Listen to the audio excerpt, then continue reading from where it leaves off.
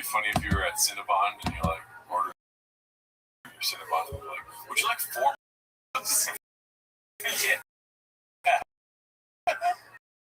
I mean, that's kind of that's McDonald's thing. I got in trouble for that, right?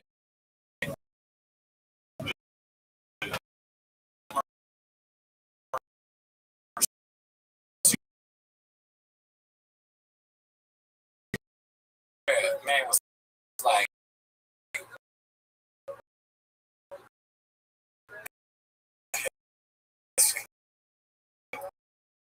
it's crazy. I mean,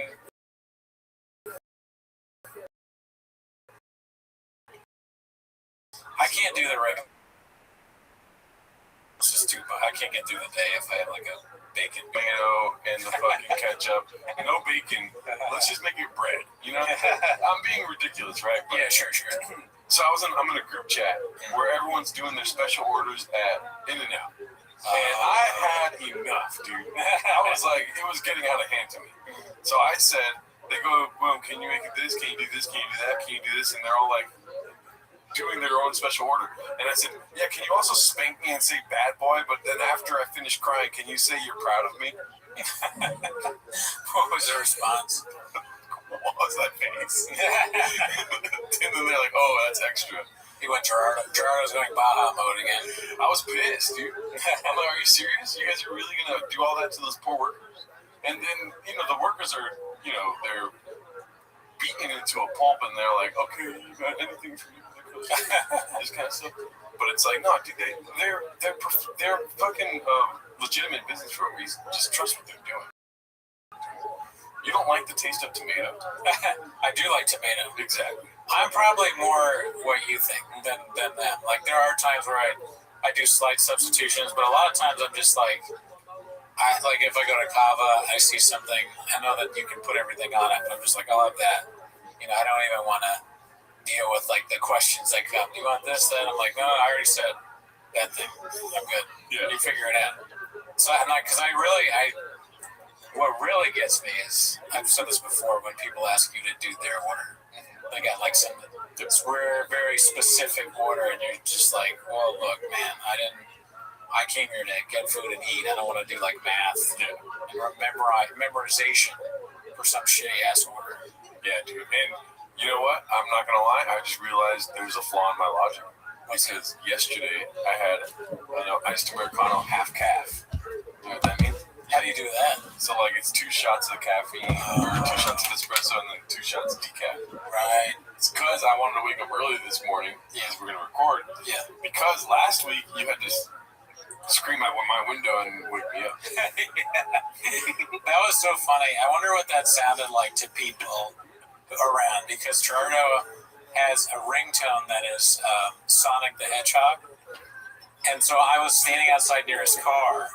And I kept calling it, and I could hear the ringtone. So I'm like, how is he sleeping through this shit? He was like, like over and over again. And not only was the ringtone going over and over again, but he had a fucking other song playing in his room. I was like, what song is this? It was just as deranged. It was some like deranged music. And I go like, is he fucking playing video games? Like, you're like locked in, you got a headset on. Is he sleeping through this? I was like getting nervous. Part of me was like, he's dead, And then also, like, the security. I don't even want to, like, nobody knows where you live, right? Right. Oh, wait. The security guards? No, but the security of your window is like, it is not what I would go for, right? So, anyways, like, I'm like, I can open this shit and crawl in there if I want. Unplug your car, take your keys, and leave. So I'm banging on the thing kind of a little bit just to wake you up, which actually I think is it did work, yeah. That's waking you up. I'm like saying your name. I'm thinking like, I look so crazy right now, just like Gerardo, and it's like you're like doing fucking band practice in there. You got like a bassoon. You got strange music playing on top of. How do you sleep through something like that? I wish I knew why. It kind of sucks that you're able to do that for you, but if I was able to sleep through something like that, I'd be pretty happy about it, I guess. But it's also, it's like, you know, it's got to be frustrating. You can set your alarm and then it doesn't even wake you up. It is insane. It is insane. I've got that fucking and then I have two different Apple devices going off with alarms, and then I would still wake up at 11. Nuts. Yeah, no, I mean, it was funny. I knew you'd wake up. I remember like the last time I came here when you were asleep, I forget, it might have been the Mark thing. And I was like, oh, he's asleep, I'll just drag around and come back. But I couldn't figure out. But now I know. I just go over there and fucking yell in your window. You're going to wake up if you're not dead. Speaking of the Mark thing, do you know what today is? No. It's our 300th episode. Oh, shit. Damn, dude. Thank them to the fans. Mm-hmm. Thank you to the Raccoon Tweeties fans, the Raccoon Titties fans. Everybody who's been here since the beginning, the middle, and the current time. Mm-hmm. You all are hawks, not ducks. We thank you. That's so good, dude. Yeah. What was I? Sorry, we were talking about something before I went off on a rant about you sleeping. And you were talking about the order. Oh, yeah, the special orders. Yeah. And I was like, can you spank me and say I'm a bad boy? Yeah. But, you know this, though? Yeah. In and out, they can't say no. Oh, I mean, like, that's a specific rule in it. If you go into In-N-Out and say, can I get some chicken tenders? They got to be like, oh, well, why don't you try a chocolate shake? Because, like, divert your taste buds to somewhere else instead of saying no. That's kind of, yeah, I do like that, the weird bits that fast food places have. Like, what is the other one is Chick-fil-A, they have to say you're welcome or something. Is that what it is? Or my pleasure? Well, They have to say They have to say that.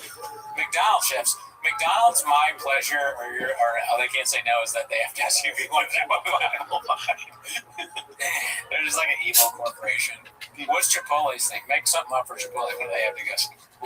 They call you a puto before you leave. No, Chipotle's thing is, Puppy. if they overcharge you, they can't admit it. Oh, yeah, dude, that's 100% their thing. It's so funny because the Chipotle, I feel like they're doing some shady shit. Oh, yeah. All that kind of stuff. I'm not gonna lie though, I have gone to Chipotle 7 times since June started. Well, then you wonder why people laugh when you say it. It's just rude. Let's be honest. If you're asking me a question of like what I was doing earlier today, and I tell you exactly what I was doing earlier that day, don't laugh in my face. You know what I mean? Yeah, I guess so. And let me paint the scene for you, dude. Sorry for cutting you off. I wasn't gonna say anything. So 2 of my friends, one of them has a studio space for music. And the other friend of mine is moving in with his girlfriend, and he wanted to put the piano at the studio space. So they asked me, hey, by the way, I asked the group chat, like, serious question, okay? Now, whatever I say next, are you going to answer my question or no? Yeah, I'm answering it. Thank you. So I said, if I started a business called Gerardo's Friendship Service, what would you rate me on Yelp? I think I'd have to like do the service first. But you would answer. Sure, if you wanted me to give a rating 1 through 10, 1. Oh, God. Is it like a golf rating where it's a good thing to have one? Okay. But anyways, so one person answers and they ask more about the business, and I say it's like being a friend of mine, but for a small membership fee type thing. -5. and then nobody else answers. Nobody else answers my serious question. And then this guy's like, hey, can you help me move a piano tomorrow? And I'm like, okay, for sure, you got it. You know, I'll be there, dude. And then I'm helping with the piano. And you know how there's like a lull when you're moving stuff? Somebody's getting the ratchets. And like, so everyone's just standing around like, hey, so how's the wife or whatever that thing is? I'm not married, you know, whatever. And then somebody asked me like, what were you doing earlier today? I was at Chipotle. I'm not trying to be a hilarious, funny guy. Yeah. And it fucking kills, dude. That's so funny. I wish I could be like the fly on the wall there or whatever and hear what happened and see what you proceeded it. Because that would be so funny. I kind of want to interview that. Like, so what made you laugh about Jordan saying that you went to Chipotle? Because I thought it was funny too. But what did you think was funny about it? You had the piano in your hand while you answered. You're like Chipotle, and then you smell like Chipotle or something. They had a running bet. They're like, dude, I bet Jordan went to Chipotle today, dude. He smells like Chipotle. I I bet. Ask him what he did. Everyone's plotting against you before, and they have a meeting. They're like, how can we fuck with Gerardo today? I'm gonna start doing that. I want to like bring you like around with my friends and be like, all right, so what are we doing to fuck with Gerardo today? You know what I saw on Reddit today was speaking of your friends? Yeah. Is like right when I opened Reddit this morning, I woke up at like 3 in the morning, no big deal. I had to run 5 miles, you know? Oh, yeah, you do that all the time. You're the guy that does that. I always wake up when my alarms go off. Anyway, so, what's it called? Right when I opened Reddit, it's like, hey guys, it's Blue Shorts or whatever. And like, I just want to address why I'm not on the show. And then I was laughing because I was like, what if that's not even Blue Shorts? What if it's just like another Reddit? That's why I was laughing. I was like, oh, I'm going to write one now saying, hey guys, I'm Blue Shorts. You should. That should be a whole thing, dude. That's awesome, dude. You wake up. It's so funny to like wake up early in the morning and see like another guy who's like really going through it. He's like ruining his life. It's like you wake up. You're up early. He's asleep drunk. It's probably like the middle of the day. And you're seeing some stupid shit he's written to the public that everyone can read. And instead of being like, not that you should do this, barely know that guy, but if you're, instead of being like, oh man, I gotta help that guy, you're like, I'm gonna pretend to be him and double down on his insane, crazy nonsense. Dude, that is such a funny idea. I wanted to put like, hey guys, Blue Shorts again. Disregard my last message. You all suck and I hate you. Yeah, it's if you follow us, we did the show, It Doesn't Matter. Our friends, Blue Shorts and Oathman, that we reference from time to time, they're having some kind of argument, and Blue Shorts is just losing it and writing posts about whether he's leaving. Like, one day he's leaving the show, another day he's like, sorry guys, I'm just like, and then he'll like send out an email to everybody. It's the most manic, like insane.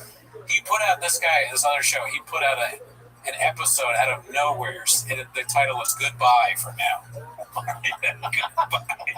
Goodbye for Now, which sounds like you're killing yourself or quitting. And he's like, why would people think I'm quitting? It's like, you put out an episode that says goodbye for now. And then like after that, he did another episode that was 5 minutes long. It didn't make any sense. And then it's just the whole thing. We're trying to figure out what's going on, but you know. So do you think I should not do that then? I mean, I think it's pretty funny. I didn't know any of this backstory. I just saw, hey, it's Blue Shorts, and I was like, I wonder if it really is Blue Shorts. There's no telling. I don't know what his username is. That's sort of funny. It's like, yeah, you have this paranoia because like I'm involved and I'm like an asshole, so like I might have made it up. But also like a lot of stuff on anything in my sphere of the internet is like possibly made up, or because all I do is lie online. If you follow me and just make up stuff. And then I saw your text from yesterday, dude. Which one? You should have done that. I barely saw it this morning where you're like, I should have dressed like a San Antonio Spurs fan and got beat up at Flappers. That was good, dude. Like, keep seeing all these videos of like some people just in a Spurs jersey, and then like 10 New York fans are like beating them up, and then all these people are like filming it or whatever. I thought it'd be funny to dress up like a Spurs fan and have someone beat me up in front of Flappers, and there's like a Flappers sign. Yeah, oh my god. Yeah, I mean, I also wrote some like fake stuff on the Reddit. No, just on the Reddit for them. It's like such an inside bit. It's not even worth going to. But yeah, I do stuff like that, like make up stuff and say that they're doing it. Oh, so I actually wanted to show you this. I've been in contact with Successful Egg. Whoa. And Unique Trashes, Gerdo, and Cooney, what are we doing here? Nice. Good. Let's see. This is getting forward. Oh, but this song's literally about hard cocks. Oh, fuck. God damn it. The thing's not working. Oh, shit. Yeah, no, you gotta plug it in, plug it in. Plug it in, plug it in. Just not ejected properly. I bet that's like what Blue Shirt sees, but it's about his life, something he did. So for the instrumental here, I'm going off the dome.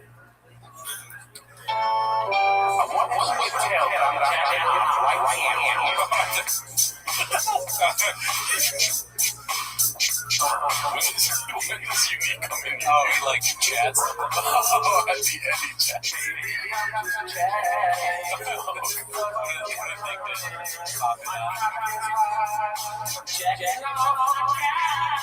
I'm never gonna stream again. What is this, dude? Pretty good. So what's the joke with the jacket off? Is everybody watching going to be jacking off too? I mean, I don't get why people want to listen to somebody talk about jacking off. You know, Rudy's probably somewhere right now stuck in a public bathroom because his wrists are too weak to open up the door. He's stuck in a stall. He's like screaming for help, but then his throat is like, his vocal cords can't scream help because he didn't take his prescription, his medication for his Graves. What are we doing here, guys? I mean, are there really homeless cats watching this? I mean, do they really watch these guys? I mean, let me know your thoughts and comments down below. Did he like use AI to do that? Okay, I was like, that's pretty good. I was like, damn, Unique knows our show really well. I felt for that. Dude, Successful Egg is like a genius. He told me he was going to post that on the TFETK, but he was like, nah. No, I'll get too much hate. Yeah. Good luck with that, Successful Egg. If you want to lose credibility, yeah, go ahead. But I would hold off if you want to continue to have fans on that page. They're not gonna like that. Oh, great job. That was great. I hadn't seen it till now. Yeah, good stuff. Successful Egg, one of the greatest people ever lived. Think PT still posting. I've seen some other people get some good posting. You know who had a terrible post about a couple months ago? Who? Jelly Roll, dude. On TFK. No, dude, I'm so happy. This is my victory lap, dude. Yeah. But we should also mark this down as a time where they tried and it didn't work out. Sorry for pointing at you like that. Okay. You know, he did that World Cup song. Yeah, terrible. Right. Yeah. And they've been having everyone perform like before the opening matches.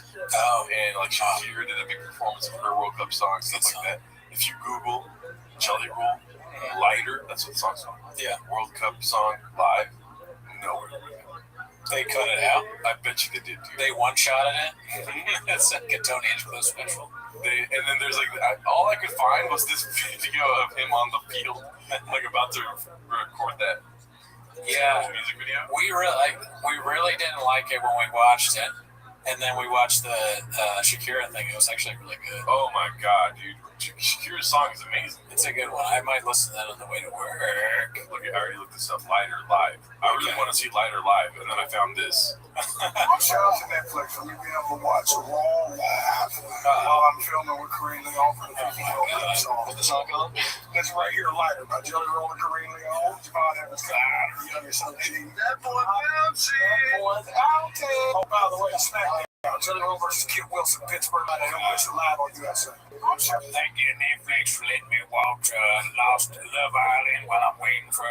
Thank you, McDonald's, for asking me if I wanted an apple pie. I wanted to get some oatmeal. It's him watching a video of him eating apple pie at McDonald's, smoking crack. Thank you, McDonald's, for asking me if I wanted to supersize it every day of my life. This looks like it's about to turn into an AI video of him playing soccer. I got on the Ivory Coast team. I'm playing for Curacao. I used to like blue Curacao before I stopped drinking or whatever. Kate Bird said they needed a forward, so I said, okay, throw me in there, coach. He's like on right before the game starts. Yeah, neighbors, do you guys maybe hear some noise if you guys have heard of Brian Callen? Woo! Or Joe Rogan that says stand up so good. Thank you, Joe. You guys ever heard of Brandon Child? I got my start on the TFK podcast. This is the fighter in the kid. Dude, that was the funniest thing I ever heard. That sounds like that's what I say in the morning when I'm like, my wife's like, all right, I love you, have a good day at work. I'm like, I love you, have a good day at work. That's what this is, the fighter in the kid. That's what I say when I'm in the parking lot after I took my first hit of crack. I put on the credit. So That's the last thing. That is the last thing you hear before you fucking relapse for sure. I want to hear that Vegas, dude. I want to be fucking in Vegas on substances hearing the fire in the kid. Get me there now. Oh my god. You're just doing lines. Yeah. Who would ever do that? Book plane ticket. But what I was trying to say is like, dude, they didn't have him perform the song. FIFA's like, people fucking hate you, dude. Yeah, they don't like it. You struck out. It's just not good. Listen, Gianni, thank you for the Peace Prize. Can you please have my good friend Jelly Roll do the FIFA World Cup song? Yeah, I mean, it's a curse in the game. What countries would want that song as their game? Definitely not America. No. And it's only in because in Mexico too. Is it America, Mexico, or is anywhere else where the games are being played? Canada. Oh yeah. Canada had Michael Bublé open for them. Mexico had Manon Shakira, and then fucking America had Katy Perry in like some weird robotic pregnant suit, dude. Oh, okay. Interesting. I know she was at one of the games with that Trudeau guy. Oh, I know, yeah. They're dating and all that shit. Apparently, or where is it? Isn't she like pregnant by like 3 different dudes? Apparently, Justin Trudeau tweeted out or posted like boyfriend duties or whatever. And I saw someone online say, if I'm posting something that says boyfriend duties at the age of 56, please like end my life. Doesn't she look like a pregnant robot? That is a weird dress. You know what I mean? I think it's a commentary on how fat people are. Right? The future of AI in America's weight problem. All in one. Or she's like a trash can, I guess. She looks like a trash can. And it's still a better song than Jelly Rolls. I'm a trash can. She kind of looks like a gay trash can. She kind of looks like a robotic Jelly Roll. Or that too, yeah. I mean, A gay trash can. or like an effeminate, like a bedazzled trash can. It's more PC, I guess. Anyways, have you been watching World Cup stuff? Yeah, I like it. I mean, I always like the World Cup. I've always been a World Cup guy. I haven't watched all the games, but I tune in from time to time. I saw like in the USA game, I saw the Gio Reyna goal. I think I watched a good part of the Brazil-Morocco game. Yeah. I haven't seen a lot of the highlights. It was Germany beat Curacao 7-1. Yeah. That's rough. Hey, that was an exciting game, though, until Germany went Bahama. Oh, yeah? Yeah, because Germany scored one pretty good goal, and then Curacao scored a goal. And that was bananas, dude. Yeah, good for them. So, like, right now it's going to be Spain-Cape Verde, and I hope Cape Verde scores on Spain. That'd be awesome. Yeah, there's a bunch of teams that, like, have never been there before, right? So, Haiti, or Haiti's probably been there. Yeah. But Scotland? Yeah, Scotland's been... Who are the teams that... I don't know. So, definitely Curaçao's never been. Correct. Cape Verde, I'm assuming, not been. Let me look up Which teams are the first time it's ever been there? And it's cool. I think it's cool that they're doing this shit. But Germany gets the fucking layup, though. They get to be like easily make it because they get 7 goals against a team that sucks. Cape Verde, Jordan, Uzbekistan, and Curacao. Okay, so not that many. Yeah. But yeah, Qatar, dude. Qatar scored a goal. Who did Qatar play? I believe Qatar play. Who did Qatar play? It's like the one thing that I didn't really think about because I'm not a big soccer guy. Is all the players from different countries. They're not from the country that they play for. There's a whole lot of that. USA's got that too. Yeah. Like one of our best players is a dude from England who's Nigerian. That guy that scored that crazy goal. Balogun? Is that how you say his name? Yeah. How do you say his first name? Oh, Nick. Just kidding. I was looking at his name. I was like, is this a Wale song? It sounds like, all right, that was so song. I call him FB. Folarin Balogun. Folarin. I like that name, Folarin. It sounds like you'd be good at sports. Yeah, every time World Cup happens, I'm like, dude, in 2 years I'm gonna have a kid. Because if you do the math, like your kid will be like 18 by the time he's ready for the World Cup. And then fucking, I'm gonna name him Saturn, and no last name, kind of some Brazilian thing, you know? That does sound like you'd be good at soccer. You're smart. That's good. Gio Reyna, his mom and dad, soccer players. Oh wow. So, like Claudio Reyna, remember that guy's like our famous. He's really good. And then I guess mom was good too. So of course he's gonna be good at soccer. Carlos Bocanegra, you remember him? That name sounds super familiar. What was he? I'm pretty sure he played for like the Chicago Fire. Okay. I don't know if he ever made it to the men's national team, but my 8th grade teacher was his dad. Whoa. That's cool. Yeah. I've been like very loosely following you.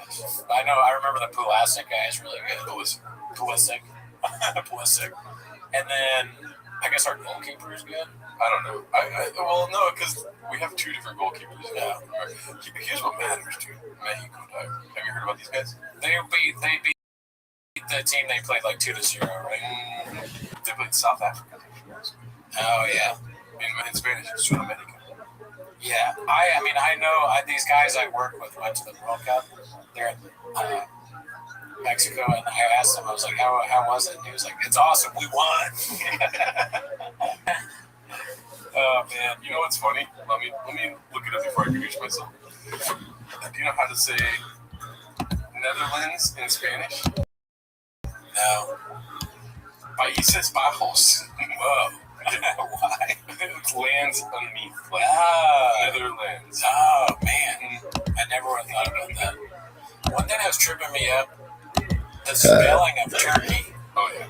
Did you know it was spelled like that? Turkey. Well, like the way it's spelled in the World Cup, Turkieye or something. Oh like yeah. that. What is that? Honestly, it's like an attention-seeking behavior. You know? Is it Arabic? Yeah, I think so. Okay, that's my guess. I mean, they have a moon for their flag, right? Yeah. So yeah, they have a very. It's hard not to see that flag. Then watching you show me another flag, I'm like, is that Turkey? Yeah, Turkey sucks ass, right? I think they lost to Australia. Yeah.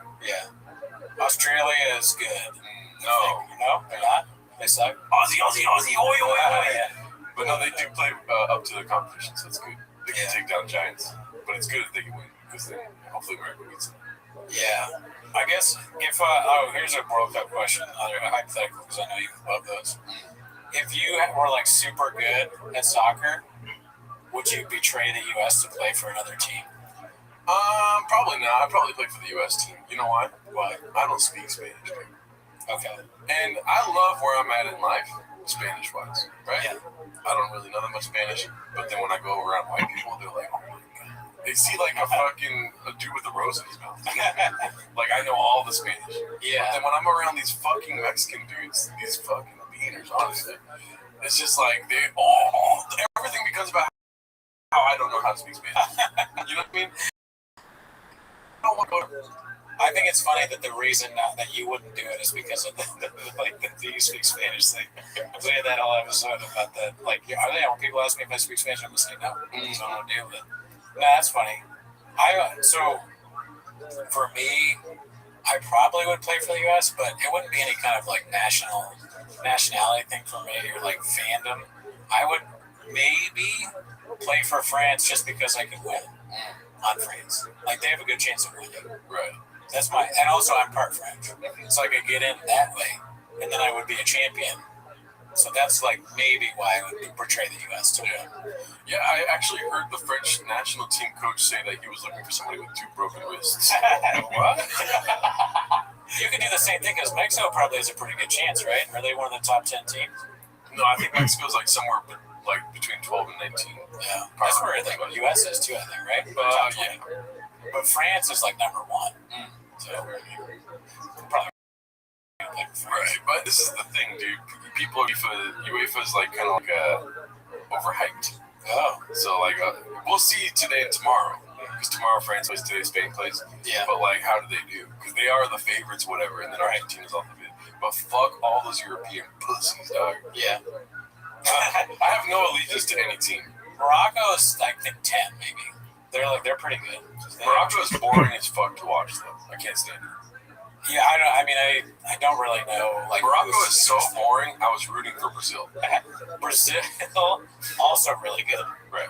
They get that Vinicius Junior. They're top 10. For me, so I mean, who knows? Maybe it would be funny, like Mbappe. Seeing me in the game would be either of us would be so funny. Mbappe and Cooney. Mbappe's like, who is this bad white man running around? I wouldn't know any French. Yeah. It'd be tough to communicate with my teammates. So hopefully they speak English. You're in the locker room going, cigarette? Cigarette? I start calling my teammates Wembayama. Wemby! They're like, that's a different guy and sport. What are you doing? I feel bad, honestly, for the Spurs because the vitriol that's like was leveled at Wembayama, sure, he kind of pussied out a little bit, but he's 22 years old. I don't think he did anything where I'm like, fuck this guy. You know, like he's not. He's young. Give him a break. They're acting like he's a sociopath because he was like, we dominated or we didn't want to talk to reporters or something. This is my opinion. I think he seems like a decent person. I don't know, young. Yeah, I mean, I think that's more because he's the focal point of their defense and offense, and like he's the big guy.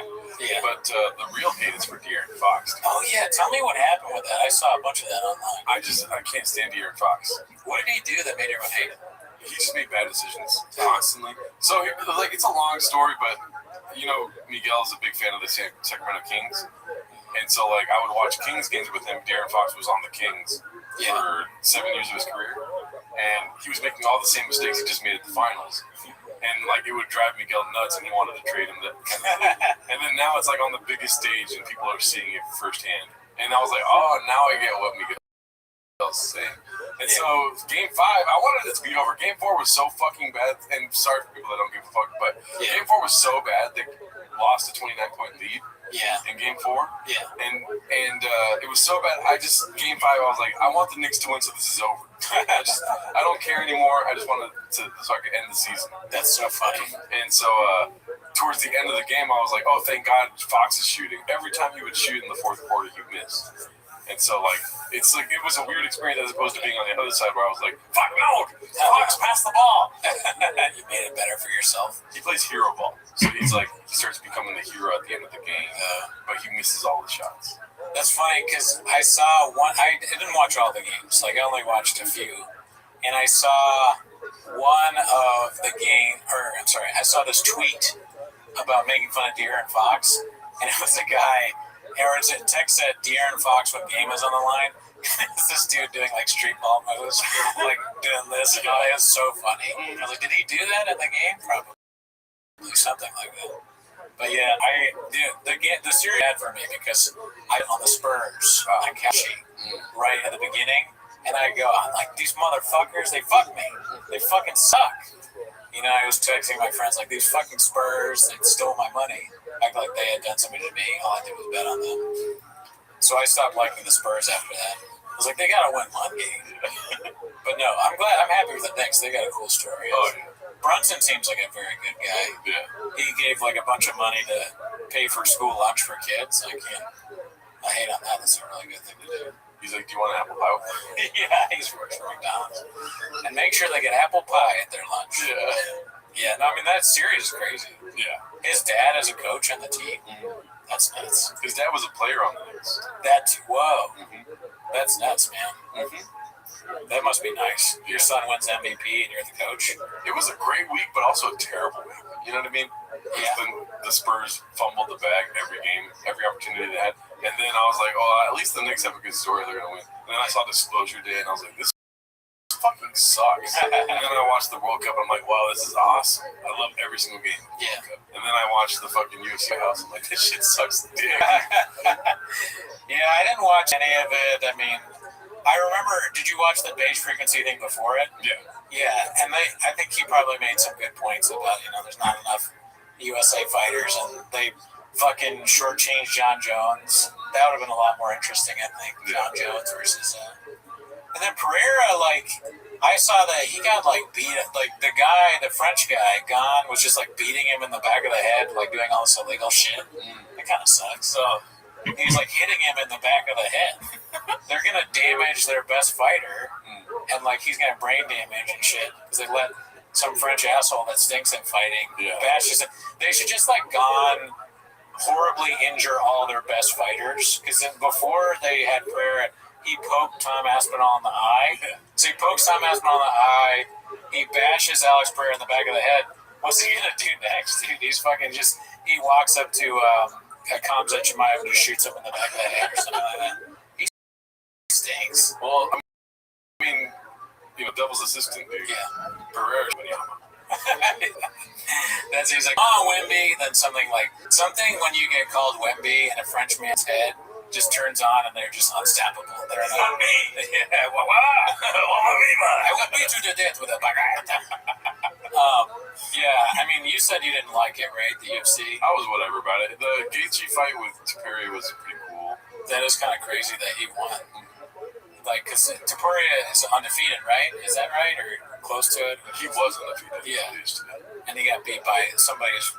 I guess he's on a winning streak, but he's probably a little bit over the hill. He's like 37, 38 years old. And I made some money on it, too. Who'd you bet? You bet on him? I bet more than 2 rounds. Nice. Yeah. I saw, like, they had the Jets go over, and then I saw, like, the guy, Josh Hogan, said that Michelle Obama's a man. Yeah, it was fucking stupid. Yeah. And I hate how self-aware, like, people are about it. Yeah. When it should be just like, hey, so let's stop booking Hogan because he's cringe. Like, Yeah. But the self-awareness is like, yeah, those cringe rhymes. It's like, well, hey, why don't we just focus on fighting? Yeah. He is kind of saying that's like that's such a pop culture thing now, urban. It's like does it even matter? Yes, it is embarrassing, but the thing he did before that I thought was working out, and he was like drunk and throwing up at the press conference. Yeah. That to me is like, it's just on so many levels. That's like him asking America if they want apple pie at the press conference. He's drunk on TV. There's kids watching. He's throwing up. That's kind of disgusting. He's like an idiot. So it's kind of it's like, oh hey, it's a good thing. It's good to be a person that doesn't read, can't really function outside of sports. He won't be able to manage his finances. He's not going to be like a good dad. He's not going to be a productive member of society. If you give him money, he may very well use it to buy guns and accidentally shoot his dog. Like he's just like everything about him is embarrassing. And they're giving him all this money, except for the bros. He's also reading like years-old bits about Michelle Obama being a man. Yeah, it's like that might have been funny 2015. Yeah, he's Weaponized competence. yeah, he's not even good at that. He's kind of like the Tony Hinchcliffe thing. That you just say an offensive thing, but there's no cleverness to it. But on time, it's much worse than that because he's like a drunken lunatic. It's just embarrassing. Yeah. And then he beats up Derek Lewis, who's like a retired truck driver or something like that. So it just and that's your star. Derek Lewis didn't even try. Yeah, I bet he went to get a paycheck. He wasn't even supposed to be on it, but Trump said, "I want Derek Lewis on the fight," and so they got him out of the Arby's parking lot. He was fucking cracking. And they go, "You want to fight a racist?" Is the fighter smoking crack? They call it to Derek Lewis is like, "Hey, would you like to fight a drunken racist on the White House lawn?" And it's like, yes. How much is it? $5. They would pay in Donald crypto. He's like, sign me up. Yeah, can't wait. White House lawn? I'm down. And then the commentator's saying like, and they're gonna get paid a bag for that fight. And I'm like, wow, everyone outside of you guys talking about how little these guys get paid. You should probably avoid mentioning pay.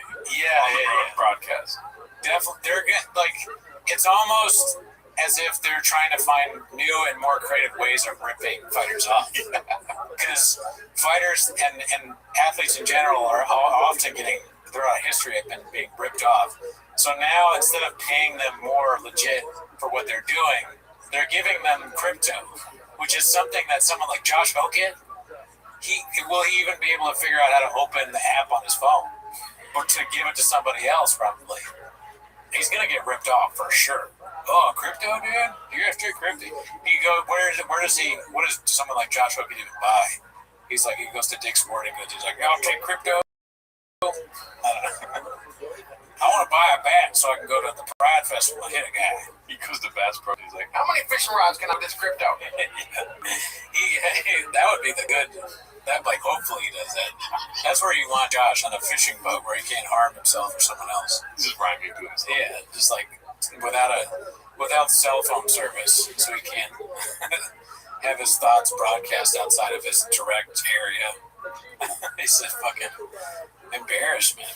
And a lot of it's embarrassing. Like, you got Dave Portnoy talking about sports and stuff like that. They gave $1 billion to the guy you wouldn't want to sit in front of at a Red Sox game. And now we have to hear all of his stupid thoughts, too. He's almost as embarrassing as Hogan.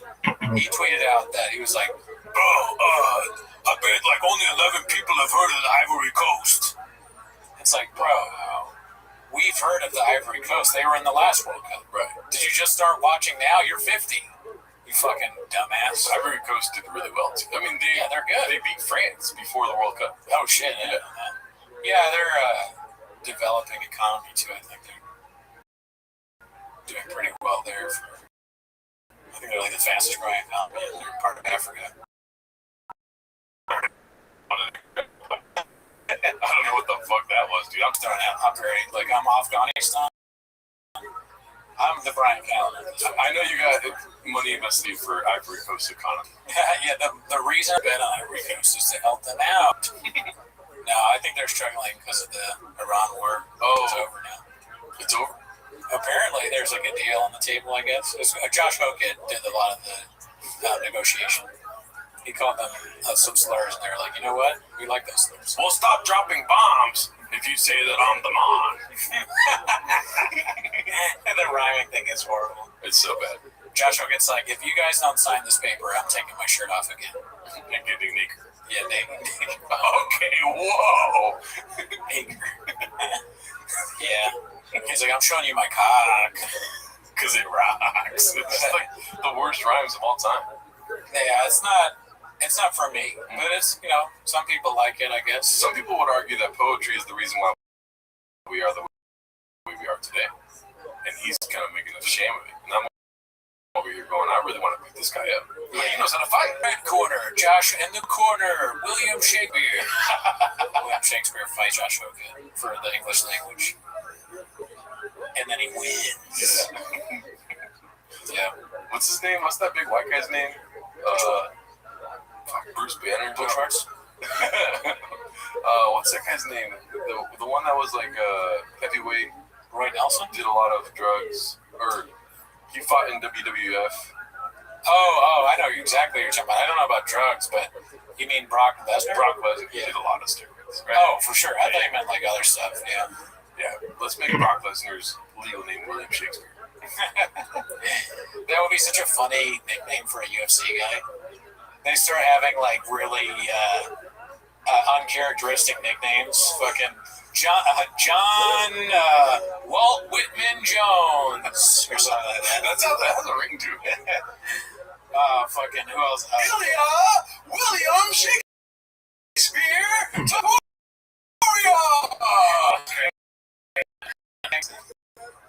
Fucking let's see, what's a good in the red corner, Brendan, would you like an apple pie with that? Goody! Maybe that just makes sense.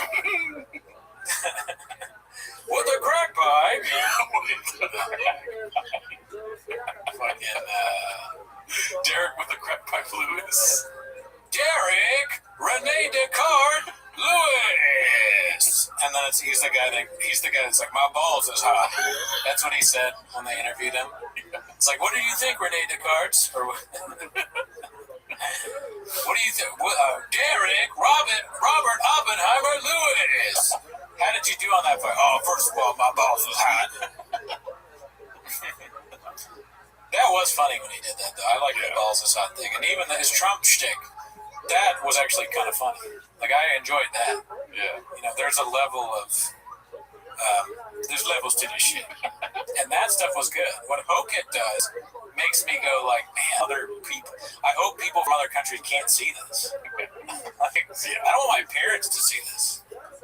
Boomers are gonna think we're the problem. I'm not co-signing this, Mom. Yeah, we're criticizing boomers. Meanwhile, Joshua gets like dropping the F word at the White House, like on TV, saying that Obama's wife is a man.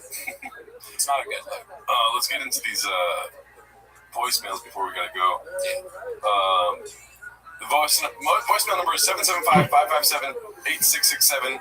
775-557-TMOS, and we'll play your voicemail on the air. This one's long, goddamn.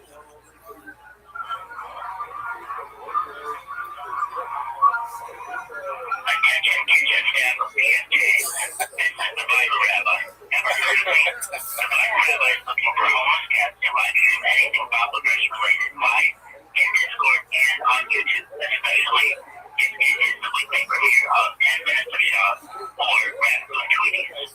The Bible Rabbi is the official rabbi of the homeless cat, the final boss of Big Boy Squad, Big Boy with 3 C's, and president of Big Boy Nation. The Bible Rabbi wants Debo coaches who have been on green teams since they were 6 to watch any shopper with Discord whenever they are busy shotgunning Scorpion milk or modding the drugs. Please type Rabbi Discord in Google to connect with the Bible Rabbi. The Bible Rabbi streams like 24/7, 365 live on YouTube from multiple shadow ban accounts and has been doing so for more than 4 years for world peace. Please type Bible Rabbi in YouTube and filter Bud Live to view a gearhead going wild. The Bible Rabbi is a Overwatch streamer. The Bible Rabbi is a North Star of YouTubers. The Bible Rabbi is more than a vlogger. The Bible Rabbi is to streaming what Peter Shaw is to podcast funding. This is If you want to have a group watch of the lowest rated stand-up specials in the history of comedy, check out the newest episode of Timos or Raccoon Tweeting James together, enunciate cutting and discuss exercise strategies, compare storage unit murals, crop out uglies, start and then abandon whiskey brands, enjoy tater tots once a week, celebrate our birthday month, pair our hammies, join the comedy rat pack, drive our son to baseball practice, not drink water, wear merch, create Reddit accounts with Bobby Lee, volume punch George Carlton, read 300 pages with Delilah, drug walk Annie, produce Shanaz, sell comic books out of our mom's closet with Pat, create couples content with Flojo, or drive fast all gas with John Africa. Please contact the Bible Rabbi. Search the Bible Rabbi in YouTube to watch the Bible Rabbi watch 10 Minutes of Shop, Raccoon Tweeties, and other Bombacino content 24/7, 365. We covered it all. Please join the Raccoon Tweeties Discord when you drop by Discord. Follow and subscribe to 10 Minutes of Shop and Raccoon Tweeting. Cut off. And then you're good. Apologies. I was checking Instagram on my B-Day for Addies and Baddies. Just with Delilah, drug walk Annie, produce Shanaz. Oh, so you just did it all right. I mean, Viral Rabbi. Looks like I like that name. Or Netflix content. Thank you to Gerardo and Brendan. Great guys, never met them. No one knows who you are. There is no way this ever goes viral. Since it's a blockbuster, nobody wants that. Don't count. That's my time, Dallas. Bean cheese, bean cheese, bean cheese. Good stuff. Yeah, I mean, I like the name. I hope that's real. Yeah, that's good. So we're gonna have to search the Viral Rabbi on YouTube, and then, like you said, sort by live. That's what your homework is. Search the Viral Rabbi Yes. on YouTube or join our Patreon. You can do that too. On Patreon, I just did an episode with Mr. Diego and Mr. Ivan. Handbaggers, right? Ever heard of it? It's called La Hormiga. Oh yeah, I know exactly what that is. Who's that?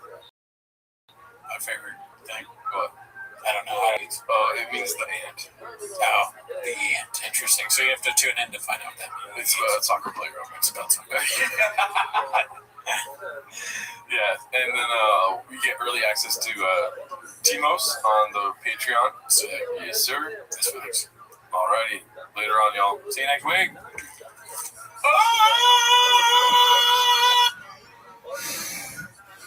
I did it.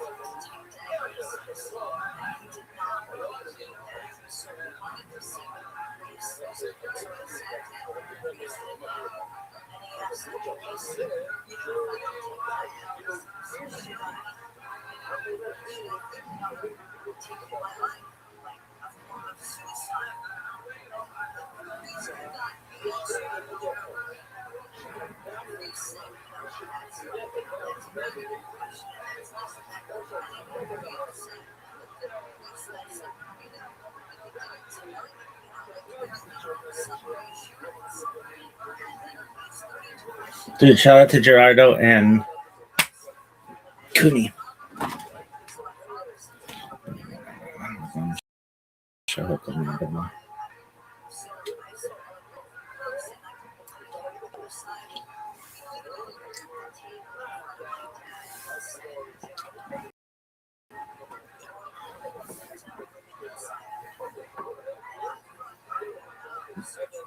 Did Gerardo and Cooney? Yeah, you happy? Yeah, it went really well.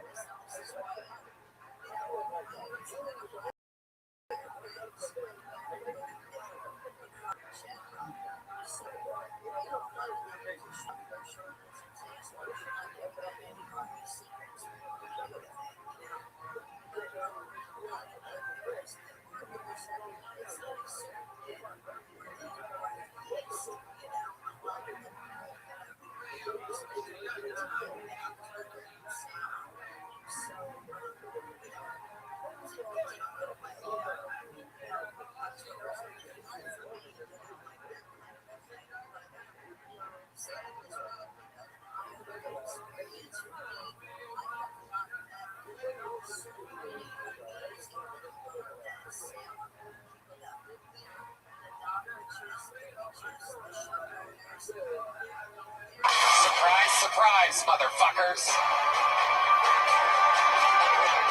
Hopefully there's metal detectors in this bitch. Is it okay if I say my least favorite race here tonight?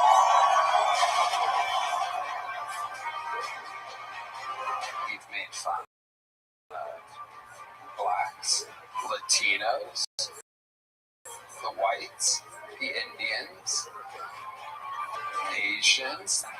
I'd imagine if I were sitting where you are right now, and I bought a ticket to a Tony Hinchcliffe show, I'd probably thinking to myself, where are those Jew jokes? And now I'm the ambassador to Puerto Rico.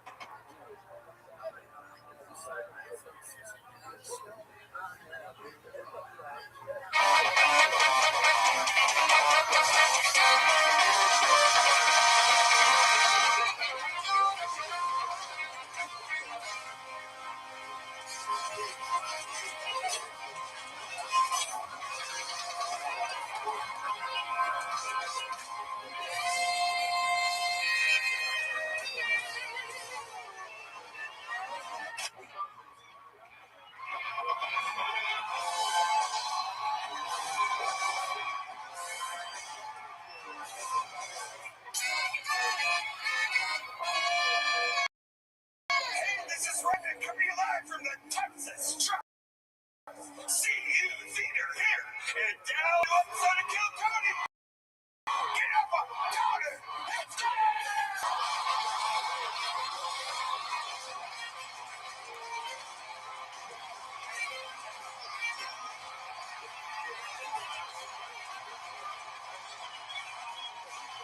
Dallas, Texas, who's ready for the best fucking night of their life?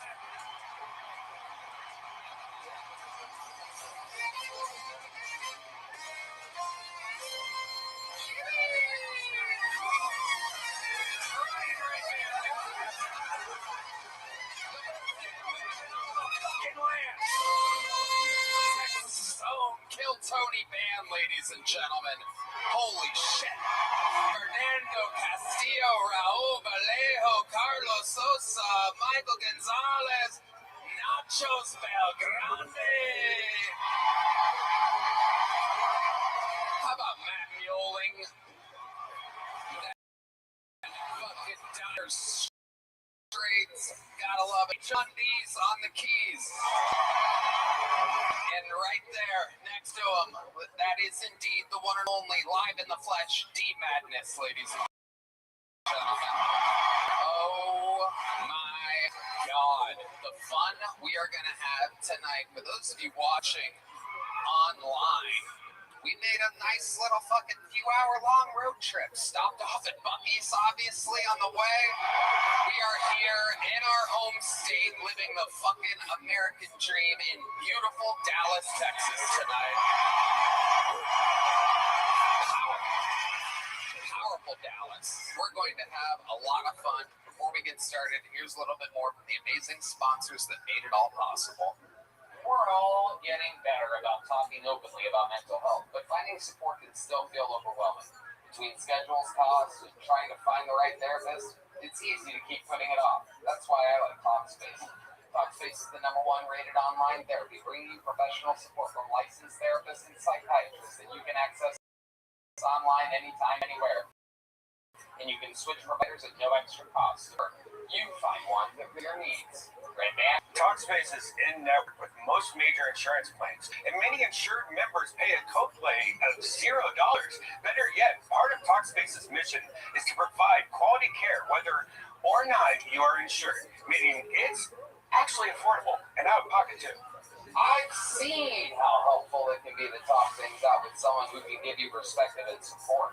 Sometimes having that space to process can make a huge difference. So as a listener of this podcast, you'll get $80 off your first month with Talkspace when you go to Talkspace.com/Tony and enter promo code SPACE80. That's SPACE80 to match with a licensed therapist today. Go to Talkspace.com/Tony and enter promo code SPACE80. Dallas, Texas, are you guys ready to start tonight's fucking show or what? Unbelievable. Let's fucking go, people. Right into it. Every single show I book personally myself.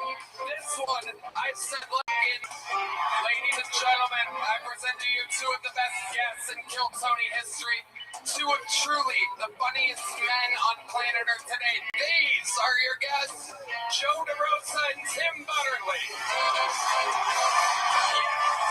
Oh yeah, standing ovation from Dallas, motherfucking Texas. Tim Butterly, Joe DeRosa. We're here. This is what it's like at the club, kids.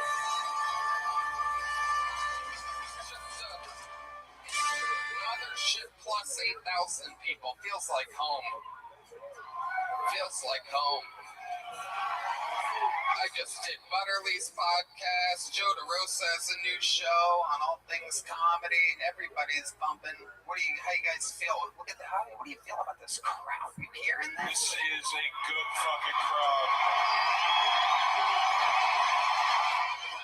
Holy shit. We're gonna have some fun tonight. I can't wait. Tim, what's up, Dallas?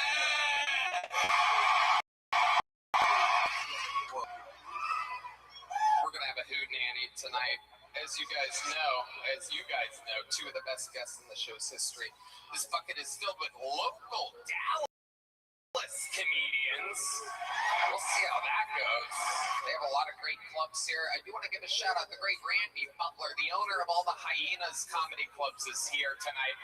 That guy was headlining me in Dallas 15 years ago, before I probably even had an hour of material.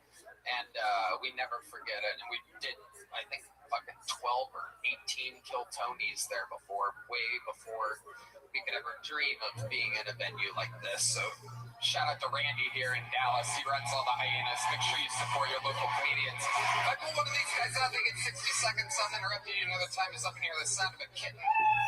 That means they have to wrap it up then, or else they bring up the angry. Wait, what's the gay part in Dallas?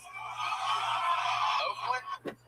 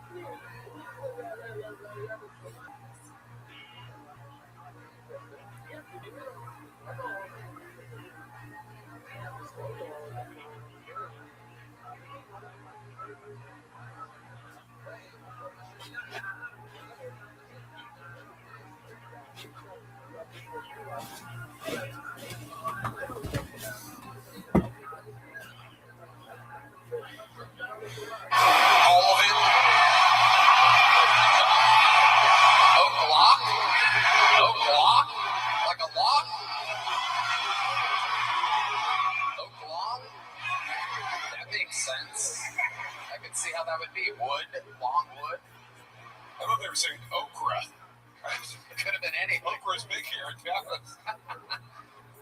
Or else they bring out the crazy Oaklawn gay bear.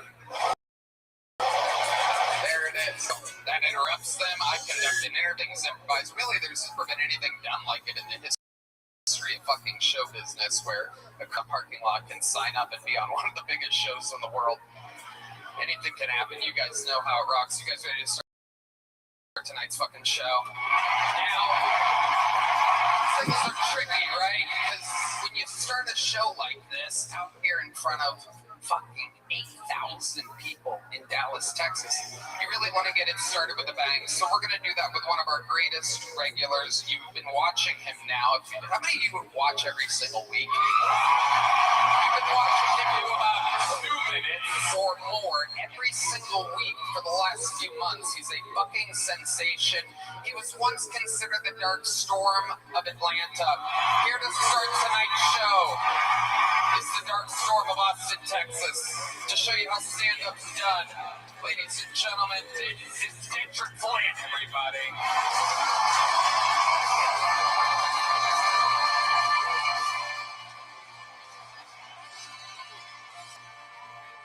Oh, man.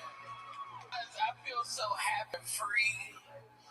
I recently, through deep meditation, I ate an edible and I was sitting alone in the airport. I realized something that set me free, and I want to bring this to Dallas, and hopefully y'all can understand where I'm coming from. I recently decided that I'm done pretending like I've ever forgiven anybody for anything. I'm done with that, right? I'm sick.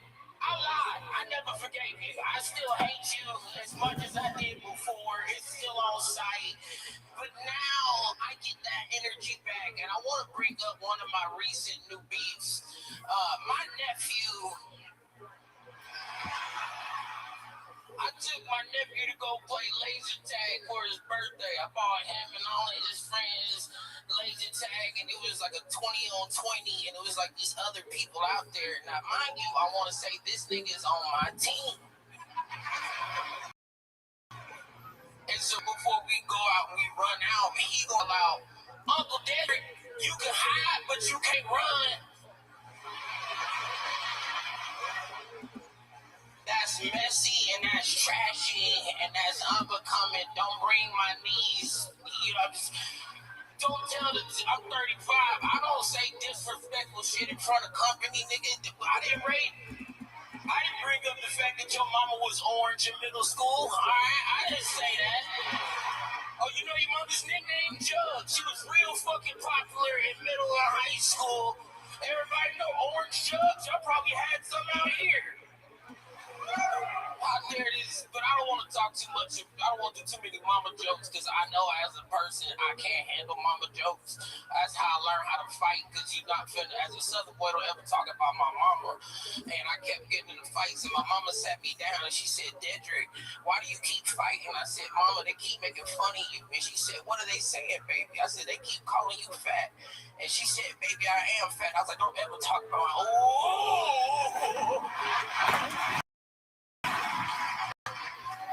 you, my mama. I don't know if I should let it slide. It slip pretty slow. Thank y'all so much. That's my time. Fuck it. Adorable. Is your mom a little thick? Not a little. Don't you ever talk about it. I was just sick. I love it. I didn't get the orange. Why would the mom be? Because they had girls in the Southeast had them spray tans on done, man. They would turn their skin orange, and that's how you knew they was moving too fast when they was growing up. And black women would do that? No, but I grew up with everybody. Oh, okay. Yeah, but this ain't my direct. In the South, whoever you grow up with, that's like next to you, if that's your mama, like that's like we siblings. Like, so I got like white mamas, Filipino mamas, Thai, but they're all like red. Mom, dude, you gotta collect this many moms. I got it. It's a joke. I assumed that your nephew was your nephew and that it was black, and that when it said you can hide but you can't run, that you wanted to say your mama was so, but that pictured a black woman in a spray tan. I'm like, that never happens. No, but it would be hilarious. My black nephews would never say nothing like that. Because they'll know because he found out, because I gun butted nigga with the gun, the laser tag gun. I went later that night and I ate all his toppings off his pizza. I'm gonna get my get back. I think if you're gonna have a white nephew in a joke, you should mention that it's white. It might mean it's still not white. I'm so confused. It's white. The baby was white in that joke. Yeah, the white. There was a white baby in there, but I didn't want to take because if you say white baby, people go somewhere else. Well, yeah. Why would you have a white nephew? I got white nephew. I got all kind of I shop like these. Like they look good, so they good people. They make baby. I don't got no ugly niece nephews, except for that one nigga that talked about niece. I think that he gonna get arrested soon. Oh, Now, the one N-word you're Darcy also what? well, see, I call all of my nieces and nephews nigga because they start with N. Makes it more confusing. No, they talking to. You ain't been young a long time, Joe Rosa. You ain't Hey. Yeah. Niggas, nobody needs starting that. Hold on. This. I was just about to compliment. I don't care. I want to compliment you on being the blackest person ever to wear a Lord of the Rings shirt. Oh my goodness. What was going on when you went flame wild? More like Lord of the Wings. Come on. The chicken wings. Yeah. The back says Legolas. I thought it said Legless for diabetes. Stole that ring. Yeah. You got that from your AA meetings, Joe. It's like if young Dolphin Gandalf had a baby. Oh, I like that. That's a really good one. Yeah. I can't get over this nigga and the Buc-ee's thing. Don't play no sound effects, white dad. What the fuck you? You do have white people in your family. That's not blackface. You can't do that Buc-ee's uniform. I know you're trying to secretly say nigga as a beaver. And that's... Beaver nuggets. That's what he keep calling me. Call me young beaver nugget.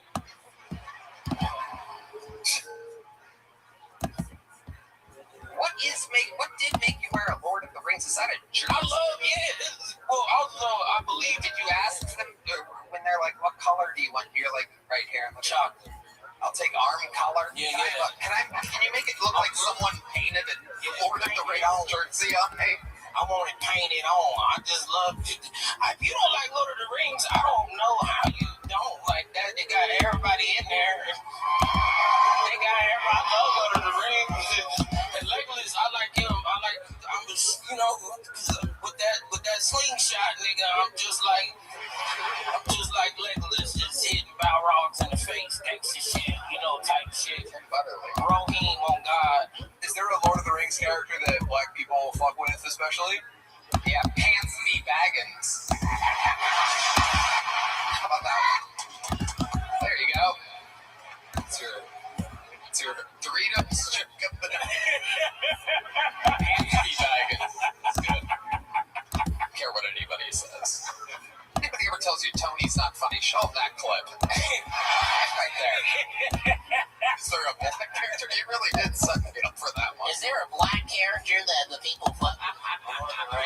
Oh, he's getting defensive. That was me. I was helping. I wasn't even trying to do it. Yeah, but that's how you sounded when you said that shit to me as my friend in front of these 8,000 friends. When you talk to me like a white boy. You like that? That sounds like soft undulation. You like black than that. Do they have a black Harry Potter too? Like they do. Gary Potter. They make it black. They make Professor Snape black in the new one. I kept on asking him for it. The white bag. Well, everyone drops out of the school.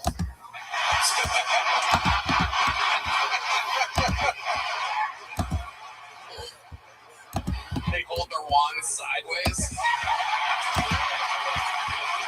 They do drive-bys on fucking broomsticks. Alright, Dedrick, you got the show started. We gotta get to this fucking... It has begun, ladies and gentlemen. Welcome to Kill Tony Dallas. That's Dedrick Flynn. And now to the bucket we go. This is where everything gets very interesting. I can almost guarantee you none of these people have performed in front of a crowd this size before. The pressure gets to them, anything can happen, or maybe they shine. Anything can happen. Your first fucking poll tonight goes by the name of Hefe.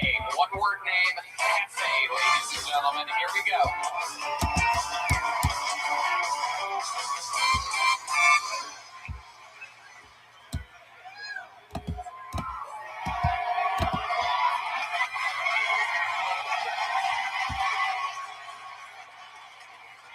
Thank you. I went to Vegas to see my grandpa, who I hadn't seen in 10 years. And to describe him, he's been married 6 times, and 5 of them were named Barbara, so we called his 6th wife Barbara 2.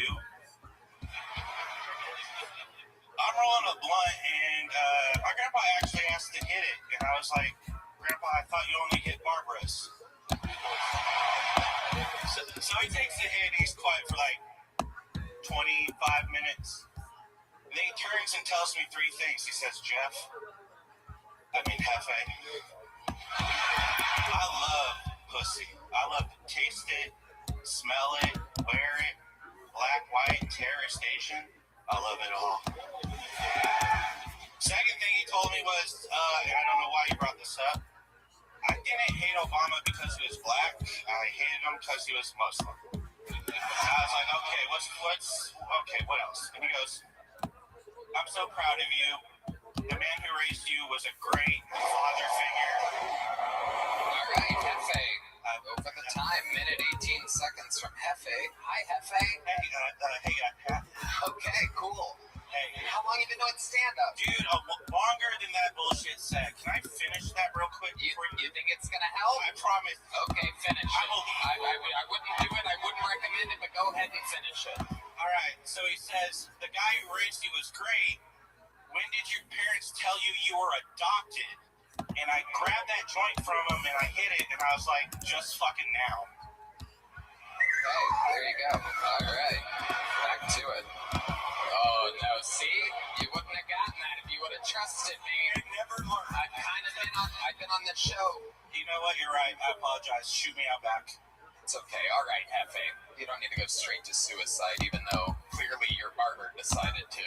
Let's check in with Joe DeRosa. His name it's Hefe?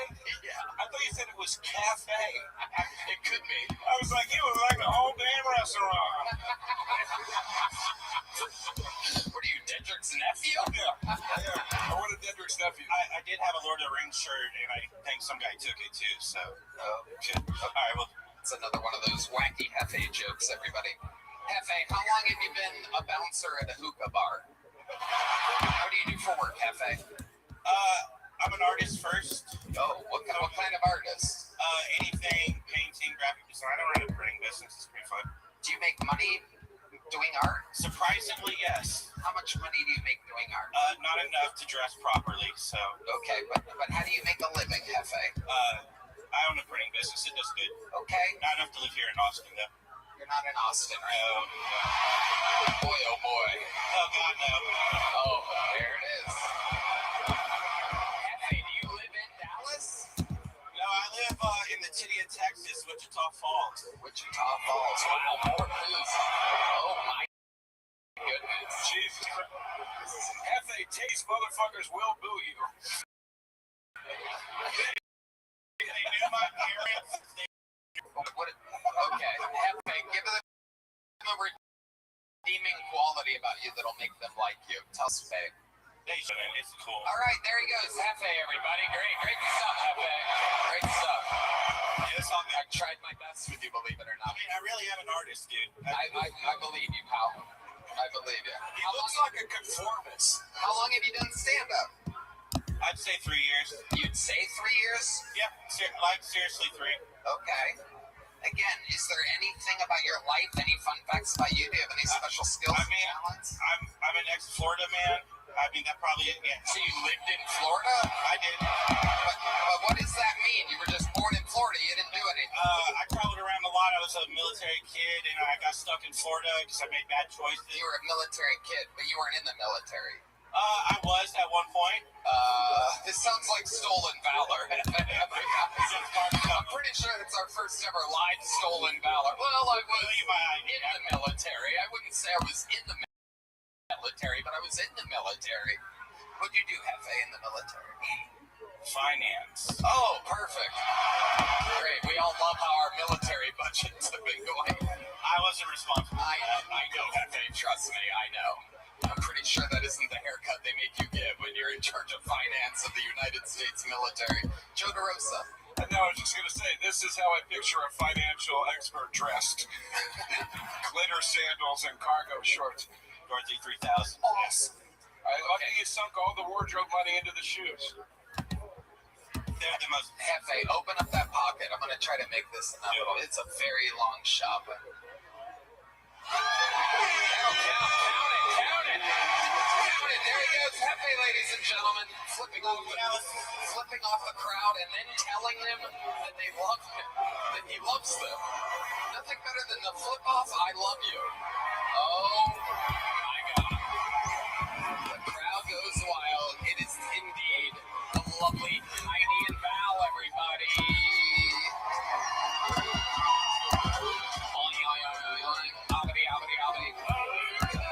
You know when your business communications feel like a burner phone and a prayer? Missed calls, unread text follow-ups, eventually you just hit that wall. You're like, all right, I'm done. Let's fucking quote. That's why today's episode is brought to you by Quo, spelled Q-U-O, the business communication system built so you never miss a call. That's right, get out of here. You got a Quo. Quo is built for how modern teams work. It isn't just a phone system, it's a smart one. Quo's AI can automatically log calls, generate summaries, and flag next steps so that nothing falls through the cracks. It can qualify leads and respond after hours too, keeping business on while you're off. Hey buddy, you got a Quo. Quo works wherever you are, right from your phone or computer. Your entire team can handle calls and texts from one shared number, so everyone sees the full thread. Replies are faster, and customers actually feel taken care of, like that guy. Over 90,000 businesses, from solo operators like that guy to growing teams, already rely on Quo. And it's the #1 rated business phone system on G2. It's clear why. Money is on the line. Always say hello with Quo.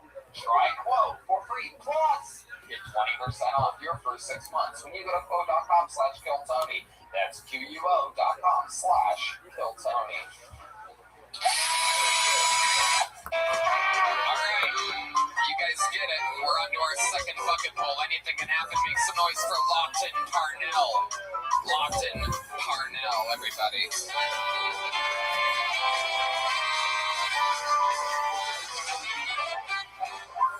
Hey, it's Goose. So I'm broke. I live with a roommate, and I came home the other day, and it sounded like my roommate and his girlfriend having sex. I was like, nice, I can jerk off to this, yeah? Yeah. Turns out they weren't having sex, and she was just crying. I was like, all right, I can jerk off to this. Yeah, I'm a sick fuck, guys. Sick fuck.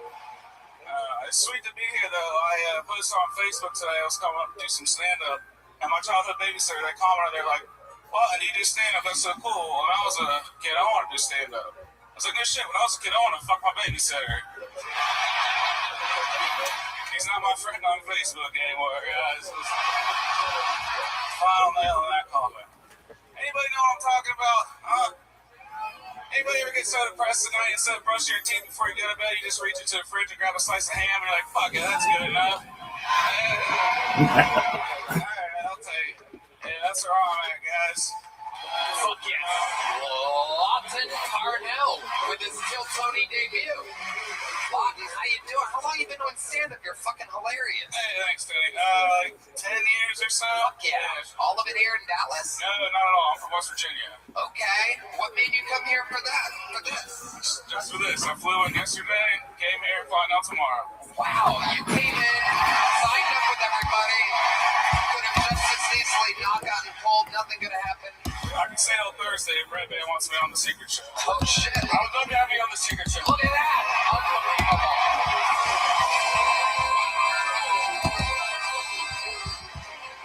Lawton, stick around for a second. I gotta know more about you, man. Hey, this is fun, thanks. You're born and raised in West Virginia? I wasn't born there, but yeah, pretty much true. What do you do for work? I'm a commercial real estate appraiser. Okay. Yeah, fun stuff.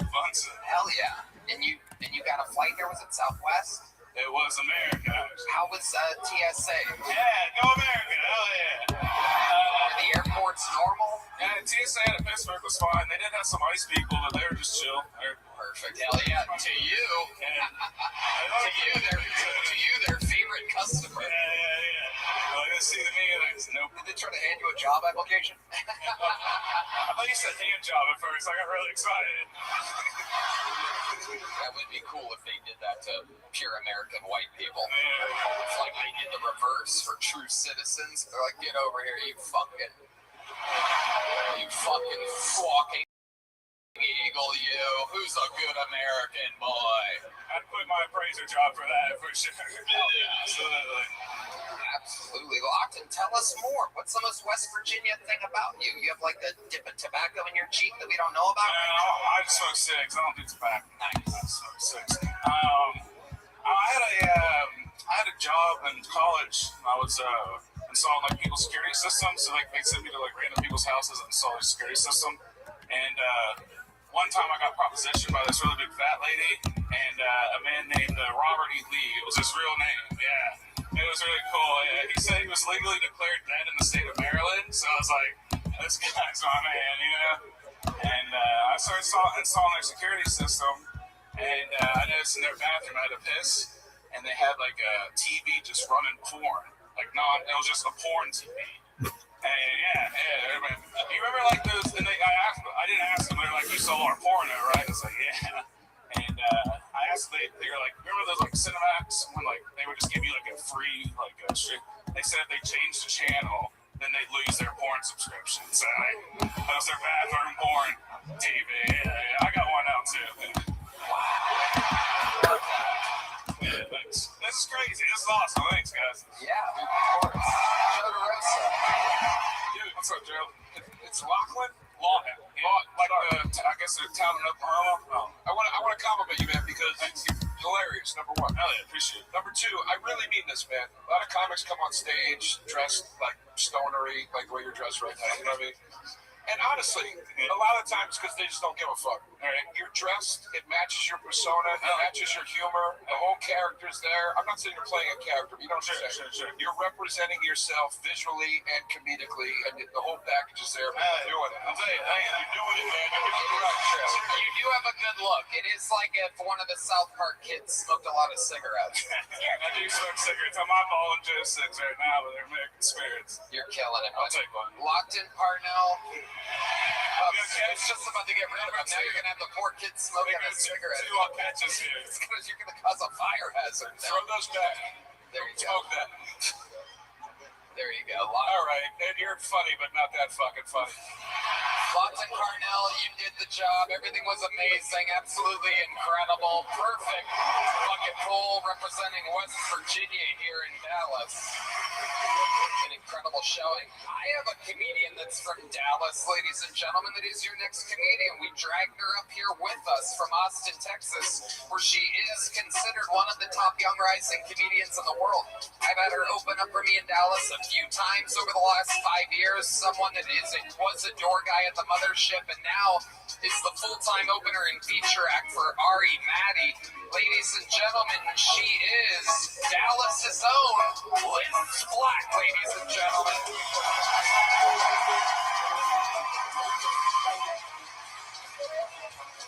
What is up, Dallas, Texas? Guys, when I was younger, my mom sent me to fat camp. It really sucks because, like, I've always been, like, this size. Like, I've always looked like this. I'm not, like, fat camp fat, you know? Like, I'm like, you know, these kids at fat camp, they're, like, fucking fat. They're, like, about to lose a foot fat. And me, I'm like, fuck black guys fat. Like, I'm like a cool fat. I'm like a healthy fat. I'm a good fat. I'm like an avocado. So, you know, sending me to fat camp, it was kind of fucked up that she did that. It's like, what the hell was that about? But then at the same time, sending a girl like me to fat camp, like I'm kind of the hot bitch at fat camp, you know what I'm saying?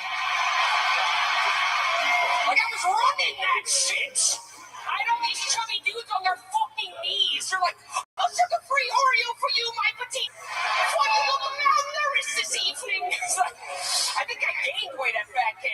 sleep. I was prison rich.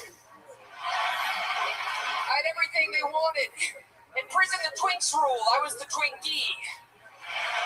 Okay, that's my minute. Fuck yeah, Liz. Hilarious. Hell yeah, Tony. The whole crowd was with you when you said that you are fuck a black guy fat. That's just who I am at the end of the day. It is true. I'm really excited to be here. I'm excited to be back home. You are the first comedian of the night that is from Dallas, Texas. Tell these people, what part of Dallas are you from? I'm from East Dallas, Lakewood. Oh, shit. Oh. I went to high school in Oak Cliff, bitch. I know you guys can't see the crowd, but a lot of poor, fat people are going wild, and the rich people are laughing. The rich people are laughing, so whatever part of the neighborhood that is, it's not so good. Well, I'm from both parts, the poor side and I said two sides, so. I grew up in the rich side, then I fucked guys from the poor side, so that's kind of. Yeah. But Tony, I gotta be real, I'm here for one reason. I'm here for some real shit. I'm about to take somebody's job in this show. Oh, shit. I'm here to take some regular shit in this bitch. Oh, shit. I'm here to take that fat, busted bitch Heidi's job. Oh, shit. Get that fat, busted Oh, bitch my God. out of here. Oh, my God. Like, get her out of here. It's a, Leave that heavyweight, Valerie. it's a cat versus a pig. But seriously, I could do that bitch's job better than her any day. Oh, my God. Whoa. I Oh, will. shit. Whoa. What the fuck is this? What the fuck is this? Oh, my God. She's not shaking shit. There's a whole ass there. Shaking shit, give me this. She has an ass. You're just made of. Wait a second. What's happening here? Oh, shit. Oh, God. Oh! Wow. What's happening? Oh, shit. What's happening? Oh, no. She's working. Oh, my God.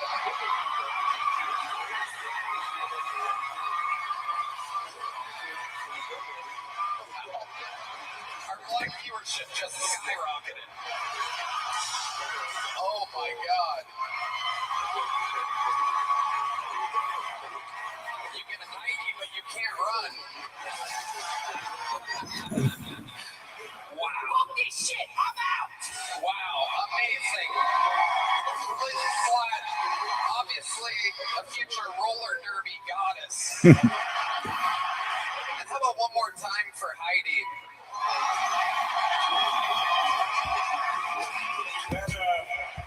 That's the first time I've ever had a hard-on fighting against itself.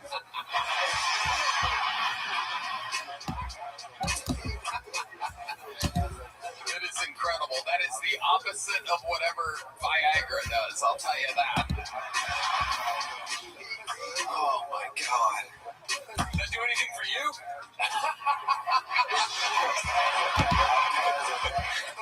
D-Man's is like, I'm hard and I don't know why. Smell, what the hell that smell? I don't know what, I like it.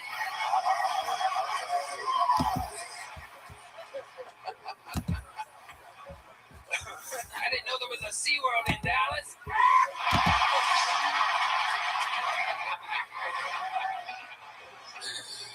You guys ever? Where the fuck did we go, ladies and gentlemen? Anything can happen. Make some noise for Marco Garcia, everyone. Marco Garcia, right out of the bucket. How we doing, Kill Tony? Y'all good? Hell yeah. I'm bad with money. I'm real bad with money. I'm so bad with money. It's fucking on my Instagram ads. Like, I'll be scrolling. It's like some girl dancing. Nice tits. Are you assuming $10,000 of credit card debt? How do they know? They've been talking to the people at Chase. I'm fucked. But this debt's not following me to Mexico, so I'm gonna be okay. I'm gonna be alright. I'm real bad with money. I'm so bad with money. I went to the therapist office the other day. Couldn't pay. So I spent it black meat. She said your parents don't love you, and she kicked me out of her office. But that is the way I came in, so that's fair. That's fair. I went to the bar, couldn't pay. They took me to the back. They waterboarded me with Pedialyte. It was crazy the lengths they'll go to make sure you leave sober. Fuck it. I'm my fentanyl dealer. All right, that's all your time, Marco Garcia. Welcome, Marco. How long have you been doing stand-up? I just hit 3 years. 3 years? 2 years. 2 years. Yeah. I love it. What do you do for work? I'm currently unemployed, but when I work, I'm a lifeguard. You're a lifeguard? What? Oh my God. I'm naturally buoyant. I'm a better lifeguard than these motherfuckers with abs. No way, dude. You have the blood on your hands. Oh my God. You're the first lifeguard that makes the kids drown even more. Hey, kid. Hold me. Throw me that raft. I'm coming in. Wow. You are not built like a lifeguard. I've heard that before. Wow. Holy shit. And how long have you, what do you call that? What do your people call that? A man torta? Attached to the... Yeah, I know. I hate it because people, like, on the way here, some guy stopped me and he's like, wow, you look like Maui. And I was like the Disney character, he was like, no, everybody on the island. That fucked me up because that's the fattest island, man. It's fucked up. I didn't appreciate that. Right, well, He would be a great guy to watch run in slow motion on the beach. Yeah. That'd be a heavy commercial, man. A lot to take in. yeah, I don't know. How long have you been lifeguarding? This was my second year lifeguarding. Second year of lifeguarding. Yeah. Did you save anyone? Yeah, actually, I saved only black people. Whoa. How many black people did you save? Can you do less of a job next time? I only saved 2. I work in the hood, so yeah, that's all I save, man. What do you mean you work in the hood, like a black neighborhood? Yeah, like So you're doing the hardest lifeguarding in the world. What fire hydrant do you lifeguard? They needed a lifeguard XL, man. They got me. They needed lifeguard plus, and they called me. Wow, this is incredible. Now we're in full-grown adults. Say it again? Were the blacks that you were saving from the waters full-grown adults, or were they children? The black people I saved, one of them was a black woman, full-grown adult, but the other one was a child. Okay. Now, how close was the fully grown woman to dying, do you think? She was fucking really close. Did you have to do mouth-to-mouth or anything? I didn't, obviously, I don't go down for that, but wait, what exactly does that mean? Is it like when a woman gets arrested and you have a female cop pat her down? Do you have like a black person that's just there to give mouth-to-mouth, perhaps? no, somebody just got there first, and I was like, they got her. Okay. Yeah. But no, the lady, she came up to me, probably like, Wait a second. Hold that thought. When Yeah. you say someone else got there first, are you talking about the person that actually saved her? no, I'm talking about mouth to mouth. Fuck you.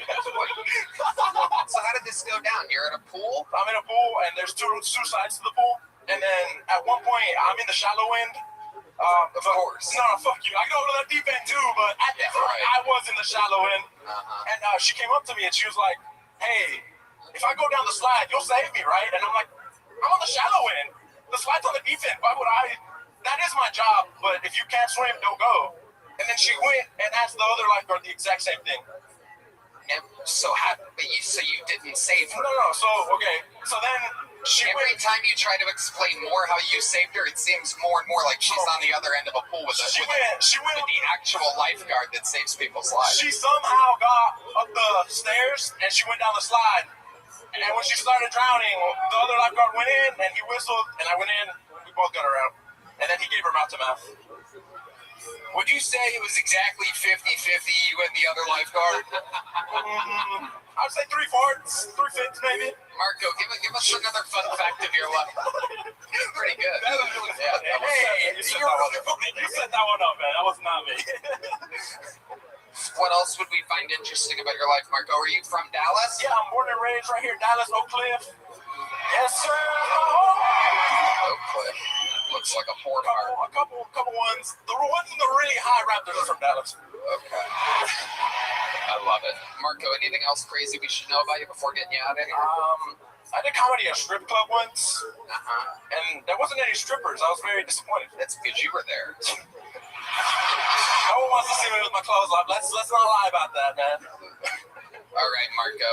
I think you talk a little fast. Maybe it's just how big this venue is. You got to slow it down a little bit so that people understand you. I didn't know what you were saying during the Instagram ad read thing. It was a medium-sized joke Thank you. for a very large Marco Garcia, everybody. Let's keep it moving right along here, because I pulled what appears to be another Latino from Dallas's name out of the bucket. Make some noise for your next comedian, everybody. It is Albert Moreno, everyone. Here we go. 60 seconds uninterrupted for Albert Moreno. Hey, how the fuck y'all doing tonight? Y'all having a good night so far? So I grew up with a very religious family. Like, any time that I would see a shooting star, my family would always tell me that it's someone being cast out of heaven.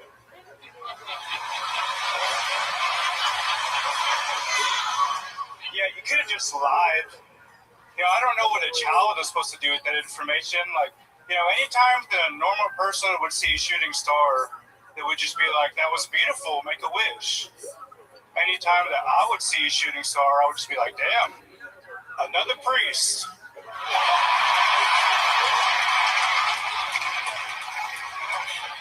Yeah, I didn't grow up, like, I'm very bad at being a Mexican. I don't speak a lot of Spanish, and I get called a white boy a lot by my family for that. I don't think that's the widest thing about me, though. I think the widest thing about me is that I go to therapy. Yeah, I don't know if you know this about Mexicans, but they don't go to therapy. They go to church drunk. Like, if my grandma found out that I was going to therapy, she'd probably be like, oh my God, mijo, I didn't know you're gay. Hell yeah, Albert Moreno. Great stuff, Albert. How long have you been doing stand-up? 2.5 years. Nice. All of it here in Dallas? Mostly Fort Worth.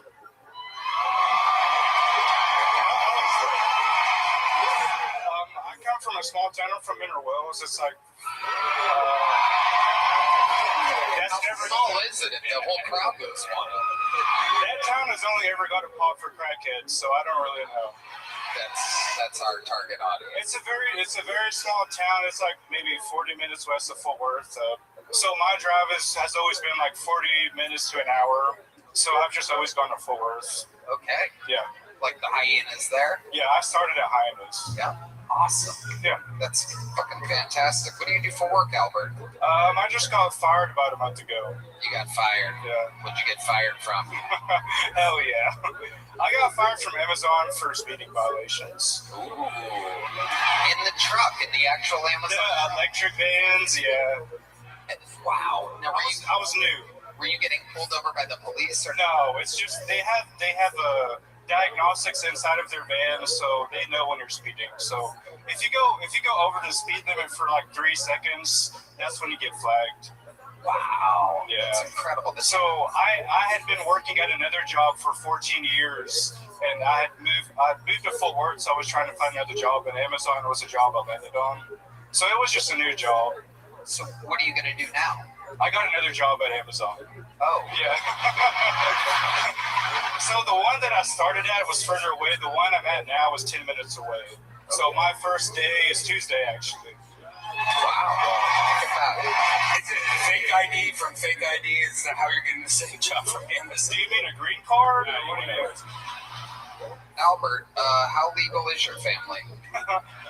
So most of my family's from Mineral Wells. My grandma, they're all from Mexico, of course, but most of my family's from Mineral Wells. Or do you live with them? No, not anymore. You have your own place? Yeah, I live with one of my best friends. Yeah. And did they do comedy as well? No, he's been around the open mics. He's friends with all my buddies, but he doesn't do comedy. What does he do? He works for like a small company in Weatherford. They do. You guys have a 2-bedroom? It's a 3-bedroom. 3-bedroom? What goes on in that other bedroom? I can't say personally here. It's It's an empty room.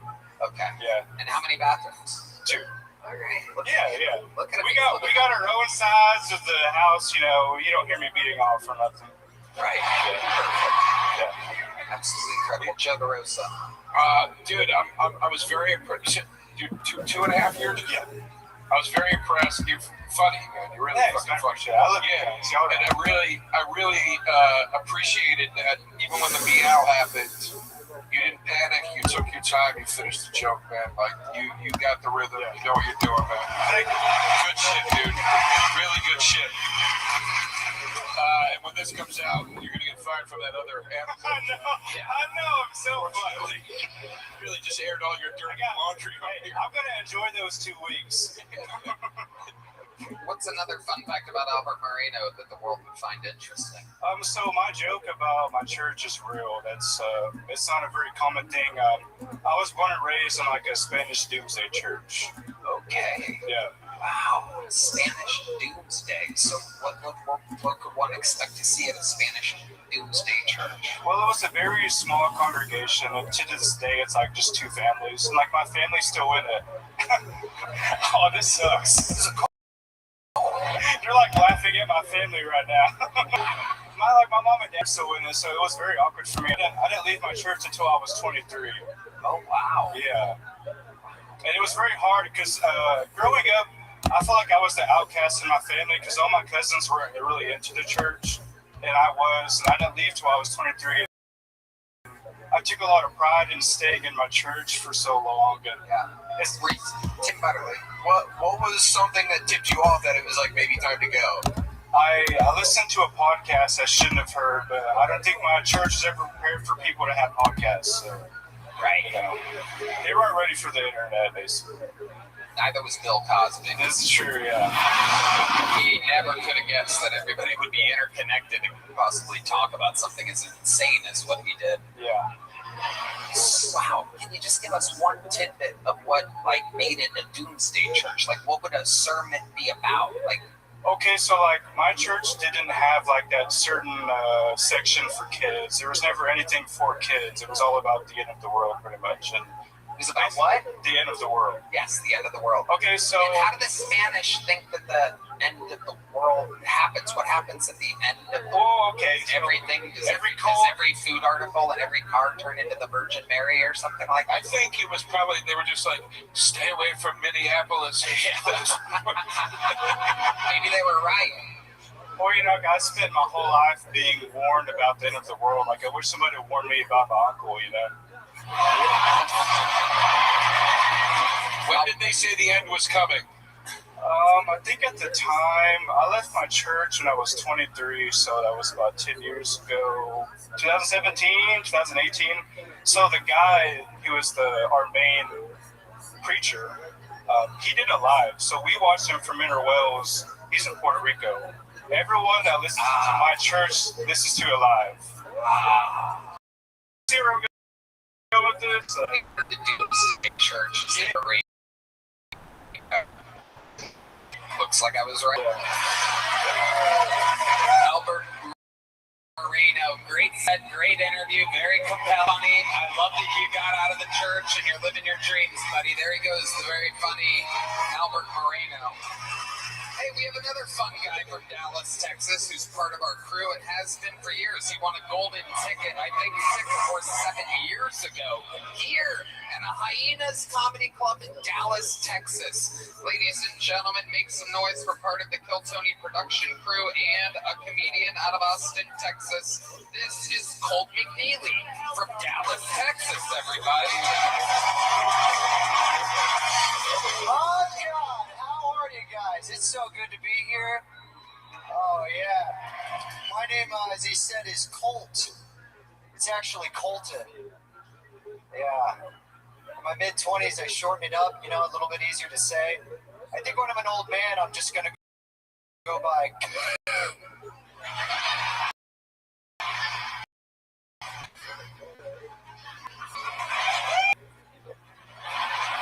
You know, I like movies. I saw that movie Holes with Shia LaBeouf, and thank you. I saw they're remaking it. It's going to have an all-female cast. It's crazy. It's true. What are they going to call it? Even better holes? I mean, oh man, I love the news. The blacks and the gays, they don't get along. It's not my opinion. It's just what they say, you know. I get it though, you know. Imagine having both dads walk out on you. Thank you guys so much. Holy moly! Dallas, Texas. What part of Dallas are you from? Tell these people. Oh, I'm from Allen, Texas. Let's go. All right, churning the butter over there. I am, man. I'm happy to be here, Tony. Yes. My brother's here. Okay. Okay. Tony, it's been crazy. Yeah, tell us about it, Cole. Man, my buddy's dad just had a stroke. Uh-huh. I know. He was telling me about it. It's really sad, right? Uh-huh. Yeah, he said he had to spend all day at the stroke center, and I was like, that sounds like a great time. What's next? The reverse gorilla grip center? Count me in, you know? Oh, you're just on fire right now. I'm happy to be here. I'll tell you. Goodness, what else is going on? Oh, man, you know, I've been looking at all these first ladies these presidents have, you know? Yeah, what about them? You know, Melania Trump's our first lady, and I was looking at all the old first ladies, and I think Melania might be the first lady. You guys thought about that? That is a good point. Dallas, Texas! I gotta tell you, Tony, Oh, what are you gonna tell me now? I gotta tell you, Tony, you know, we live in Austin, Texas. Yes. But my home is Dallas, Texas! Oh, wow. Look at that. Way to get the crowd that you already had on your side back on your side. People. Oh, my goodness. What are you, the doomsday preacher? Guess so, shit. Incredible. Didn't Heidi bring you out here to clean up the spill earlier? Was that you? You little mop stick? Yeah. All right.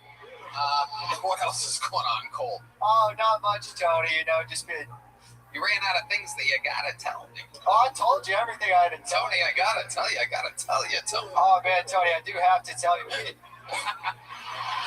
We just started selling these Kill Tony fingerboards on the website. No one cares about the fingerboards. Yes, they do. Dallas, Texas. Oh, my goodness. All right, Cole. Anything else? Do you have any tricks up your sleeve? For a fun fact, I don't know if you guys have been watching the show long enough, but Colt is one of the greatest yo-yoers in the world, and he also famously is one of the youngest ever, what is it, Kung Fu, Taekwondo, black belt? Oh, man, I'm a 4th degree black belt in Taekwondo.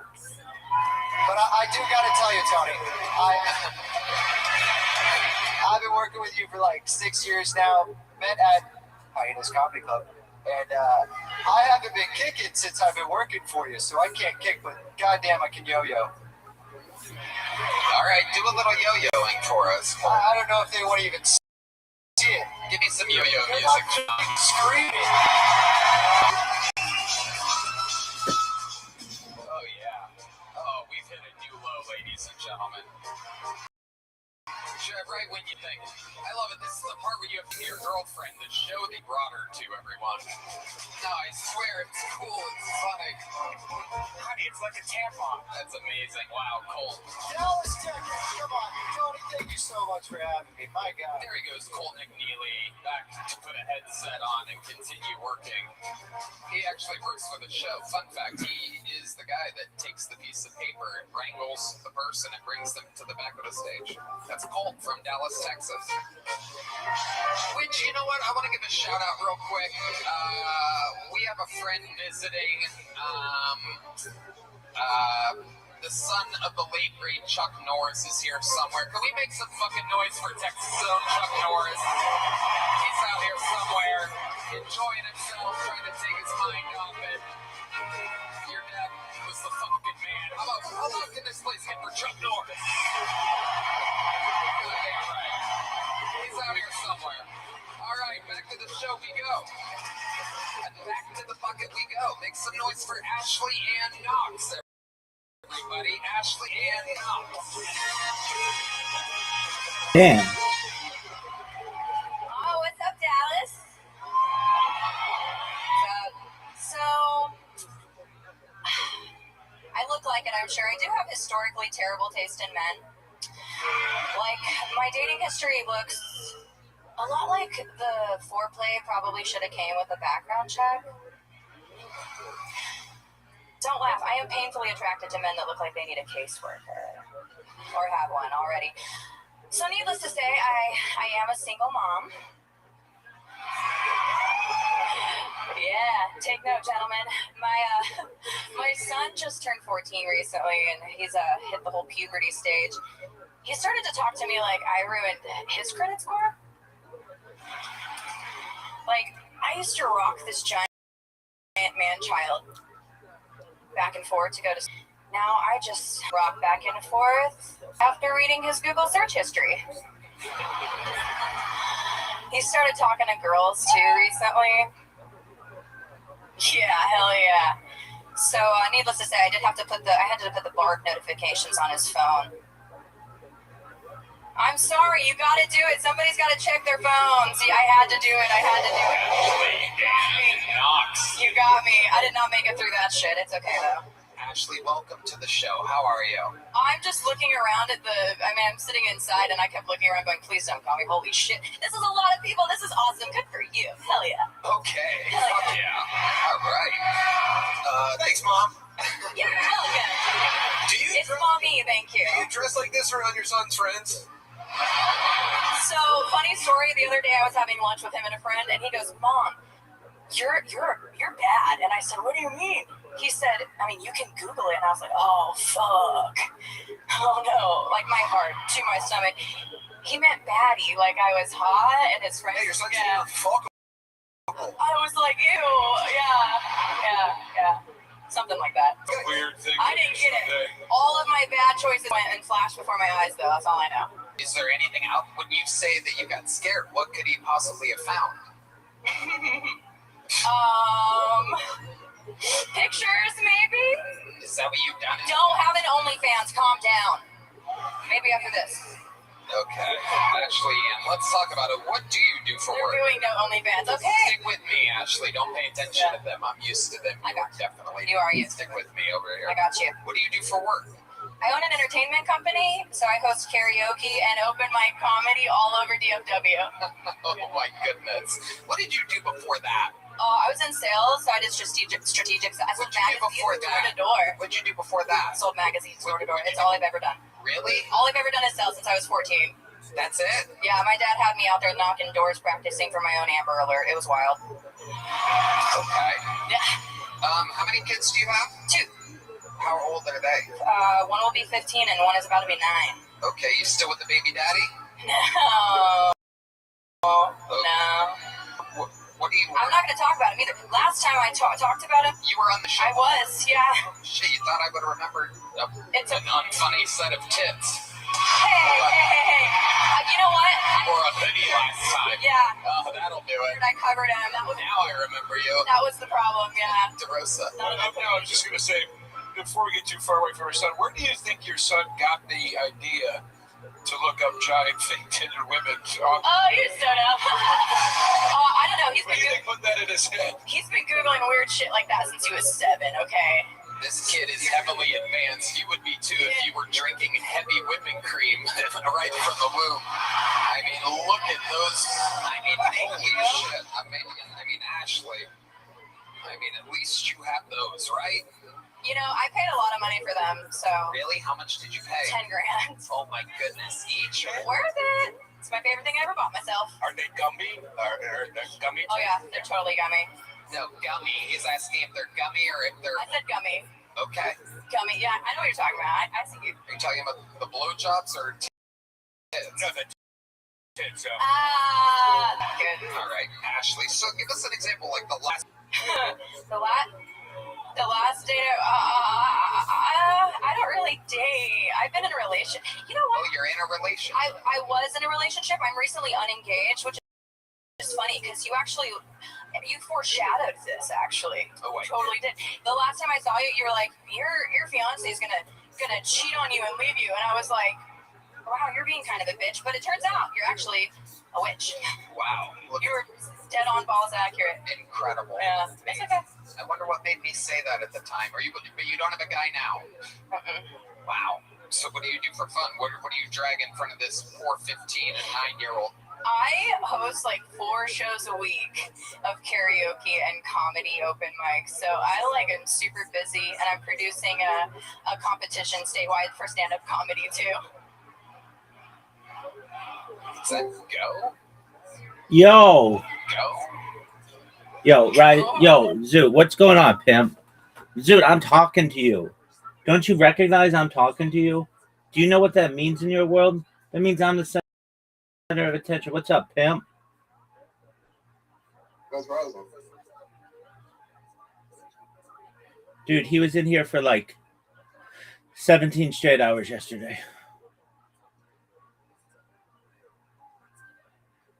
Would you please call him? Yeah. Thank you, sir.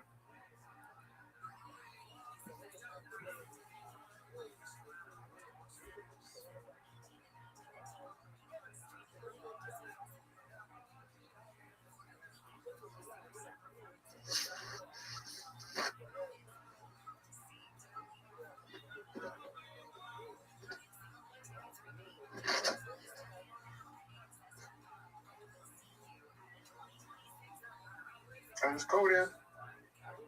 Okay, and he didn't pick up? His brother picked up. His brother picked up? Yep. What? I don't understand. What does that mean? Calling you. Okay, you're calling him.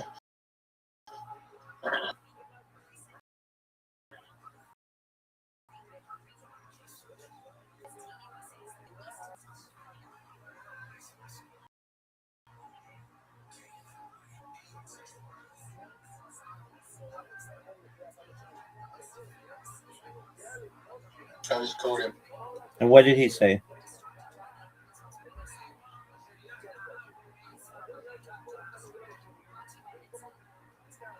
Calling him now. What happened?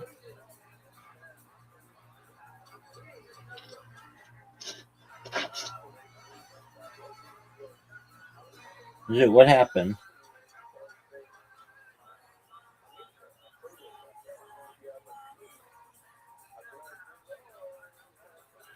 Zoot, what happened, big dog? Calling him now. Okay, I'm waiting.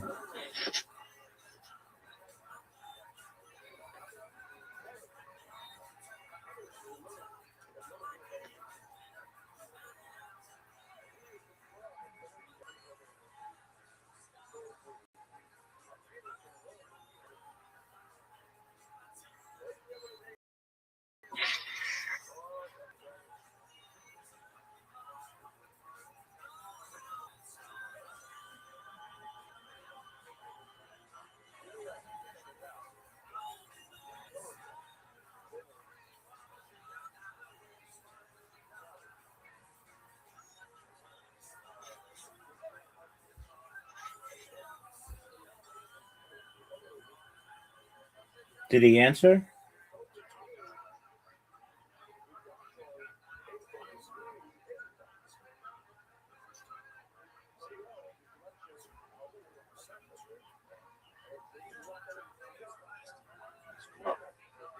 He did not answer.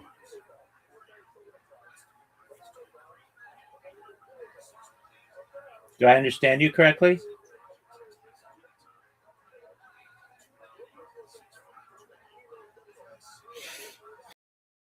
Zoot, you're absolutely the most frustrating person with whom I've ever had to communicate in my entire. I didn't know so. Okay, are you gonna lose at mini golf?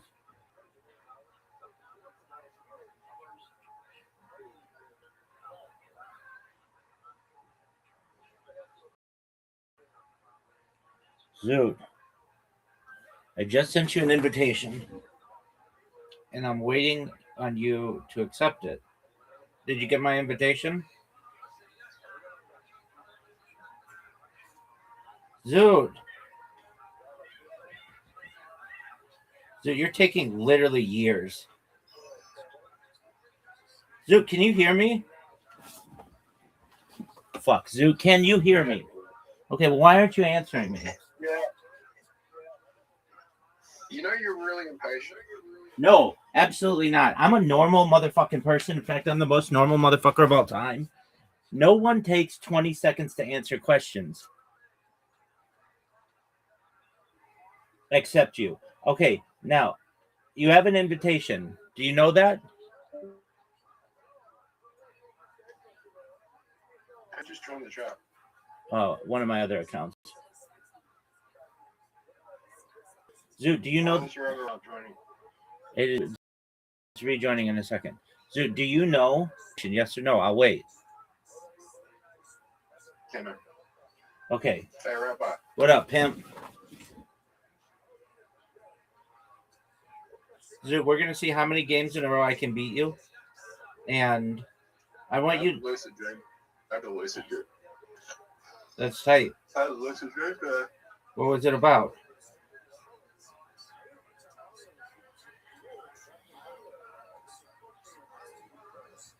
What was it about? That's what I asked.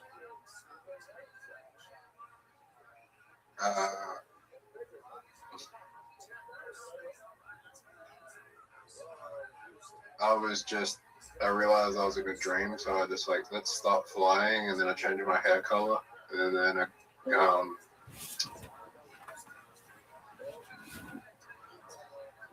I started blowing bubbles. Zoot, that was the most incredible shot I've ever seen.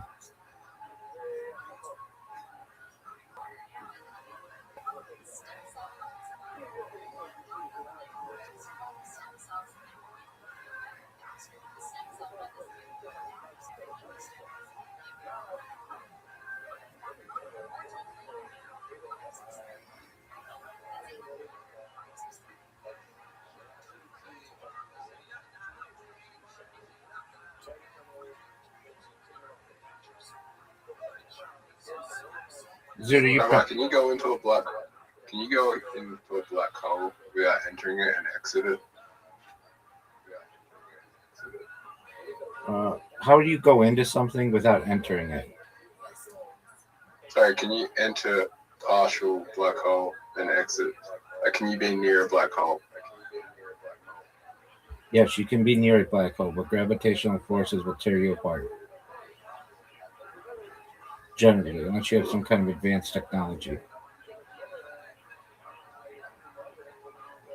Why would you do that move?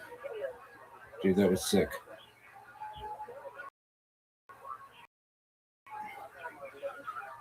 Yeah, but you can get it in the next. Are you sure about that? Zoot, I'm going to be 10 times in a row, and there's nothing you can do about it. I'm so good at this game. I might be the best person in the world at the game, but that shot was terrible. Zoot, there's this podcast. Zoot, there's this podcast I really like that all they do every week is read through the Fighter and the Kid subreddit with Brendan Schaub and Brian Callen. And it's an hour long every week, and all they do is just, the whole thing is just dedicated to this subreddit. So you know what happened at Laugh Lab? What happened at Laugh Lab, baby? Tank Michael decided to just do Henry Wilson's jokes. He did Henry Wilson's whole set. Did it go well?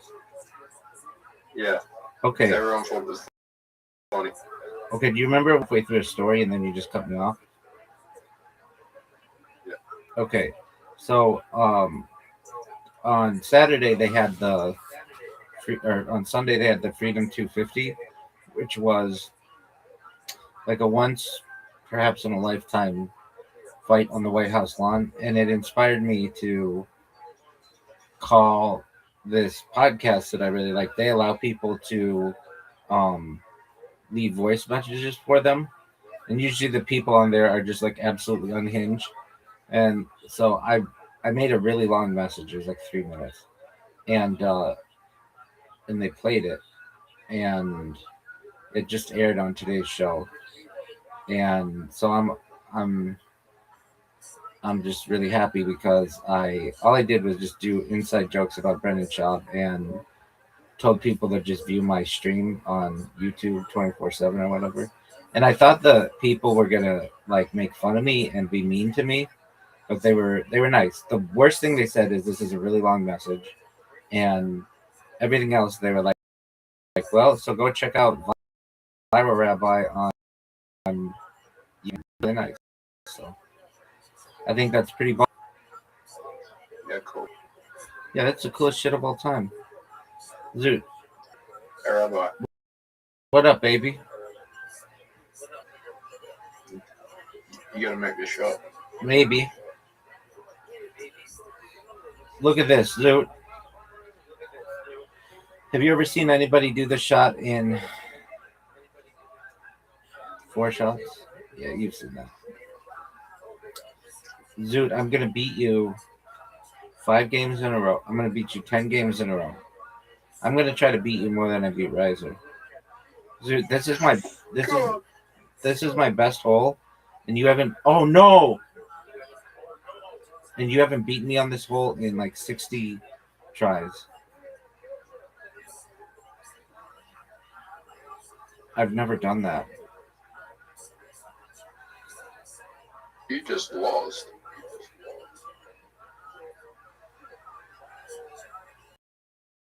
You just lost.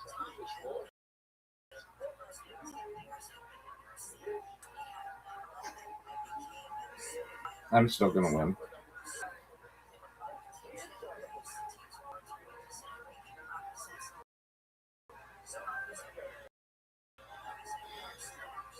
You know, whenever I never lose at it, I'm so good at it. And to have that result is painful.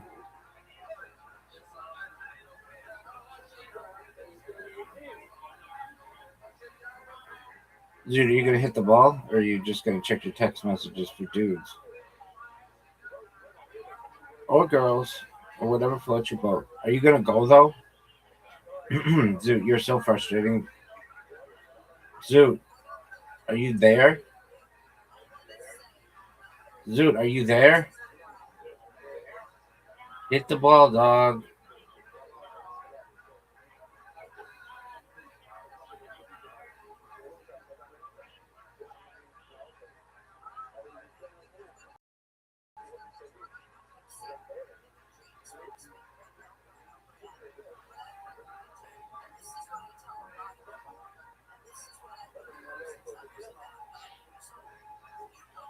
Zoot disconnected.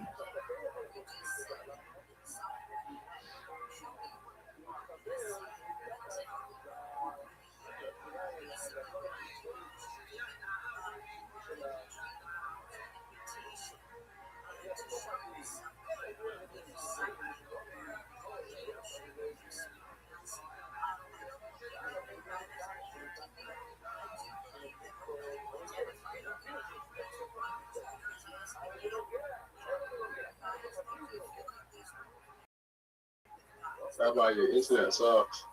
Zoot, your internet sucks. You just resigned.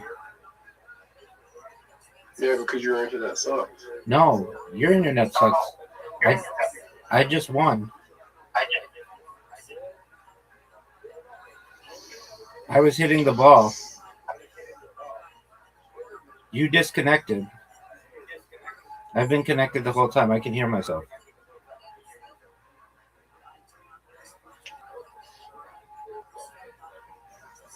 Zoot, why did you lose?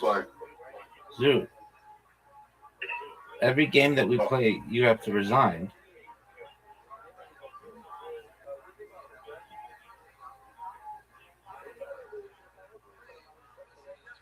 What the hell is it? It just started to be Wednesday. Are you ready? Are you ready for do you know that I'm watching Kill Tony right now? Their Dallas, Texas special. Were you aware of that? Yep. So you have an invitation. Everybody's awaiting you. So you know this game is over. To quote you, I just won.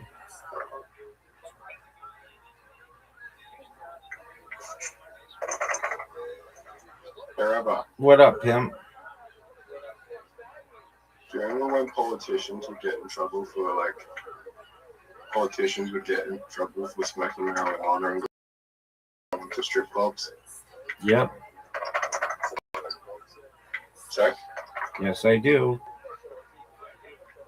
Yeah. Given everything that's going on now, I think the next politician that does cocaine and goes to a strip club is probably just going to get my vote. Is that your stand-up comedy thing? Yeah. That's not bad.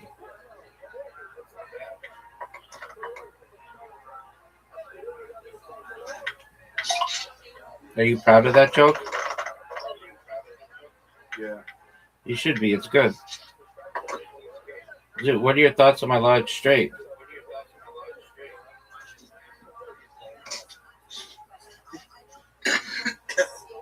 I got a 3. Are you happy about that? 5. Yeah, I think I'm going to go for 5. The fourth one is not large straight.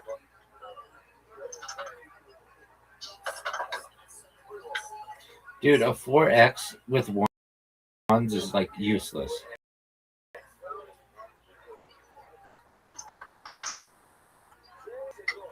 The 5X is one. The 5 of ones is pretty big. Right. That's not good. Which makes sense that 4 plus whatever and 5X gets you like 50. That isn't logical, but they do it.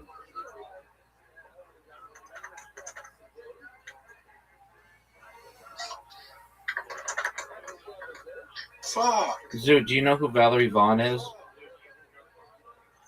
Sorry? Do you know who Valerie Vaughn is? I know Fair Vaughn. That's a good point. Do you know who Heidi is from Kill Tony? No. You don't know who Heidi is?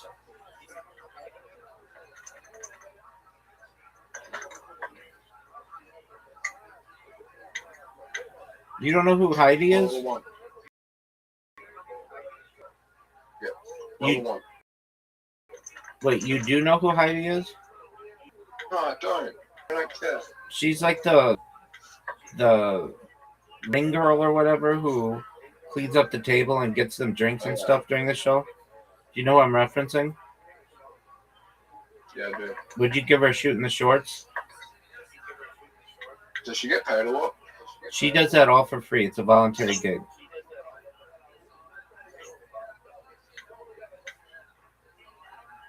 In exchange, they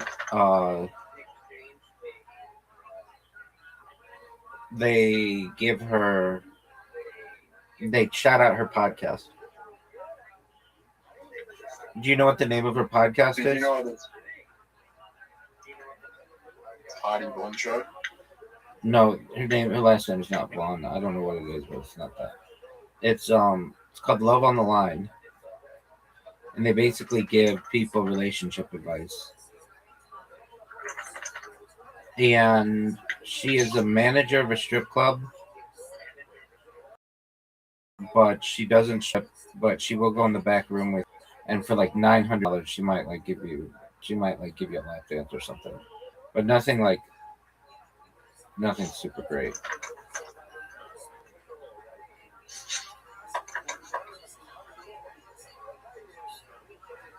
I just rolled a 4.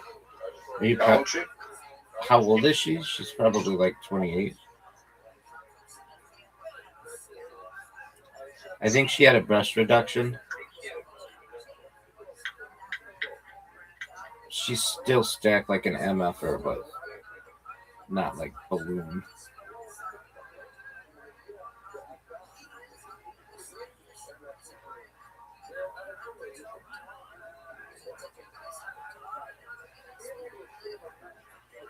Zoo, what do I do here? I need a 4X. Let's get that 4X, baby. That was garbage.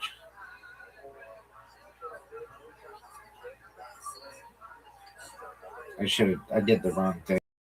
I should have done 5X. Zoo, you might win. Zoot. 1, 2. Zoot might win, folks.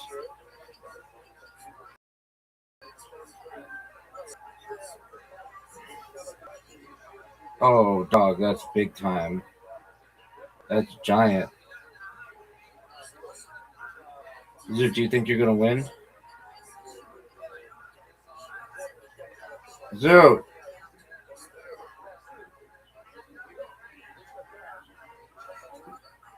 What a Zoot.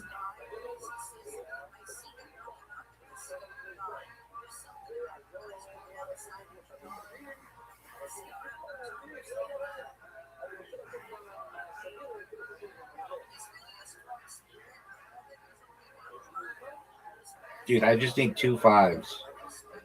Zoot, what the F, dog? Oh, no way. Zoot, did you see that?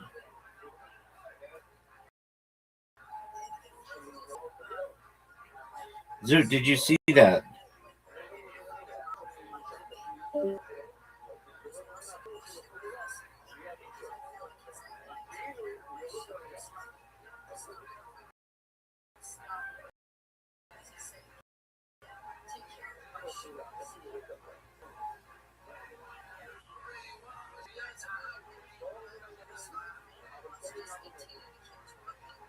Talking.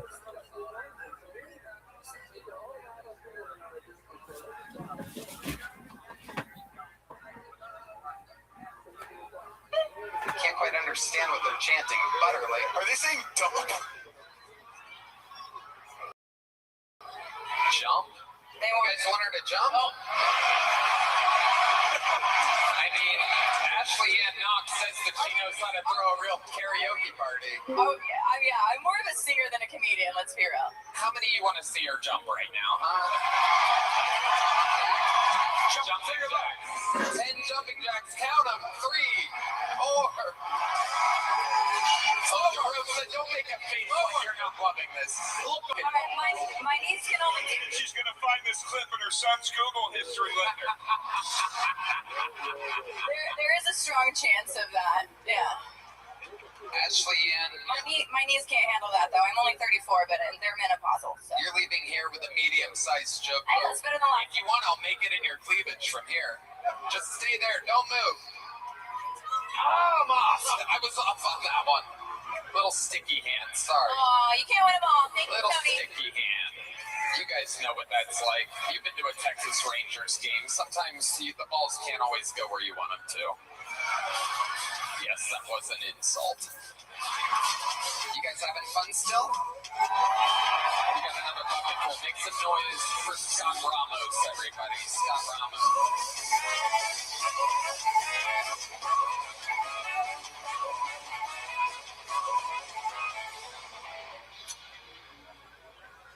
What's going on, guys? My name's Scott. I am a terrible person to work with. Like, if you want to get shit done, stay away from me. But if you want to have got you. Like, have you ever gotten in trouble at work for shit, but it's not the worst you've done? So when you get called out for it, you almost feel offended and rat on yourself? My boss is like, Scott, you've been coming in late. I'm like, bitch, I've been stealing money. I'm just not gonna work for FedEx. Yes, I do steal y'all shit. My family thanks you. It was weird. I go to the supermarket and people give me way too much respect. One guy thanked me for my service, and I didn't know how to respond. So I was like, yes, sir. I did 2 tours in Dallas.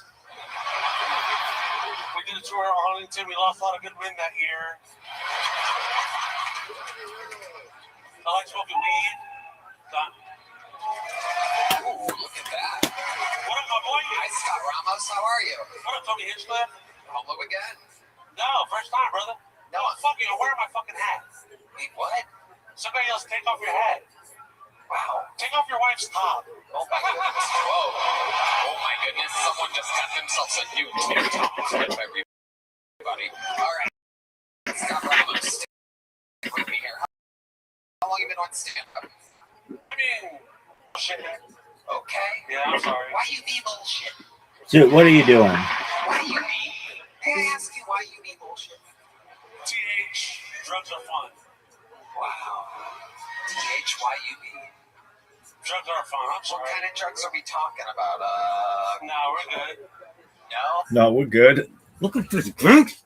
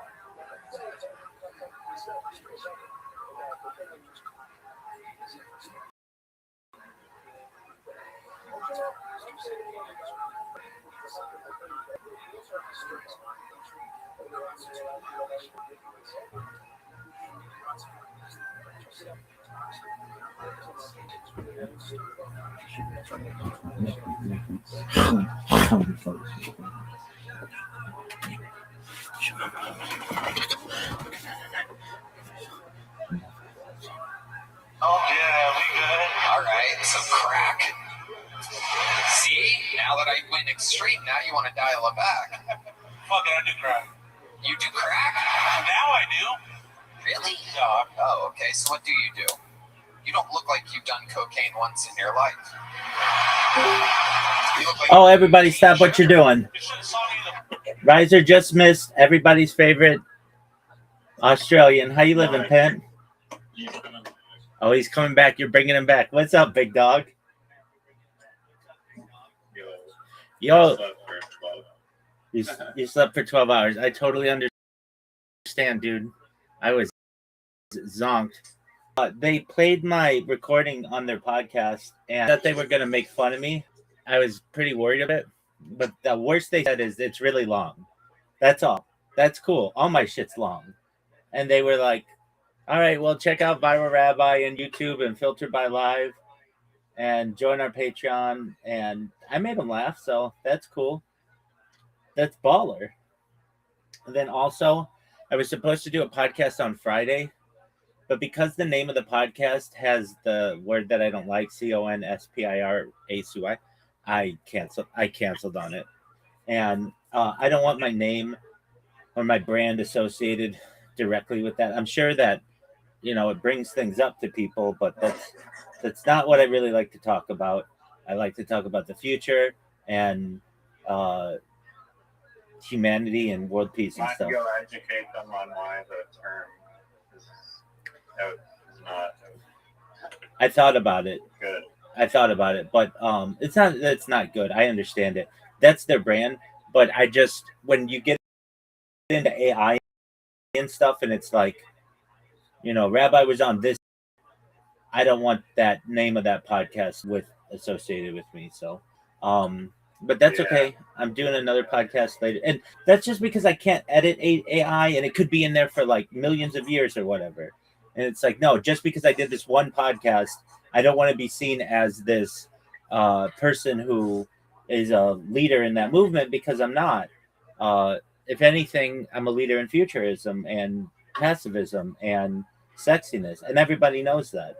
But yeah, so that's what I've got going. But yeah, when I awoke, I was like, I wonder, the show that I was on is called Raccoon Tweeties, and why is it called that? Because one of the guys' last name is Cooney, and I guess like that's like raccoon.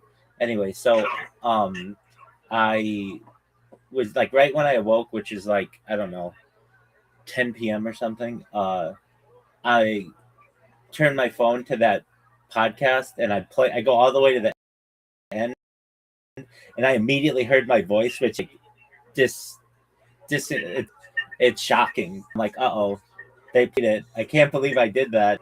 And it's not a huge podcast, but it means so much to me because I've literally watched all their podcasts, and they were nice to me though, and so I appreciate that. Yo, dog, what are you? Are you standing next to a leaf blower? Just making tea. Okay. I heard what you're saying. All right, that's tight.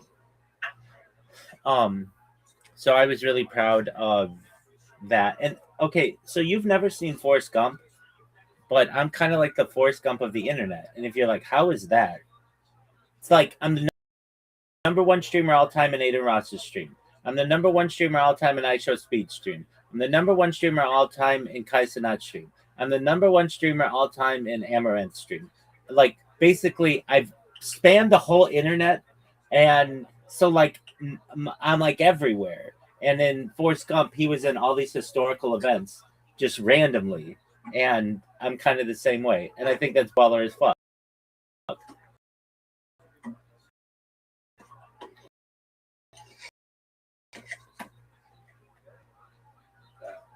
Facts.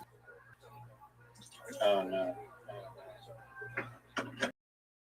And I'm watching Kill Tony's And well, first I have to say I watched Brendan Schaub again. He put out it's like he heard to you yesterday where I was like, dude, he doesn't put out any content on Monday, and then on Tuesday he puts out 4 hours of content, and on Wednesday he doesn't put out any content. It's like, why wouldn't you break up the 4 hours? And it's like he heard me, because he's like, yeah, I recognize that we dump all this on you on one day and we need to spread it out. So I'll be doing the live stream on Mondays, I think, and Shab Show or something on Mondays, and then Fighter and the Kid on Tuesdays, and then nothing on Wednesday, and then Thursday they do Fighter and the Kid, and then Friday he'll do another like YouTube question answer session, and then Sunday he does a Patreon question answer session, which is like, how many questions are you being asked? Like, you're not doing anything that fucking interesting. You literally are just, as he says, like, I'm just like a baseball dad, and I comment on UFC, or I do UFC. I comment that he's not even really a commentator. So, but yeah, I just, not a whole lot has happened. But I went through my list of the people who I'm emailing, and anyone with that C word, I just removed them. Nothing against them. I'm sure that they're all really into really cool stuff and probably similar subjects and that I find interesting. But that word is just kind of like, it carries so much baggage online that I just want to stay away from it. And it's one thing if in the future I Pardon me? Do you think Nick Jonas would agree with that? I think Kevin Jonas would. And there's a phrase that I like more that I'm totally fine to be on, which is skeptic. Skeptic is fine. I'm fine to be on a podcast like the Skeptics podcast. It's people who are asking questions. There's nothing wrong with that. In fact, that's a wonderful thing. But the other thing is just it carries so much baggage, and I just don't like it. I've never liked that term. What up, Zoot? How you living, pimp?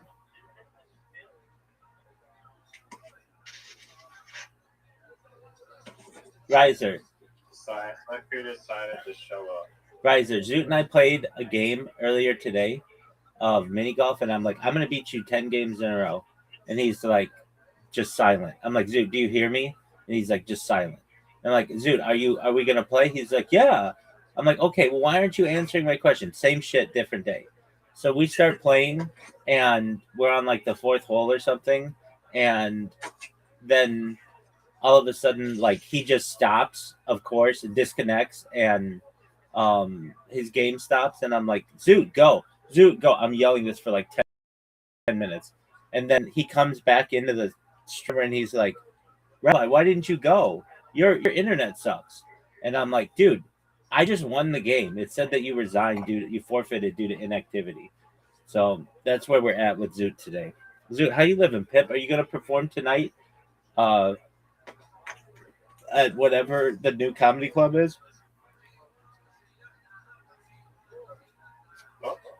Are you going to perform at the new comedy club? How did you know there was a new one? Baby, I know everything about Southwest Juggling Comedy. Everything.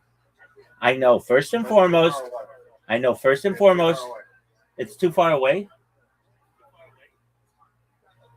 Yeah. How far is it? Oh, this one's a new one that's like way far away, and it's gonna be fucked. And then the one you're talking about that's on Wednesday nights is every 2 weeks. Oh, okay, So okay. It's not until next week. So in your area, you have 3 comedy clubs now. Just one of them is far away. No, there's no. Oh, okay. Well, why do you only talk about Laugh Lab, At Room, and the News or whatever, not any of the others? Because they're shit. Okay. I mean, that's. Because they get no one going to get. They get what? They get no one going to get. They get no one going to them. Okay, if you wanted to, Zoot, Could you perform stand up every single night? I went to Melbourne, yeah. No. That's too far. But I'm just talking like if you in your area, let's say you were able to travel within 100 miles, would you be able to do stand up every night?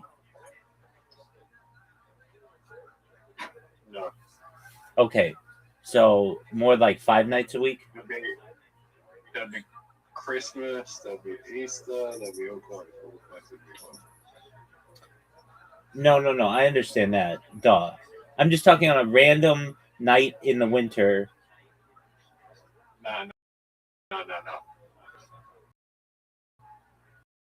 Okay, so really there's Laugh Lab on Monday, it's every Tuesday, and then the new place, which is like maybe once a week or whatever. But there's not like in Austin, Texas, or of course New York, you can find a place to perform every night and go up, especially in LA, multiple times a night at different places. But it's not like that. It's like maybe 3 or 4 times a week maximum. Yeah. Okay, that's all right.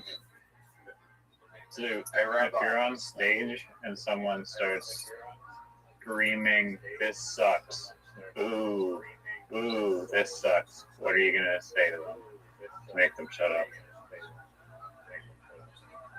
Suck my fucking dick. Yeah. No, I don't come to your work and suck all the dicks. Hey, Ronzo.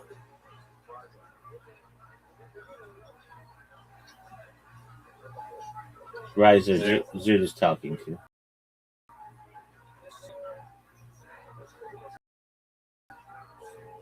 Yes, dude. Pokemon, the Pokemon Red cartridge that I had, it was in good condition and never opens worth $200,000 now. Did you have that, or did you sell it, or for crypto? I opened it. Like my brother played it to shit, and like the paper's like ripped off the back. Oh. So it's worth nothing? It's worth. Okay, a good condition. Okay, that's a 9.0. If it's 10, then it's worth $200,000, and 9.0 is worth $21,000.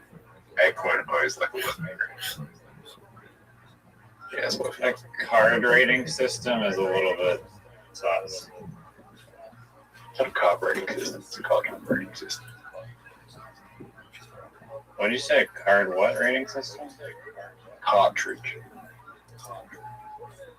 Pokemon card is a card, right? Pokemon cartridge. The cartridge. Oh, for like No, the Game game Boy? is a bunch of cards. No, the game is a card. The Game Boy game is a cartridge.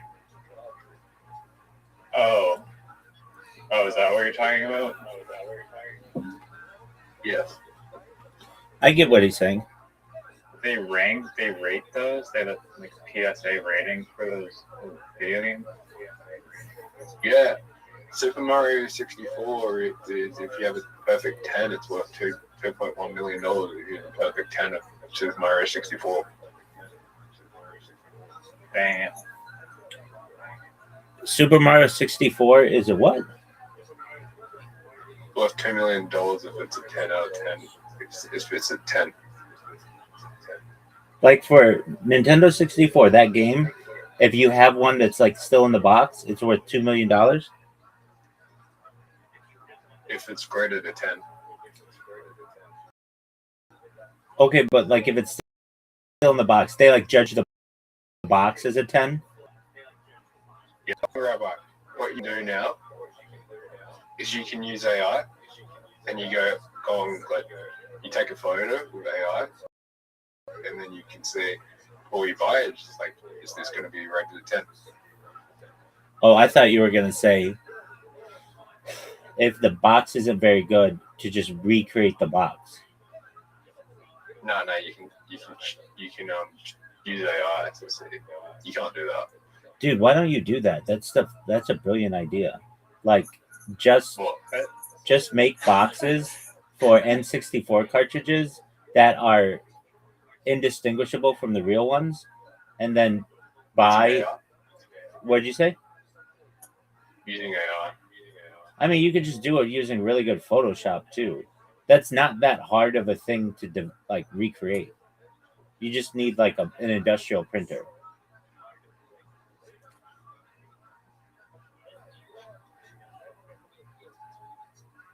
And then you just buy like cartridges that are 7 or 8s, and then put them in your super box, and then just sell them for like $2 million.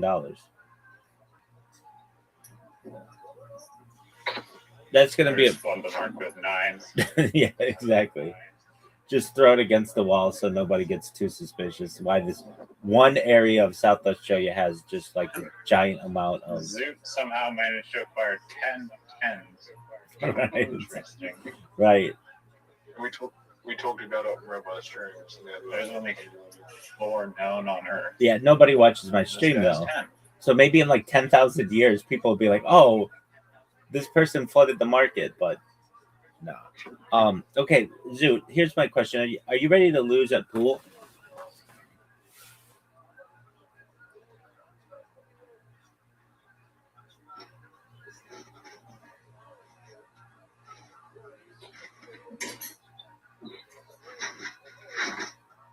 But that's what people do now. Is they use AI. They take pictures of AI to see how the card's going to be created.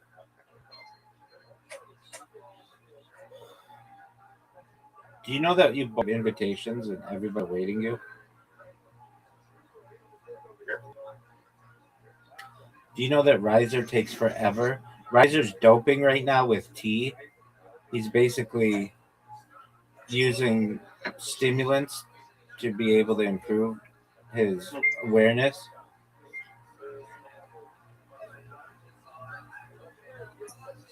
Riser, are you going to accept this invitation?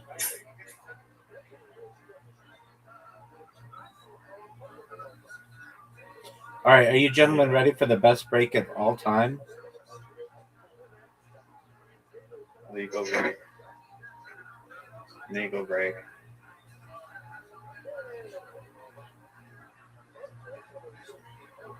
Did you see that shot? Legal.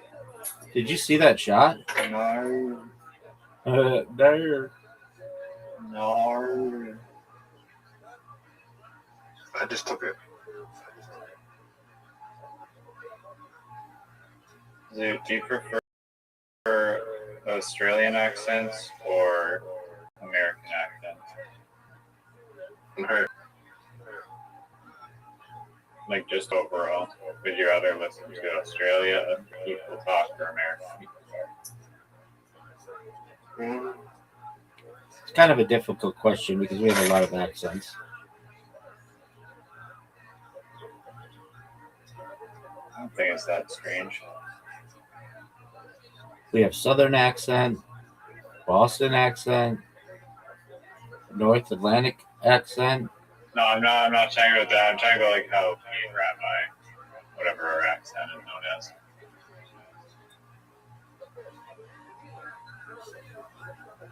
Do you want to know my opinion? That's why I asked. Question. Australia is becoming a multicultural country, and the Australian accent will probably die in the next like 30 to 50 years. No. Okay, that has nothing to do with the question I asked at all. I'm telling you that the Australian accent will die. I'm just telling you that that was not the question I asked. Zoot, are you? What do you prefer more? Doesn't matter. It does matter.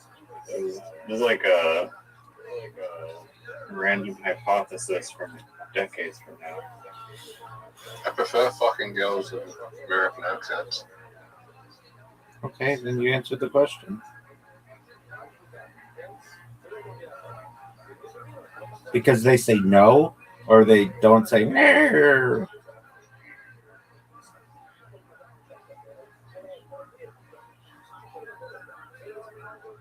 Dude, are you gonna stop him? Dude, are you just gonna take that? You watch one Shane Gillis skit and you think you know everything about the Australian accent. I've never seen any Shane Gillis skit about the Australian accent. I listen to you for like 6 hours a night. It's like one of his most famous skits where he talks about the Australian accent. Okay, I mean, I've seen that. What does he say about it? Said, imagine on 9/11 you're in a building and you hear a guy with an Australian accent. Boy, that plane's coming in real close. Dude, tell Riser your new joke. It's pretty good. I'm skeptical about that. Do you remember when politicians just got in trouble for smoking marijuana and going to strip clubs? The next politician that I hear goes to strip clubs and does cocaine is getting my vote. All the things that's coming out about politicians now.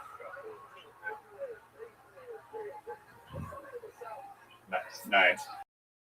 You could have tags to that, like That was like a normal joke. That was very easy to follow and made sense. it's fine. Right? Like every other one of your jokes. Oh, fuck. Oh. Alright, which one do you? I hate it. I just gave Riley a little win. I know. Like he has the easiest 2 shots in the world. I know. I see.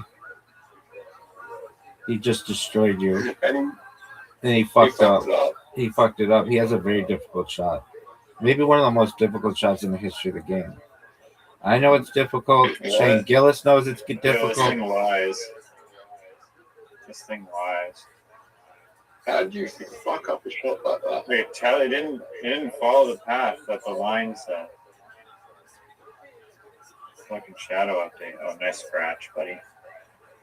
He still wins. That's bullshit. If you scratch on the last thing with the 8 ball, you lose. You lose. This is an 8 ball. Close. It's the same no matter if it's an 8 or 9 or yellow or green or turquoise. Same. The opponent's ball or the last ball with your own.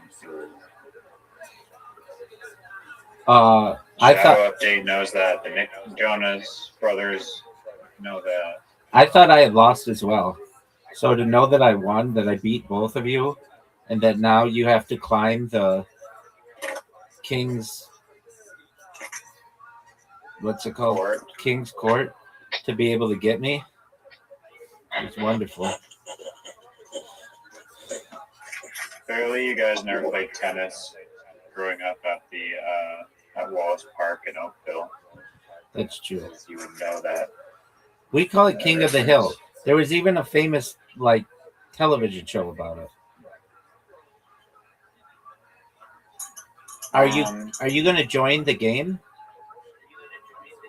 And game modes on you're just gonna have to on your horses.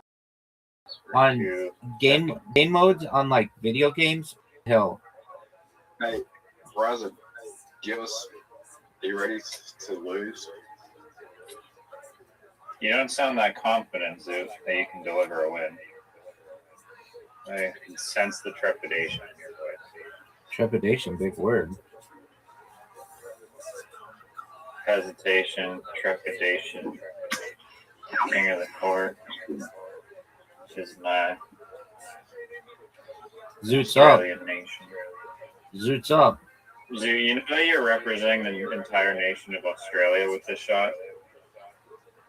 Margot Robbie, Jim Jeffries, ACDC, Jet, Jet. Jet is watching every fucking shot. Kylie Minogue just cried a little. Where's Jet? Cold hard bitch. And then what? Are you gonna be my girl? Those are banger songs. What the fuck? Those are Was big in America. they were big in video games, and yeah, were they big in America? Yeah, they were in a few video games and commercials. They were big in commercials too. And they are one of my a band that has 2 songs and really nothing else that I know. They have like 2 of the best songs ever. That was garbage. Do you know the Veronicas? No one knows who those people are.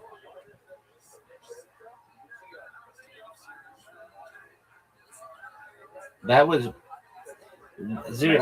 Dude. I have to tell you, that was one. Guy Sebastian. Who? Guy Sebastian. Dude, are you speaking Outland or Outback? Do you know Guy Sebastian? I have a question for you. Dude. No, nobody knows who that is. Are there guys who live on the Outback who like drive a Subaru Outback? Have you ever heard the song "These Damn Scars" with Lupe Fascia? No one's ever heard that song, right? Zoo. No one. It's like one of the biggest hits in the world. Battle Scars. In what, like 2014? Oh wait, hold on. I do know that song. I think. Your Guy Sebastian. That's the first winner of Australian Idol. Okay, is Guy Sebastian as good as Jet? The answer is no. What is Riser doing? Making toast. I mean, that sounds like a you problem, baby. I think everyone needs to pass so I can get my turn back. I mean, Guy Sebastian had a bigger hit than Jet. That was one of the worst decisions for a shot ever. I like how that was deliberately against me and didn't go in. What about In Excess? In Excess. Yeah, I read them this morning as their scenario. What about Kid Laroi? Kid LaRue? Kid Laroi. Yeah, I've heard of that person. Riser, are you gonna go? I'm making toast. I mean, that sounds like a you problem, baby. You're gonna be eliminated.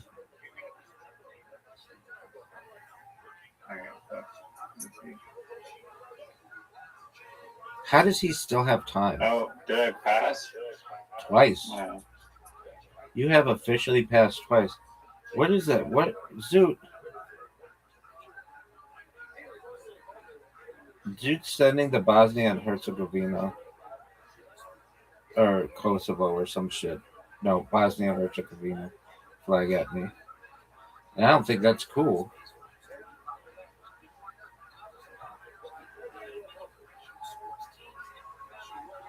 Dude, what's the timeline for when you become a headliner?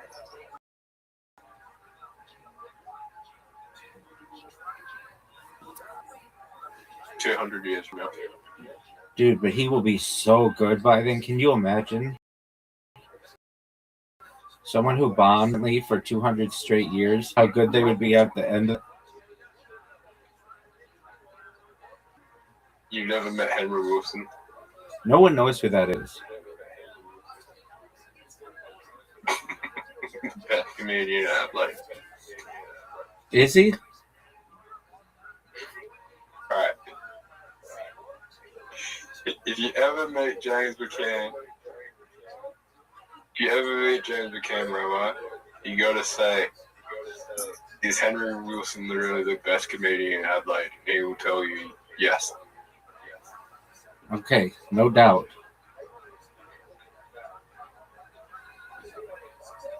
Have you listened to James McCann? Is this guy actually funny? Yeah, he had set of the year on Kill Tony last year. Wow. I mean, it's a made-up thing that they gave him. Actually, he should have won guest year. He was on like 4 or 5 times, maybe 6. He was on a lot. Have I seen his special, Black Israelite? No.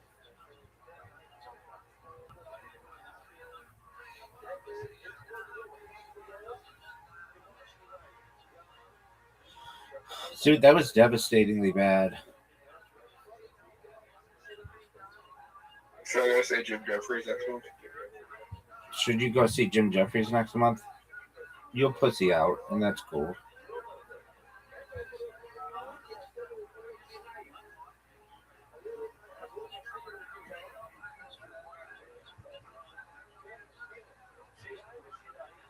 That's a miss. That's a miss. It's one of the great misses in the history of the game. Miss. What the fuck was that? Riser, what the fuck was that, dog? That thing lied. It was supposed to take the ball. Are you all seeing this? King of the court.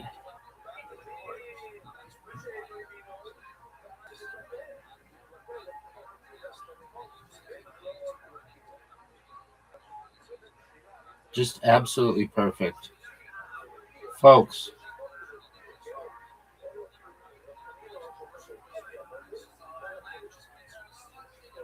Folks.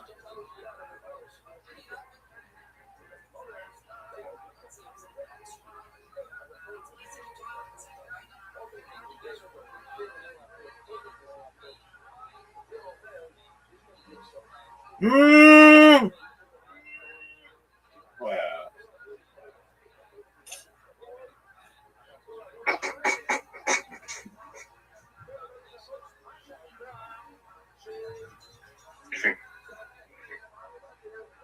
Imagining based. You don't have to imagine it, baby. I made that a reality, but I made your shot incredibly difficult. Riser, do you think he has a difficult shot? If you sink your own ball, Zoot, and scratch, apparently you fucking win.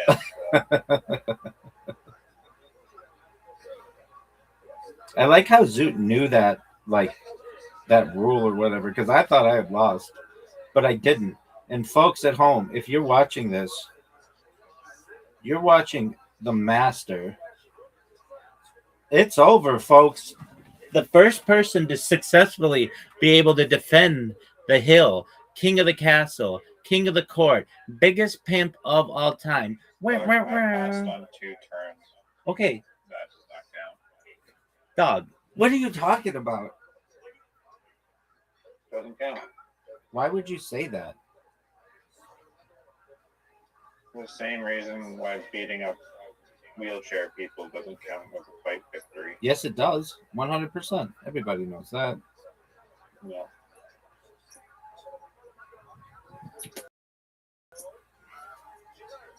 Zoot, you have an invitation.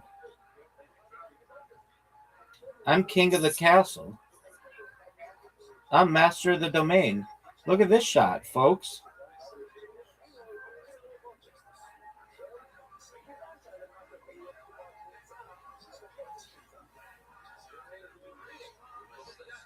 Both Riser and Zoot, trying their very best, could not defeat me. I'm the best.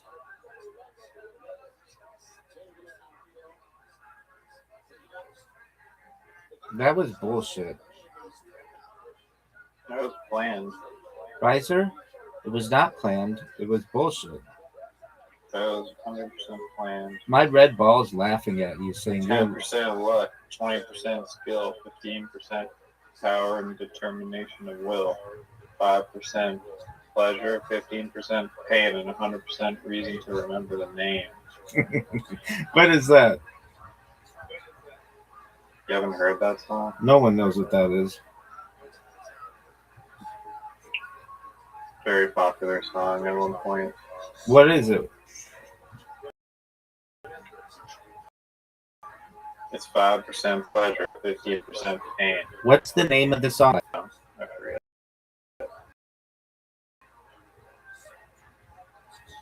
Random. That's good. That's really It's called good. I like something. Some person. That's really good. It's a good song. Do they like to take all the time? I shot the thing. Do they Yeah, like? we're back. Look at that.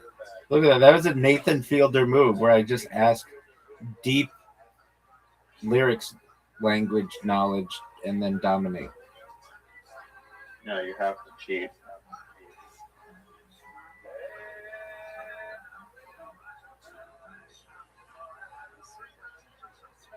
Folks. Gesundheit. Dude, this is the one game you're supposed to be good at. It's like the last 5 turns, you've not been doing good.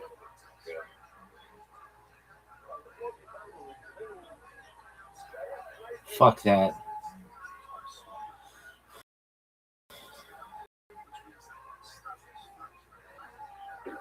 What the fuck? And where's your... Dude, I have a question for you. Are you ready for it? Yeah, what? Okay, do you know what hands on a hard body is? I don't care. I just asked like a simple question, dog. You do care. Do you like 1996 Nissan trucks? No. One day. So you wouldn't want to drive around in a $20,000, which is the equivalent. I mean, that was in like the 90s.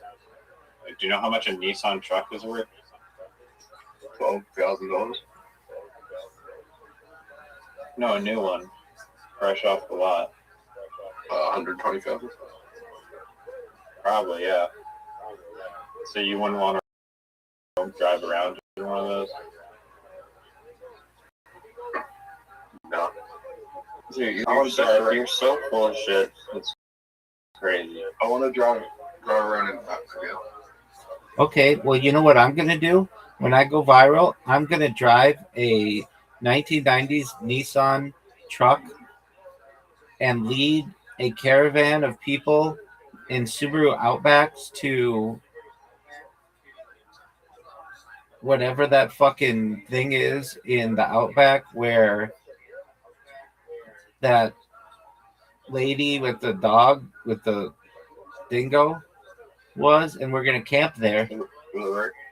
Uluru, yeah. And what else is it? Ayers Rock. Oh, well, guess what? They're going to make an exception. They're going to say that I am of Aboriginal origin, and they're going to be like, dude, this motherfucker, are you serious? Riser One? That's bullshit. Yeah, they got destroyed. I was trying to think of Ayers Rock. Mini golf. Oh, okay. Riser, are you ready to lose at mini golf? Are you ready to fucking fuck yourself? Even when I try to help men, it's like impossible. Riser, would you please explain to me? I think that should be the game. One of us, it's like reverse King of the Hill, but it's like we're stuck with Zoot. Would you, it's like loser's court. Would you please explain to me why Zoot is in such a bad mood? And just left? They just fucking... Because he knows his comedy will never afford him a Nissan truck. Maybe. I was going to ask him a serious question. All right. Well, I guess it's 1v1. And I'm going to start a streak. I cannot believe for how many hours. It says he's online still. Dog, he's done. His last words were, "What the fuck?"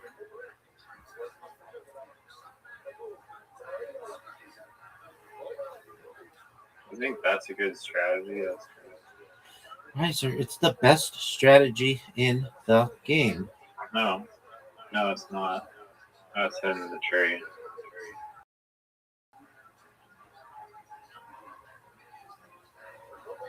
This strategy is so bad, dude. I don't know why. You think it's Newfie, but it's just not. That wasn't supposed to happen.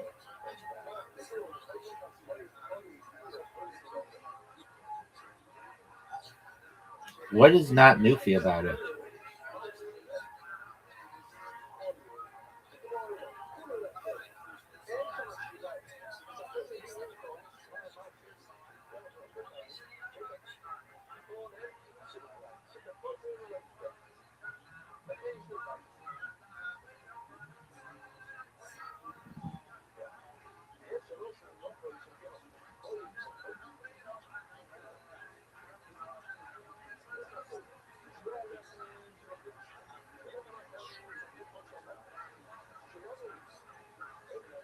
Good job scoring.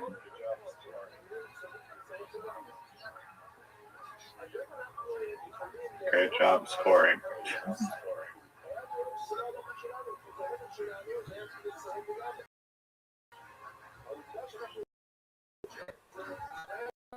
Shot.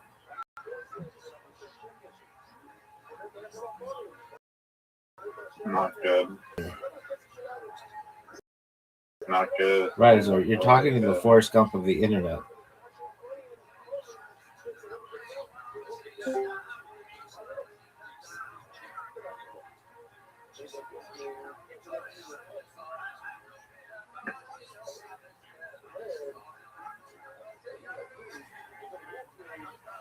Maybe one of the sickest shots we've ever seen. You leave it short. He leaves it short. He leaves it short. Well, you're not making that. That's definitely. Oh, that's going in. That was one of the most beautiful shots I've ever seen.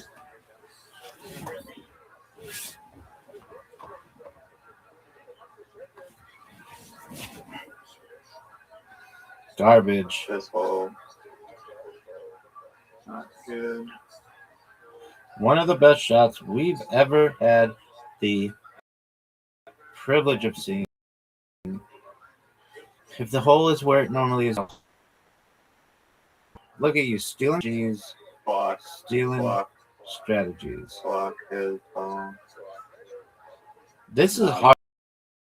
This is hard because it's fast and then it's slow and it's fast. But did you see that I just scored? Hate this hole.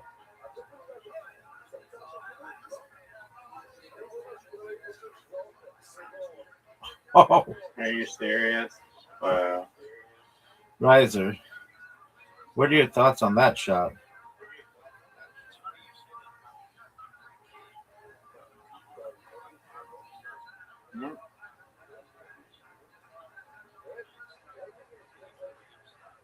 This is makeable.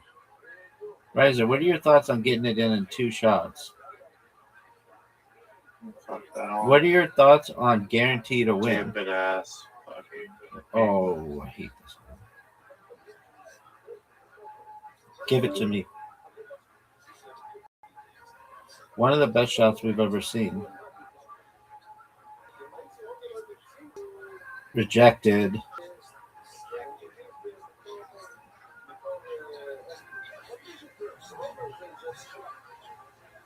Garbage angle. Garbage angle. Get there. Get there.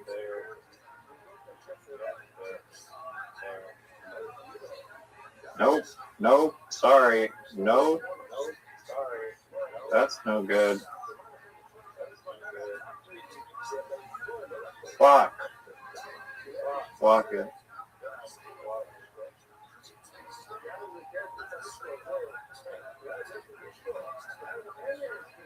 I fucked up. You're done. You need the greatest shot in the history of the game right here. You're going to hit the corner. Go, go, go, go, go.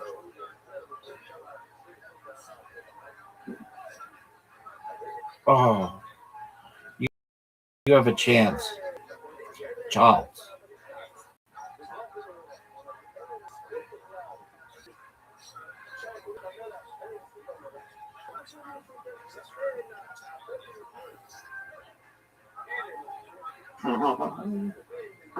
Nope, not even close. Can't go that way. I don't know why you think you could go that way. terrible idea.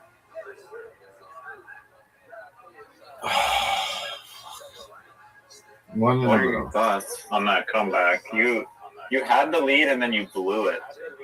You were in the lead and then you blew it. Do you have any comments on that? I won. A win's a win, baby. I'm on like a 8th streak right now. That's incorrect. Do you like this hole? No. Do you wish you had an iPad? Perhaps. Fuck off.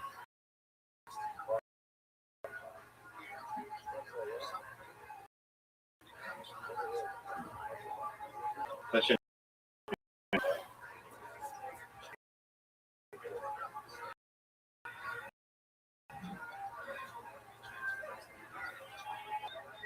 There you go. Fuck.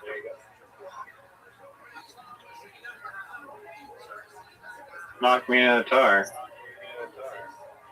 Wow. Wow.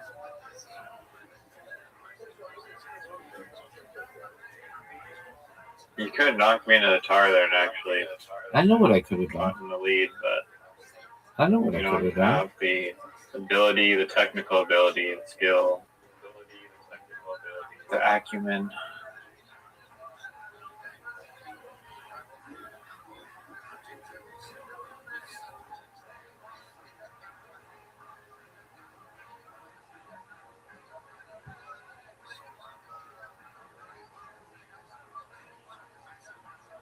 Stop. Stop. No. Stop. The fucking no.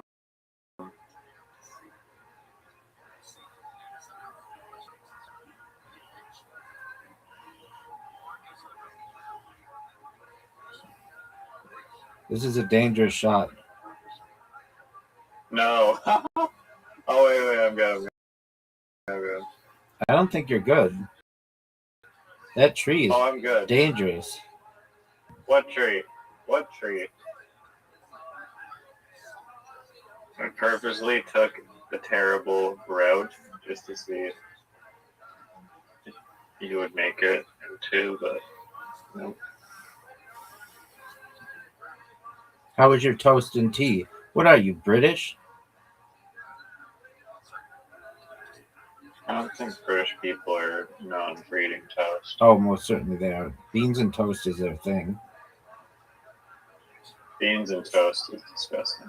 I agree. Makes me sick.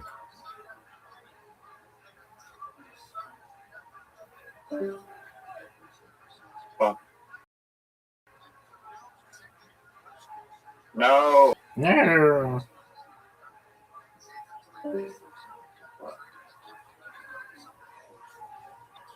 Folks, Tree. if you're Tree watching did this, not help me there. he needs the best shot of his career right here. Get down, get down, get down, get in, get in, get in. Get in. Oh my Folks. Folks. Folks.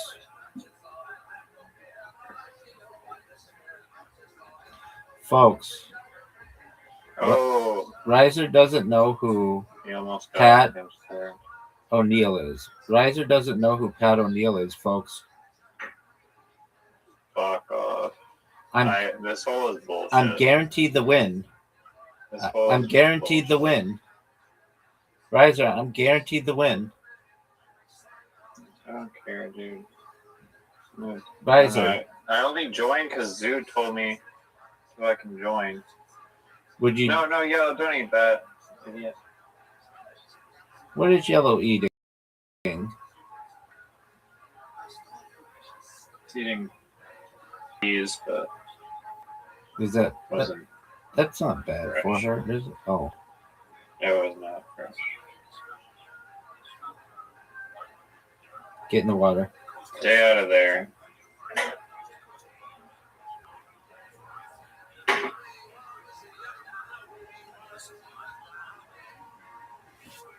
There's this commercial. My ball get over here. Nobody's gonna think this is funny, but there's this show that I listen to every single night and have for like wow, for like, I don't know, 10 straight years or something. Oh, fuck. That was terrible. Not that it matters. Oh, make it. Oh, that's terrible as well.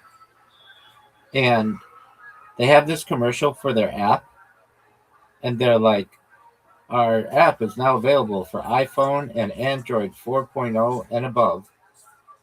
And if you look at when Android 4.0 and above was like launched, it was like 2013. So basically, this app is like they just keep running this thing, and I just think it's funny that like it would be like saying like our software is available on Windows iPhone 5. Our software is available on Windows 97, 98, and it's just outdated. Now here's my question: you've not won straight up 2 games in a row. What are your thoughts? I slept 12 hours and I over. So this is the last one. I don't have enough dopamine in my brain for this. Okay, I understand. I get it. The only reason I came here is because it was like, come to Discord and I fucking leave.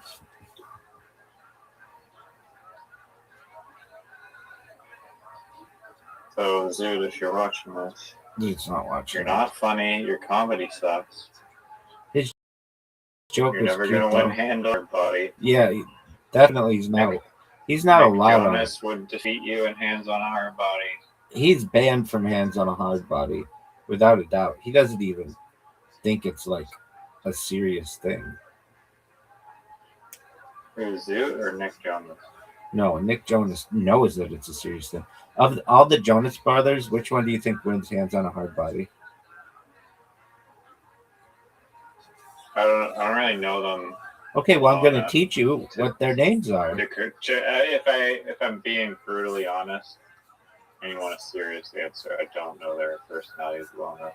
I don't know. The only one I know has a name is Nick. The other ones are like whatever the fuck, Tony and Rupert. Or No, something. there's Joe. He's the oldest. Kevin's the second oldest, and Nick Jonas is the youngest. And yeah, well, Nick, no one cares. Let's be honest. Nick is the most famous. No one cares about Joe. And no, that's not correct. Joe Jonas dated Taylor Swift for like a long time, and Nick Jonas is married to Priyanka Chopra or whatever, that Superwoman. I don't know what Kevin does, so I always feel badly for Kevin. So whenever I do like a Hands on a Hard Body or any kind of joke on here, I always include Kevin because he's the most vague, like the one that people don't know the most. All right, you did that one thing here, but I'm just going to be honest with you. I don't have the balls to do it. Oh, stop. It's not even in that place. But, yeah. Would you take my shot? I can show you my technique. No, I don't want your technique. That's a garbage technique. That's terrible. Do you want to see my technique? Dude, no. Go back to the start and try to do it. What are you even talking about, dog? How am I even supposed to do that? In what world am I able to do that? You hit it back to the tee shot and then practice. That's 3 different fucking shots. It's garbage. Get out of here. Yeah, we don't practice enough, and real golfers know that you need to practice. Dog, that was a great shot, and that's what you should have done the we should first just time. go work on the tee shots like the drive here. Get really good. I have seen nobody thought that was a good idea. No, you never brought that up once to me, I swear to God. I did. I said we should go through an entire round and just try to see where all the secret holes are, which is similar. Yeah, that's not even remotely what What are your thoughts on this shot? The secret holes change each time. I know. That technique is patented and even infringed upon my rights. You can't patent a technique generally. In You can't patent a technique. In mini golf. Fuck. I'm so bad at this whole. I don't think I've ever done it all the way through correctly. That's a risky shot, dude.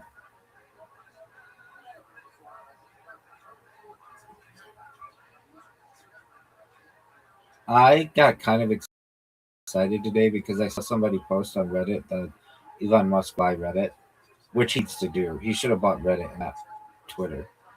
But then I think it was just a joke. But it made me sad. I don't think Elon cares about Reddit enough.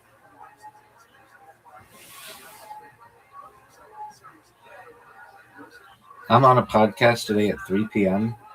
and that seems like a long time to stay up. What time did you wake up at? Oh, good question. Like 10. And I was still at 10 a.m. No, 10 p.m. I was still tired. We were playing till like 1 o'clock in the afternoon or something. Maybe I think it was, or I was up until 1 o'clock in the afternoon. But I think we were playing till like 1 o'clock in the afternoon. No, maybe not that long, but like I remember just being like, dude. Yeah, it was like 12 or something. Dude. And then this is like a sleepover that never ends. And I love sleepovers. So I'm cool with it. But you're just like sleep? Yeah, you just gotta sleep, I guess. This isn't like an important thing, but I take a lot of pride that in every sleepover I ever attended, which was a lot of them as a kid, I always was the last person to fall asleep. I was like never. My friends would be like, they would be like, we were thinking about something. I'd be like, what's that? And they're like, well, we're thinking like maybe we could stay up all night. And it'd be like, all right, let's do it. And then about 2 a.m. would come and my friends would be asleep and I'd be like, dogs, come on, wake up. I'd be like trying to keep them up and they're like, no, we're going to bed. And then I would be up at like 6 a.m. or something and they weren't awake. And their parents would be getting up and I'd be like still awake. And they're like, you haven't gone to bed yet? What did you do? Okay. All right. So there are a few things. These are a few stories. I'll tell them and then you do whatever you want to do. I'll make them short. So I had this one friend who was from New York, huge New York fan of like their New York teams. And I was staying at his house for a sleepover. And he's like, do you want to stay up all night? And we're like, to my other, like, I think he had 2 of us over. And we're like, yeah, let's do it. And my one friend was like, if you have cable on really late at night, they will have these 1-900 commercials. And they'll have like these 1-900 commercials. A 900 number was like a number that they charged you for the amount of minutes that you listen to it. And it would be like, hot girls are in your area wanting to talk with you. 1-900-696-696 to speak with really hot, beautiful girls who want to talk to you now. Call immediately. And then at the end, it'd be like $3.99 per minute. 18 adult or something like that. So we would be like, in the past, one of our friends had gotten caught calling one of those numbers and gotten huge trouble with his parents because he just racked up like a $40 bill or something, which $40 in like 1994 is like, almost an entire Nissan truck. And so my friends are like, so we can't call the numbers. We know we can't call the numbers because we'll get in trouble. Like we'll all get in trouble from our parents. But what we could do is write down all the telephone numbers on one list and have this master list of 900 numbers. And so my friends and I were like watching the TV, and then they'd be like, "Are you single and lonely and wanna hang out with some of the most pure area?" They and we'd be writing down the number, and like then it would come on again, and we'd write down the number again, and then write down the number again until we got all this list of 900 numbers. And then I think I didn't want I wrote down all the list, and I didn't want it, but I kept the list like really detailed.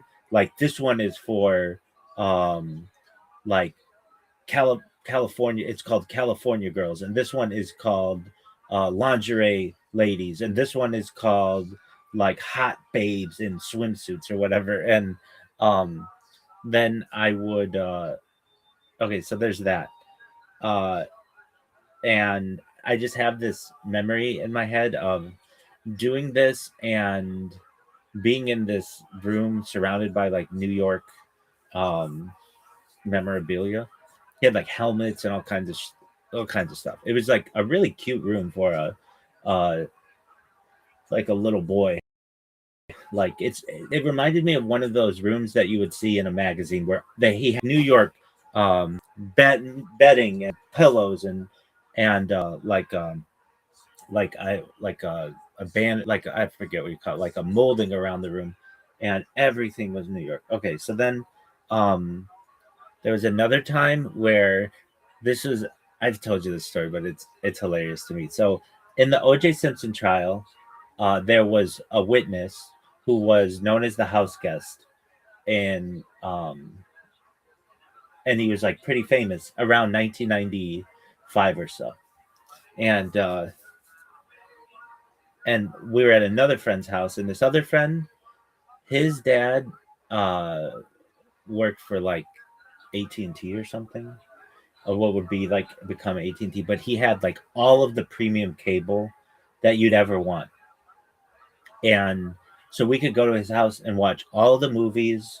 And this is where like we love to go over to his house, because all of our houses, we only had like standard cable that never had like any nudity on it. That was the thing. Standard cable didn't have any nudity, but the enhanced packages would have like Cinemax and Showtime and HBO and stuff. And what up? How are you, X? What the fuck, Riser? Do you guys see what happened to Riser? Do you all see what happened to Riser? Anyway, if anybody wants to hear the rest of my story, I'll tell it. Riser, what the fuck, dog? Riser.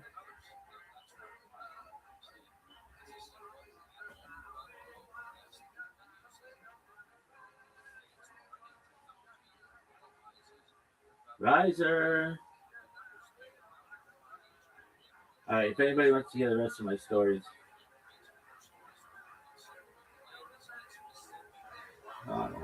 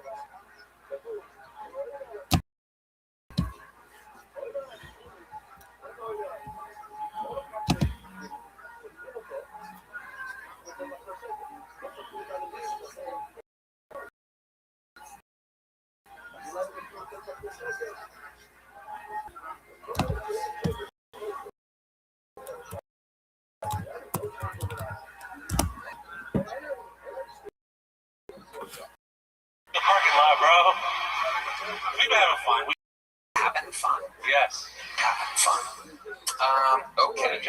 So, Scott, what do you for work? I don't know if I should do that. Oh boy, you're a hell of a Scott. You don't want to tell us what you do, what drugs you do? I got in trouble. I fell. I'm like doing a... So Spectrum. Okay, perfect. You work for a cable company. My legs all beat. I fell through a hole, so it's like a workers' comp injury. Okay. Yeah. So you're not supposed to be like walking around in public? No, no. Shit.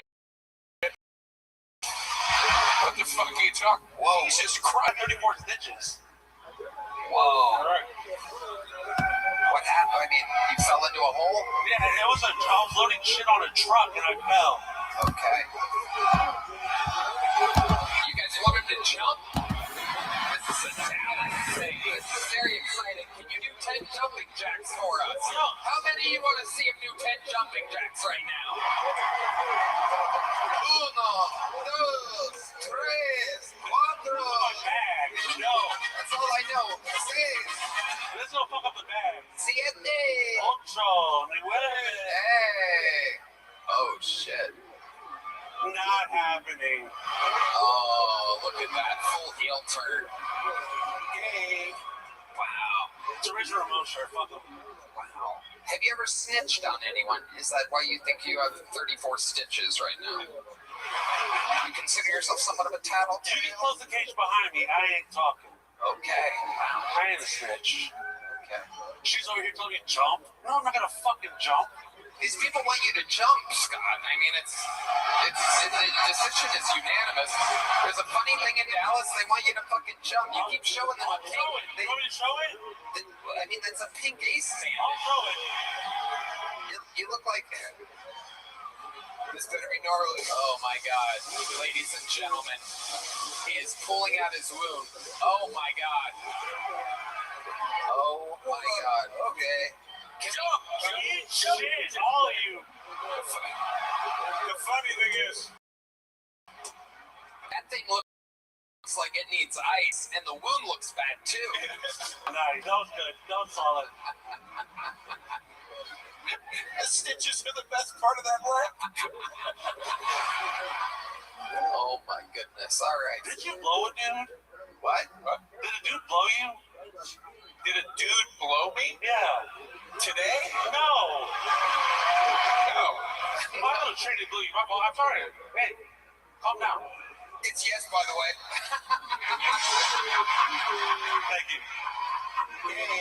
She was a wonderful woman. She identified as a woman, and that's what makes the difference. It's enough for me. Meanwhile, he wouldn't even look at the tits bouncing earlier. Oh, I can't believe this is happening. Oh, we're degrading this woman that had no talent on the show. Has her tits out while talking about her kids. The dude that blew me had realer tits than that chick did. All right. Scott Ramos, you were leaving here with a median. Congratulations. There you go, Scott Ramos coming back in for Dax. Oh my goodness. This is security infringement. This is it. We're all Tony got fucking Charlied in Dallas. All right. Here's the great Heidi and Val getting us all liquored up. We're having a good old time. We have another special treat. Oh, everybody stop what you're doing. I was in the middle of telling stories, and then Riser felt the need to go jerk himself off. Well, after hearing about 1-900 numbers. Yeah, no, my phone died. Sounds like a you issue, big dog. Are you charging it now, or are you doing an impression of Zoot? I'll wait. It's charging. All right, that's a tight story. All right, so anyway, the second story. My friend had all of the premium channels, and and he also had like the premium box. Everything was best. And I would spend a lot of time with this family. They were really cool, and his dad was like a coach, and they had like what's considered a yacht, but it's just like a sailboat, but it's big. I think if a boat's longer than like 30 feet, it's considered a yacht, something like that. And they had a really, really nice sailboat that I spent a lot of time on. Anyway, they had this really big sleepover with like all the cool boys. And we this was when digital cable was like just starting to be a thing where you would be able to, maybe it wasn't yet digital, but you'd be able to, there was this thing called like TV Guide channel where they would show what was going to be showing on the television on all the channels in the future. It was something like that.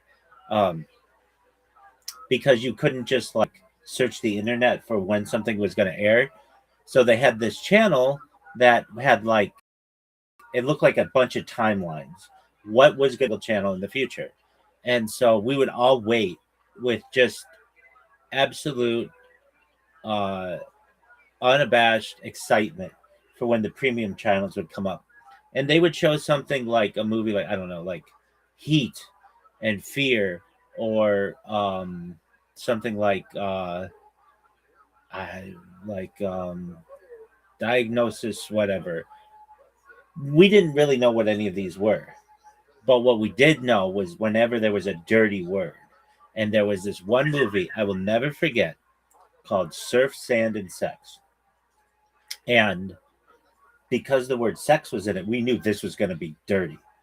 And it was going to come on at like 2:30 in the morning. And so we're all like super excited. Like, dude, can't wait till it comes on. I can't wait. And as this movie comes on, everybody starts getting tired because it's, late and we're just little kids or whatever. We're like, dude, I'm like wide awake for this fucking thing. And my friends are like, okay, it comes on, and it's this story of like 5 super hot chicks, and they just talk about their experiences with men, and it cuts to like softcore porn. So you see like breasts and stuff, and we're like, our jaws are on the fucking floor. Like this is it doesn't get any better than this. And on occasion, our friends' parents would like come and check on us, and we'd have to change the channel really quickly or whatever. And so we were on like alert, like if anybody's coming. And I remember in this movie, one of the male actors in it comes on the screen, and I'm like, dude, that's Kato Kaelin. And my friends are like, what are you talking about? I'm like, he's in the OJ case. He's an actor who was OJ Simpson's guest house, in his guest house. And they're like, what are you talking about? I'm like, dude, that is Kato Kaelin. Look at it. And they're like, dude, this guy's about to rail this chick. Like, who cares about the guy? But I was like, no, you don't understand. He's like a famous person. He's on like TV, and now here he is in like a softcore porn. And they're like, okay, cool. So like we watch this movie or whatever, and our friends get tired. There's like something else on, and it would be called something like I don't know, like Hot Heat or something, but that went over our head. Hot Heat just meant it was going to be on Temperature or the Weather Channel or something. But the fact that this movie had the word sex in it was like a game changer.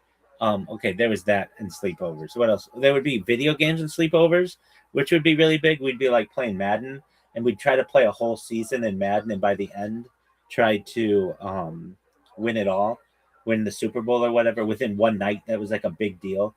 And because there are like 16 games in an NFL season or something like that, and then another like 3 or 4 to get to the Super Bowl or whatever, or something like that. NBA season, whatever it was, we tried to play the whole season in one go. And my friends would always get too tired. I just always remember being like, guys, come on, we got to stay up. This is really important. This other sleepover, I remember, we were staying in my friend's, I want to say it was for his birthday or something, and or his brother's birthday, but my friend got to invite me over as his friend. And so these were older kids, like 1 year older than 1 year older boys. So they were talking more about girls and stuff than we were. And I remember there was this thing about pranking people when they're asleep. And there's the old put shaving cream on somebody's hand and then tickle their nose and they'll get shaving cream all over their face when they scratch their face. Or putting Is someone. there a truth like the dunk someone's hand in warm water and then it distance it? Yeah, so that's what we were going for. That's what we had heard. And we tried it on one of our friends. There's truth to it. I think to some extent it may unlock something subconsciously about relief of oneself, but I don't know for sure. It's a tough thing to test. But we tried that with one of our friends and one of the older guys there, and I think he awoke when he realized his hands in water. But we tried that. What else? Okay, there was another one where we stayed. Oh yeah, I had this friend stay over at my house, and I had gotten this video game called I think it was called Vegas Slots or something like that. Vegas Stakes, that's what it was.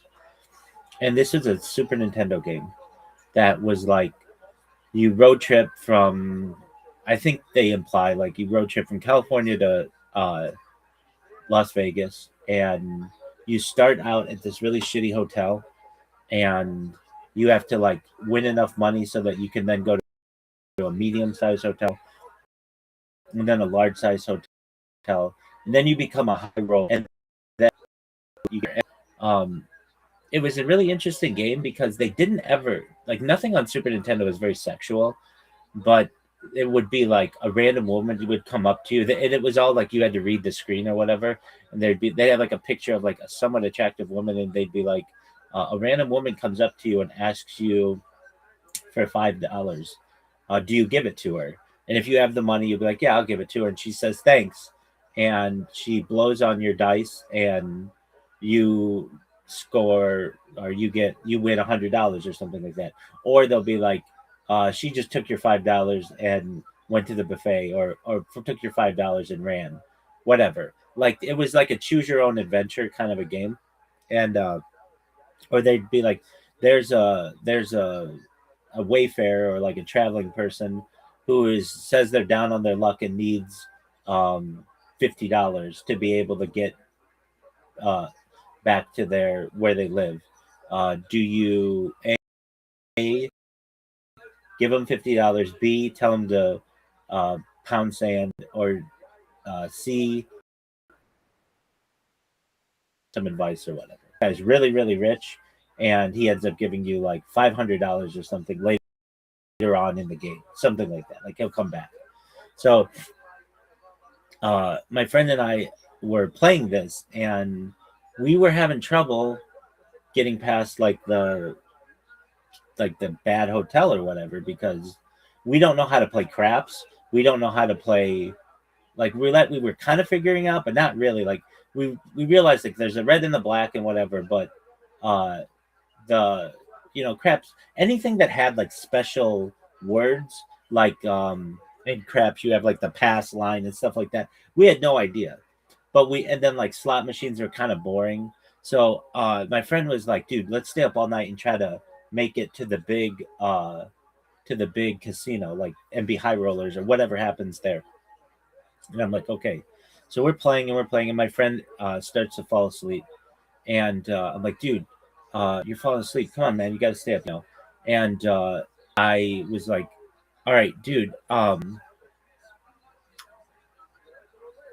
got an idea. And he's like, okay, go ahead and do it. I'm like, okay. So what I did, which was like my first, it was when I felt kind of just like a cheat code. It wasn't necessarily cheat code, though I'd heard about cheat codes.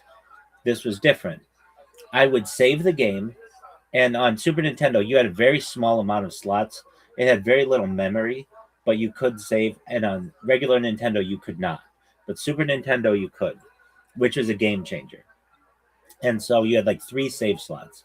So I saved the game, and then I would go to the roulette table and bet everything on black or everything on red or whatever. And then if I won, I would take that money and save the game and then double it and double it and double it and double it. Kept doing that. And if I lost, I would just go back to the save game and then get whatever I needed and just keep doing it until I won. So I made it from the bad hotel to the medium hotel, the nice hotel, and then like there's like cut screen where we're gonna go into the super nice hotel. And I'm like, dude, wake up. We're going to see someplace like Caesar's Palace or something. And he's like, oh, I'm trying to sleep, man. Come on, just keep doing it. You're doing a good job or whatever. I'm like, wake up, man. This is really big. So then we're at the big hotel or whatever, and like everything's really expensive or whatever. And I used the same logic. I'll just keep betting it all, and then if I do well, great, I save the game. If I don't do well, I go back and just restart or basically get the old save state. And I did this by like the time the sun was coming up, I had beaten the game. And it was like, I think it was the first game that I ever beat on my own. That was maybe not. Maybe Super Mario World was the first game that I beat on my own. But this was like a game that I just was like, I just dominated this bad boy because of this theory. One of those two was one of the first games that I had beaten on my own. And so my friend who had slept like all night, he awakes in the morning. He's like, what happened? I'll show you. I go back to save state. I show him what happened when you win. There's like, you like drive back to California in a Corvette or something like that. And, you've got like a girl on your arm or whatever and like a cut screen or whatever. And he just thought that was pretty cool. And then he's like, oh man, can I borrow that game? And I was like, sure, like, or something like that, like so that he could do it because I told him how to do it. Or maybe he came back, something like that. But I think eventually we showed him how to do it. Okay, and then there was another time where I used to like to make forts. Forts were really important as a little kid growing up, and I would make super forts. And the reason why my forts were better than anybody else's forts is I would bring electronics into the fort. So most kids' forts would just be like you take couch cushions and the couch and put a blanket over it, and then you're playing Army Men or whatever. But I was different. I would be like, I would want to put a TV in the fort with a Nintendo, or usually like a Nintendo 64, or not Nintendo 64. I was too old at that time for that. A Nintendo, Super Nintendo, or Sega Genesis or something. And so we'd be in the fort also playing video games. And that was the ultimate. Like if you were able to do that, that was the ultimate. And then one time my friend had stayed over and we had cable or something like that. Or no, we didn't. Maybe I tried to get cable in the fort or something. Like back then you can still do it, but it's different. You could just turn a TV on and it would have like 5 channels or like 3 channels or 4 channels or something. And you didn't need to plug it into anything. And this one friend, I told him this one night, I was like, dude, there's this show on TV that's absolutely like the most bonkers show I've ever seen. And he's like, what's it called? And I'm like, it's called The Jerry Springer Show. And he's like, what's it about? And I'm like, it's like one of those shows like Oprah, but a circus. It's like they'll have people on there who just get into fist fights. And he's like, they just fight on TV? And I'm like, yeah. And it's on really late at night on like random channel. And I didn't remember what it was or whatever. And so we were just playing or whatever. We built a fort or whatever. And I remember just out of the just like out of amazing fortune, we're flipping through the channels and all of a sudden the Jerry Springer Show comes on. And he had never seen it. And I'm like, dude, they're going to throw chairs at each other.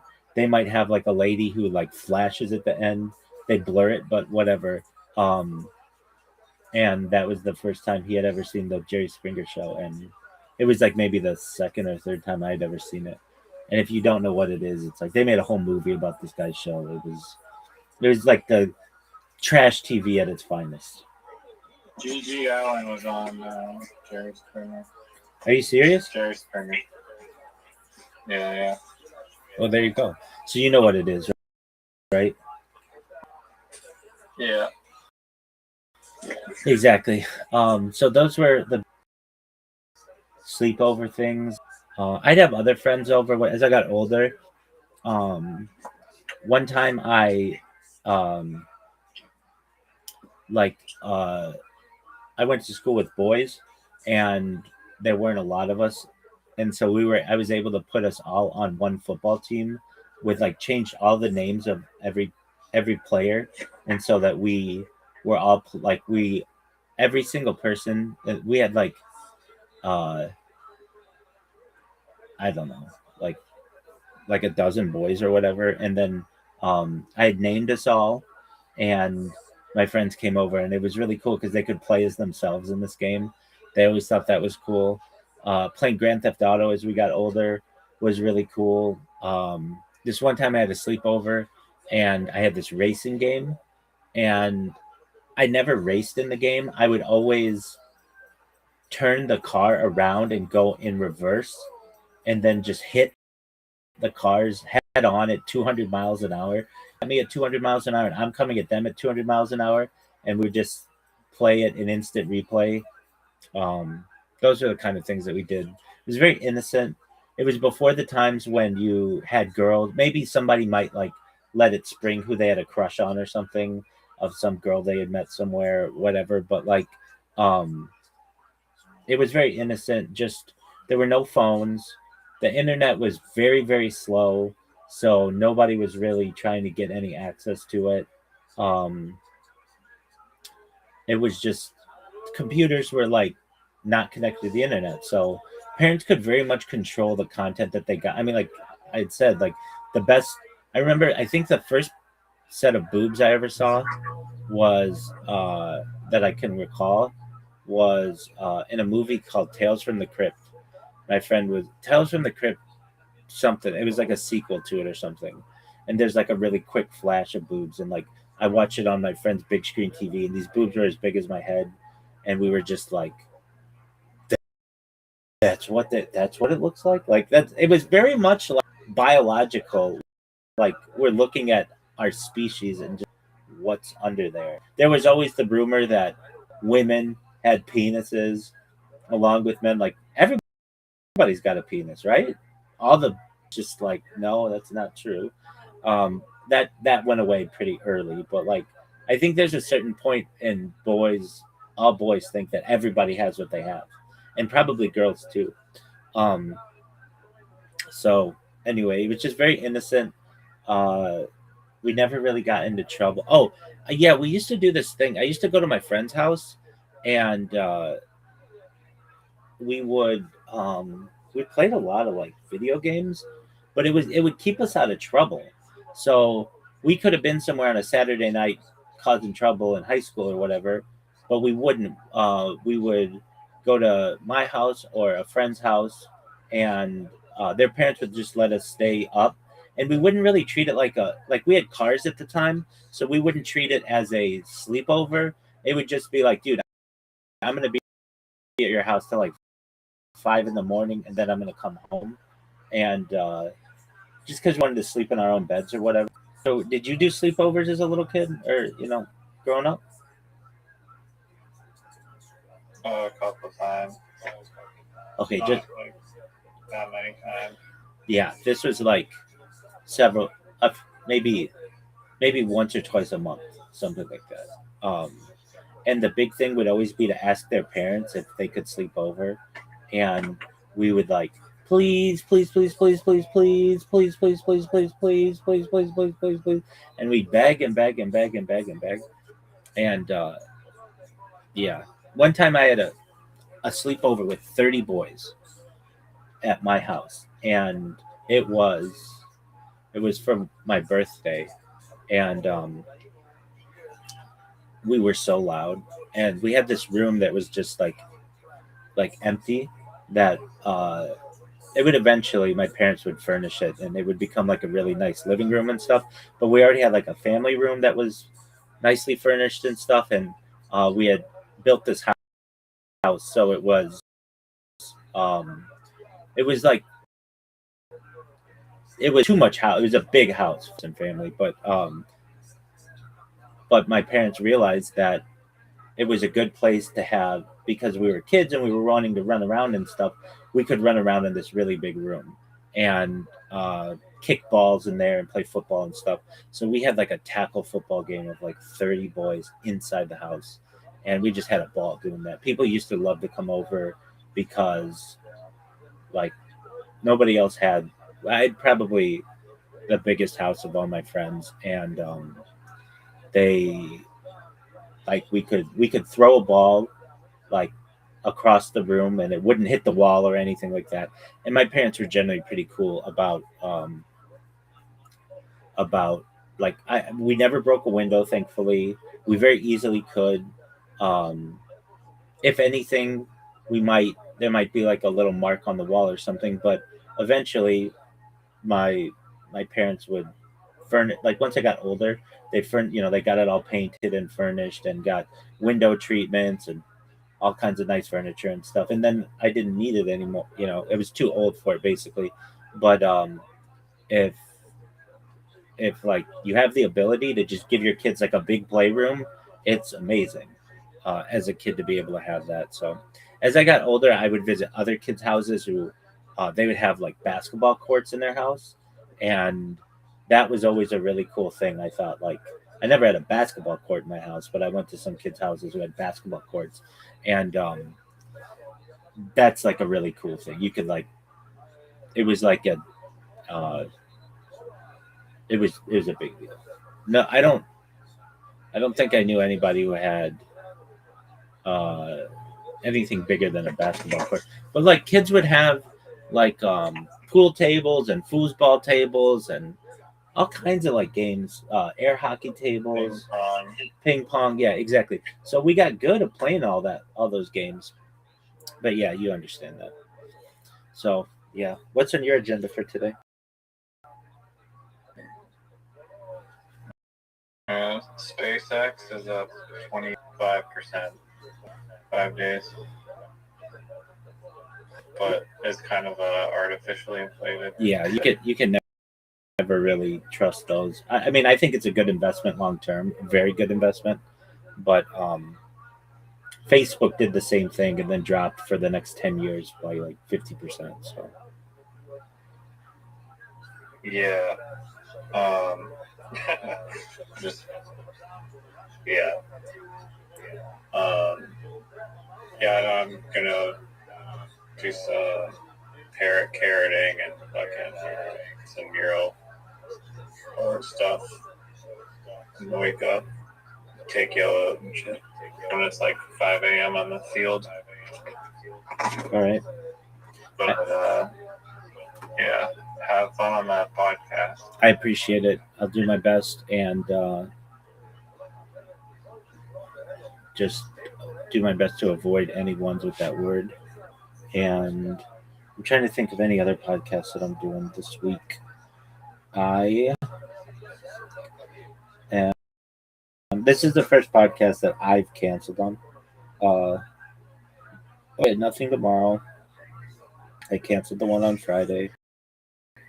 How many UFO podcasts are you going to? Well, so that was my thought. I'm going to transition to tech podcasts and AI, and then there's crypto podcasts that I can do too. So I'm just, whatever the topic is, I'm just kind of just going through them all, and then I'll find other podcasts that are available. So in answer to your question, how many?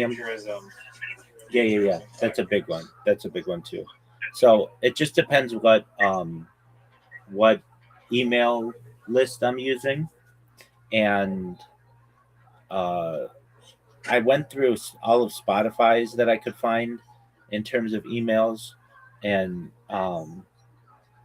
the tech and technology, I'm doing those right now, and I haven't done the crypto ones. And then there's the idea too that once I've done it, I can branch to other things, religion, philosophy, that kind of stuff. So I think I have maybe, this is a rough estimate, but maybe like uh, maybe 1,000 emails that I have, and every day I send out. See, I created another account to be able to do that. I was telling you, I created a Rabbi Rothschild interviews Gmail account, and that got banned. Not because I sent out spam, but when you create a new email address, Google does this thing where sometimes they ask you to verify your telephone number, and that's not a big deal for me. But then they'll ask you to maybe 2 or 3 days later verify the same exact number, and that's a difficult thing because you don't have access to the numbers that you had in the past. So if they do ask for that kind of stuff, I kind of have to abandon the email address. But that's okay. You were aware that I basically had the issue where Google banned all my YouTube accounts, and that I was sad, or like I was streaming at one time like 25 separate YouTube accounts, and they banned 13 of them. But then like 2 weeks later, they gave them back to me. But in the 2 weeks, I realized I need to back all these up, or basically create, and just creating backups of my backups, and then everything's been archived on Rumble as well. And I have these like, Riser, if I ever come up with an invention that I think will really change the world, I think I've already invented it. It's just not, I just don't. It's basically a tablet that multi-streams everywhere and automatically uploads the stuff after a certain amount of time. It's just, so what would that mean? It's basically a box that records all the information that's going around it without having to touch it. That doesn't currently exist. And I think that'll be a huge advancement in human data collection, because you basically put in your Twitch account, you put in your Rumble account, you put in your YouTube account, you put in your Nemo TV account, you put in your YouTube account, all the different accounts, and then you don't have to touch it anymore. Just every 12 hours it uploads for you.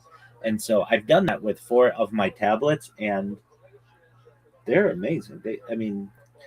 The quality of the video is absolute dog shit, but it's good enough to record sound, and eventually people will be able to enhance the video and stuff. So, you're always into inventions and stuff, so I need a name for it. What are we going to name it? I own 51% of it. You can have 49. I could give a shit about that, but actually I own 100%. It's like, I just think it should be called the Uploader or something like that. But I'm sure we'll be able to come up with a better idea. But don't you think that's a good idea for an invention? Just something that, so I don't have to go and automatically click the thing to upload or whatever. It just automatically does all that for you. I thought you had bots that will automatically upload TikTok. I do. What I'm saying is, it would be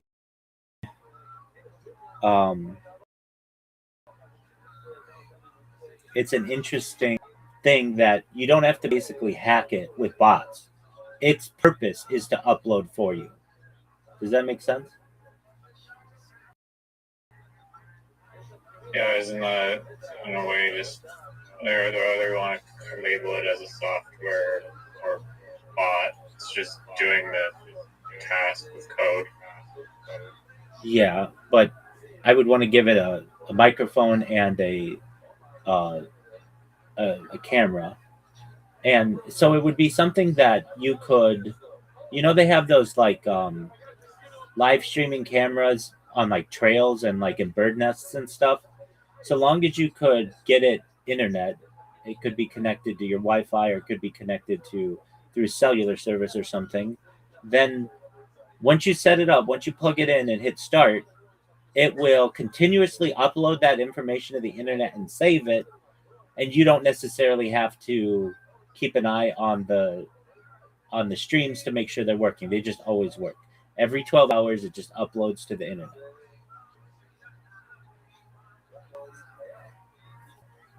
Is that possible with software currently? To use AI to code that? or do you have to have it integrated in You definitely could do it with just software, but it's like you can't have a laptop sitting in a bird's nest. You know what I mean? It would be like a little box that basically maybe has a 360 camera on it. You could have that box in your house or have that box outside or whatever. And the issue with YouTube right now is that they that if you have really, really long streams, anything longer than 12 hours, it does not save that information. So what would be good about this box is it basically saves the information and uploads it. And it's just like an archiver. Yeah, that's why all your streams are like 11 minutes and like 59 minutes long. 11 hours and 55 minutes long, yeah. Which you've got to think that like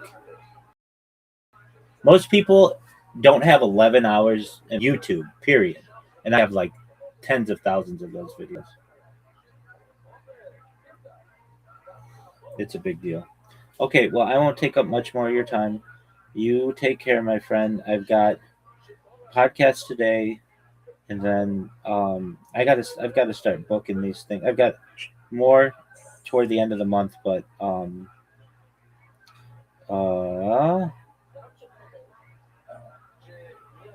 I've got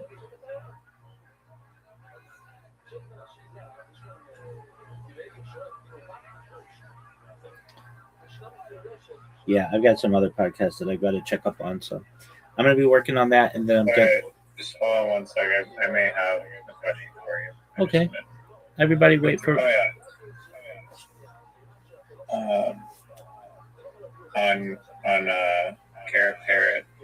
I mean, it's Parrot. It's Parrot Carrot. Sorry, I don't know why. That's okay. Why Carrot Parrot and why Parrot Carrot? Because it is the carrot for the parrot, not the parrot. Okay. The carrot isn't eating the parrot. Exactly. Fair enough.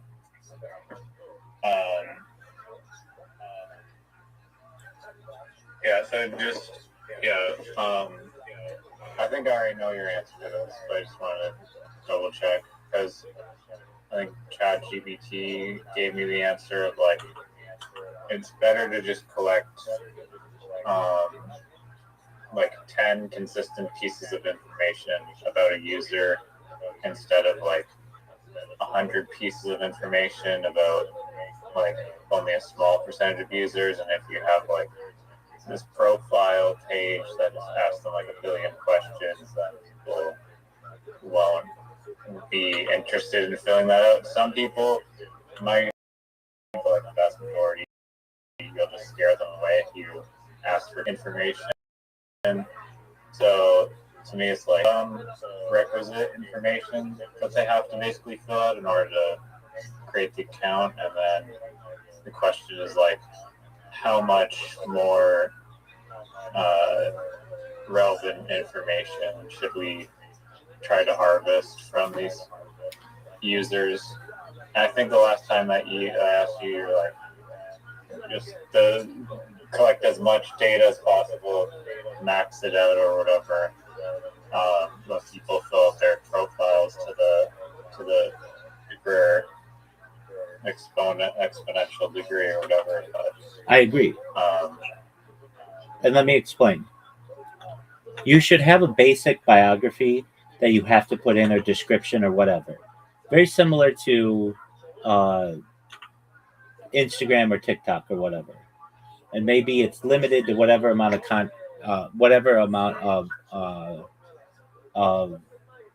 content you want, or links that you want.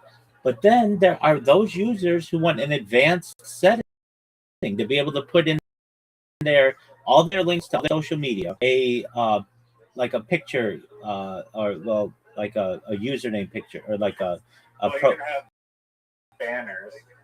Okay, so you have a banner. That's fine. from like Amazon. Yeah, exactly. Fuck those guys. That's 100% right. You're a good listener. 100%. Okay, so what's a good example of this? Okay, so YouTube allows you to have like 10 links when Instagram allows you generally to have like one link. Okay, so I'm going with the YouTube way. It doesn't scare people away on YouTube if people have 10 links there. That's fine. And then you can have like, what I'm saying is you have a beginner section that doesn't scare anybody away. And then for people who want to put all their shit in there and their enhanced profile, you should let them do that. You shouldn't prevent them from this. If somebody out there wants to share their Reddit and their Pinterest and their X account, why do you want to stop them from that? This helps you to network, and that's what your website, a lot of it is about. If somebody wants to put their Facebook in there, you should let them. You shouldn't be like Instagram and just be like, no, we won't let you put, or like X. X is very limiting. You can't have like 5 links in your X profile. It's one link, and that's not what you want. You want someone to be able to put at least 5 links or No, so. I agree with that. The question is more about like the demographic data that you're accumulating on people, or like their marital status and their income.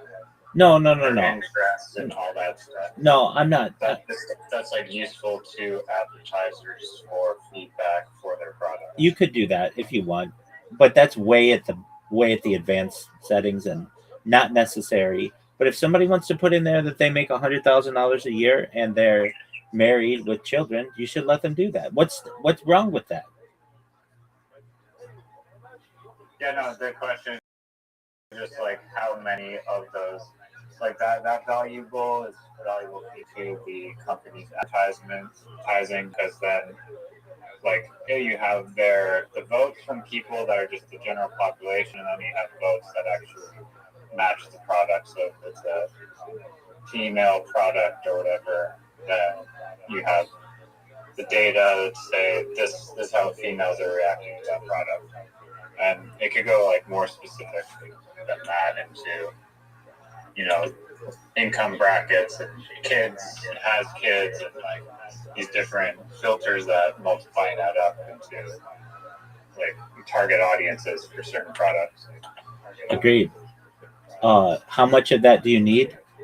As much of it as is reasonable. So if someone wants to put in there their relationship status, they can, or what kind of car they drive, they can. That's fine. You could have a drop down with that kind of information. If they want to put in their hobbies, go for it. If they want to put in there their favorite TV shows, great. Favorite movies, great. Blogger allows for all of that, and nobody says Blogger's creepy.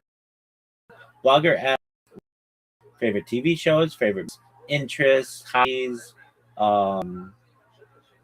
what else? Music. Ask about. I mean, a big one. It's kind of like what device they use as well. You're gonna have all that. You're gonna have that information. Okay. That's gonna be logged in with the devices that they use. So that's not. You can say what kind of device do you prefer, and you could also have a thing in there. I like to use a desktop computer. I like to use a laptop computer.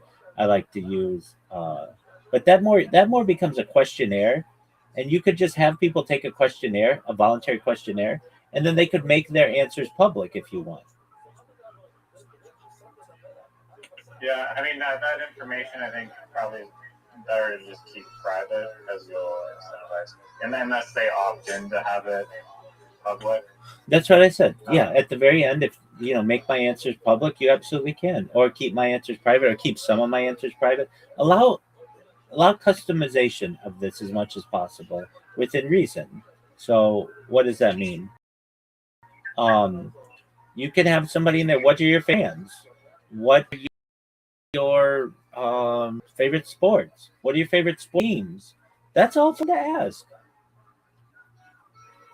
Yeah. No, there's just like a million questions I could ask someone to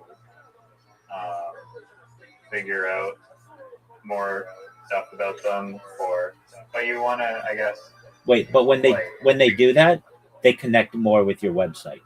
Then they know that this website knows a lot about me, but I like it because it allowed me to say that I'm a Los Angeles Lakers fan or that I like the New York Yankees. I get to put that in there and advertise that about myself. That's cool.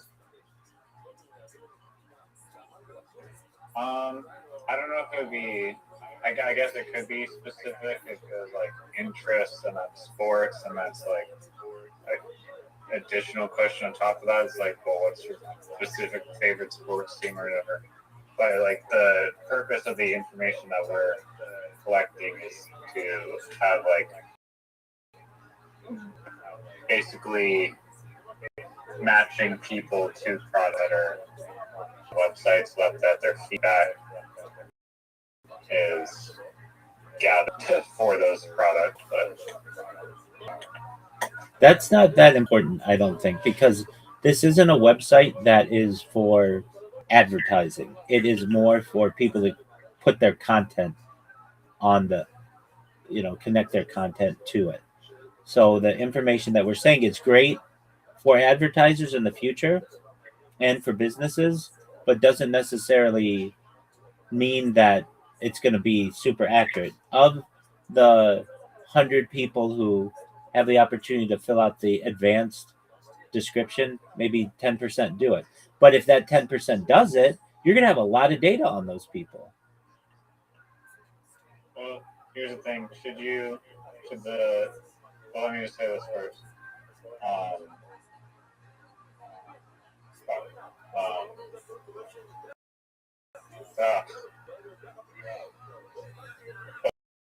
The first thing I was going to say is like, should markets reward people that fill that information? And then second thing I was going to say keeps disappearing out of my head is companies like the companies that are advertising on the website. They post contests and they want people to submit their advertisement on that contest. But the greater goal of this platform is to filter out the best ads for that product, right? And so when you have just general population people that are giving their input, that's great. But not all products appeal to all people and are meant for more people. So the most valuable data that you can give back to those companies that are advertising on the website is data that is relevant to their audience. So you need to accumulate data on the target audience so that when the submissions come in, maybe one of the submissions has way more likes or whatever, and is more popular and people like more, but the data shows that it actually is receiving, like the one with less likes is receiving a lot more positive feedback from their target audience. So that way they know, okay, this one is a better like advertisement to select. I advise that you look up the advertiser ID on devices because you're going to have all that information anyway if you're recording any kind of device information, and the advertiser ID is creating a profile on anybody anyway. So but is that you can tap into that though? I think there are ways. Like by using an external source that's like a data broker for that information. Probably. Folks, that's like almost going behind people's backs. I mean, I know it is 100% legal, but wouldn't it be? I mean, I don't know, dude. Aren't those advertiser ideas just like they're tracking your purchases and they're not tracking like your interests necessarily? Or, yes, they are. Every website that you go to, they're tracking it. Yeah, but I mean, I look up a bunch of stupid shit all the time. That doesn't mean I am like interested in it at all. Like I Google all sorts of stupid Brennan Schaub videos. It shows that you have some interest for whatever reason. It shows that at one point this was of interest to you. And I know you let's say like our devices listening to everything that you and me talk about. Like my little ID or whatever is like, oh, like 25% of the time, Riser is listening to Brendan Schaub content. He fucking loves that shit. But it's like, no. In fact, it's opposite. So it's not necessarily indicative that they just automatically are in love with shit just by being involved with it. I agree with you. It doesn't mean that they like it, but it shows that there's an interest in it. Okay, I mean I'll research more into how the advertisement IDs could maybe be implemented into it, but I feel like just like even like a basic field of like just like age, gender, has kids, doesn't have kids, like super basic preliminary information that could at least classify some people to some degree, like age range or whatever.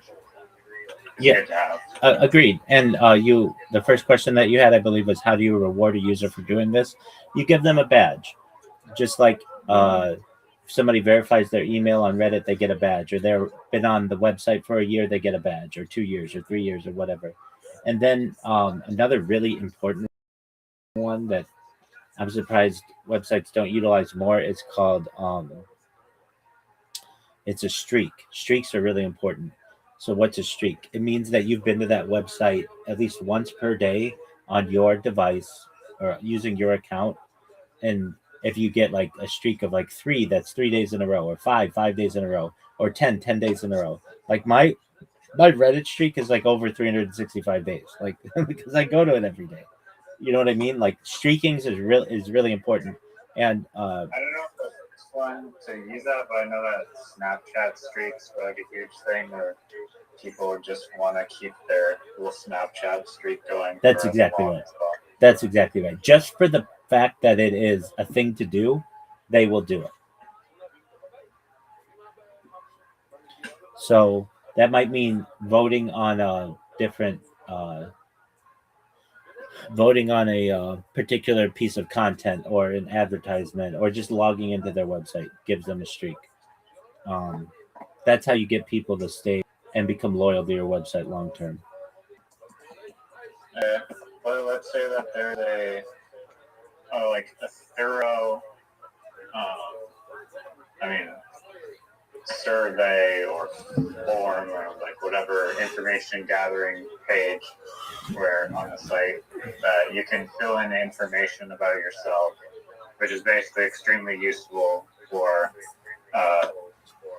being a part of like a demographic and getting targeted ads that are relevant to you so that you can give feedback on ads that are relevant to you.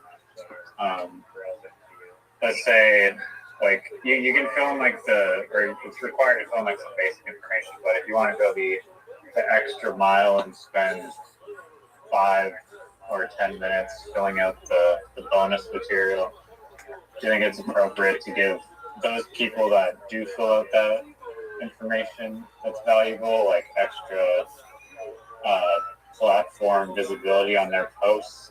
Like, you know how Twitter does X Premium or whatever, and those people will get more algorithm showcasing than regular free accounts. I think you just do it with badges. The enhancement of visibility gets into an algorithm issue. And you can have people like, what am I going to do if I know that's a thing? I'm going to make sure to create 50 different accounts and fill out all of those different answers with all of my garbage, just because I know I'm going to show up more than the other people. But you can't create multiple accounts. Yeah, that's where you're going to have a mate. I guess luckily I have you, which is like the ultimate like litmus test loophole finder. Yeah. And it's like, can Rabbi Rothschild break my website? Is like the ultimate testing Yeah. Can you spam my website? Can you flood my website with bots and bullshit? That'll be the ultimate test. It most certainly will be, and that's to be determined. The best thing, the best thing for that is device fingerprinting. That's the best way to do it. And that works vaguely how it's like you're able to just It knows the make and model of your. It knows. Depends how complicated you want to make it. Yelp has the most advanced device fingerprinting I've ever seen, or profile fingerprinting. It uses like 160 points to be able to identify if somebody is a real user. So everything from IP address to their, like, are they using a VPN? Are they have we had like a problem with this exact device, make, model, software? Another thing that they do on computers, screen dimensions. I was just going to say screen dimensions are a big one. The language that they use, their time zone, that's a default on their phone. I mean, isn't screen dimensions less effective for phones because it's like someone could easily just have the same model of iPhone, and I mean even with like computers too. But I guess like a piece of information that's used like in conjunction with their location or something. But right, exactly. It's like a VPN detector thing that's like you can detect. Isn't that what Reddit does? It's like they detect whether you're using a VPN or not. Like, yeah, so there's a big list of all of the VPN the VPN IP addresses. And so you probably have to pay some money to get that. But then, like, these are the major VPNs that are being used. However, if you get a residential VPN system, you're going to have a tough time discovering that. Like, I can only do so much for you to be able to test this. There are levels of this that if I had the ability, we could do deep dives on. But there are people who are better at this than I am. I'm a good. Should it be like Twitter where you need to solve those captchas to create an account? Okay, so that will help automation, and I highly recommend having that. But you're going to have to pay for those, and that's going to make your that's going to be expensive. And your account when it first starts is going to be small. Pardon me. Your website's going to be small, but eventually, pardon me. Every time, I think it's a service you pay for based on usage, and you get like credits. But yeah, if you don't have one of those, that I guess. hold on. If you don't have one of those systems, then you're gonna have what I have on Kick, which is a bot that whenever I want creates an account and it verifies an email and it spams the place full of my clips 24 hours a day. I've told Eddie Craven in a video interview with one of their other streamers that he saw, because after he saw it, he sent me he accepted my friend request on Kick.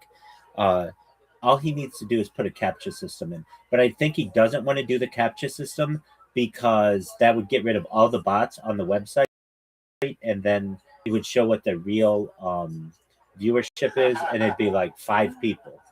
You get what I'm saying? Yeah, that makes sense. Freaking all those botted streams that now have like 4 viewers. Right. Okay. Yeah, well, any other website security? So you're positive that without CAPTCHAs, it's just way too easy to create a bot, even with like device fingerprinting, but that you also have to pay for device fingerprinting, right? All of this is going to be expensive, yeah. So at the beginning, it's going to be quite simple until you can get a couple of the contests off the ground, and you get a few $1,000 here or there coming in for this.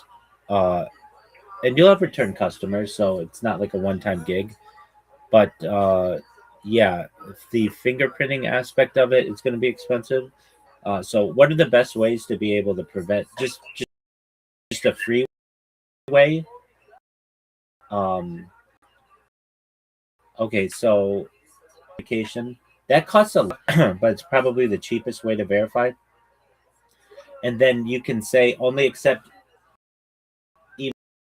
emails from like major providers like Gmail and stuff. But then if somebody uses their work email, then you're going to run into issues with that. So you basically have to open it up to most email providers.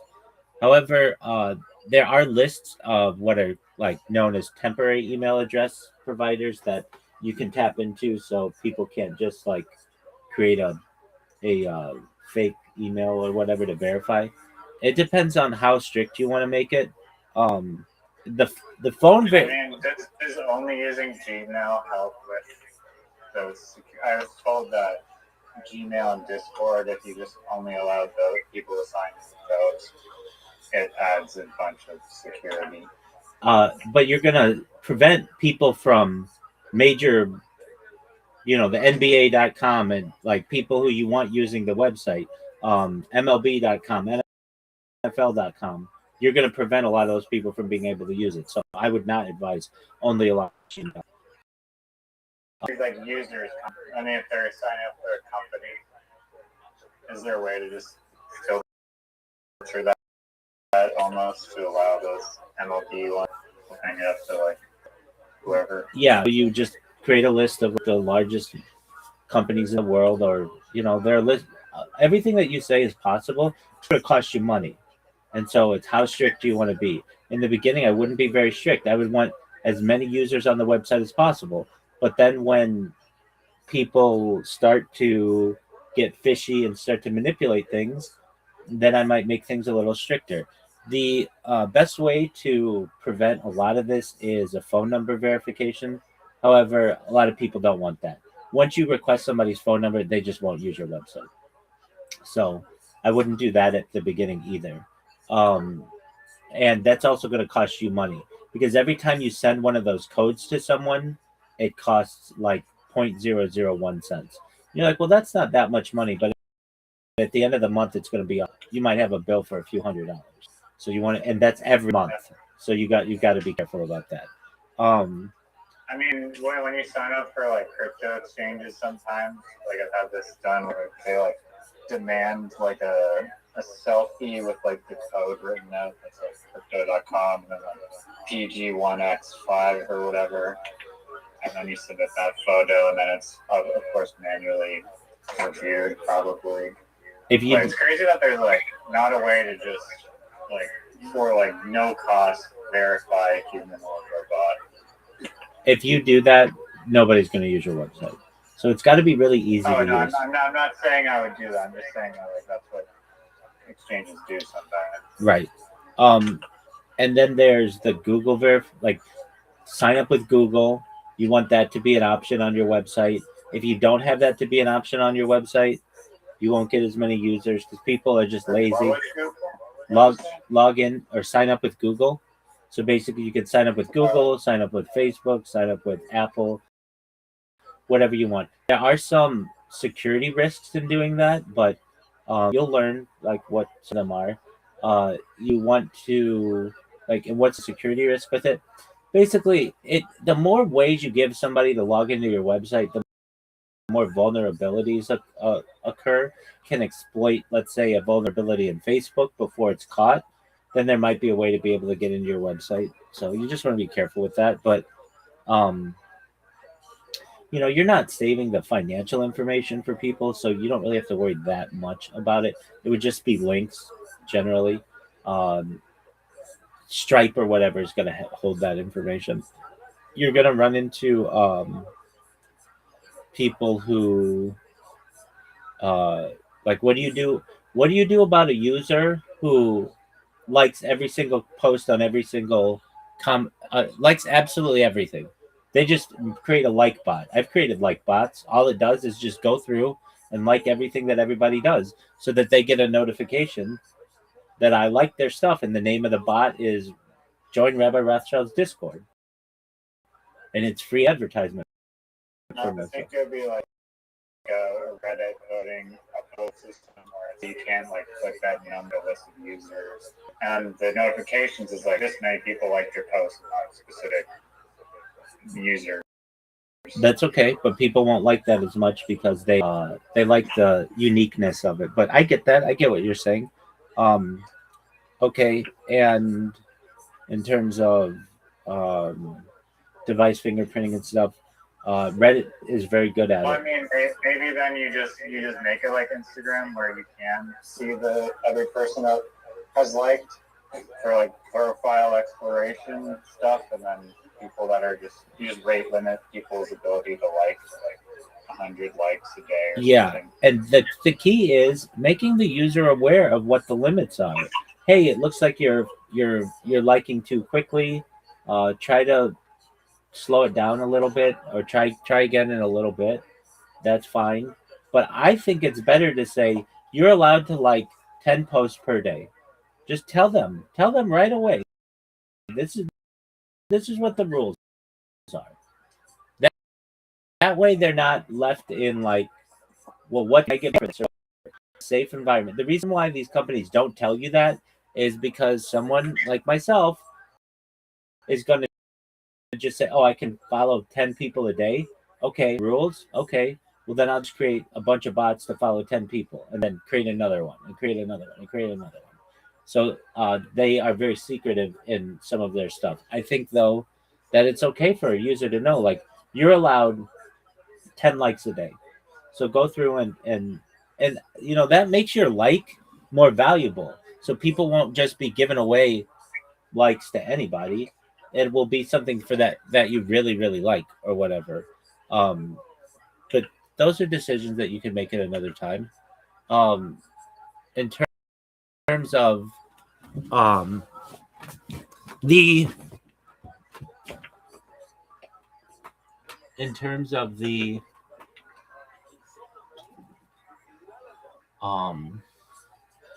user base, as you grow, you're going to need more security and expensive. To be honest with you, Riser, you've got to be realistic with yourself, and I know you are. Unless you get an angel investor, this is probably going to fail. You will meet a wall of costs that are going to erode your nest egg. You have to say most businesses fail, though. 90% of all restaurants fail, and more than 50% of all new businesses fail within their first year. And you've got to be okay with that. And I know you are.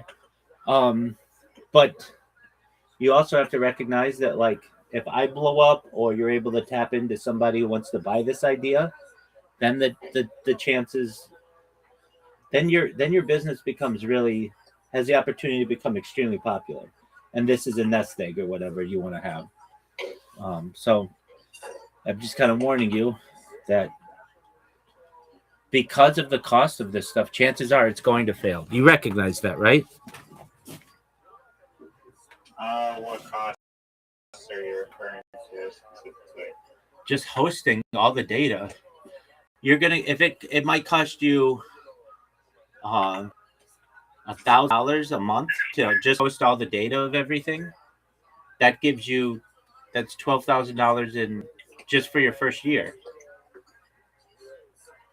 $1,000 a month to host all the data, the links.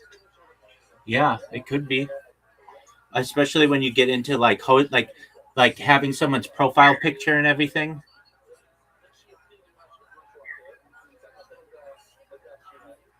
Right. And I mean, $12,000 is insanely high. I mean, the question is like, what are like the actual margins of the business? That's true. That's true. That's what it's all about. But is it a sustainable business from a financial standpoint? Right. And that's something you're going to have to make a decision on. But you're also going to have business coming in. Yeah. You're also they weren't storing profile pictures and banners. That would cut the cost. Yeah, but you don't necessarily want it to be a boring website either. Yeah. I mean, I don't think many businesses go bankrupt because they enable people to host profile pictures. No, but they go bankrupt. It's like death by 1,000 paper cuts. You're going to need Cloudflare probably on your website. Cloudflare is pretty expensive, but Cloudflare, like, you're going to have to, like, right off the bat, make sure it's a secure website. So that's $60. Anywhere between $60 and $200 right off the bat. You're going to want to use Cloudflare so that people won't be able to DDoS you. That's going to be a few $100. What did you say? What was the second one? Cloudflare? Is that? Yeah, no. And then you list the DDoS. That's so people won't be able to DDoS you. Oh, so you just said Cloudflare and that's it? No, I said you want to make sure that you have a secure website. So it's not just HTTP, it's HTTPS, and that's anywhere between like $60 and $200 a year. And you're going to have your hosting from GoDaddy or whatever. That's going to be another $30, $40. You're going to have, depending on like how you're going to store the data. How are you going to store the data?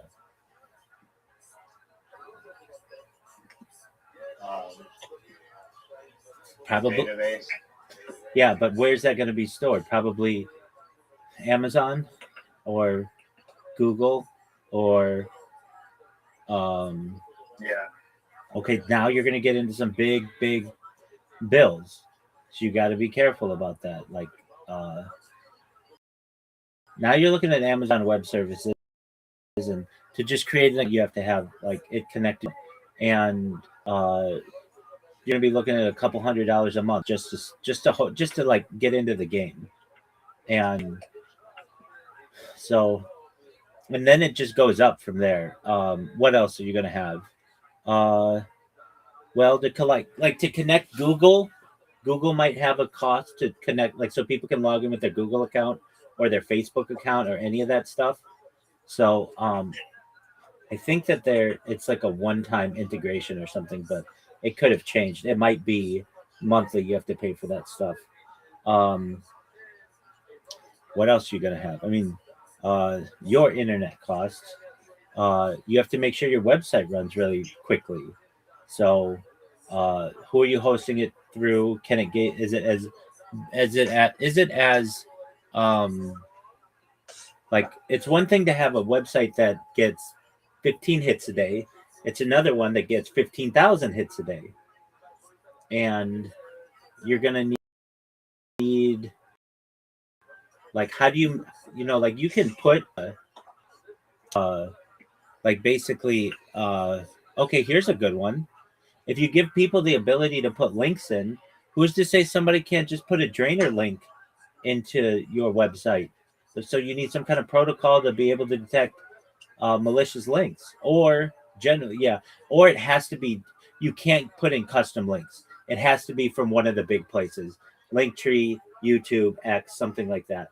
But that's another good point. Like, you can only accept links that are approved through Instagram and stuff. It can't be through some third party because you can't verify that link. Does that make sense? Yeah, I mean, to upload a contest or submission, yeah, it has to be from a major platform. Right. And okay, so then you're going to run into issues with, you need to make sure an accountant looks over your stuff monthly to make sure that you're not going to get audited or whatever. So that's another couple $100 at least a month. You're going to need a lawyer to do your terms and conditions, and then routinely make sure that nothing has changed in the law that might make you vulnerable. Like, you don't want to be the first line of defense for this, because you don't want to be like, well, I'll just talk to this my rabbi friend in a Discord and try to get all the information, because I'm no longer tapped into the changing aspects of internet law or e-commerce law. I mean, at one point I was, but that's not my interest now. And so you're going to need somebody to be paying attention to that. And just a lawyer for an hour of service is anywhere between $400 and $1,000. So, like, that's so like basically your lawyer to go over your terms and conditions, probably just to get your email, that's an hour, and they're allowed to bill this way in the United States. Just if you send them an email, it's an hour of their work, because they're allowed to consider it to be like open up the email, start computer, all that. So let's say it's a short email, 15 minutes. Okay, that's $100. Let's just say that lawyers $400 an hour. Okay, so now they're going to have to read through your terms and conditions, and if anything changes in them, they have to send them back to you and tell you to redraft them, or they'll redraft them for you. But that's going to cost money. Like that's how they make money. So I would say that your first attorney bill is going to be about $2,000. And if I'm wrong on that, I hope I am, but just keep in mind, just to get your terms and conditions, especially with something like this, an accountant, you're in a different country than probably most of the users of this. And how is that going to affect, like, do you have to pay taxes in the US on your website? I don't know. It's a good question. I don't know. Do you get what I'm saying? I mean, I would imagine if it's a Canadian company and this business paying Stripe, I mean, I don't know. I'm not putting all over the world are paying you. Like, I think if you're incorporated, you'll pay the country you're incorporated. I have no idea. That's just my guess. But it's not a good idea to incorporate in Canada. It's a good idea to incorporate either in the United States state of Delaware or in some like the Curacao or the Canary Islands or something. It's not a good idea to incorporate in Canada. If you look at Apple, Google, Tesla, they're all incorporated in Wilmington, Delaware. There's a huge loophole in the state of Delaware that makes it the most business favorable state in the United States. What if they change that law? They're not changing it. That's how Delaware became a thing. That's why it's the first state, and that it hasn't been absorbed by some other state, because it's basically this little tax shelter and has been for hundreds of years, at least 200 years. So you're going to have to... And the advantage of going to Delaware versus BC or South. It's like they don't have corporate income tax or something like that. They don't have state corporate income tax, something like that. But that means you're going to need a U.S. bank account for that. Oh, for sure. But I also need to be a citizen to open up a bank account. No, you don't have to be a citizen. But it may mean that you're going to have to take a trip to Seattle.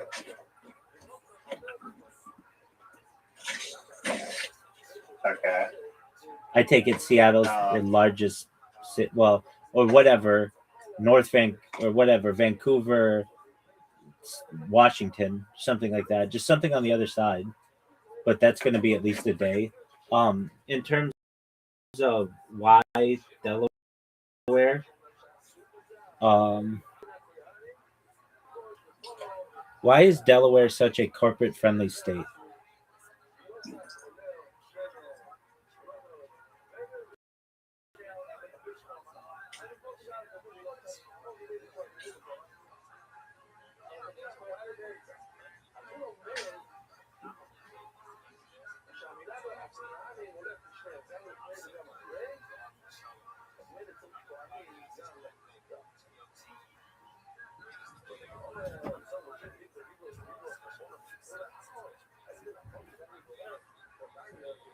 Delaware is considered the most corporate-friendly state, primarily due to its specialized Court of Chancery and Delaware General Corporation Law, which together provide unparalleled legal predictability and flexibility.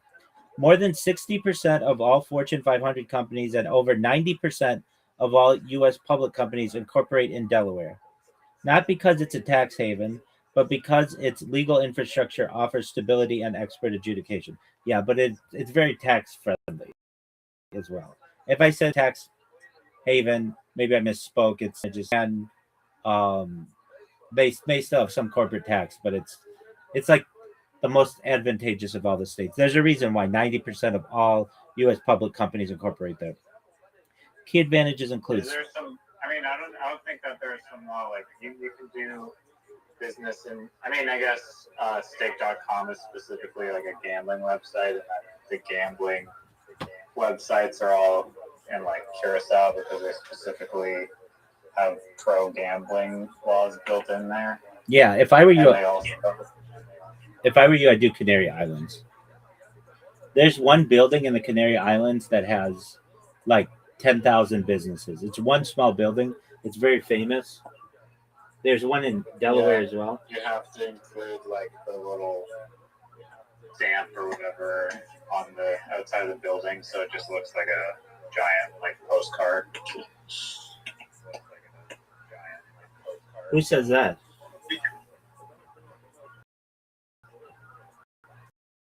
I mean, I'm kind of, you have to like include the address or something. And, like, Who says that? so the outside. I watched a YouTube video once that was saying that. In Canary Islands? It may have been some other. Or not Canary Islands. It may have been like Bermuda. Yeah, not Canary Islands. It starts with a C. Why am I blanking on this? It's the name of a kind of crocodile. Cayman Islands. Thank you. Yeah, Cayman Islands. Okay, that's fine. I mean, they all could differ. The building that I'm thinking of is just like a white building, but has a bunch of businesses there. I would incorporate there. You can do all of that virtually. What I'm saying to you though is that you're why there? Because you're outside of any kind of U.S. law. Oh yeah. So if there was an error in like the privacy policy or something, then Quebec can't go and sue us. But if I'm incorporated in Canada, then they'll like we can sue you now. What about something called jurisdiction? Do they have jurisdiction over you? Someone in Quebec is going to have jurisdiction over you, perhaps. But if you're incorporated in Canary Islands, then you're just not Canary Islands, Cayman Islands, then you can just tell them to pound sand. I mean, as so long as the Cayman Islands internet privacy laws are not also strict and they care. Yeah. Typically, they don't. Exactly. But that's going to take some money. That's going to be at least a few $1,000s to get that set up. Even if you just did it in Wilmington, Delaware, or wherever. There's another place in Wilmington, Delaware that's just like this. It just has a random name of an address. And it's like, well, okay, what if I don't want to do that and I just want to do Canada? Okay, then you're going to be open to all kinds of tax issues in Canada. And there are some American companies that might say, we only deal with American companies. That's another thing, too. I would just do probably Delaware because American companies trust that. They're not going to trust Canada as much, and they're definitely not going to trust Cayman Islands as much. Right. Yeah, that's a good point. But that doesn't mean you can't build it like a shell. I mean, you incorporate in Wilmington, Delaware, and have a shell corporation that owns that corporation that's incorporated in Cayman Islands, so that on paper, somebody says, where are you incorporated? And you say Wilmington, Delaware. And they say, okay, that's fine. But they don't know the company that owns that company is in the Cayman Islands. Right. But that's another. True. Yeah, I mean, I'm going to find loophole I can find for you. Whether that's legal or not or enforceable, those are all questions for courts and such. But that's something that you could do to perhaps protect yourself. Have jurisdiction if you're in court, if you're in Delaware, and then use a shell company. I don't know how that works. I don't either. And that's why you'd want to talk to an attorney about this. And for anybody watching this is not legal advice. We're just having discussions. But this is everything that I'm talking about is going to cost you some money. Even just having a standard savings account at a bank in the United States is going to cost you $5 a month. Oh, it's not like a tremendous amount. No, it's not. But just keep in mind, like that's like everything is going to have a cost to it. So that's $60 a year right there, just to have a savings account.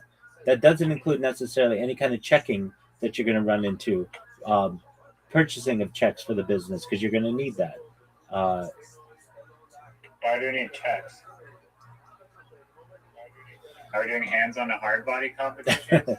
No, and it might not be as necessary anymore because a lot of things are you can e-pay, but or write an e-check. But e-checks, I believe, might cost. They may be free, but the service is a cost or something.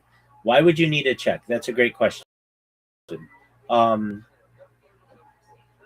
Most of this is going to be done in virtually, but okay, you need to create a voided check in order to set up a bank account or something, or connect with a business. Check you can get online for free, at least my RBC account. Okay, so there might be some ways around it. That's a small thing though. Just right now though, that the incorporating aspect of it is more than a website. What I'm saying is that it's going to cost more than $10,000, and you might be able to get it off the ground alone by yourself, or you might need an angel investor. And if that happens, you're going to have to prove to them, hey, this is an idea that can take off, but we need a little bit of backing. What else would you need?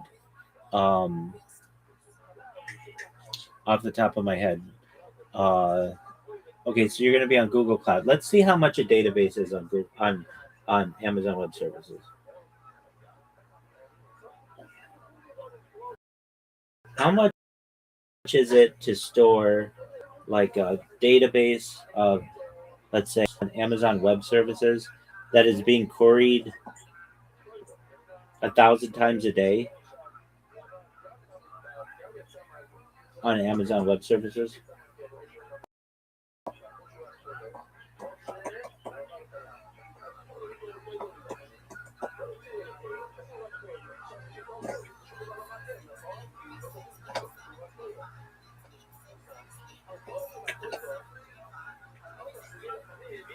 How much is it to store a database on Amazon Web Services that is going to be queried like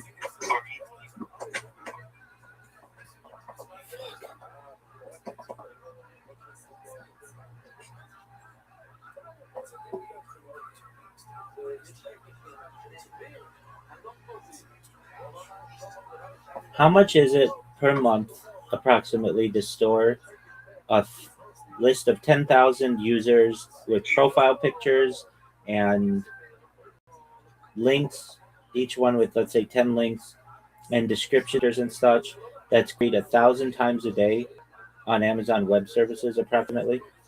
Motherfucker. How much is it for a list of 10,000 users to be stored on Amazon Web Services with profile pictures that are, let's say, 100 by 100 pixels? They're, let's say, a megabyte each, let's say. And maybe each one has 5 links to it and a description in total of 1,000 characters per user, and it's being queried 1,000 times a day.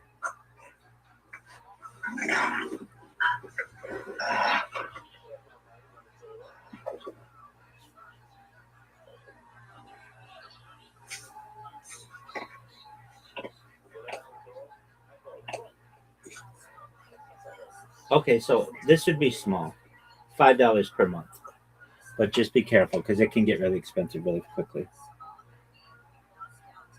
Yeah, I mean, it depends how much data you're storing. I think when a platform scales, do the cost of data storage typically remain the same or go down? They increase. They way increase with each, like, how would I describe it? I don't want to say it's exactly based on how many users you have, but there are different tiers that corporations have, or like these services have. So if you have 10,000 users, you're on level 1, 10,000 to 100,000 level 2, 100,000 to a million level 3, a million to 5 million level 4, and then you're either considered a small customer, a medium customer, a large customer, an enterprise customer. Usually that's how that works. Right. I mean, the good news is it's not a video hosting website. Or, I mean, a native video uploading. We wouldn't be having this conversation if you were storing any video. I just wouldn't have it with you because already I know you're not going to have the money to do it. Yeah. I would have told you. You basically have to be like either not be storing a lot of video, but if you want to store any like large quantities of video, you have a conglomerate giant company. Yeah, agreed.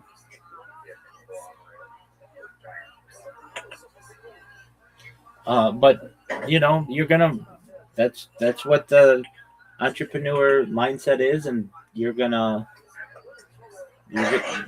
find though that if I had to predict, you're gonna run out of money within the first 5 months or so, and you're just gonna say, I was never able to get enough users or enough people to do a contest, or just the cost became too much, and now I'm at a point where I have to find an angel investor or I've got to hang it up. And it's nothing against you. I would say the same thing to myself if you said I had a $10,000 budget to do this. I would have to. I'd be sending out emails to people. I would be creating user lists. I'd begin podcasts if I needed to. Just startup mindset podcasts, small business podcasts, to be able to get free advertising to my website.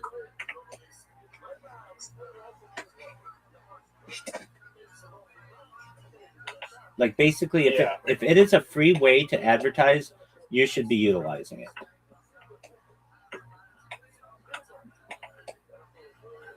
Yeah, no, I agree.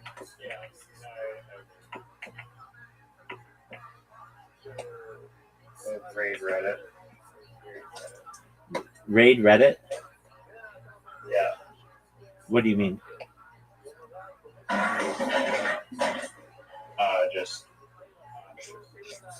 increase do a lot of social media stuff. Exactly. Yeah. Question that I haven't, I don't think you've had a chance to do, and I'm not blaming you. I've been blowing all your free time, but did you have a chance to create here's the biggest question of all of this. Have you contacted the website yet? The people who own Parrot Carrot? No. So that's something you've got to do. And I know that you're like, hey, dude, I just got an approval from the city to do my mural, and I'm going to be focusing on that. And I understand, but like, time is your enemy in this. You want to get this going. So my first thing I would do is send an email to whatever place hosts that website, and a website that you can use to be able to get this information is called whois, WHOIS.com, or something like that. Just type in whois into Google, and then you put in parrotcarrot.com, and they have the contact information of the owner of the website in there, and then you can contact them and send them an email. Yeah, I think I've used it before. I'll do that probably today. You should do it right now. I will do it by today. All right. I mean, why let a day go by? You said you're gonna take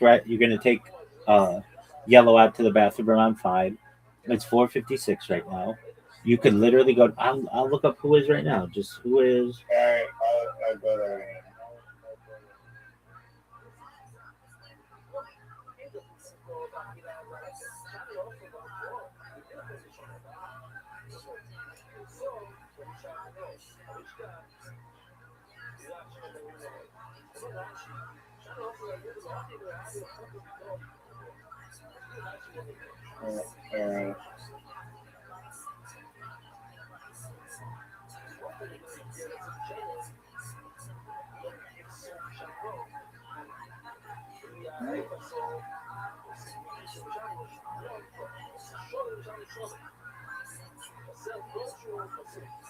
All right, it says it's unavailable and I can't click anything to get information.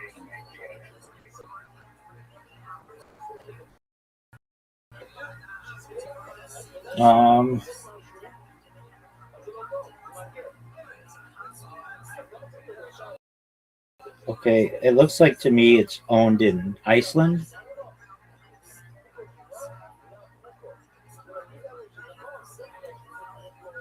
And they're keeping it pretty secret.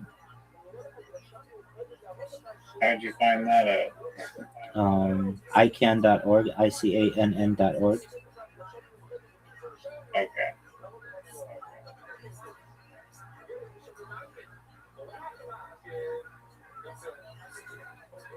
The registrar is Namecheap, so you could contact them. They're a real company. They're just so they have a contact email. I wouldn't go to that email abuse@Namecheap. I would just go to like inquiries or info@Namecheap or whatever. I'd look up their real email and I would see if it's available. That's why they do that.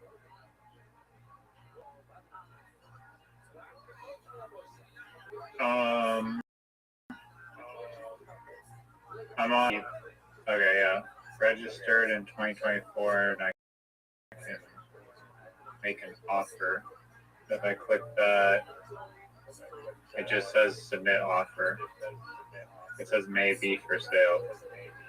Exactly. So, but there's no like email.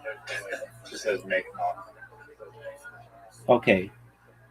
I mean, you've got to learn to just not be satisfied.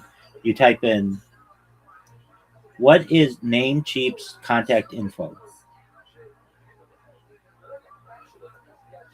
And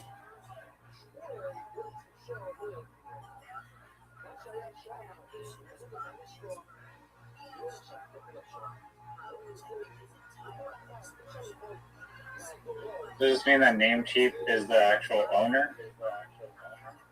So they have live and email ticketing system. They're headquartered in Phoenix, and they operate a U.S.-based company. So support@namecheap.com. That's what you have to do. You cannot, in this, be satisfied by saying, well, I looked it up and there's nothing there. No. Everything is available to you if you want it badly enough. It's about persistence. I hate to say it, but this is what that McDonald's movie's about. He has a whole speech in there about persistence, about grabbing the brass ring, about having chutzpah, about not giving up. And like, that's what you need inside you. You need to be able to say, someone owns this website somewhere. I'm going to make it my goal to find out who it is, to contact them and see what their price is. Everybody on earth has a price. And if you go to them and you say, I don't know, I'd say I want to buy it for $100. They might sell it to you. But the thing is that if they know that you want to buy it for $100, they might just automatically. I would also look up in AI. How does Namecheap bidding work? Is it good to like bid low, or is it insulting or whatever? You know, like whatever you want. But I would ask AI a lot of the questions that I have. But like you were like, it doesn't have a contact information. You can't be satisfied with that. You have to go to. on the web on when I searched it and I wasn't seeing it immediately. Okay. I wasn't gonna just give up.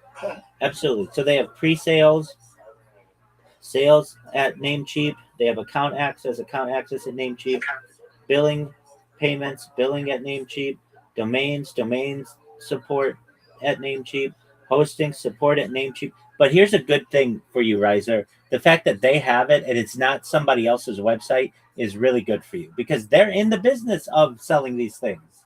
So that's really good news. Yeah, no, that's what I was asking. Is Namecheap the actual owner, or is it some person in Iceland or whatever? Well, that's just the information that I was getting from ICANN, and they might put that in there just to make it seem anonymous. I'm not exactly sure, but they gave some address in Iceland. But to me, I think Namecheap owns it. They recognize a website with value, and so you just contact Namecheap and say. You could even play dumb. I wouldn't say, "Hey, is Parent Carrot available?" Because that's gonna flag them. Like, "Hey, somebody wants this." I would just say to them, "Support at Namecheap. Hey, I was on a website and I saw that it had the ability to be bidded on or whatever. Can you please send me a summary of how this works? I would really appreciate it. And by this time on Friday, you'll have an email back from them within 24, 48 business hours or so. And it will be like, hey, thanks for your inquiry. Yeah, so you just send us a bid. And if we accept it, then we will transfer the website over to you. If we don't accept it, you can place another bid or whatever. They'll give you a breakdown of how it works. Okay. I'll send it right now. It'll take 2 seconds.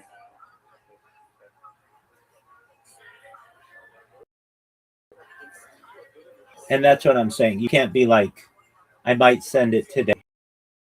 You went from I might send it today to an email right now. That's what you need to do.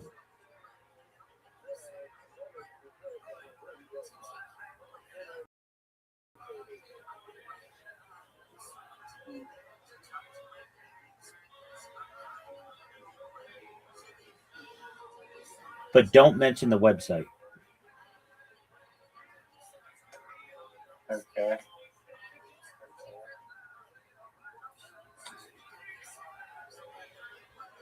The first thing they're going to want to know is what website does this person want? You don't want to give that up until you're ready to make a bid on it.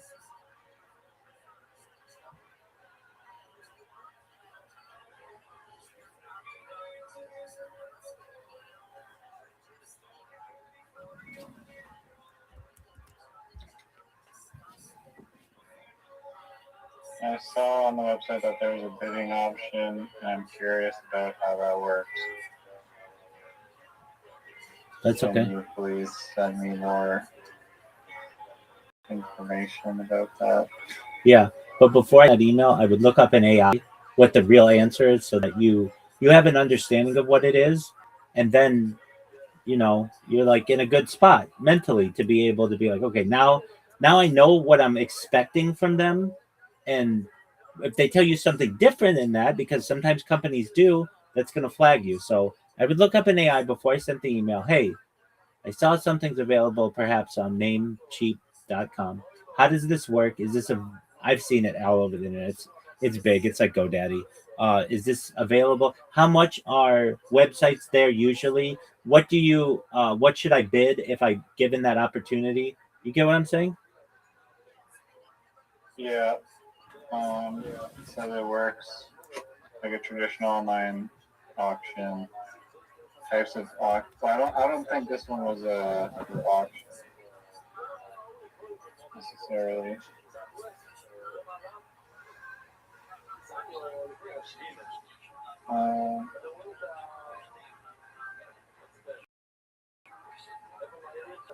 It says.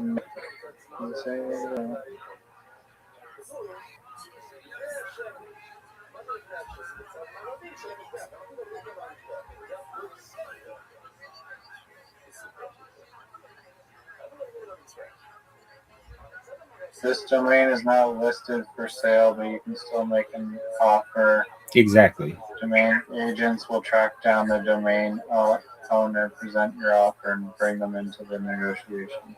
Okay.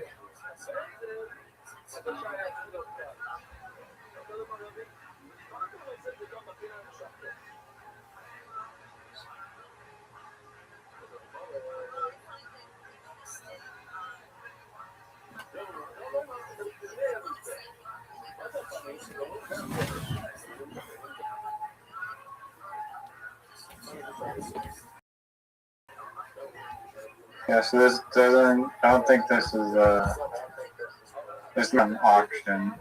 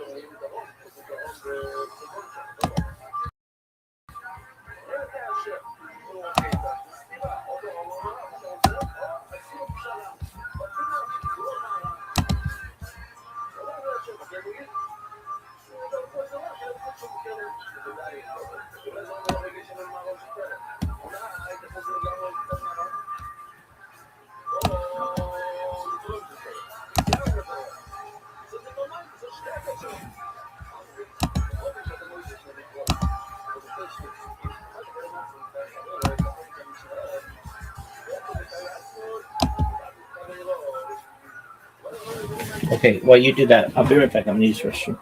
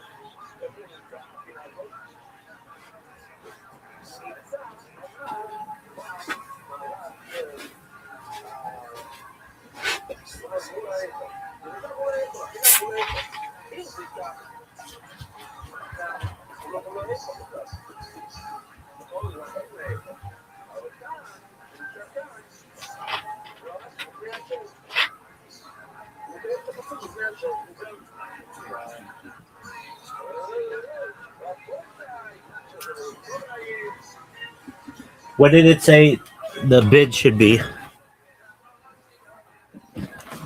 At 100 to 250. Okay. Or entering the conservative baseline offer like 150 or 200. And then, yeah. Okay, I'm in. That they accept.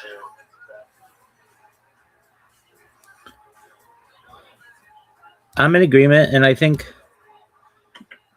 that's a good amount. That's conservative.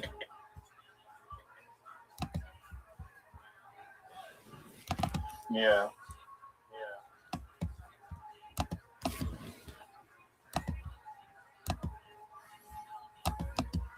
Yeah, hopefully you can get it for under $350. Right. The fact that it's not taken is, well, seemingly not taken, to me is a good sign.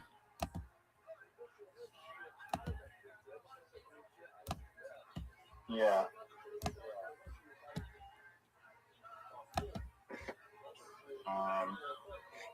Yeah, I'll just shoot in the offer of like $100. No, not yet.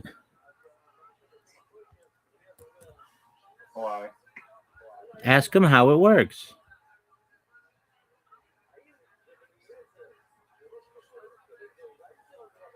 Well, it's like the broker that called domain agent that is doing the negotiate or like presenting the offer to the whoever is the owner of the website. So it's not Namecheap themselves that are, unless domain agents is owned by Namecheap. But what is your strategy with asking how? I mean, it's not. I don't think it's bidding because it's not an auction. It's just. It seems like you can make an offer on it. What are you asking?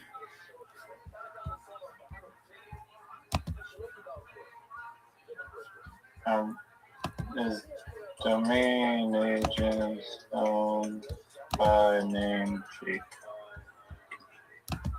No, domain agents is not owned by Namecheap. They're separate entities but official partners.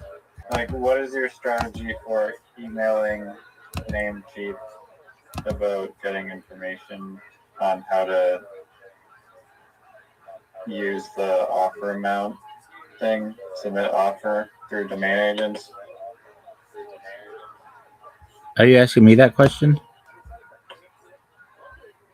Yeah. I mean, I don't know who. It seems like I can share my screen if you want to look at it. No, I don't know who owns it. You just say to them, how does it work? Ask them, kind of play dumb, and they'll say, well, it depends on the website. You can provide them with the website at that point, and they're going to say, okay, we don't own this. Domain agents owns it. We can be the third party, though, and usher the brokering. Or they may say, we do own it. You don't know. So you just basically you're gonna play dumb at first.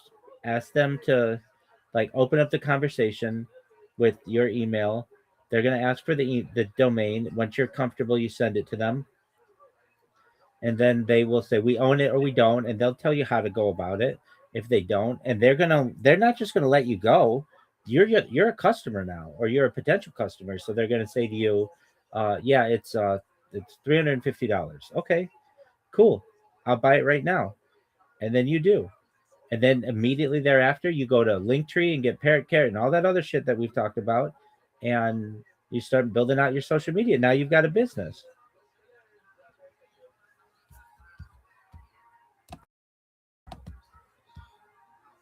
Okay. Makes sense. Now let me ask you this. If they say it's $1,000, what do you do?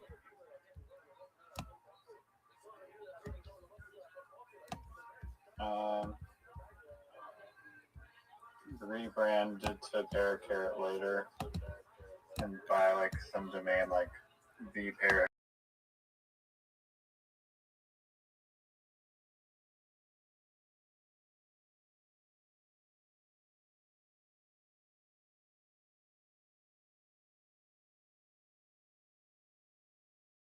Okay. I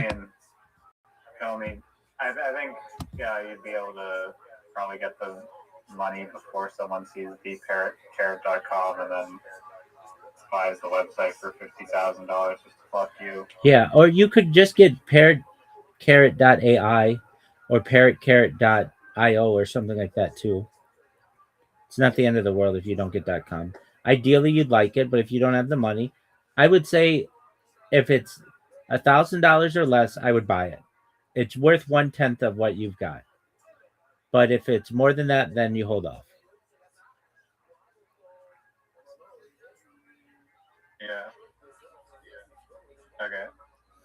All right. Shout out to Yellow. Enjoy yourself. Hope you have a good day. Come back tonight, God willing. Yeah, no, thanks for your help. As always, my man. That's why I'm here.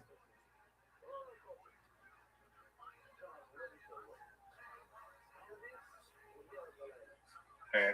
Peace. Peace out, big dog.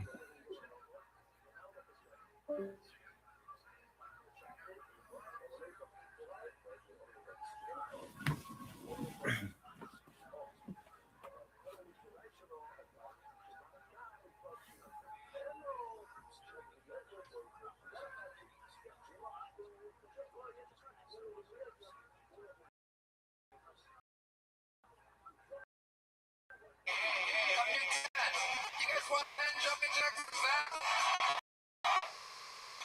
Oh my goodness, sweet thing. Get right up there, yeah.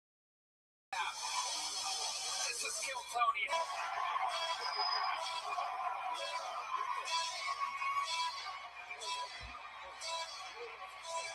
Who loves the United States of America?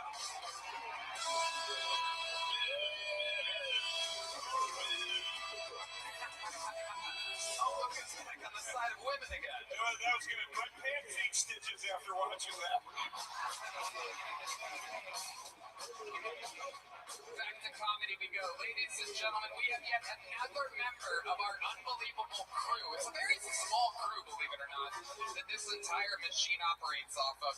But yet another one of them are born and raised in motherfucking Dallas, Texas. You've seen her on this show multiple times. Here with a brand new minute. Make some noise for the great Aya, everybody.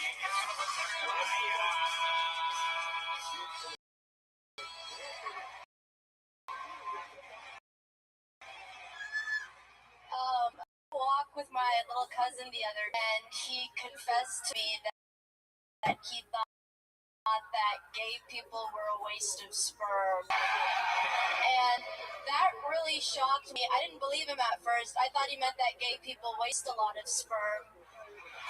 Because they do. Gay people waste so much sperm. It's kind of all that they do with it. And I'm not wasteful. I recycle.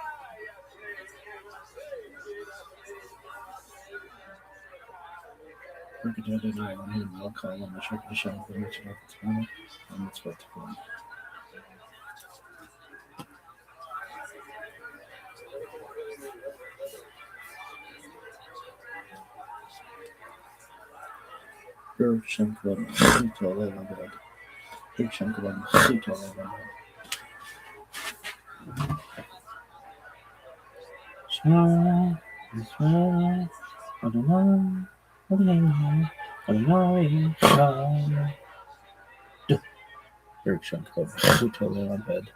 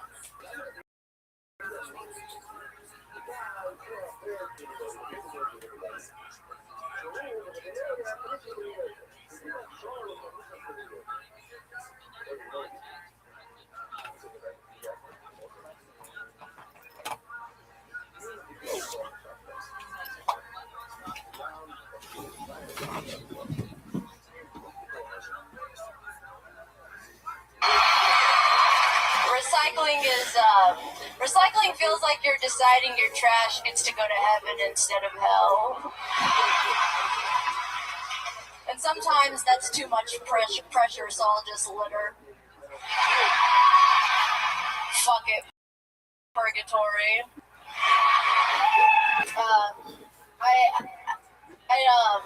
Gay people I think are real. But I'm skeptical of lesbians. Just because they play with like dildos and stuff. And I feel like if you were really a lesbian, you would have like a pocket pussy.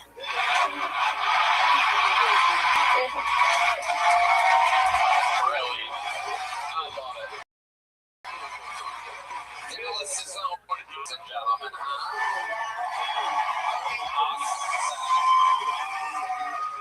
Hey Tony. Hello. Hi Tim. Hi Joe. Hi Red Van. Hey, I did a great job. Thank you Tim. Really good. Thank you Joe. You're really great. You're Arab, aren't you? I'm sorry? You're Arab, right? I am. Me too. Oh, really? What kind? I'm Moroccan. Oh, really? Yeah, 100%. That's awesome. He was Moroccan his dick in a tranny's mouth.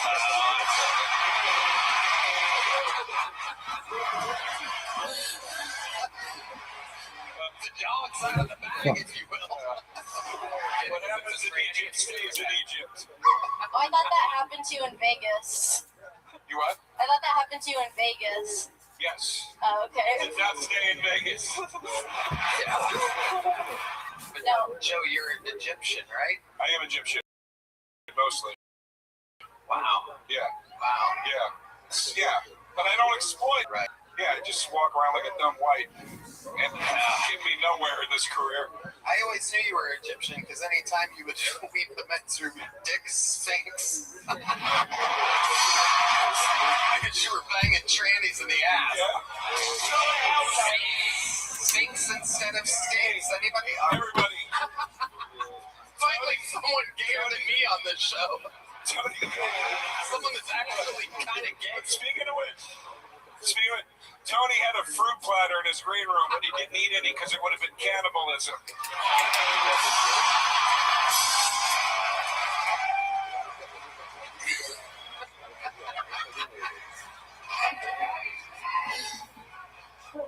Joe had sausage in his green room. It was like, her name was Leslie.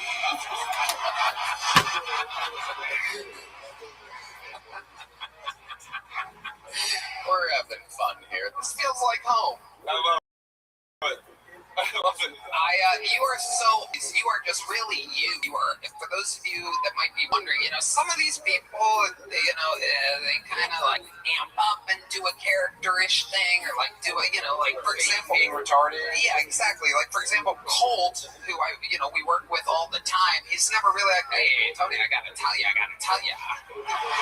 But Aya is always like this. She's always sweet and real and just herself, very nice, polite.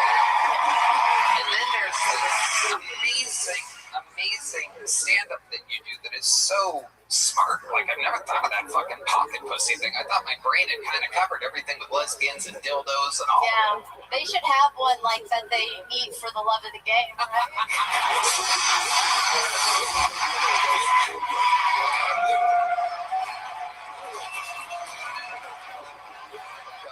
I want to be the very best lesbian. I have a couple in my car if you want one of them. Okay, cool. Great. No, she's not jumping, you fucking animals.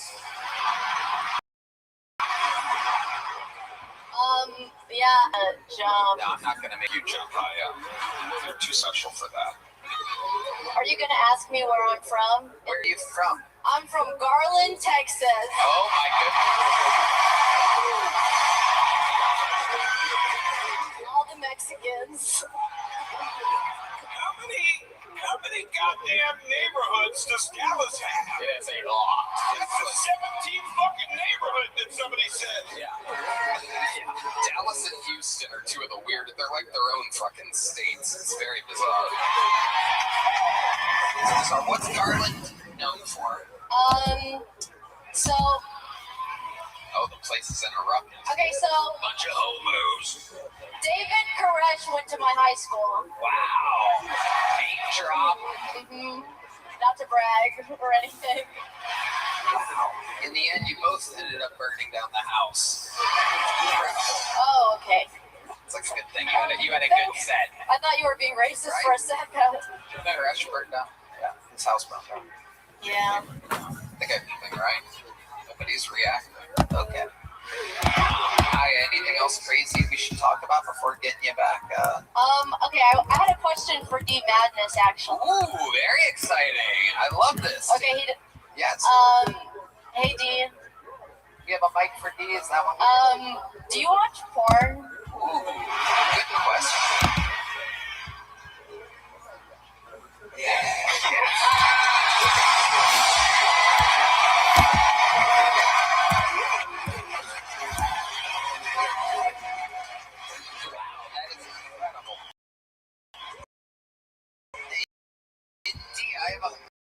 I have a follow-up question, unless you do. You go for it. Now, do you tend to like that? Do you have like a preference?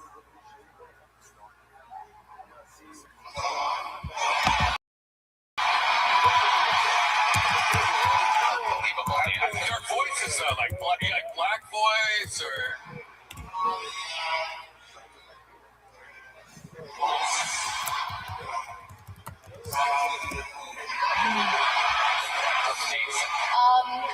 Is there like a volume that you're into? Is there a volume you're into? Volume. Spatial Like, do you want it loud or quiet? Oh, that's safe. I can't believe there's no preference between black or white. Audio-wise, I think black porn's it's got a lot more humor in it. Oh, hell no. You ain't putting it there. That thing can't even fit back there.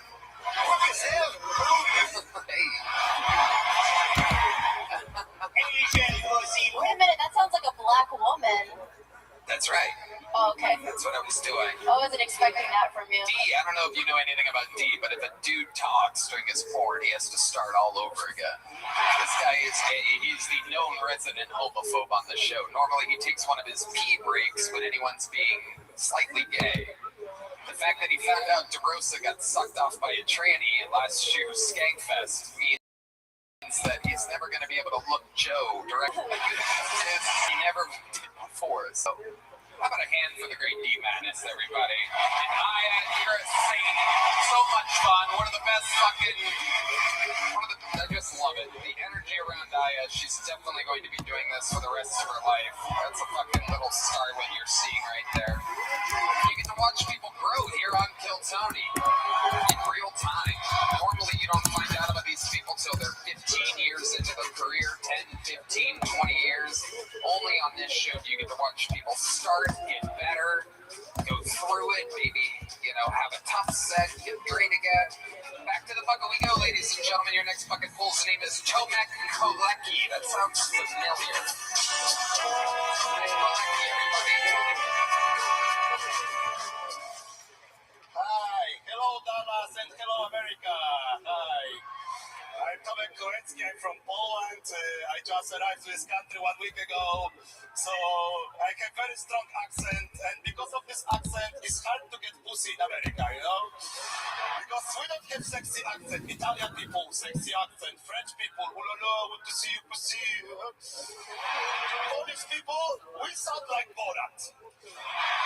It's hard to be sexy Borat, With this accent, my best pickup line is ice. How much? I work only on prostitute, but works. I need to work on my accent though. I need to because I want to trick Latinas into believing green card. So what else? If you don't know where pot is, I don't blame you. We don't have oil, right? You all know where Venezuela is, right? Don't worry, in Poland we go with America because we are not that important, you know. For you to understand how less Poland means in Europe, we are white people without white privilege. It's like being a black guy with short dick. Thank you very much. Thank you. Hell yeah. So Mech is back. Yeah, I'm back, baby. Another fun set. How'd you end up here in Dallas? We know you're originally from Poland, and we met you in Austin, Texas. Yeah. But how'd you end up here? I have been in Austria once, then I went back to Poland, and I just arrived to America a week ago. Yeah. A week ago. So you drove here from Austin for this? I mostly stay in Austin, but of course I come for this. Anything about Dallas that you've fallen in love with since you've been here? It's a nice city, isn't it? I'm from Poland. Every city in America is nice, you know what I mean? Like, it's nice. And I can feel energy in Dallas because I'm a supporter of Poland football national team, like soccer national team. So I understand your pain in Dallas because you support Dallas Cowboys. So I understand disappointment. Just take note that even people that live in small countries, literally on the other side of the planet, that don't really know how football works, make fun of you. They all think, oh, Dallas Cowboy. I understand. I'm terrible. It is so bad. Our soccer team is so bad. They like it a Dallas Cowboy. There's some people that are pissed. Oh my goodness. Oh, there's this one lady looking at me so angry right now. I understand disappointment, you know. One lady that looks like she's gonna pull a pocket pussy out of her mouth and start eating it, just for the love of it. And the one behind, she knows which one. Okay, Joe DeRosa. No, I'm just, dude, honestly, man, I'm so impressed. I'm always so impressed when somebody from another country comes to the States and does well. You to come from Poland and kill, like, it's so impressive. Because I've traveled with stand-up. I've been to China, Amsterdam, Iceland. I bomb my fucking ass off when I go to other countries. For you to come in from Poland, spur of the moment, and smash like that, it's fucking really impressive. Thank you, I appreciate it. It's really impressive, man. Thank you so Not much. easy. Thank you so much. Yo hablo un poco español también. Let's go. Whoa! Oh, some Polish chorizo. Amazing. Where'd you learn to speak Spanish?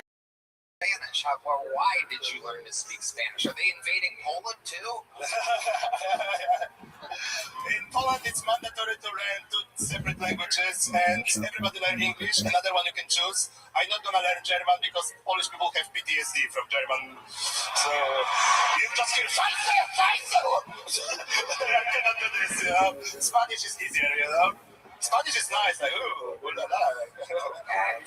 All right. You ever been with a Latino woman before? No, not yet. Oh my goodness. Have you ever kissed a Latino woman before? Not yet. Is there a Latino woman out there in the audience? Like, if we get some house lights up here for a second. Give me some house lights.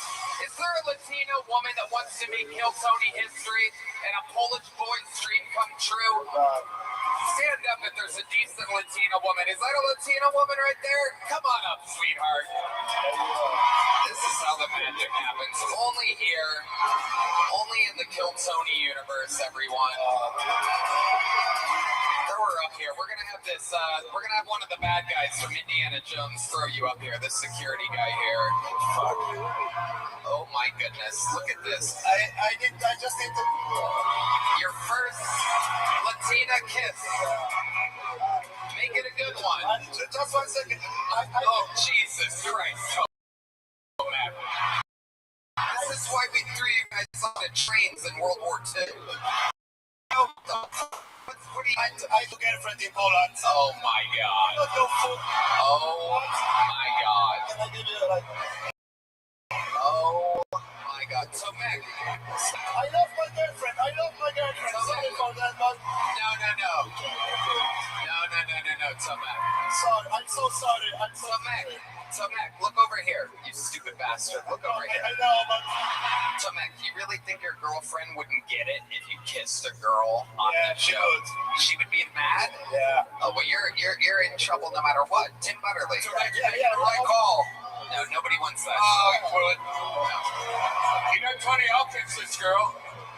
I can kiss Red One, no problem. I can kiss Red One, no worries. You said How about Joe DeRosa? Will you kiss Joe DeRosa, Tomac? Hell yeah. Let's throw a wig on him. oh, yeah. Suck his fucking dick. All right. Come on, look at the kiss in the cheek. Let's go, everybody. Oh, the kid's on the cheek. Shut the fuck up. It's Joe DeRosa. I'm sorry. You sound like the kid in high school that lies. I got a super hot girlfriend. She lives in Poland. Can you so Smoking hot, I swear to God. Polish girls are beautiful, you know, like Polish girls are beautiful. but dumb as shit. I feel bad letting this poor Latina woman up here without a kiss. Michael Gonzalez, have you ever kissed a Latina woman before? Oh my God. I mean, I'm just trying to make showbiz magic happen here. It's a live show. Anything can happen. All these other late night hosts and producers and writers and everything's decided. Michael Gonzalez, show this woman how to kiss, will you? Oh my God, yeah. Oh shit. I think she might be pregnant now. That's incredible. Wow. Oh my goodness gracious. Again, the bad guy from Indiana Jones and the Temple of Doom is going to let you down. Olom Shibad. You have herpes now, by the way. Oh, wow. Throwing in a little fucking color on the suit. All right, Tomac, another great set. Next time, just fucking kiss the girl. It's showbiz, dude. This ain't Poland. This is where things are made. And I'd love to have you on the Secret Show Thursday, Greg. Whoa!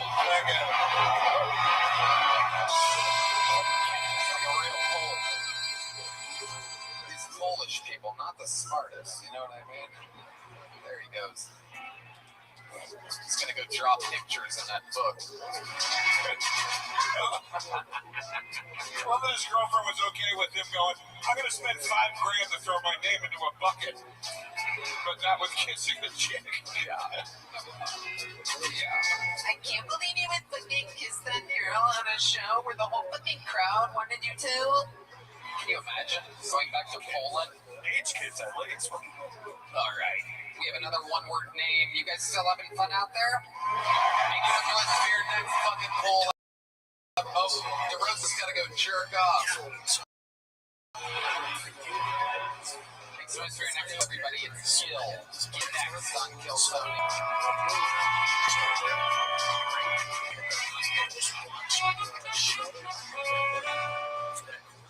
That's 4 episodes with the most like food watch 4 episodes of any show ever. The first time that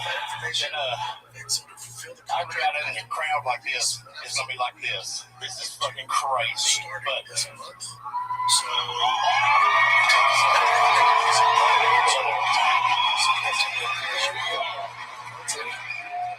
I'm gonna pull like William Montgomery because I can't remember shit right now.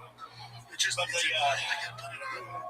back a long time ago, there was a Pope, Pope Gregory, and he hated cats. He hated them so bad he wanted them all killed. And that's the first time I ever heard about the Pope killing some pussy. Oh. Yeah. You know, if you commit incest more than once, is it retest? Nothing for my. When I was a kid, I used to think that you got gonorrhea, so you got rid of diarrhea. The crocodile, and there was an alligator. All right, I want you to keep going, Gil, Because it took you a while to get started. Now you got momentum. I want to hear more of these jokes. Start that one over again. Let's go, Gil. Okay, there's this crocodile. He was fucking this alligator. And right when he got done, he said, I'm caving.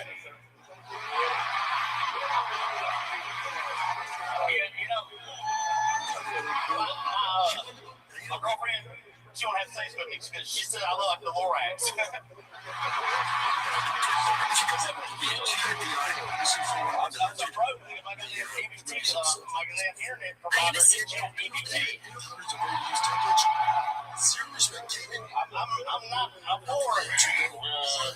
I'm not for gender affirming surgeries, but I am for all furries to be spaded and neutered. Oh, yeah. Yeah, dude. I've never seen a set where it gets more blatantly better as he goes than this one. Like the first 30 seconds talking about how crazy life is that you're here, and then you just start to fun. I mean, I've done this about 10 times, and I'm nothing like 10 people, you know what I mean? It's nothing like this shit, but incredible. Yeah, but anyway, I'm supposed to get back to the furries, I talk shit about the furries and all, and I got one that lives next door to me, and she's like, she comes up, she flirts with me, she gets on the fence, and she goes back and forth, and she rubs my leg every now and then, and I told my girlfriend, if she don't quit, I'm gonna fuck that bitch.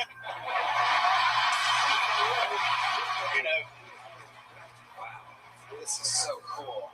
Yeah. So you've only done stand-up about 10 times? About 10 times. This is an honor for me. Man, you can do shit, man. Whoa, look at that. That's a legit Kill Tony tattoo. Yeah. So nice to meet Stone Cold Steve Dallas. I'm not even from Dallas. No, I know. Jim works, though, because we're here. Where are you from? I'm from it. I live in Panama City Beach right now. Okay, I should have known by the fucking handlebar Hulk Hogan mustache. Look at that. What do you do for work? Are you a bouncer at a vape store, or what is it? Yeah, exactly. I wish. Now, I'm unemployed right now. So, okay, what did you do before that? I was an electrician, and then I moved to Panama City to chase my dream of comedy. And what made you move to Panama City to do? Well, I already had a place there. I got divorced, and I already had a place there, and I had nowhere to live in Atlanta, so I just quit my job there and said, fuck it. I heard the girls are pretty there, Tony. Yeah. Oh, is that what you heard? Yeah, they're there. So, all right. I already got a girl, but there is some hot ones there, Okay. So where did you get this new girl? How long you been with her? Well, actually, I've been with her all my life, but we got separated, Okay. She was my first girlfriend when I was like 14, and then she had 6 kids. She had 6 kids? Yeah. How many kids did you have? 1. You had 1? Yeah. And how long ago did you get divorced? A year ago. And then when did you start banging this chick again? A year and a half ago. Oh, okay. The timeline works. Absolutely perfect. Definitely. Oh, yeah. If you see my wife, you really know. I bet. You might be the perfect stepdad. Yeah. Every detail about you from head to toe is ideal. Thank you. Stepdad.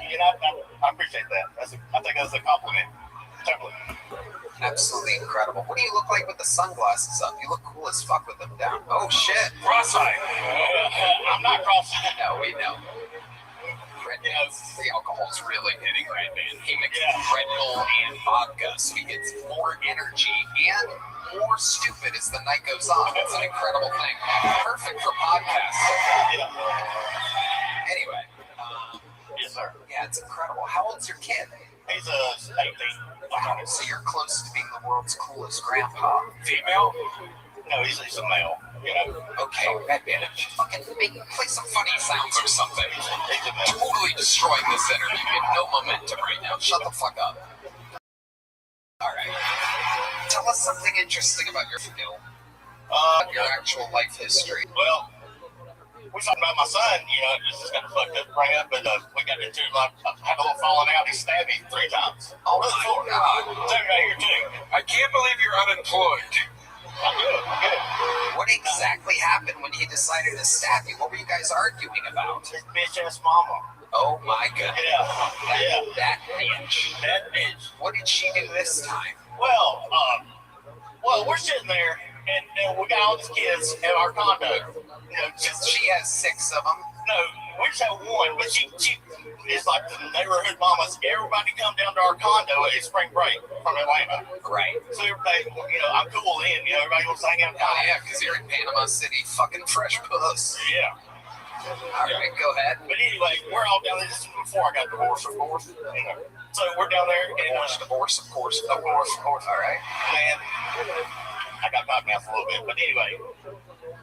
So we're down there, and she's like, I'm gonna have to go get something to eat. And she's like, well, I can't leave all these kids here. You're a grown ass man. Go get yourself something to eat. So I said, okay. I went and got to go home. She done told mine that I stole her goddamn bank card and shit, and then I just took off with it. Yeah, you don't look like the kind of guy that would ever do that.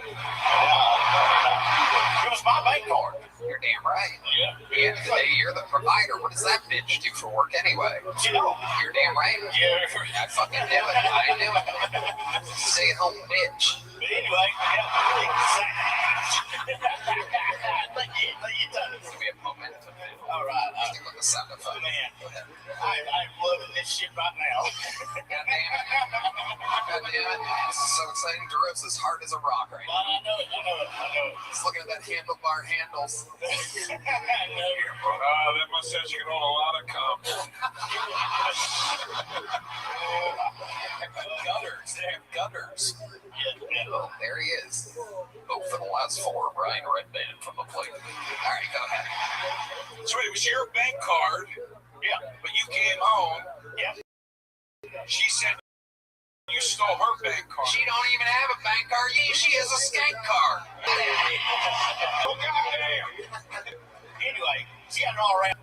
Well, I walk in the door, and it's like, kids going, it's like, to the window, to the walls. And oh, yeah, we know how you feel about that kind of music. No. And I look at him, and I said, until the sweat runs down my balls.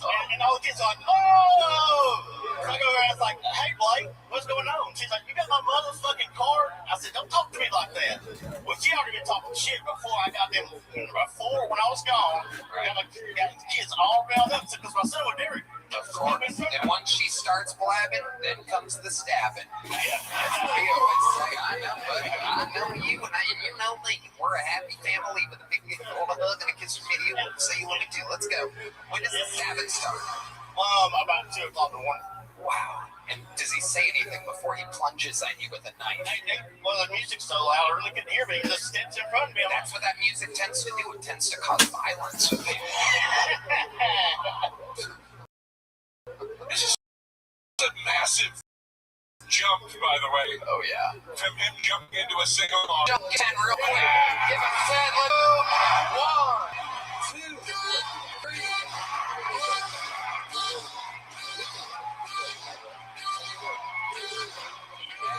The crowd was wild here in Dallas, Texas.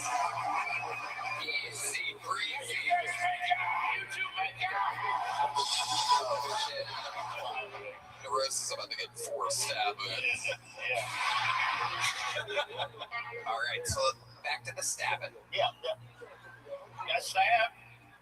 I fucking got separated. Oh, yeah, I didn't get to exactly how I got stabbed. He stepped in front of me, and I was like, the fuck? And he had a knife. He's like, fuck. No. He just, I'm trying to get by him. The motherfucker slaps me. In the face? In front of all his goddamn friends. I'm like, what the fuck? So I just slapped the fuck out of here. Goddamn motherfucking right you did. Does he have a mustache like yours? Did it flap a little bit when you slapped him? No, he had no fucking facial hair at all. You're goddamn right. Why? Because he's that bitch's son. No. Doesn't have the powerful genetics like you, Gil. No, he looks just like me. Oh, okay. Well, I think, yeah, I know.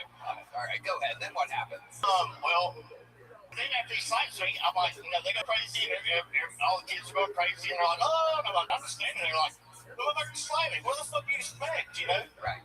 Dumbass motherfucker. I mean, you slap me again, I'll slap you again. You know what I mean? You're damn right. Did you tear up at all the way that you sometimes do when you get slapped? Yeah, sometimes it natural. I didn't tear up at all. I was like, what the hell? No one knows that you did because you wear those sunglasses 24/7. You slap this man all day, he won't see a sign of emotion. No.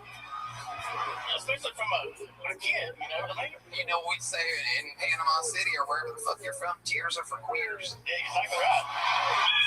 Right. Hell yeah. If you want that clap back, I'm gonna slap back. You know what I'm saying?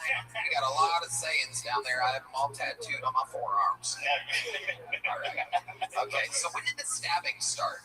It's the longest interview of the night, and I think it's damn well worth it. Well, it happened right. Well, I acted like we're crazy and shit. I know I just gonna sold my niece, and she's like, I don't know, traumatized or something like. How old's the niece? 5.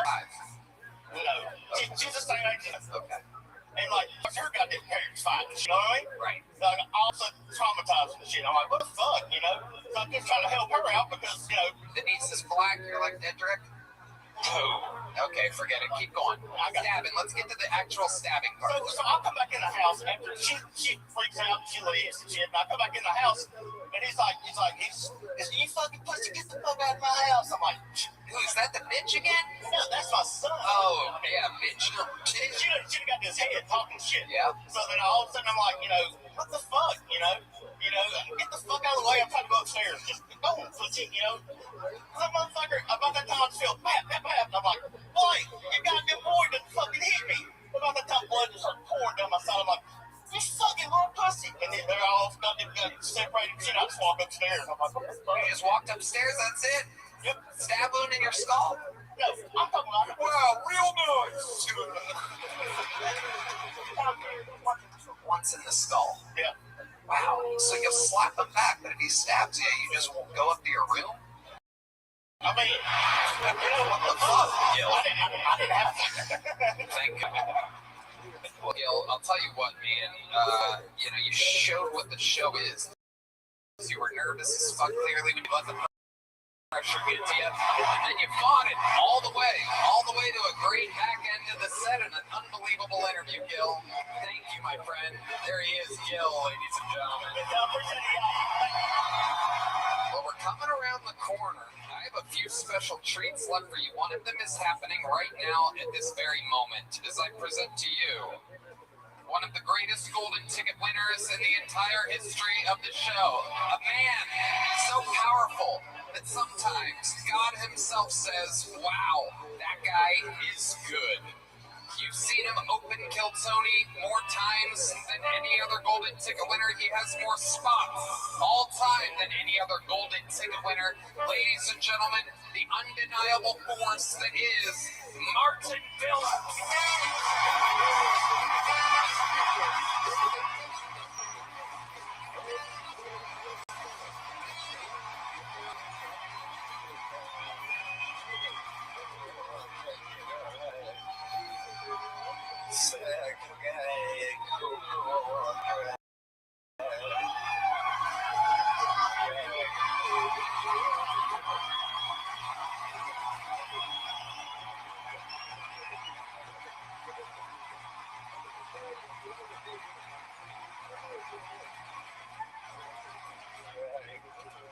See me after the show.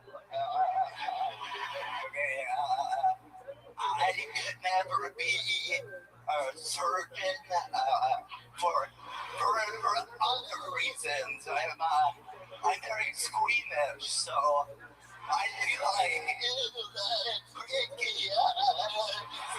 lose the leg. I trust doctors, you know the doctor, and they're like, you have leukemia, and it's like, I didn't have that before I came here, I'm still good, at the hotel I was walking to my room, I could hear people dance, and at first I was like, yeah, but then I heard the guy, he was like, I was like, this is gross. This way to ruin it, bro. And I'm like, icky, yucky, icky.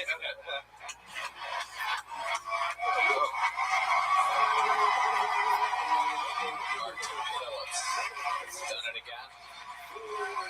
Incredible that you got to see and feel the amazing love that these people have for you from so many accumulated, many accumulated killer sets of interviews. I didn't even like that list, but you know what? It's cool now. So, I get cool with the guys. Hell yeah. And clearly, you're the best player ever in Texas Rangers baseball history. A lot of people know that. From Nolan Ryan, at least. I'll give Nolan Ryan some credit. Oh, shit. Uh-oh. Hell yeah.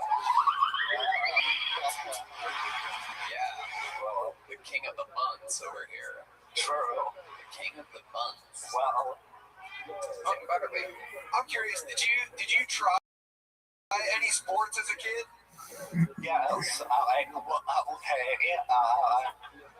was the water boy on our football team, okay? I had to wear a jersey. I had my own jersey. I was the manager of our college club baseball team, Division II. And at the end of the season, they let me go up at bat. And I hit the ball. I got to run. So my batting average is 1,000. Wow. Incredible. Fun fact. He's the first person to ever dribble on a baseball field. Well, you know, I brought something special to Oh my goodness. So in the past, I tap danced at the show, you know. And then I realized a lot of people can't afford tap shoes, or they don't want to commit to tap shoes. So for all the kids out there, I have made at-home tap shoes myself. Oh my goodness, you have actual tap shoes on? No, made at home. So all you have to do is get some old sneakers, crush some soda cans, and duct tape them to the bottom of your shoes. You've done that here today. Can we get a little tap dance? It sounds just like regular dancing. You can do this at home, okay? This is incredible. You're like Bill Nye or something. I call them Texas tap shoes. Okay. Oh. Everybody be quiet. You have to be quiet.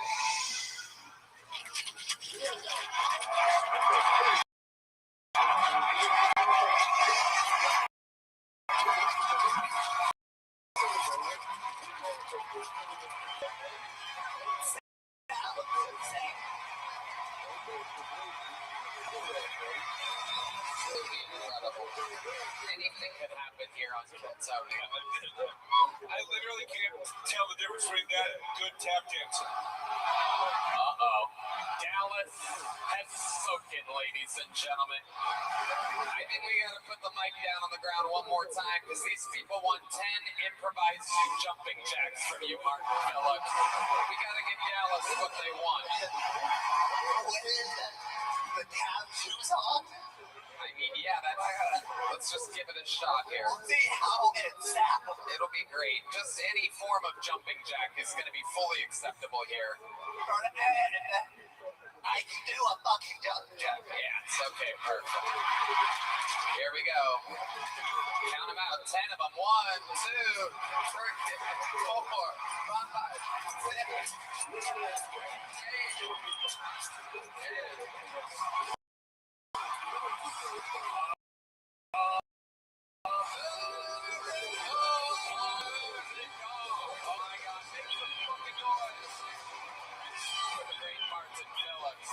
Ladies and gentlemen, wow.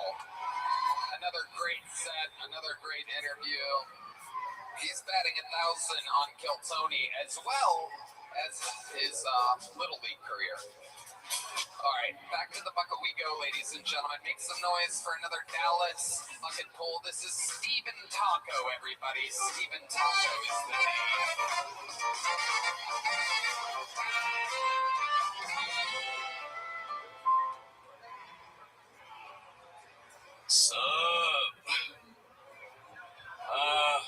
So I'm a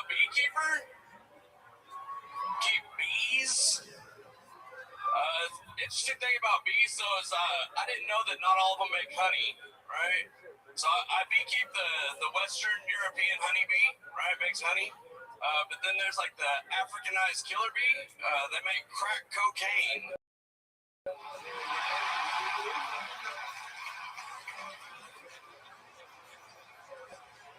Cool thing about bees, like, they're hive-minded, right? They're like the ultimate form of communism. And they're a lot like the Chinese. Like, it's all for one. The individual doesn't matter, and they all look exactly the same. And that's racist.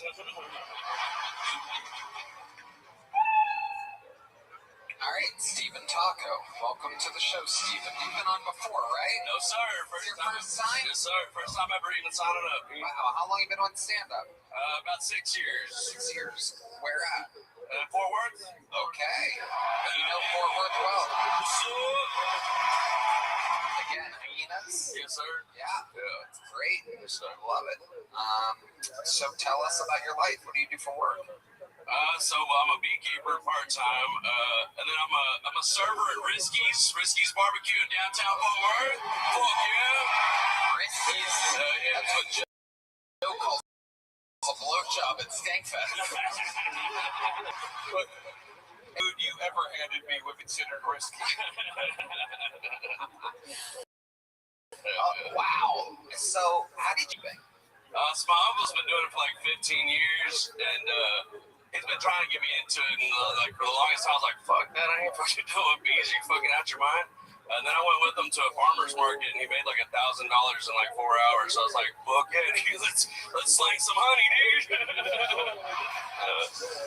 It's like selling drugs, but legally, you know what I mean? So something like that. Okay. I love it. Your uncle ever try to touch you? Tried. And he's a millionaire, dude. I'd let him. I love that. He was calling you honey before you ever mentioned it. Amazing. And it's a profitable business, beekeeping. Yeah. I mean, it's a little side hustle. You know, I mean, I do it every other weekend. We sell it at the Easel Farmers Market. Y'all come and see me, dude. Wow, a lot of name dropping. A lot of fat people going crazy. Farmers Market. I mean, Stephen, what's your love life? Well, who's that picture of Oliver? Dana the Goonies, I think. No, that's my mother. Wow. Is it really? It's really. Why do you have that picture of your mom all over you? So she called me. I lost my tooth. Yeah. And so I was like, you got to send me a picture of it. Yeah. So she sent me the picture. I was like, that's the funniest shit I've ever seen in my entire life. Amazing. So she was like, do you want me to make you a t-shirt? I'm like, do I? Hell yeah. And then I was at her house right before I came here. I had to drop my son off. And she saw what I was wearing. She's like, are you really going to wear that shirt? I'm like, hell yeah. She's like, isn't this on YouTube? I'm like, Mom, you're about to be fucking famous, dude. So yeah. Shout out, Mom, dude. And you guys. Amazing. Pretty sure most of the bucket pulls tonight have a mom missing a tooth. Joe DeRosa. Aside from your uncle, how many times have you been stung? Dude, a bunch, dude.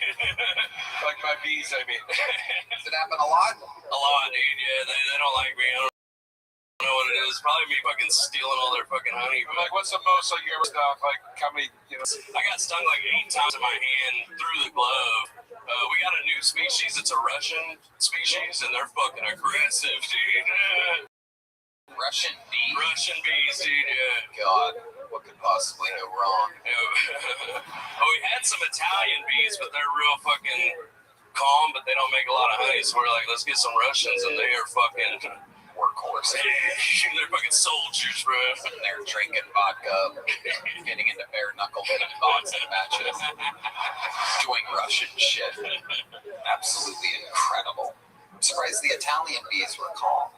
Yeah, did they give up? Have any other kind of bees? Did you perhaps have any black bees at any point? Because I'm guessing very little honey was made that. They went out for milk, never came back. Stephen Taco. Amazing. Stephen, what's another fun fact about your life that we would find interesting? Just got out of prison. Whoa! The part-time beekeeper worker at Risky's with a mom missing a tooth, wearing a shirt with her face all over it, just got out. Crazy, right? What were you in prison for? Possession of a controlled substance of methamphetamine. Wow, you had crystal meth on you? Yeah. Amazing. I know, dude. Wow, the apple doesn't fall far. So, how much meth? I don't even know what quantity would be interesting, but did you have a lot of meth on you? No, dude, it was under a gram. It was like such a small amount. Like, Oh yeah, you're just trying to get a slight little buzz on. Oh, I mean, welcome to Dallas, where you get booed for having only a little meth on you. There ain't even enough to get me high for the night, pussy. Man, what are you doing? Trying to get your chihuahua high? Less than a gram? Shit. Dark, babe. Boo, that amount of milk. By the way, there's no such thing as a little bit of meth. Yeah. That's like saying kind of rape. I would be deathly afraid to have even a speckle on anything. How often do you do meth, my little friend? dude, I've been sober 15 months now, so. Oh, wow. Look at that. I heard booze. Yeah, they do sobriety as well here. So that was, how long were you in jail for? About a year. Okay, A little bit. so that's what sobered you up. Yeah, people ask me, like, how'd you get sober? I'm like, it's this nice state-funded rehabilitation center called the Texas Department of Criminal Justice. Hell yeah, that'll do it. Did you have cellmates or anything like that? Yeah, I was in a 68-man dorm. 68 of us all in one dorm. God, a 68-man dorm. Calm down, Tony. How many times did you get stung in there? Not that many. So tell us, what's a highlight of the 68-man dorm? I mean, you must have stories out of the wazoo, in the wazoo. Dude, it was so believe it or not, dude, prison's not that funny. It's actually kind of depressing, so. I mean, there must be a moment that would be compelling or interesting, though. We were just talking to a guy for 12 minutes that got stabbed in the head by his stepson. Give us a little something here. That was his action. So actually, like, contrary to popular belief, listen, rape thing, that's what I was worried about, right? I'm going in there. No one wants to rape a guy who has a picture of his mama. But they're not raping in there, dude. They're just fucking, dude. Like, yeah. Consent. Yeah. People go on dates and shit, like, they have boyfriends. I bet you half of the guys do not agree with you. But the other half do. Did you have an anal orgasm? Me, no, never.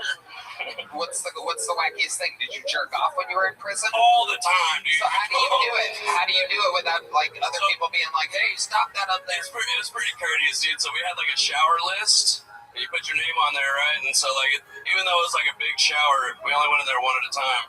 And we actually had a pimp in the dorm. And like, he had like a binder full of like jack shots is what we called it. So it's like chicks with their titties out and stuff like that. And for 2 soups, you can rent one for your shower session. If you give someone 2 soups, they give you a waterproof binder? It's not just a picture. So you have like a whole binder of bitches that you can flip. They'd be like, I'll take this one today. You just stick it on the wall and wow, that guy's a genius. You know what's funny? It's that guy just all day. This sounds like an amazing gig. This was the same setup like 8th graders had when I was a kid. Well, the funny thing is, like, I had my favorites, and every now and then I'd be like, I think I'm going to cheat on her tonight with this one. Hell yeah. Were you ever scrolling through the binder and you found a picture of your toothless mom? Tony, don't talk like that. My mother's a classy woman. Thank you very much. I agree. Love you, Mom. I agree. You're speaking the truth. You're speaking the truth. Eddie. All right. Butterly, anything else for Stephen Tonka? Wait, what was the sketchiest thing that happened to you? Yeah. In your time there? I Great question. Look, I get along with everybody. You know how they say, like, you go in there and whoever the biggest guy is, you go in there and you punch him in his fucking face. Yeah, no, you went in there, you gave him your. Hell yeah, dude. I went in there, I was like, you want to watch a movie together? Like, have dinner tonight? I mean, I had my jail boyfriend, you know what I mean? Ernie, what's up? Hell yeah. Shout outs to Ernie. Hopefully he's getting Wi-Fi right now at the Texas. He was the biggest dude in there, and I was like, I'm going to make sure that guy likes me. Love it. Well, Stephen Taco, fun set, fun interview, very good. Big joke to you, my friend. 6 years in the game from Fort Worth. That's Stephen Taco. Back to the bucket we go. We're coming around that corner. I have 2 big surprises for you after this. But for now, let's make it your final bucket full of the night. Goes by the name of Trenton Tebow, everybody. Trenton Tebow.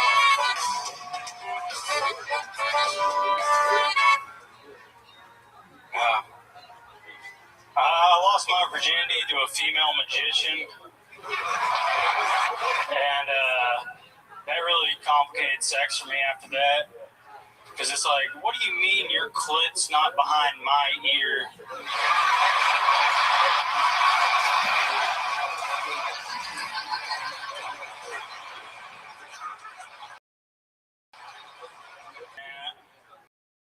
I had some New Year's resolutions, like I wanted to stay in the capital.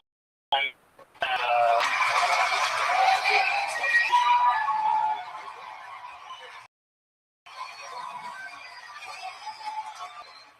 also wanted to lose like a little bit of weight, like nothing crazy. I just wanted to lose enough weight that if I heard someone yell, "Hey, you fat fuck," in public, I had the confidence to not turn around.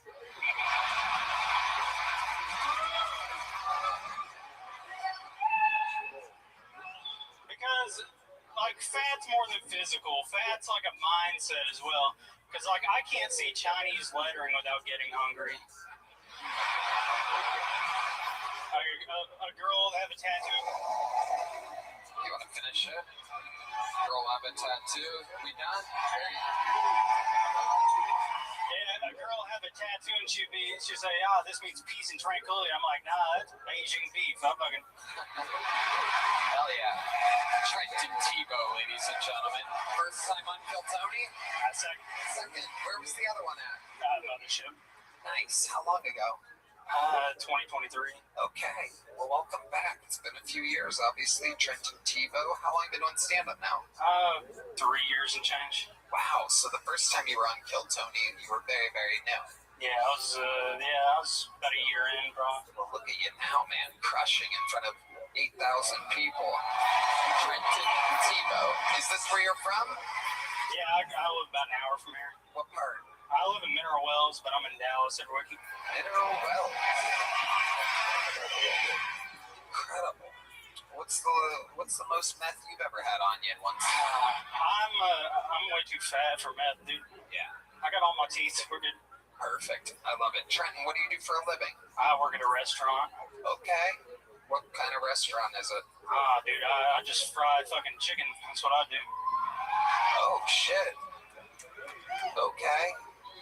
How long you been frying chicken for? A sad amount of time. Like 9 years. Wow. Yeah. Johnny's been frying it for like 45 years. Incredible. It's a job that allows me the flexibility to do stand-up and all that, and like I can take off whenever I want. Really? The frying chicken job is flexible? Not very demanding amount of time. No, it's not. It's fine. And if I don't show up, it's like someone else do it. Mineral Wells sounds like the middle of nowhere. Yeah. It is, right? Yeah, you'd be correct. And that's where you're born and raised? Yes, sir. So, like, what's your family like? What do mom and dad do? See, my dad just got fired after 27 years. Oh, what did he get fired from? Well, it was budget cuts. He was the superintendent of the street department. And then my mom's a drug and alcohol counselor. Oh, okay. Look at that. Wow. So people end up on your dad's streets, and your mom takes care of them. Yeah, that's right. Amazing. Absolutely incredible. And how many people, if you had to guess, live in Mineral Wells? 16,946. Wow. That's an exact number. That's the kind of number that tells you if you're thinking about moving Mineral Wells, you got to check in with it first. You don't want to make it 16,047. Amazing. Trenton, give us another fun fact about you, Trenton Tebow. Right before I was on the show the last time, I got hit by a semi-truck. Oh my goodness. Wow. Yeah, I lost about a year's worth of memory from it. Oh my goodness. Wow. Was there anything specific that you don't remember from then that you wish you did remember? Well, I mean, I got broken up with, and then I hit her up afterwards, and she was like, "What the fuck do you want?" I'm like, "Oh, okay." Damn. That's like getting hit by a semi-truck twice. She got fat. It's okay. Hell yeah. Then it's like really getting hit by a semi-truck. Amazing. Hell yeah. Incredible stuff. Go ahead. I thought your set was great, man. I think you're fucking really funny. Thank you very much. Yeah.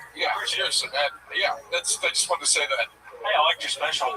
What's that? I liked your special. Thank you very much. Fuck.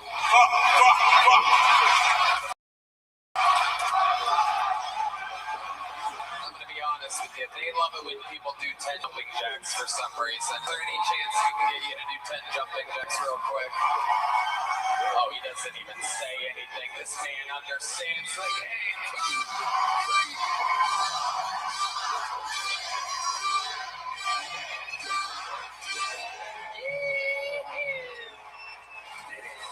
Little Tony.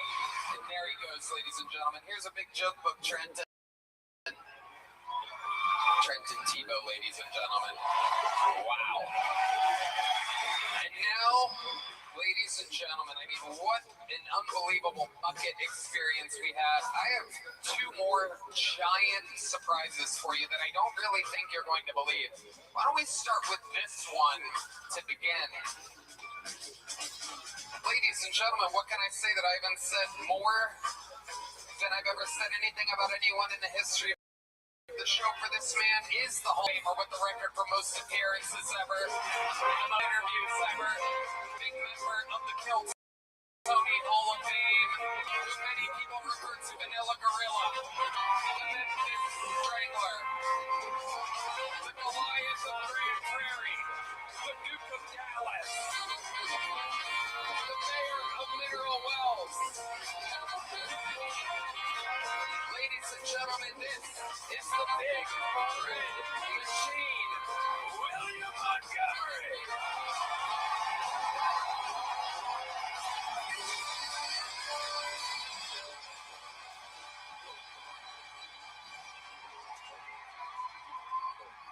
How's it going, Dallas, Texas? And also, Dallas, I'm so curious, what are the chances that motherfucker was actually a lifeguard? Holy shit! It'd be like me coming out here saying I'm Ryan Flournoy of the Dallas Cowboys.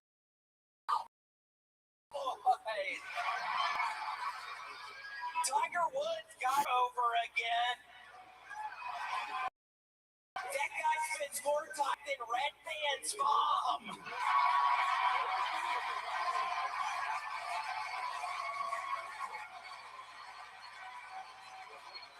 And by the way, does anybody know, does the Easter Bunny support Israel? Don't make me call my lawyer. That's an impression of me after my teacher asked if my dad signed the field trip permission slip. Knock, knock. Prince. Prince doesn't have a last name. Man, I miss the old BET. Sources in Iran say that the new Ayatollah is both stupid and gay. Redman, I told you your ass is qualified for the job. Okay, that's my time, Tony. William, lights up.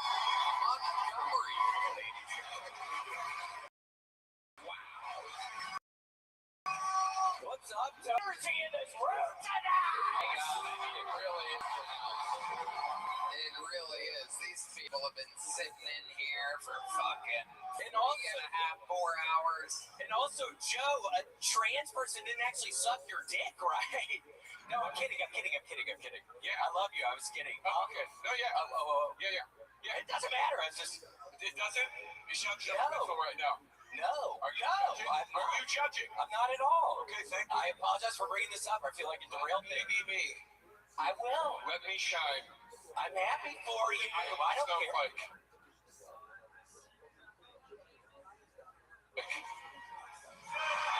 How's it going, Tony? Trying to self-destruct his own incredible momentum. These people that love him. William, what a set it was. It's somehow the first person tonight to cover the Tiger Woods accident. A lot of topical, very fun jokes in there, whereas normally you're making references from the 70s, 80s, and 60s. I know you've been getting on to me recently, Tony, so I switched up just a little tonight. And Tony, I think secretly you like it when I have the old references. I think you secretly like it. I do. I love everything about you, William. You can do no wrong with me. We've watched you do more sets than any other human in the history of the show. You are a man who set a standard for what a Kill Tony regular is supposed to be. Well, I mean, there's a thing happening here, William. They love it if people do 10 jumping jacks. There's something going on here in Dallas. Okay, so I do 10 jumping jacks. You want to do 10 for us? Yeah. Throw that mic in the mic stand. They'll do the counting for you here. Here he is, ladies and gentlemen, representing the Cowboys, William Montgomery, doing 10. 1, 2, 3.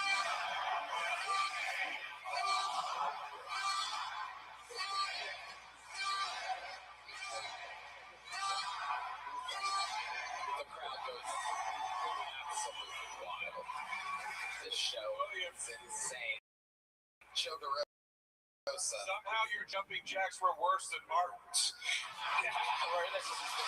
I know. Well, I got told we stopped at Buc-ee's, and for those that don't know, you actually get the beef nuggets if you want to really get dessert. You put a bunch of whole milk in and eat them like cereal. Just a little tip for anybody. It's the best kind of cereal there is. Yeah. And I'll be doing it tonight, Tony. That is a great tip. Yeah, put your beaver nuggets in cereal. Tonight I'm going to mess around with the cinnamon sugar version, so I'm really excited about that. Hell yeah, that's actual advice. I think it's going to be a little bit like Captain Crunch, Tony!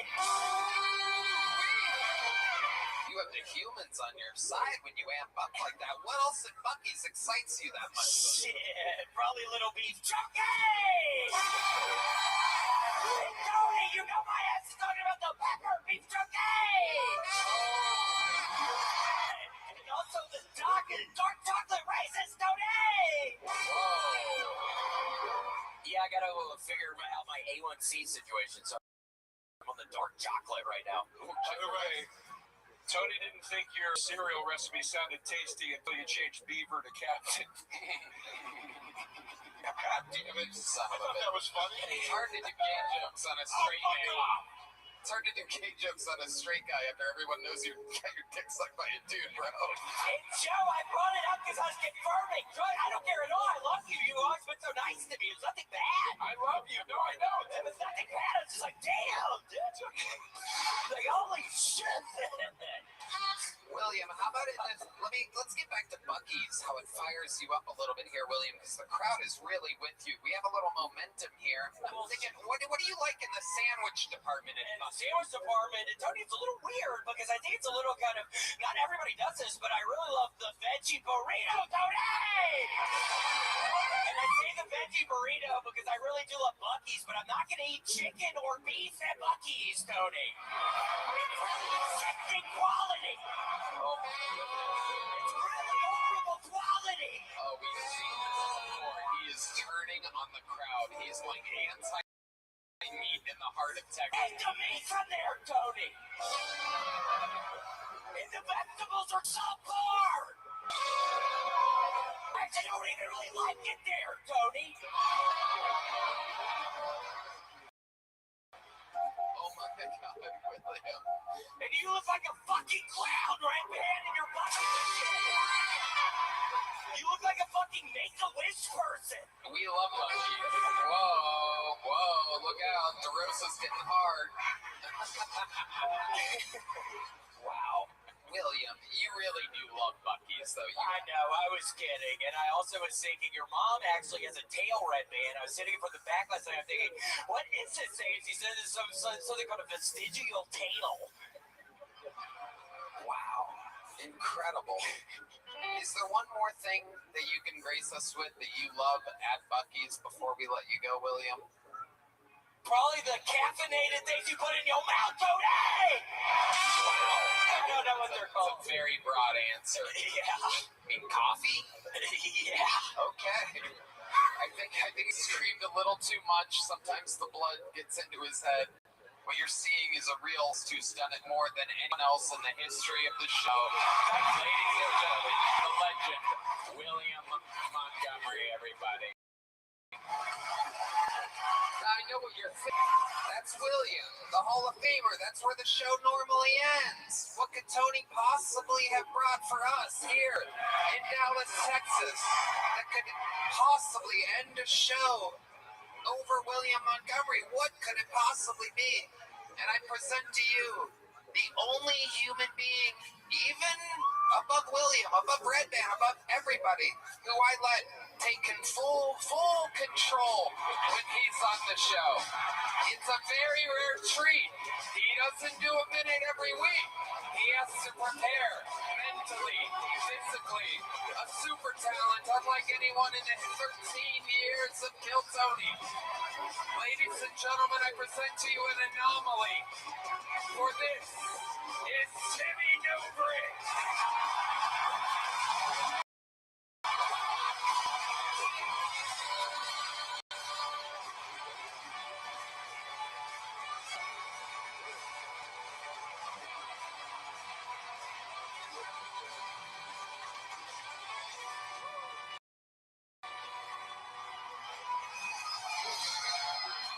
Relax, gay guy. Jesus Christ. So, I watched Kill Tone for the first time. And, one word, boring, gay, very gay. So, I hired an editor to edit my part of the episode to make it more exciting, okay? And we're going to be having visual effects going on behind me, so one sec.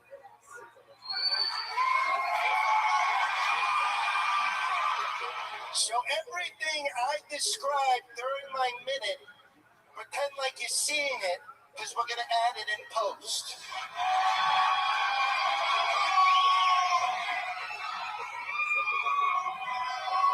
Okay. Stop the timer, Red Band. No, Red Band, stop the fucking timer.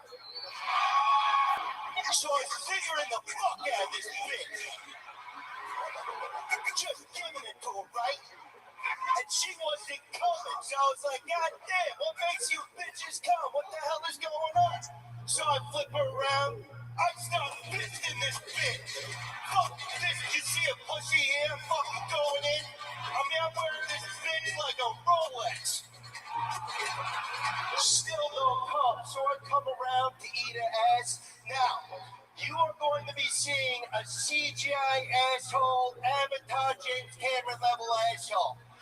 So I get down, I start talking Navi to this asshole, right? I'm like,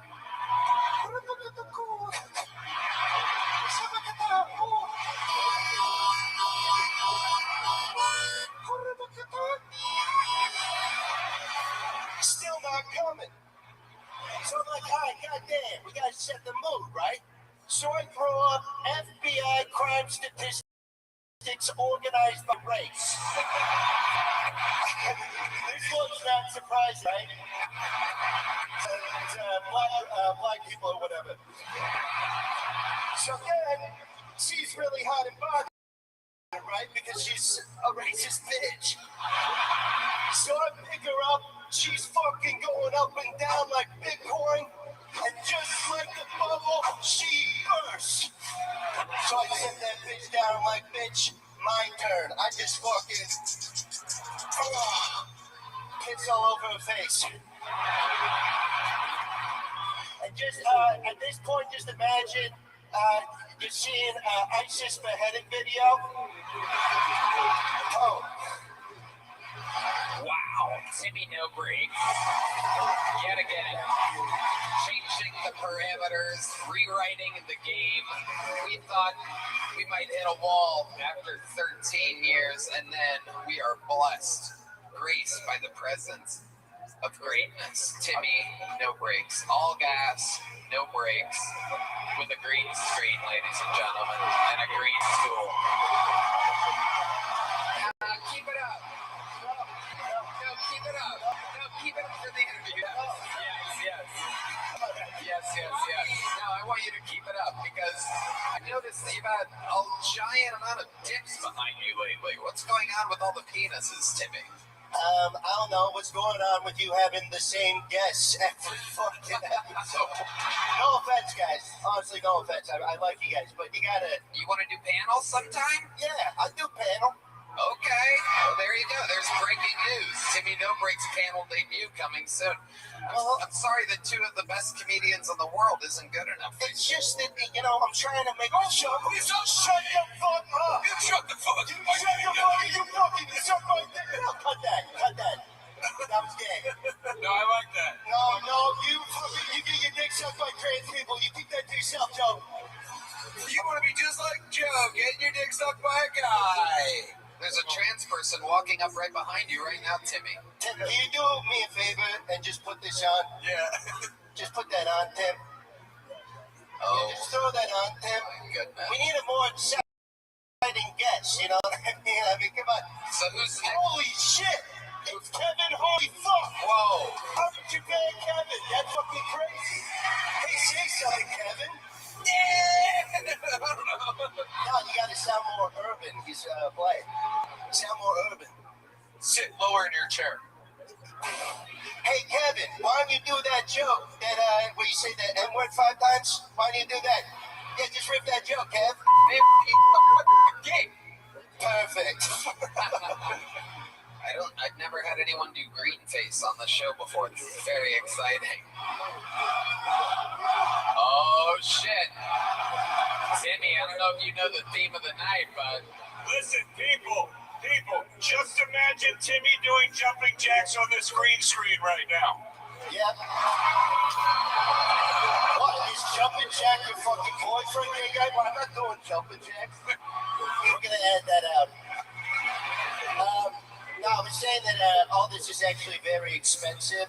So I gotta do a quick ad read for this toothbrush that hasn't come out yet. And you're gonna help the creation, and then we're gonna add the toothbrush in afterwards.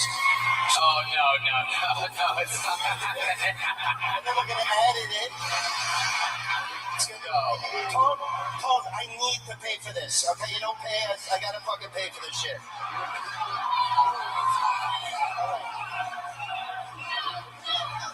Shut the fuck up! Tom, you gotta do this. I need to make the money. Come on. Play ball. Here we go. Introducing that. I'm not rubbing a dildo up against my teeth, Timmy. Don't have to do it. Oh, okay. Well, I was excited about it. Yeah. Don't worry about it. Okay. Can everybody cheer on Tone for being a team player? I wonder what this could possibly be. After the green. A toothbrush, Tone. I needed something that was green and the same size. That's all I could find, okay? It's quite the girthy toothbrush, Timmy. Introducing Dentabrush. At 10 inches, it can clean those hard-to-reach places in the back of your throat. So just put it in your mouth.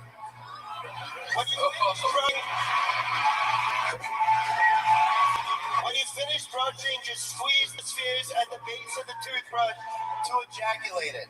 So just touch the spheres. Wait, what? Dentabrush is great for travel because it fits perfectly in your ass. To shove it up your ass. Okay. All right, Rasputin. Very good. Dentabrush. Get your plaque blown out. Beautiful. It's really stuck on We'll do it in post.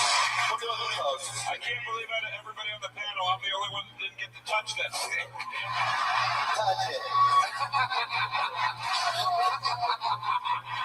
Oh no, it landed in your Rosa's ass. I'm gonna be honest, this is fucking boring. Touched my mouth for like a split second. It did? Yeah, now I'm instantly thinking about someone pausing it on YouTube and Oh, yeah. where it was resting on my lip for a second. Scott, please be cool about it. Jimmy, what do you want to tell Dallas, Texas before we get out of here? Give them some parting words here. I need to say something, Tom. The girl that I was found in that it was your ex-girlfriend. Okay. And she's actually here tonight. Okay, very good. That's crazy. Guys, get the fuck out of here. Get the fuck out of here. Amazing. No, just leave it. Just leave it. Get the fuck out of here. I'm gonna bring out your ex-girlfriend. Okay. Okay? Come on out. Here she comes. Yeah, look at her. Oh my goodness. Look at that hot bitch.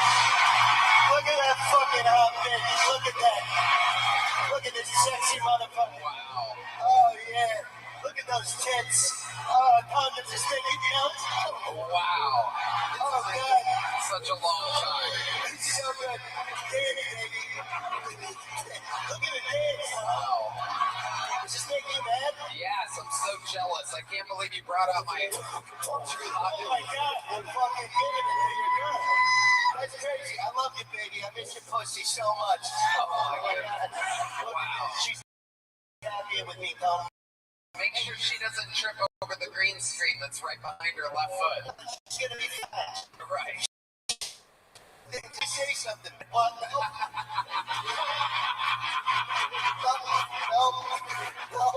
She's squirting everywhere. Okay, that was great. I love you, sweetheart. There's a thing right behind you, Mark. Yeah, we'll do the pose. We'll do the pose. We'll do the pose. All right, good job. Amazing. Watch out for the thing. Help him over that, please, for the love of God. There we go. Sex is the guy.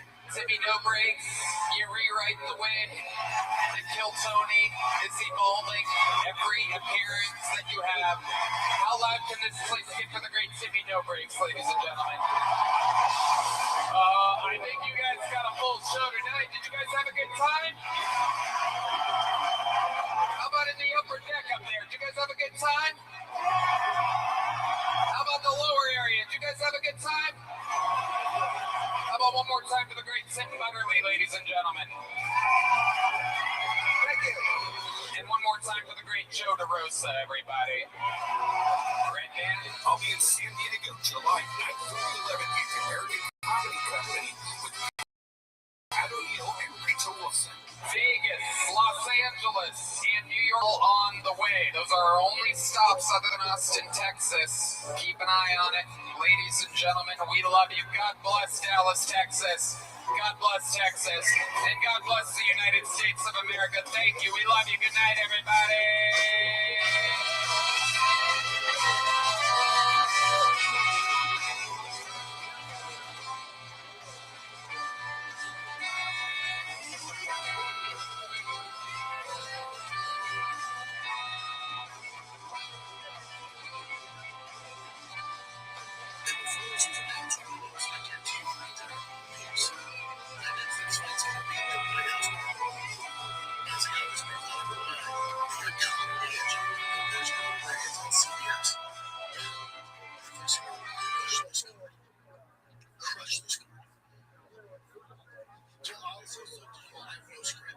I literally just come in here.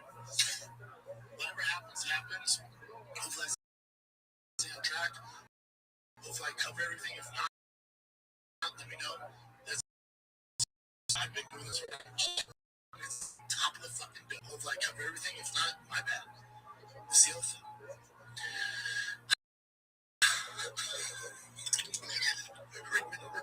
Remember when Ron Netflix said, we're going to beat the UFC White House numbers? Remember that? Oh, remember when all the fucking haters were like, this thing won't do that good. There's only blah, blah, blah subscribers on Paramount. remember those days. Oh, God.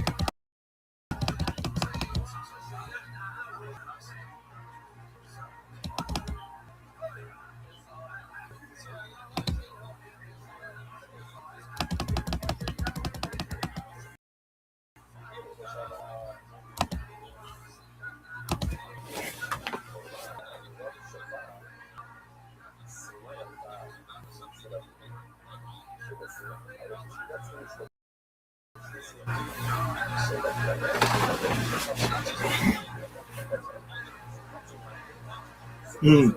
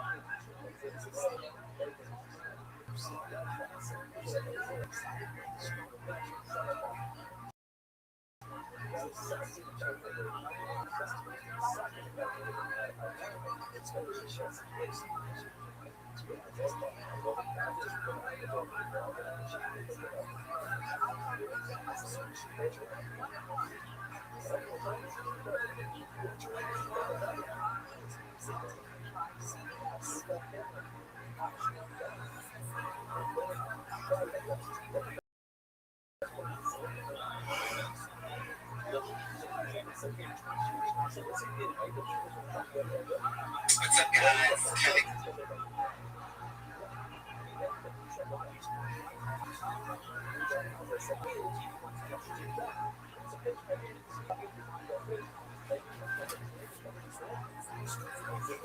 Here, you went.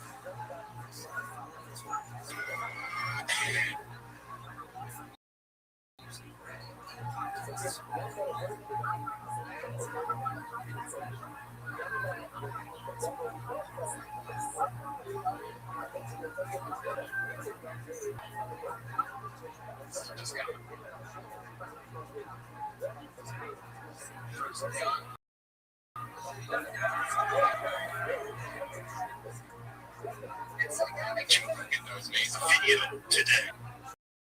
Now we gotta go help people.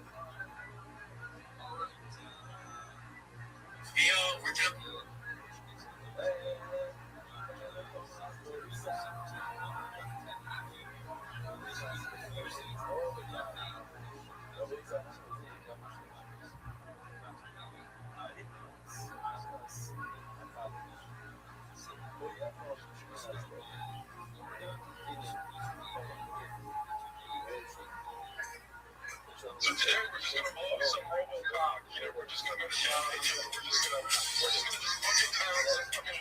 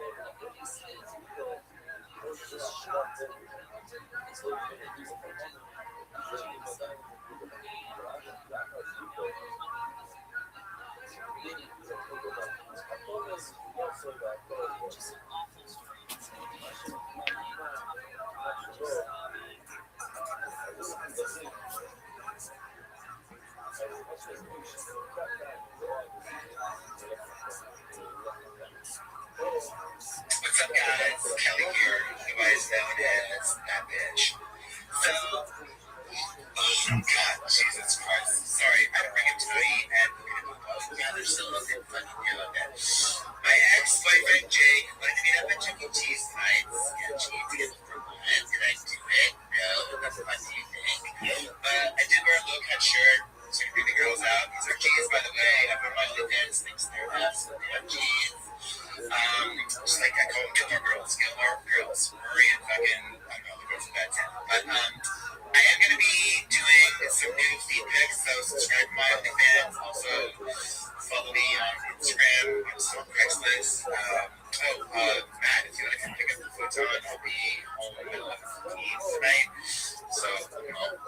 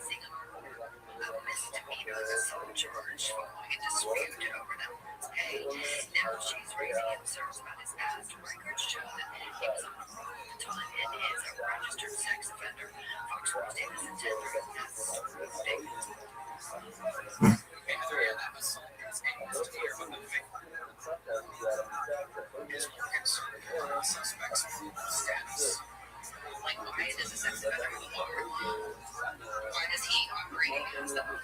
Ashley Knox, a comedian and DJ, allegedly assaulted by the station owner. She says trying to run off, and he grabbed me like he grabbed a hold of me. Knox's message listed about what to do about him. This is a repeat offender. Why is he being released into society? On May 5th, Knox was hired to host a karaoke event at Downey's on Greenville Avenue in Dallas. They had a big party when I got there. It was about 300 college kids.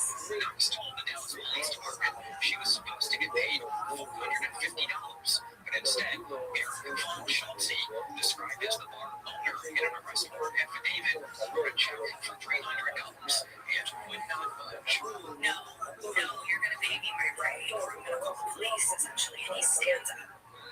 And I'm like, it's not no service.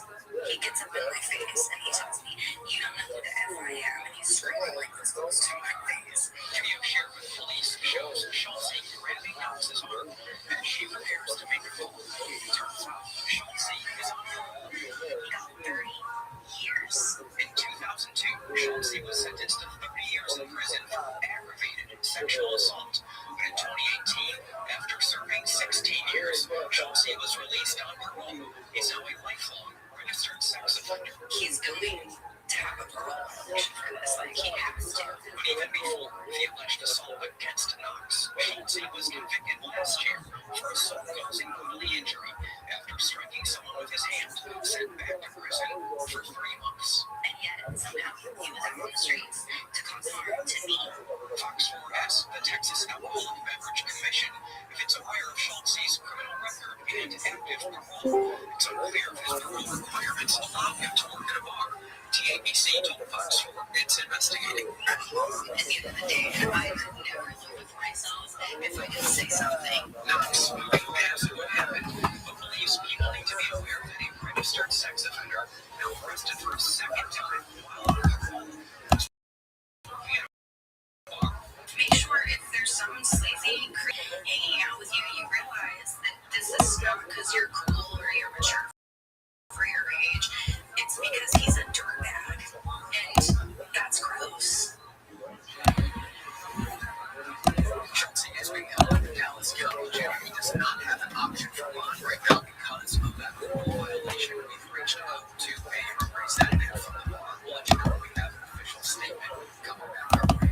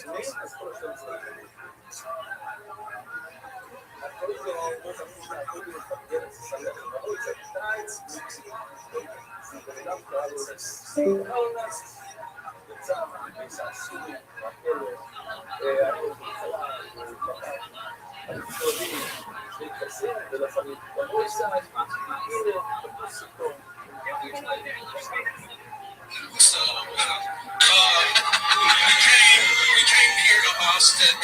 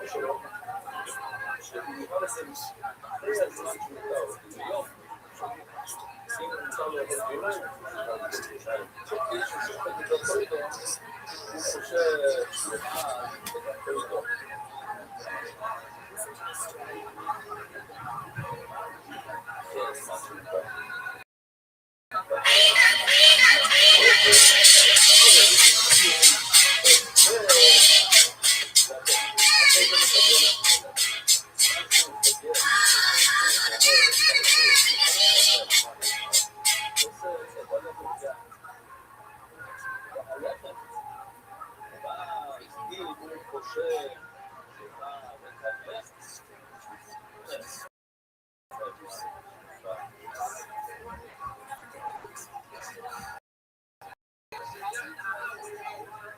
was a TV show. Down that, watch a show. And donuts. Yeah, so my deal with them is we'll find out the extent, I assume, the end of this month or next month. So my deal with them, the crust on there, they great. And the most watched show on the network for that quarter gets 4 episodes of this. Like fully watched full 4 episodes of the show on the network. So I got that information. And so to fulfill the contract, I have to release 1 episode a week on my YouTube starting this month. So it takes, I think I can release them all at once or once every week. So you guys tell me how I should do it. And once I complete the upload to my YouTube, then we start contract negotiations.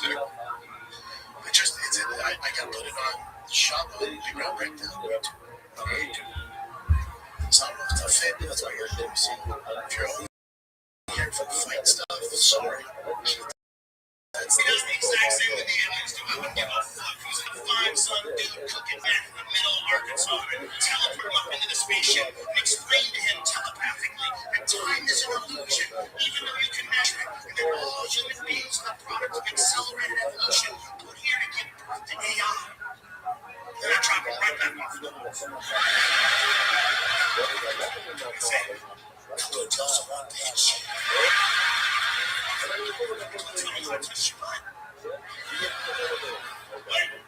What's that all about? And alien battle pro, we all know.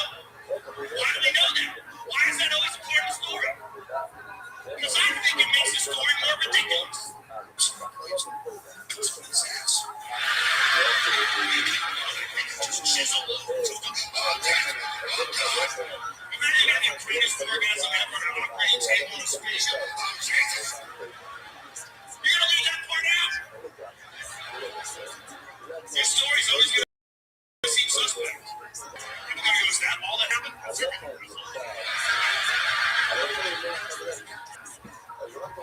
how they get our DNA, you know. That's how they get come out of Dark Beast. I used to host Fear Factory.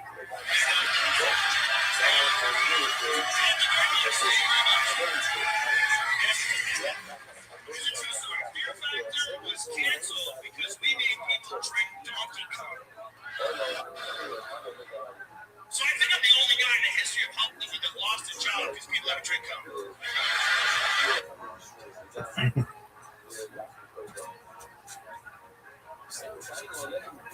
Mbappe and France and Mbappe are a freak.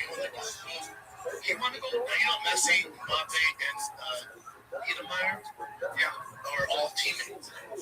Yes, Andy Blair, that was 90 days.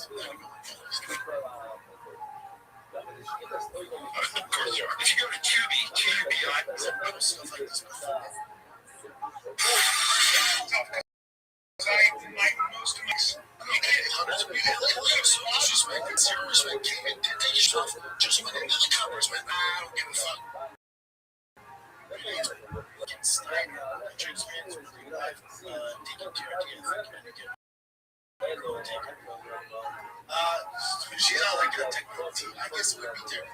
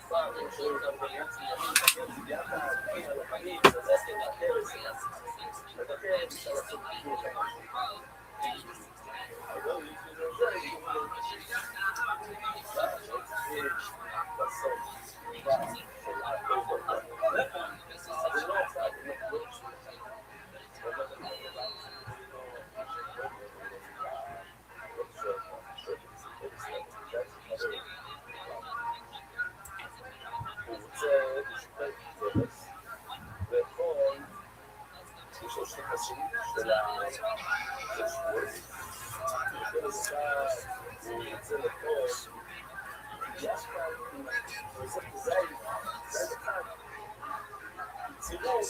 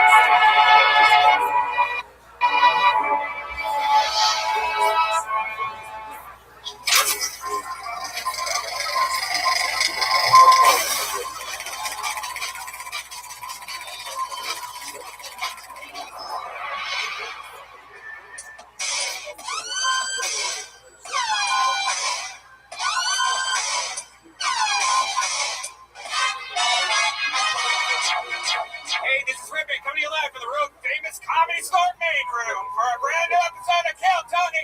Get up for Tony Hinchcliffe. Hey, everybody, it's Monday. Come on, make some noise, everybody. We're here. How exciting.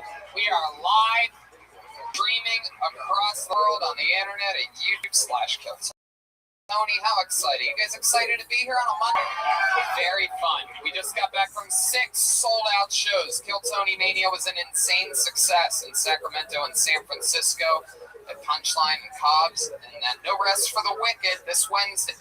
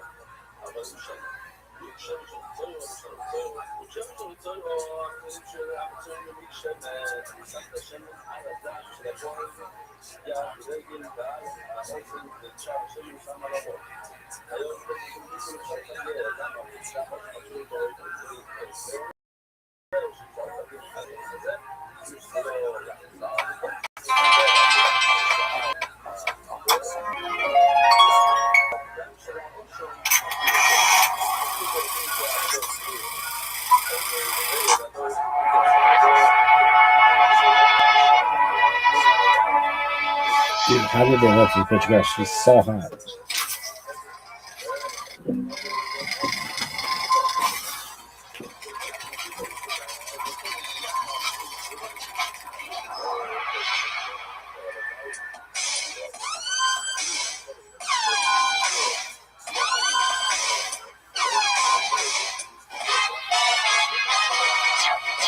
Hey, this is Rippy coming to you live from the world famous Comedy Store main room for a brand new episode of Kill Tony.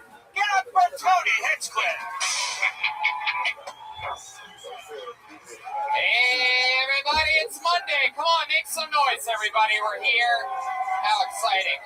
We are live streaming across the world on the internet at YouTube/KillTony. How exciting. You guys excited to be here on a Monday? Very fun. We just got back from 6 sold-out shows. Kill Tony Sass in Sacramento and San Francisco at Punchline and Cobb's. And then no rest for the wicked. This Wednesday, we fly to Australia for the first time ever. Brisbane on Friday, Melbourne Saturday, and Sydney on Sunday. Tickets still available for the second added show in Washington, D.C., November 7th, and a weekend of stand-up after that. November 23rd, Storecade. Pro Wrestling live at the Comedy Store with my other podcast, The Store Horseman. How exciting is that? A wrestling ring in the middle of this room. Columbus, Kill Tony, the 12th of December, the 14th of December in Pittsburgh, and the 15th of December in Cleveland at the House of Blues. We go back to Ohio. How exciting. The road, and that's going to do it for 2020. Hey, look, it's Ryan J. Ebell right there, everybody, the house artist. Sure, 6 successful shows in San Francisco this weekend, and he has extra posters from Kill Tony Mania that if you buy one, we'll all sign it, take a picture with you, whatever. Jeremiah Watkins still has the classic Big Gay calendar with featuring the band, the 2020 calendar. Many are still available. Who would guess that paper calendars are selling off the shelves?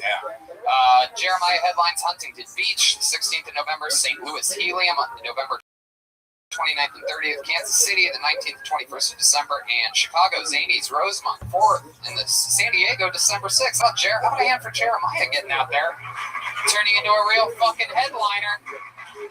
It's my feature on the Monster Energy Outbreak Tour. He's all grown up now. How exciting. The brand new Kill Tony shirts are available for sale. ShopSquad.tv. And that's very exciting stuff. And let's just get right into it, shall we? You guys want to fucking jump right into it? I book a lot of guests for this show. It's not easy. Hiring can be a slow process. Finding the right candidate to be a guest or be an employee in any way is not easy. Like Cafe Altura's COO, Dylan Miskowitz, needed to hire a director of coffee for his organic coffee company, but he was having trouble finding qualified applicants. So he switched to ZipRecruiter. ZipRecruiter doesn't depend on candidates finding you. It finds them for you. Its technology identifies people with the right experience and invites them to apply to your job, so you get a qualified candidate fast. Dylan posted his job on ZipRecruiter, and he said he was impressed by how quickly he had great candidates apply.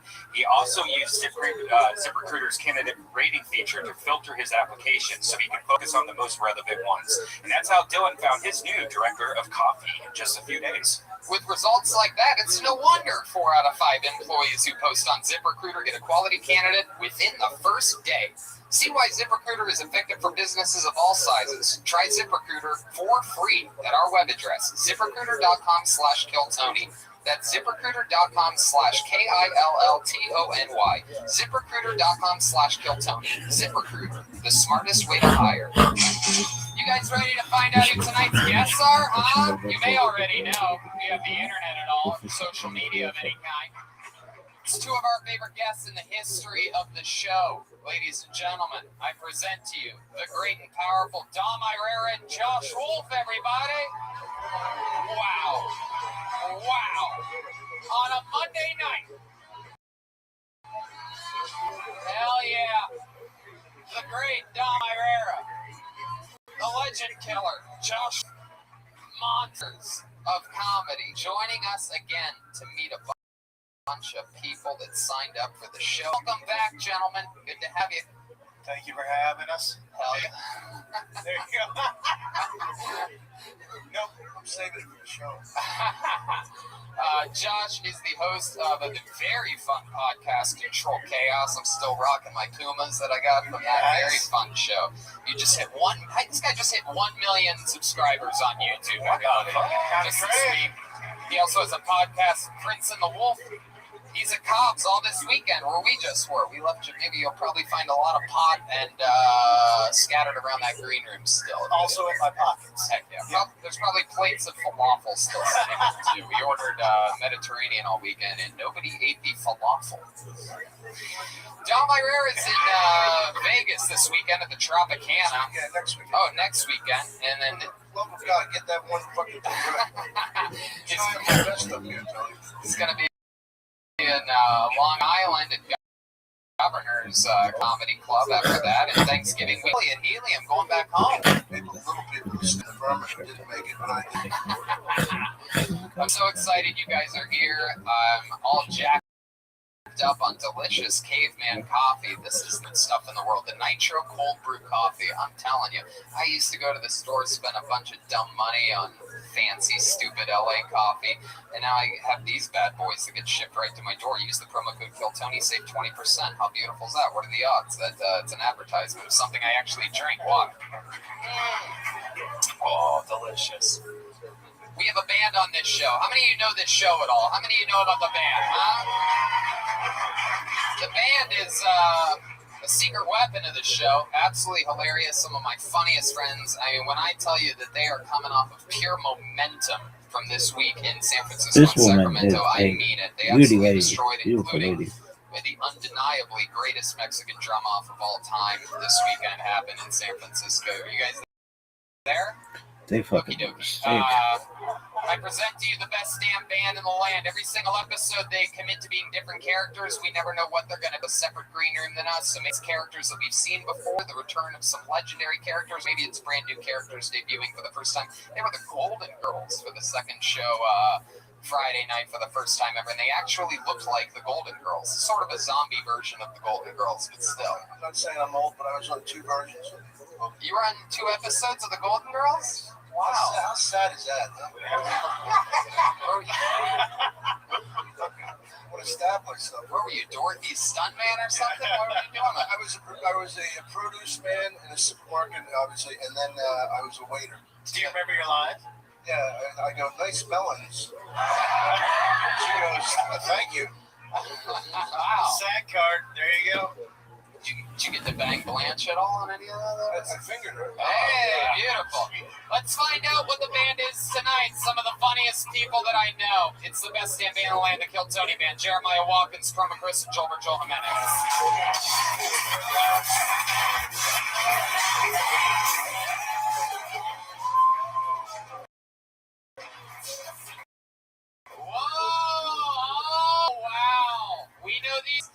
These are comedians from the 70s, everybody. 80s comedians. I got corrected very quickly there. Not 70s, definitely 80s. We've seen these guys before. Very, very fun guys to have on Kill Tony. This is very exciting. What do you call a blowjob while getting a call? Headphones. I mean, come on. Oh, wow, yes. That is just a taste of some of the incredible comedy these comedians from the 80s have in store. Headphones, look out. So that's Jeremiah. Remind me of this character's name again. Hey, Zippy. How you doing, everybody? Wow, Zippy. Who's going to be here tonight? Going to be here. 80s comedian for sure. Next to him, wow, looking good, pal. What's your name? Hey, Tony, name's Jeff. Hey, Tony, can you believe this? Can you believe this? My wife said, I think our son is autistic. Autistic? Our son's drawings look like shit to me. Wow. Wow, that was a good one. That was a good one. Is this a show? Yeah, it's a very good getting in. That guy, Jeff, right? Your name's Jeff? That is correct. All right, I love this. I've always wondered what Howard Stern would look like with Crohn's disease. That's exciting. Crohn's disease. And then back here, we have what appears to be a caramel macchiato in a suit. How are you, buddy? What's going on? Name's Philip, Tony. Philip? Yeah, have you tried this this falafel stuff? Actually, I didn't this weekend. It's really good, but after I eat it, I feel awful. 80s comedians, people. Doesn't get much worse than that. It's hilarious and the worst at the same time. 80s comedians joining us with Josh Wolf, Dom Herrera, Brian Soundboard, which brings me to this, the bucket of destiny, everybody. It's where the magic happens. This thing just went to San Francisco and Sacramento with us. Now it's back home before the show. Over 100 comedians. They're all over here. Make some noise, comedians. Over 100 comedians signed up for the chance to get pulled out of this bucket. Sometimes it's audience members that sign up. Anybody has a chance. The show starts. Now that your name out, that means you get to do 60 seconds erupted stand-up comedy and then get interviewed by me and my illustrious panel. We find out more about you, what's interesting about you, make fun of you if there's something bad about you or ugly about you, and then we fly through it. You know, your 60 seconds uninterrupted is up when you hear the sound of a kitten. That means wrap it up then, or else you're going to bring out the Angry West Hollywood Bear. There you go.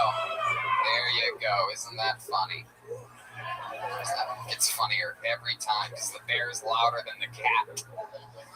You guys ready to start this show or what? Okay, I guess we won't then. That's just not enough energy to start the show. So I guess maybe we'll go do it in the belly room in front of a different audience. You guys ready to start this show here live in the main room? And here we go. It's Kill Tony live. Comedy Store main room. Episode 404. We just hit episode 400 in Sacramento. 403? Yeah, 404, sure. Anyway, here we go. Put your hands together for your first comedian tonight. He goes by the name of Robert Scott. Robert Scott will start the show. Not an easy position.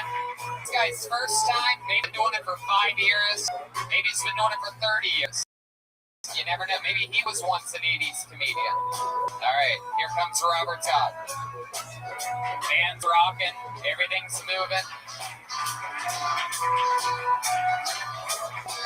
Here we go. One more time for your first comedian of the night, Robert Scott. Hi. I'm the guy you swiped left on. I love dating in LA. It's quite different from where I grew up. I'm originally from the country where the only black guy we saw was on a housewife. But LA's great. Everyone here is so exotic. You know, whatever you're into, LA's got it. If you like gays, there's WeHo. If you're into Asians, go to K-Town. If you like bums, just go back to WeHo. If you like minorities, tell Twitter. I'm just saying, it's so easy to get laid in LA if you just don't care. Last Tuesday, I hooked up with a dirty talking school teacher who wanted me to role play as one of her students. No problem. I like learning. It wasn't until later I found out she taught spec. I don't know what that says about my performance, so I called her up. And when she answered, I asked, "Did I do okay?"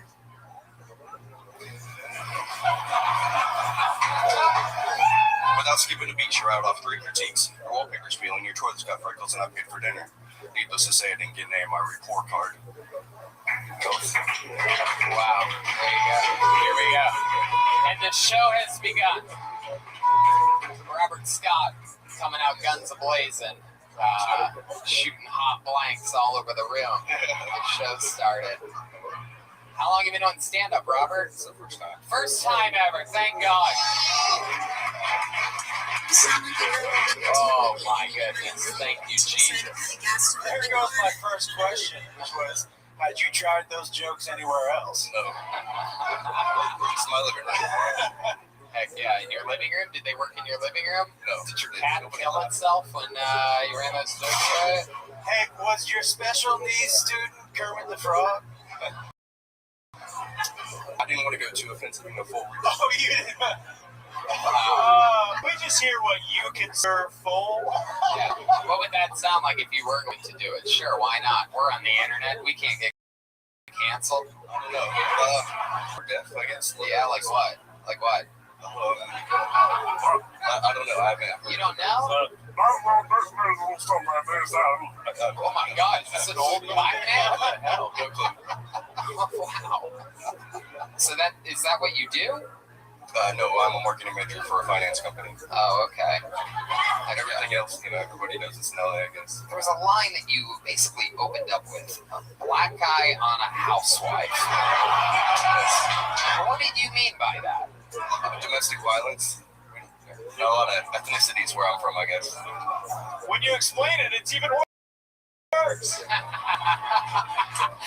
Idiot. My goodness. Dom, what do you think about this guy? Well, first of all, I like the way he timed it where there were no laughs, He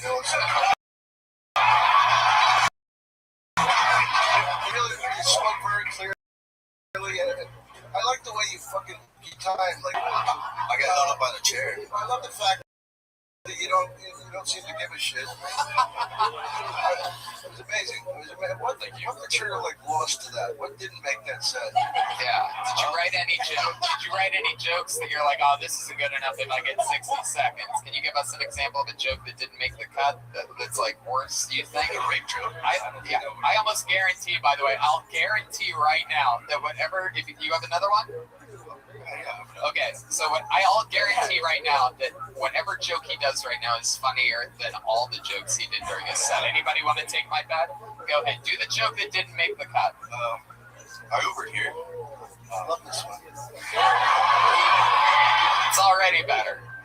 Go ahead. I found out Uber has a new feature called silent mode. They had installed quiet time because too many dudes used to pick up chicks. I guess Uber didn't know rapes occur in silence. Has anyone ever told you that you talk like a mass murderer? Yeah.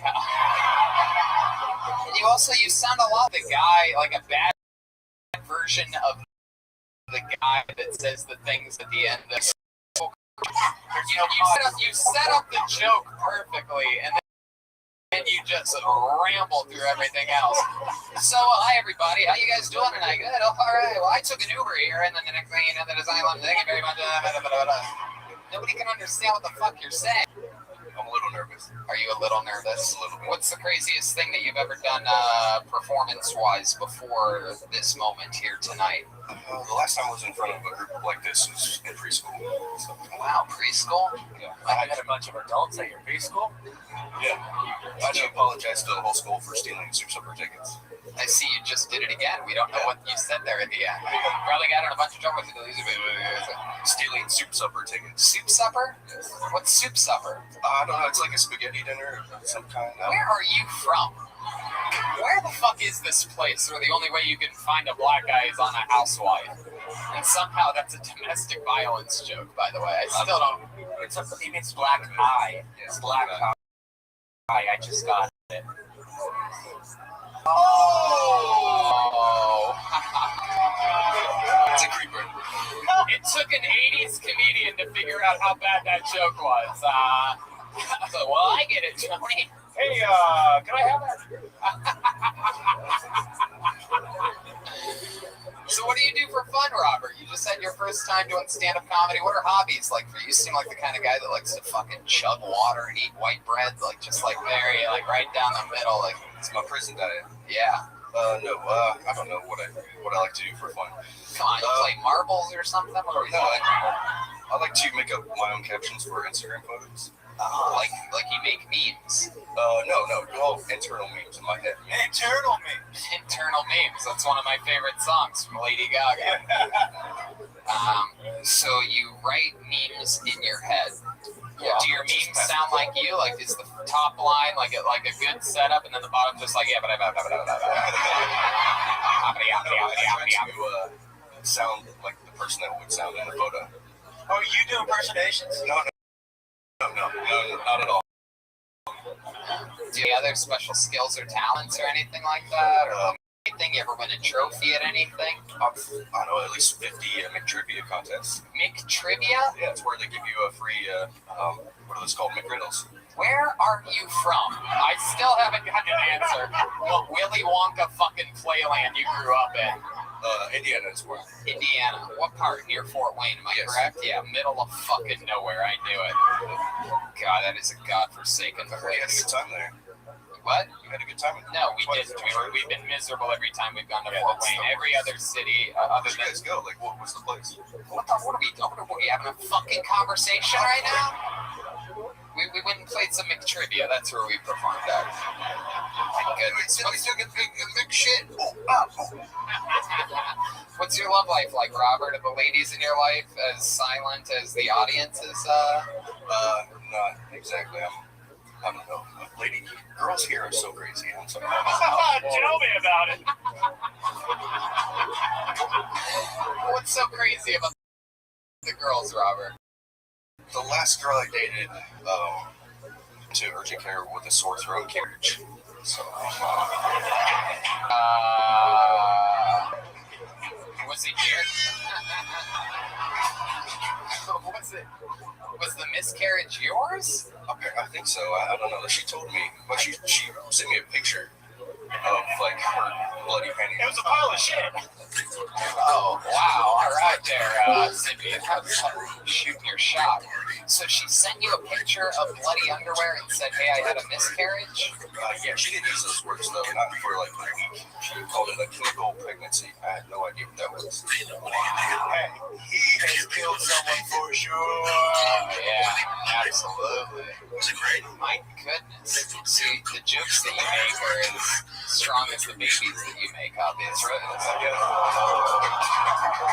right. Come on.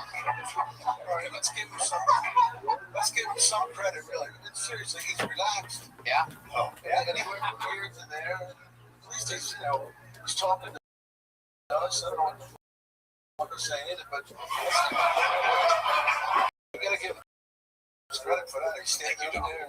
I agree, and you know what? I was on those, Don's the fucking senior leader of us all, so he gave you a good report.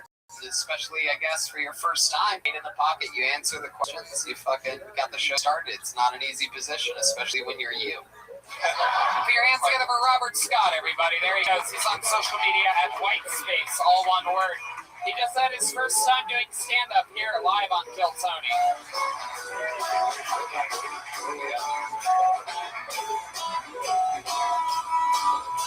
So there you go. That's how the show works. That's a guy's first time. Let's keep this fun train moving along. Pulled another name out of the bucket. Put your hands together for Greg Berman. Greg Berman. Oh, here he is.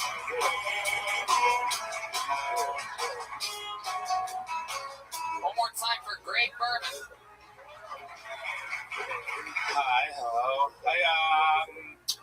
I should say this right off the bat because I can tell you're all looking at me and judging me. I am a refugee in this country seeking religious freedom. Who's this fucking foreigner? Because you didn't know that refugees could be legit. They can. I am. I moved to America from Ukraine. You're welcome for the impeachment thing. I'm sorry about Chernobyl. Although, you know what? If you're still upset about Chernobyl, imagine how Japanese people feel about you. But, you know, it's nice. It's nice. I'm like an incognito, refugee. You wouldn't even know, like I sound like a Midwestern news anchor and look like a rookie cop on vacation. But on the inside, in my head, my inner voice in here is just like, hello, everyone. You have nice face. You look like sexy Russian bear. That's what's in my head all the time. I could walk right by Donald Trump and he'd be like, grab yourself a pussy, young man. And I'd be like, oh, is that what you guys do here? That's fun. Okay. That's cool. All right, there you go. Greg Berman, everyone. Fuck yeah. Absolutely. Wow, you're so wacky, Greg. How's it going, man? I've never seen a nerd on steroids before. I know, right?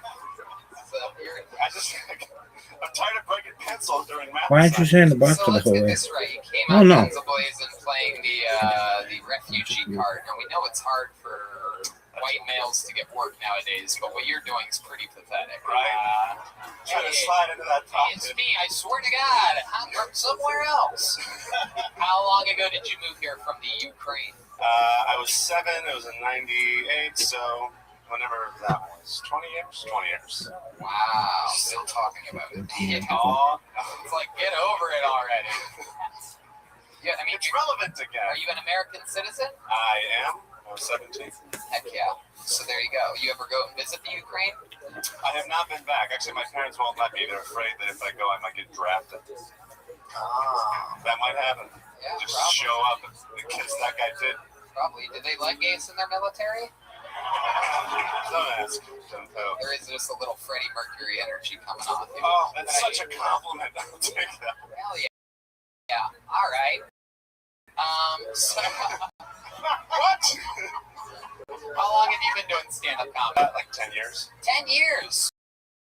Wow, Dom, I saw you grab your microphone immediately. Think about this guy. 10 years in the game. I was thinking about a month. You know what, though? He looked like a pro. Yeah, yeah. The movement and the whole thing, and I think that, honestly, obviously you need stronger material. But in conversation, it must be nice to just relaxing with you and hanging out. He did. He looked like a pro. Like if by chance the audio went out on the stream, but the video kept rolling, these people probably think this guy destroyed. You know what I mean? He just looks like a rock star. Who influenced you to try it? Sorry? What influenced you to try it, or who? Oh, I was a magician for a long time before I started doing stand. Well, stop hiding your jokes.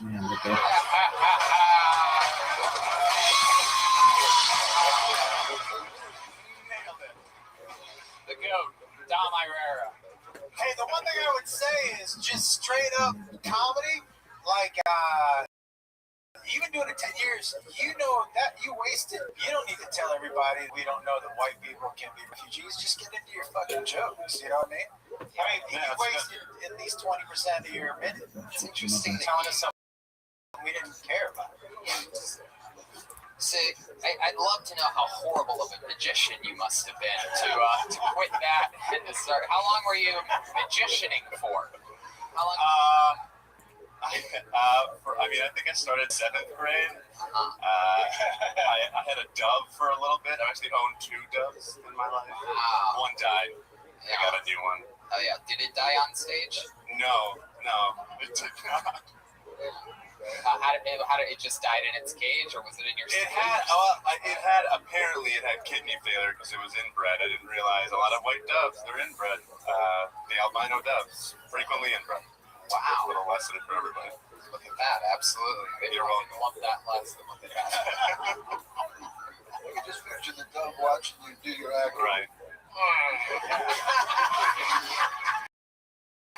So I got a new one. You gotta need an audience. So, could you do it? Are there any tricks that you could do for us right now? Is there anything we could give you, like a ball? Oh, you don't know? I can do something. Here we go. Really? Wow. Okay. Here, let's do it. Let's get some. This is in everyone tricks. So everyone go like this. Put your hands out, just right in front of you. Okay, here we go. Wow, thank you. Then take your hands, flip them like this. Okay. Then one hand over the other and grab them like this. Right? Okay. Now don't do the. Is everybody that's doing not it? the trick. Get down here. Okay, good. Now it's important that you're. Is everyone doing it? Now everyone do as I do. Right? Here we go. Okay, here he goes, twisting his hands. Whoa! Wow! They can't do it. That's the trick. Is that they can't do it, and I did it. Wow, that's incredible. Welcome to another episode of Gay Magic with Greg Berman. This is incredible. Up next, he's going to make a dildo appear out of his asshole. That magic trick put the ooh in Ukraine. Oh my God. Medians, people. Wow. That's incredible. So, magician and comedy. So you have two things that your parents are disappointed in you for. It's amazing, great. What are your parents like? They still live in America? Yeah, they're in Minnesota. That's where I'm from. Oh, okay, cool. What do you like to do for fun? Give us a fun fact about you, Greg. What do I like to do for fun? I like to play guitar. It's like that's like the one thing I do that's not performance related that I'm not trying to. That's the bad thing to say because you guys will make fun of me. I just like playing guitar. How does that sound? Who do you play it in front of? Girls? Oh, myself. Just my doves. My doves. Yeah. No, I had to give my dove away. I don't have it anymore. How long ago did you do that? Shortly before I moved to LA. I was like, I'm sorry. When did you move to LA? About 3 years ago. 3 years ago. Absolutely. What part of town do you live in? By the Hollywood Bowl. Hollywood Bowl. Just jotting notes Why down. do you say it like that? Because you're like jotting, and I'm like, what? You're really gathering some information. Do you want to know specific address? I wasn't jotting down your address. That's not what I was jotting down. I was jotting down. Just other notes related to. Yeah, I do a little math problem in my fucking head. I write down how long a person's been here, what they fucking talked. You got a problem with my fucking question me on this. You did get very Russian there. You said, you want to know specific address? Yeah. I turned into a Ukrainian Uber driver real quick. You look like if Jeffrey Dahmer did CrossFit. It's true. That's true. It's absolutely true. He looks like if Jeffrey Dahmer, instead of eating corpses, ate creatine. Has anyone ever told you that before? Yeah, a couple times. Well, great.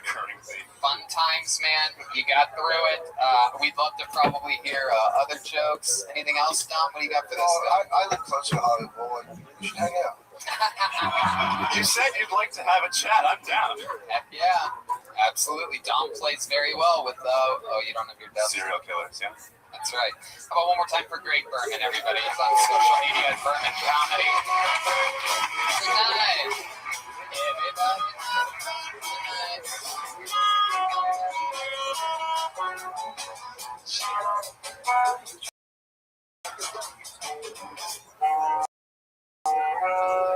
For the everyone.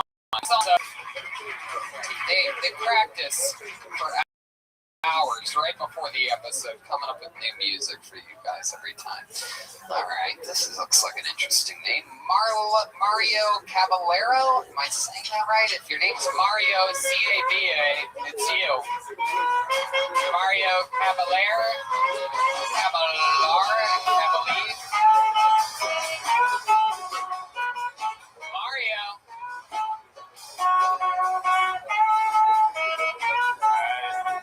Hey, shine that light out there one more time. Shine that light out there. Keep going, keep going, keep going, keep going, keep going, keep going. What the? All right, that's good. Now, hey. All right, hold on. I just wanted to see what that was. There's a guy with what appears to be a toilet on his head. It's just there it is, right there. My God. Sometimes I wish I didn't have to pull names out of a bucket, you know what I mean? Sometimes I wish I could just be like, all right, you. Pull the name out of the bucket, put your hands together for Bando, everyone. Bando. All right. Here we go. You spin me right round, baby, right round. Here he is. Bando, everybody.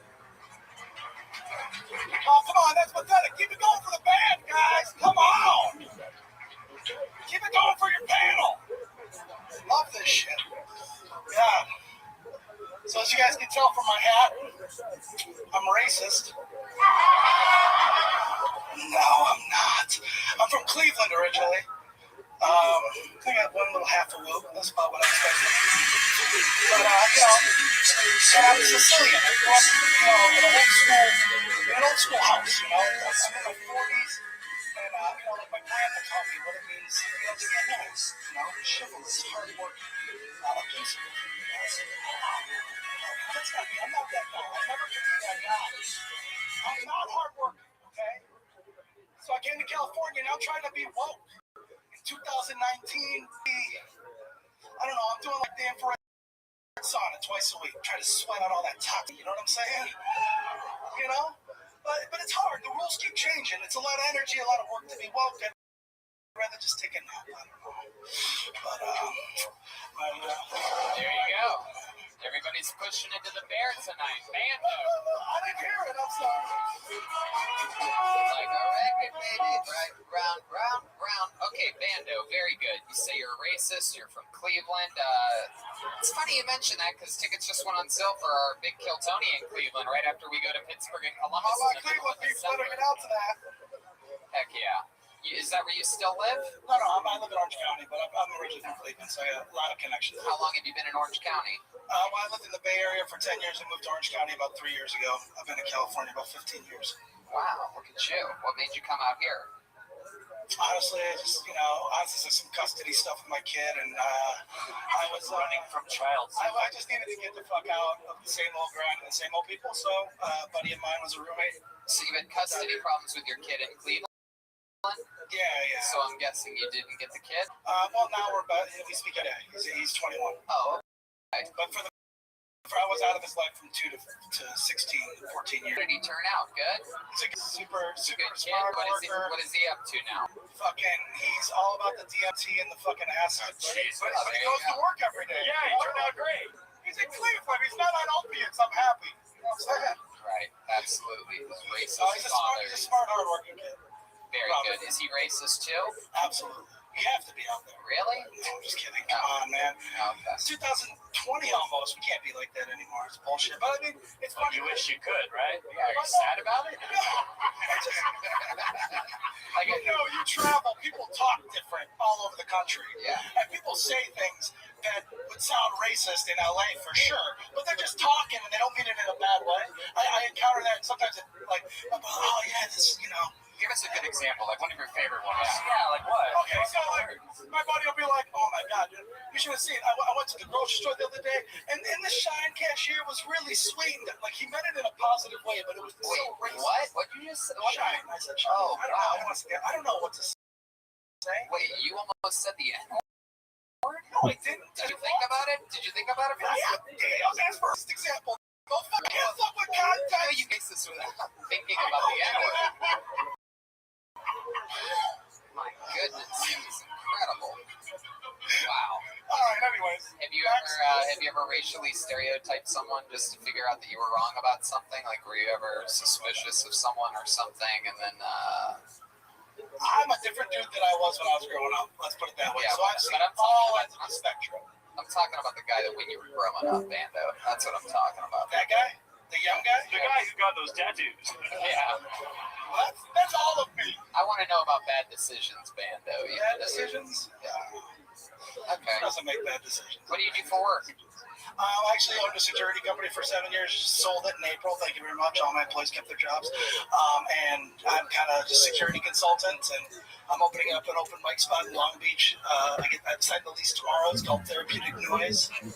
So a little plug. And I'm putting on corporate shows and stuff like that for other comics. El Rey at the Newport Beach, American Legion Hall, over 14th. You can be a killer show. Del Rey? What's that? You landed Del Rey? How the fuck did you do that? I like Dave. He's a good dude. Absolutely. Anyway, my plugs. What? Absolutely. Hey. Yeah. I'm a little afraid of him. Yeah, no, it's I'm the nicest guy in this room, I promise. Guaranteed not. Josh Wolf, what do you think about this? Well, first of all, okay, I know I'm a little high, but are we just going to gloss over the fact that his parenting line is he's not on opiates somehow? We're just going to gloss right past that. And he was like, I don't know, I don't have my kid from 2 to 16, but he's not shooting heroin, so I'm pretty good. That's it. What does your son do for work? He works at a venue doing the kitchen and cleaning up and maintenance and stuff. They call the Beachland Ballroom in Cleveland. Yeah, one of those good old fatherless jobs, you know what I mean? It's as good as you can do for not having a father. Fair enough.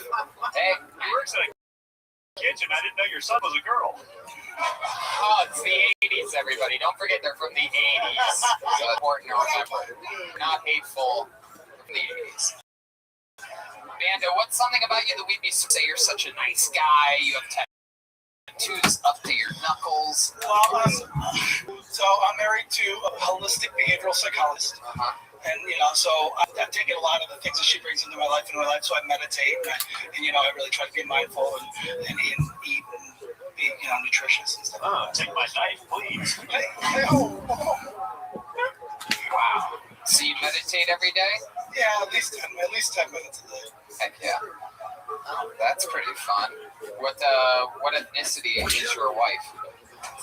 She's like a white mutt, basically. Yeah. She's blonde hair, blue eyes. She have tattoos as well? No. No. She's just a normal. If you saw her and I together, you'd be like, what the fuck? No. Right. She's like real wholesome. I feel like she has a tramp stamp that says Bando's property. Not my old lady. She's my wife. How'd you win her over? What was your big move? Where'd you guys meet at? We met through some mutual friends who just had us at dinner at the same time, and we had awesome conversation. Clan rally. What was the? There it is. Joel night. It has he's caught fire. What was the conversation that you guys had? Do you remember?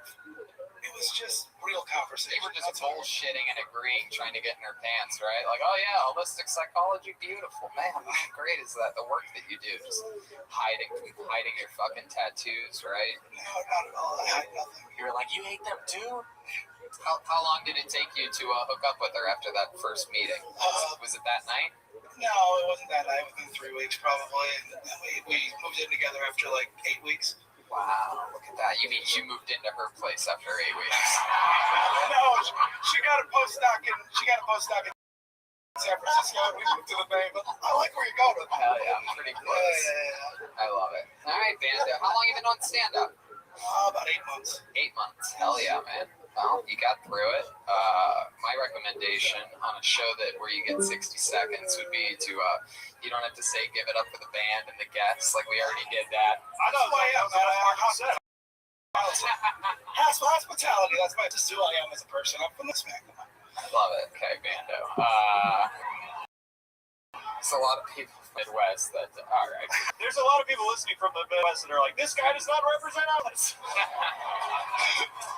Well, Bando, I'm glad you made it out. Anything else for Bando, guys? How long have you hated Monians? Oh my God. Tom, he's an 80s comedian, guys. He's an 80s comedian. For those of you... Listen, I haven't eaten an eggplant in a long time. What? Okay, okie dokie. Let's just keep moving along. Bando, everybody. There goes Bando on Instagram. Bando talks. I'd like to give a special apology to the Apollo 13 Aphrodite. So many people. The guy with the toilet on his head. All the cool black people in the room. We'd like to apologize. If you could just edit that out. All right, back to the bucket weekend. You guys having fun out there? Clearly anything can happen. You've already heard 2 words that you can't hear on cable or network TV here tonight. All right. No one has more fun on Mondays than us. Pull another name out. Make some noise for Maria Brugere. Maria.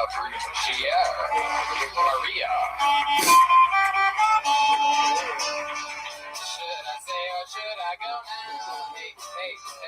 If I go, there might be trouble. If I say there might be trouble. Maria Brugere. Thank you. You guys, I was at a football tailgate over the weekend, and a couple of my girlfriends were talking about trying each other's breast milk. Because that's what you do at a football tailgate, right? Talk about breast milk. And my one girlfriend says, yeah, totally try your breast milk. How bad can it be? I heard it tastes like Captain Crunch, right? So I think maybe we go to hospitals now, and with the new mothers, we just ask for a sample, right? And then the other girlfriend goes, oh, no. I can't try your breast milk. I'm dairy-free. And I'm like, she doesn't know the definition of dairy, but she's definitely calling her friend a cow. All right, guys, thank you so much. Hell yeah, 48 seconds. Maria Brugere. Set of the night so far. Fuck yeah. Absolutely, you did it. Jokes. Did it. That's it. Everybody see that? Setups, punchlines, rock and roll, Maria. Welcome to the show. This is your first time on, right? First time on, yep. How long have you been doing stand-up? I'm in my third year. Third year, absolutely. All here in Los Angeles? I started in Portland. In Portland? Oh, we love Portland. Great scene up there. You were at the Helium? Yep. I started at Helium, yeah. And there's that little clown room, whatever? Yeah, I forget what it's called, but the clown house. That's so scary fun. place. How long have you been in Los Angeles, or are you just visiting? I lived here for 5 years and then moved back to Portland for a couple years for work and then came back a year ago. Oh, cool. What do you do for work? I work in social media. Oh, wow. What do you do for social media? I've worked with big brands for about 10 years. I worked at Nike for 5 years. Great. Will you teach us stuff about how to help our social media? Anything you want to know. Great. Good to know. Welcome. You're the number person to win that position. Hell yeah. That's so cool that you're willing to work for free for us. It's so on you. That's awesome. So what else, Maria? You work here now, social media. You're doing stand-up for 3 years. You get hit on a lot at open mics and stuff. A lot of horny all the time by there. everybody back there. That's goddamn right. A lot of you might not know. A lot of you normies might not know. Comedians fuck like banshees all the time. And, if they're not fucking, they're masturbating aggressively after not succeeding in trying to fuck. So, how many comedians have you fucked? Good question. Zero, yeah. Absolutely. You have a steady boyfriend or something like that? Nope. Just working comedy. What do you got? What do you mean? Hell yeah. All right. I'm smarter than that. Really? Yep. Heck yeah. You're not the first comedian that's been on this stage tonight to have a rabbit at some point in their, it's a magician joke that got absolutely nothing. Rabbit is a tiny vibrator that within once I explained it, the joke worked, everybody. Wow. If you don't mind me asking, how do you satisfy yourself with no men in your life at all whatsoever? You just I try to sleep when I can.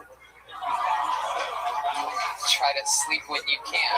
What does that mean? It's something I don't get it. A lot of people are laughing and I don't get it. But when you work 9 hours a day and then you go to mics all night or shows, you don't sleep a lot. So then I tried to sleep. So Tony was trying to ask how you come, and you're like, a good name. So, hey, whatever it takes. I figured since you work in social media, I figured like you might pleasure yourself with like your thumbs or something like that. Maybe a special way to do it. Anyway, Maria, what's some more information about you? What do you think makes you different than other people? Do you have any crazy parts of your life story or anything? I had a breast reduction a couple years ago. What? Why? Yeah. I get booed a lot for saying that. They didn't do that back in the 80s. This guy's never heard of this. No, leave the back problems. What? Like, how big were you? I was a 34 double G. Oh, Jesus. She's never hooked up with a comedian, however, she just made 4 come in their pants just then. 34 double G. Wow, you will do anything to not get laid. This is incredible. I've never seen anyone just fucking take such a stand that you are just done with guys. Breast, did you get your vagina sewed up too? Oh. Wow. You feel better now that you've had the reduction? Yeah, my surgeon actually fell and broke her ribs the next day because it was such an intense surgery. Your surgeon broke her ribs? Oh, yeah. God. That's like really, really big. That's like, was that like a disease, like boobatitis? Okay, yes, boobatitis, right there. Yeah, elephantitis. Yeah, no. Come on! What are we doing here? Wait a second. That was a little bit too funny for an 80s comedian. You better watch out. That's all. You're not. Whoa, we're creeping into the 90s. Whoa! A friend of mine actually has these where her boobs actually hang down to Those are the types of mine keeps looked near really him. good for how big they were. Okay. Yeah, so now they just look even better. Back feels better, life's better. I love that. Did you keep them around as throw pillows? I should have, yeah. What do you do for fun when you're not doing stand-up or working or taking a nap? I like to travel, play tennis, Yeah. ride horses once in a while. Oh, wow, you ride horses. You go to the equestrian district in Burbank? I've been there, yep. My goodness, you ever have anything crazy happen while riding horses? Is that how you come? Okay, Brian. Red band. Red band. Game, set, snatch. Wow. You ever go to the Saddle Ranch and ride the bull? No. No. Wrong animal. Yeah, that is the wrong animal. My goodness. Wow. That's so fun, Maria. I find you to be an intriguing character.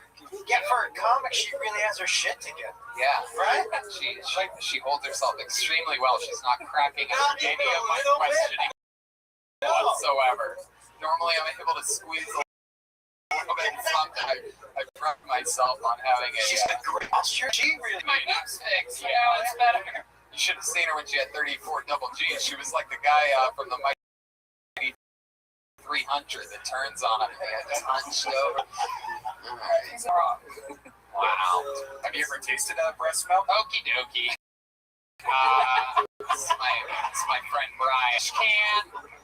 All right, Maria. I mean, I'll tell you this. Unbelievable set. I don't want to sound like I'm hating on the ladies, but it's a very, very rare instance in which we're 4 comedians in, and then a woman comes in and fucking shows everybody how it's done. So very impressive. One more time for Maria Brugere. She's on social media at Maria Brugere. All one word. BRUGGERE. Hell yeah. First time on Kill Tony. Having fun here tonight. What's up? We're all calling it Brugere.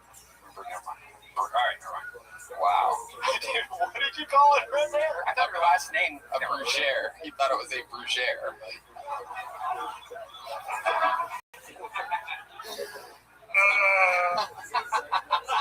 I was thinking when she said the G, I was thinking on your period, not on your period. Wow. It's a big difference, you know? Wow. Yeah, she said double G's. Wow. It's incredible. The old Gennady Golovkins over there. Three hands gonna be your next comedian. Jasleen Powar.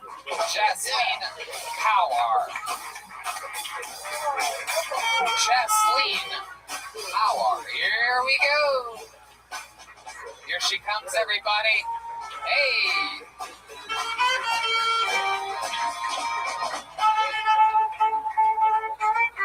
One more time for Jasleen Powar, everybody.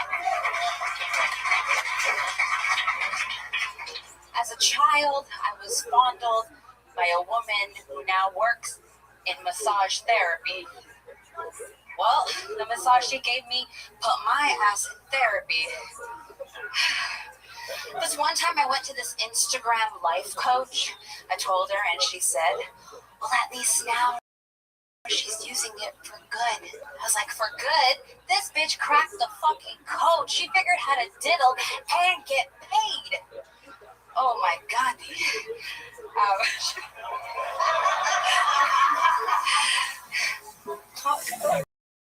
Jesus. Diddled and get paid. Oh my fucking tits. This is exactly what I was fucking worried about. I thought about confronting her. You know what? I would show up, book an appointment with some goo goo gagas, hoping that she... Okay, well, instead, I would leave a Yelp review. 1 star for the finger that she's stuck in my inner child. Wow.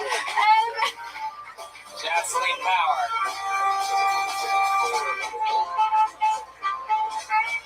Welcome to the show, Jasleen. This is your first time on, correct? Yeah. Welcome. How long have you been doing stand-up? This is probably my 7th time. 7th time ever doing stand-up. Congratulations. That was the first time I ever heard stand-up that would make me want to burst into tears. Sad, wasn't it? She's still practicing? The address. Yeah, she is currently still practicing at an RMT. I looked her up today and saw a photo of her, and she said that she likes to assist people with her energy. And I was like, yeah, I fucking know. So what exactly did she do to you? She molested me. I totally practiced and wrote this fucking bit, and then... Let's just talk about what really happened here. So you went in, and then what happened? I went in. Oh, no. I didn't actually go to see her. Oh. What I was trying to say is that I looked her up today. I've been wanting to confront her. Confront my abuser your. that I know, that I remember, because I was a child. See, I missed a real big chunk of the story. We still don't have it though. You still haven't explained. Okay, so when I was Let's just go through the story. Let's not Okay, talk thank about you. the bit. Let's not talk about what you were gonna do. Let's not talk about what went wrong. Let's just try to figure out what the fuck you're talking about. This is the I feel you. This is the saddest Nancy Drew novel I've ever read. So Jasleen, tell us again what happened. Okay, well, fuck. I was ill, and my neighbor girl, she came in as a friendly face and tricked my entire family and would touch my pussy. Wait a second. This is your babysitter, or We didn't really have babysitters as an Indian family. It's just usually friends and family come in. If I need help, you need to take care of the kids. That happens. An older teenager girl used to come kick it with my siblings, and then we would have tea parties in my bedroom, and she'd tell me to wear the bathing suit.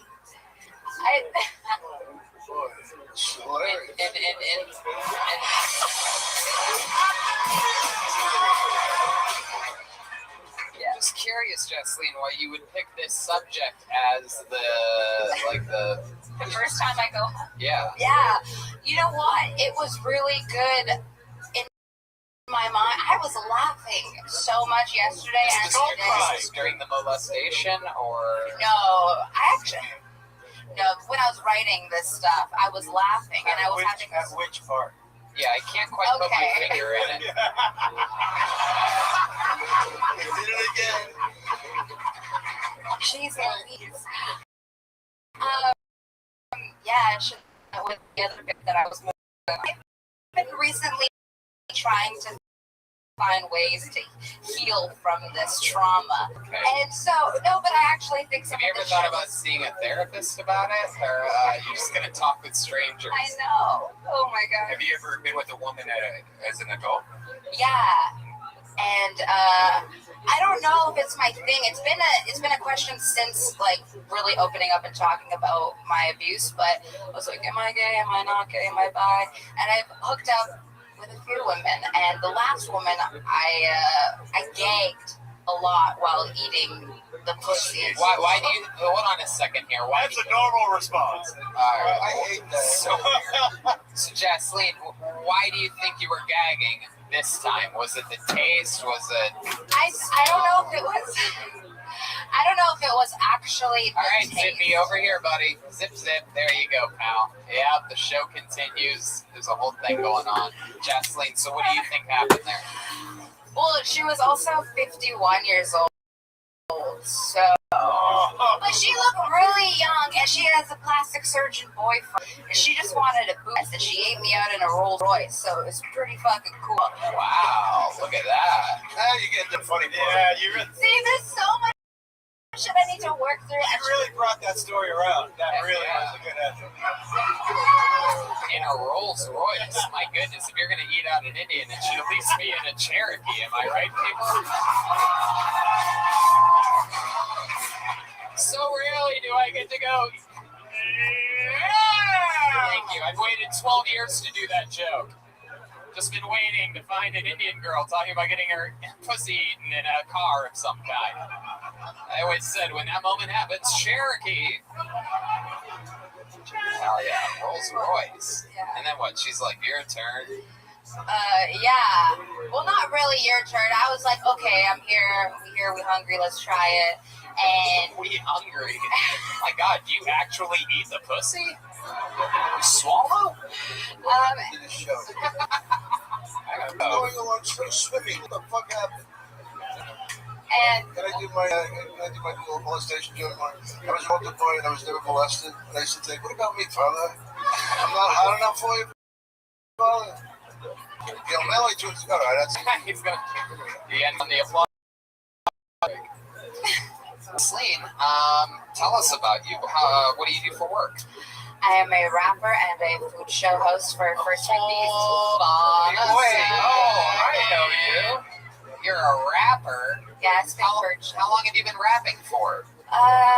27. I think I've been writing poetry, and then that turned to rap. Let me ask you a question. If our drummer Joel Jimenez laid down a little beat, do you think you could give us a little rap here? Yeah, we could do that. I'd be kind of like not have a drummer on that. Oh, you just want to go straight a cappella? Yeah. Go right ahead, ladies and gentlemen. Jaslene Power. I'm a little psychotic, mixed with symbolic knowledge. Fuck your college. I'ma stand here look flawless with my scar face. I'm a modest goddess, sitting in the back row, taking notes, using my moleskin notebook. I fill my mind with, but I ain't got time to listen to you whine. Give me rhyme, but you wanna spend your time with this chocolate cocoa down where you could ride with. Pull up to the scene in my mint green Fiat, hop in, we drive away. I just wanna re-up, reach up to the sky, heaven's height, grab a ladder, then you start to climb. I'm the giant in the beanstalk fairy tale, and you a soft bitch, a ferret's tail. Wow! Look at that. My goodness. Wow! From raping to rapping, that was incredible! Wow! Hell yeah! Heck yeah! You're like MIA, and she flew paper planes into the World Trade Center. Whoa!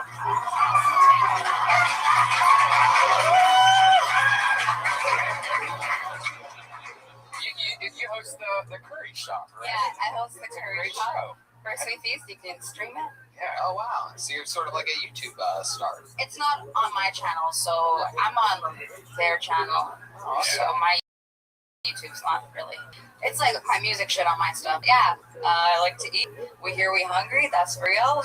Absolutely. You're like Slumdoggy Dog. Oh my god, I can't believe I just fucked that one up so bad. Even sometimes I blow my own mind. I mean, that is just so good. Anyway.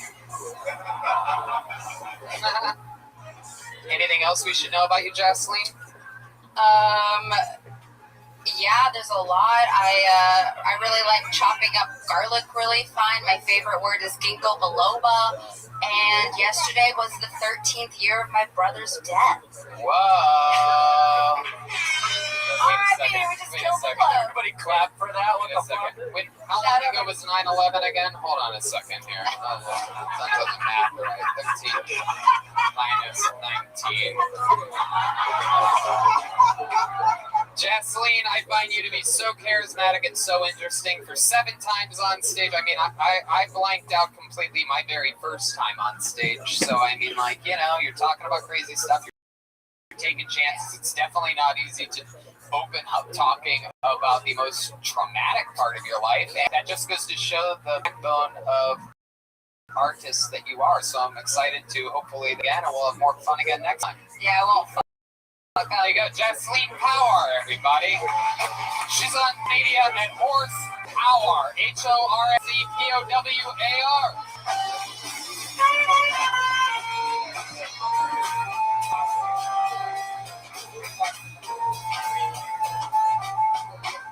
Hell yeah. Before we get back to the bucket, let's take a moment to plug our favorite sponsor, Infinite CBD. And we're back. Welcome back to Kill Tony. It's incredible. It's a beautiful, magical thing. You guys ready to get back to the show, huh? Back to the bucket we go. Where it stops, nobody knows. Look at this guy texting in the front row like he doesn't give a shit. No fucking respect, huh? He's got a good blazer on, though. All right. Is anybody else depressed by that last girl? No. I mean, semi. Honestly, sad stories of their lives gives me very refreshing energy.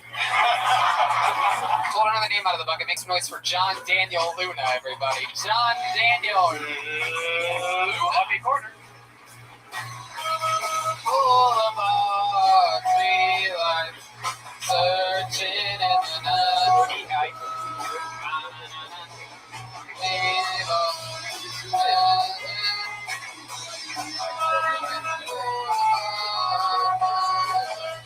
Somewhere in the night. John Daniel Luna, everyone.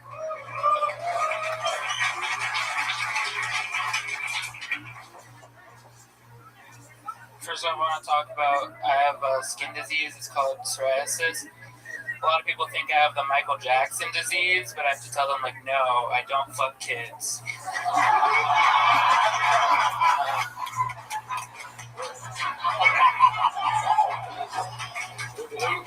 I'm pretty excited because I have these new shoes and these pink Nike Cortezes. Because I'm half gay, but I'm full Mexican. Yeah.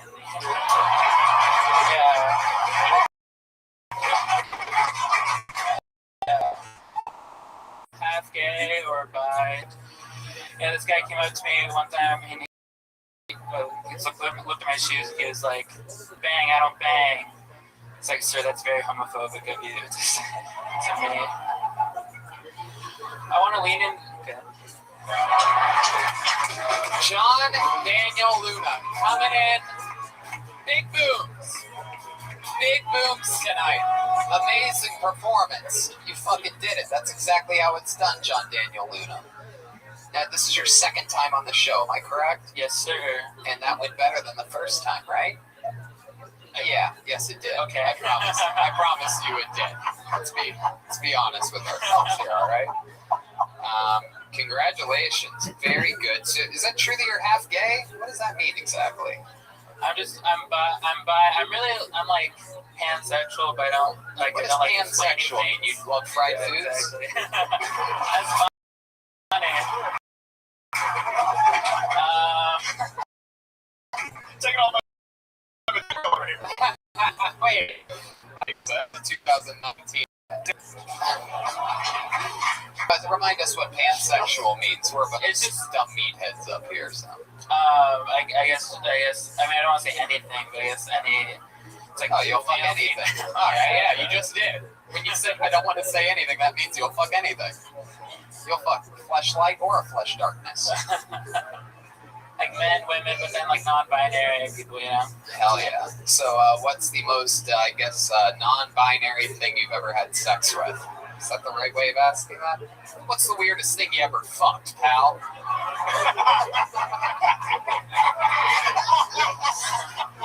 I just got word we did just get canceled. Just then. That was it. The internet canceled us. We just got word. We are no longer streaming. Everything's gone. Go ahead. This girl, I don't know, she had like, geez, you don't even know how to explain it. Yeah, I don't know, she had like a dick and then boobs and she sucked my dick on her. Oh my god. How big boobs? Double G? I don't know, normal size. Normal size boobs and a dick. What was their voice like? More feminine? Feminine, yeah. Yeah. Yeah. How big was the normal size? I don't know, dude. You don't know? Jeez, your memory's as patchy as your skin, right? I remember. There we go. Okay.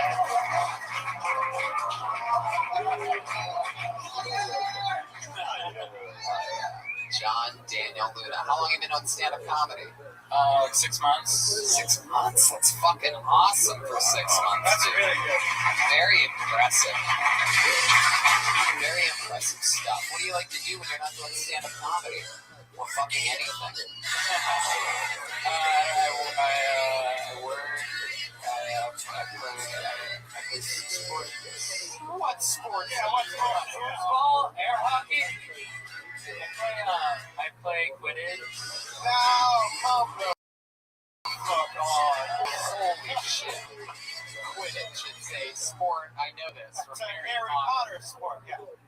That's so funny. I once dated a girl that met up with a group and they'd all play Quidditch together. This was a long time ago. You ever hit it before you Quidditch? Where was it? You guys play at like Pan Pacific Park or something like that? We play at in North Hollywood, at the park in North Hollywood. Oh, North Hollywood. Very good. And how long you been playing Quidditch for? Probably about like 5 years. Like a college thing, and then it's like the first year out of college. You played Quidditch in college? Yeah. What's the name of that college? That's Emerson College. Ah, real showbiz college. That's cool. So, just so that the people all understand, because I'm pretty sure I have somewhat of a ballpark idea of what this is now. If you don't know, Quidditch is the sport from Harry Potter, which is obviously a movie and story about fucking like witchcraft and the wizardry, right? Yeah. So you guys basically.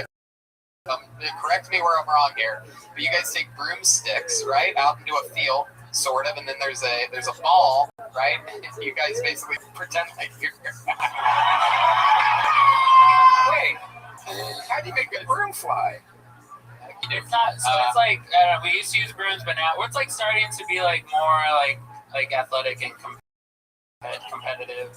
Because like we don't use brooms anymore. It's like PVC, and then it's like full contact. Wow. So okay. For those of you that don't keep up on your Quidditch, PVC, that's like when they allowed aluminum bats in Little League Baseball. So the PVC is lighter. You have more agility with that. Oh yeah, for sure. How often do you play Quidditch? Like practice like once a week. Oh, I'd love to see a Quidditch move. Yeah, can you show us? Can you give us a little? Is there anything? Do you have a Quidditch stick back there anywhere? Is there? Can we use the mic stand? Yeah. Great, yeah. I'll hold your mic. I'll hold the mic. Yeah, we got it. How many of you want to see this guy play some Quidditch? Hold on one second. We got to get the. There it is. And he's like, this isn't regulation. Hold on 1 second here. We got to get the. Yeah. All right. Can we get? Hey, Danny. Can we get some Quidditch lighting? Who is that up there? Who the fuck is that? Where's Danny at? That's some weird guy. You got to be fucking. First ever Quidditch shows history. And the lights guy isn't there. Everyone just close their eyes. David, can you...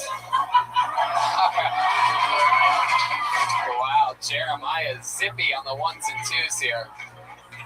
Stealing the scene from the actual Quidditch player. But here we go. John Daniel. Yeah, that's basically it, right? There you go, Zippy. You got that one.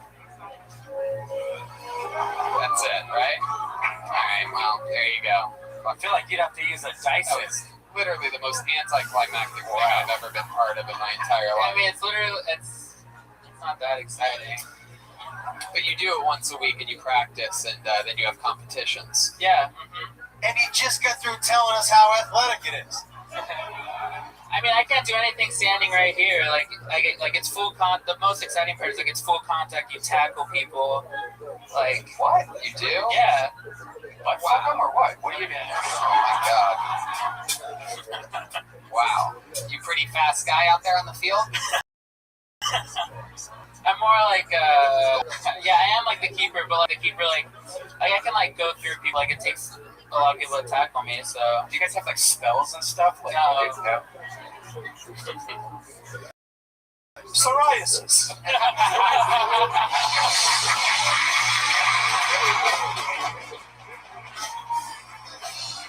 I'll tell you what, John, no doubt about it. Set of the night so far, a huge improvement from the last time you were on. You guys have anything for John Daniel Luna? We all good? Keep flying through it? There he goes, John Daniel Luna, ladies and gentlemen. Here we go. John Daniel Luna, one of the best parts of this show, you see somebody fill in a rough set or a decent set, comes back a couple months later and absolutely destroys. How about one more time for John Daniel Luna? That's his handle on social media, all one word, John Daniel Luna. Let's skip the bucket. We'll go back to it a little bit later. But for right now, let's bring up one of the regulars on this show. The show has 2 regulars, which means that they're being developed in the farm system here at Kill Tony, just flexing new minutes every single week that they write and perform. It's a lot harder than being pulled out of the bucket. Maybe you haven't been here a few months, you have enough time to write another good minute. These guys are writing new minutes every single week, and especially this week where we have done 8 episodes total in the past 7 days. This is their 8th minute in over 7 days, so this is not an easy position to be in. This guy had a big breakthrough this week, and I'm excited to see if it carries over to LA. I present to you one of my favorite comedians. He's a very polarizing figure. People either love him or hate him. I present to you the one and only William Montgomery, everybody. Here he is. Here he is. live in the flesh, the big red machine, the one and only William Montgomery. Let's give it up for Kobe Bryant, Los Angeles. You ever heard of Magic Johnson? So I tried to avoid the TSA agents who are also magicians, just because last Carlos pulled a gun out of my ear.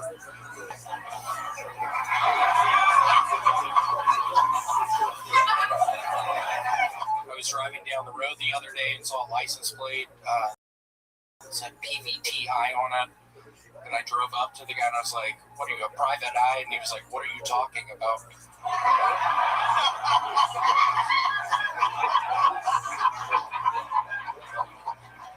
Let's give it up for Mike Bibby, Sacramento. They killed in Sacramento.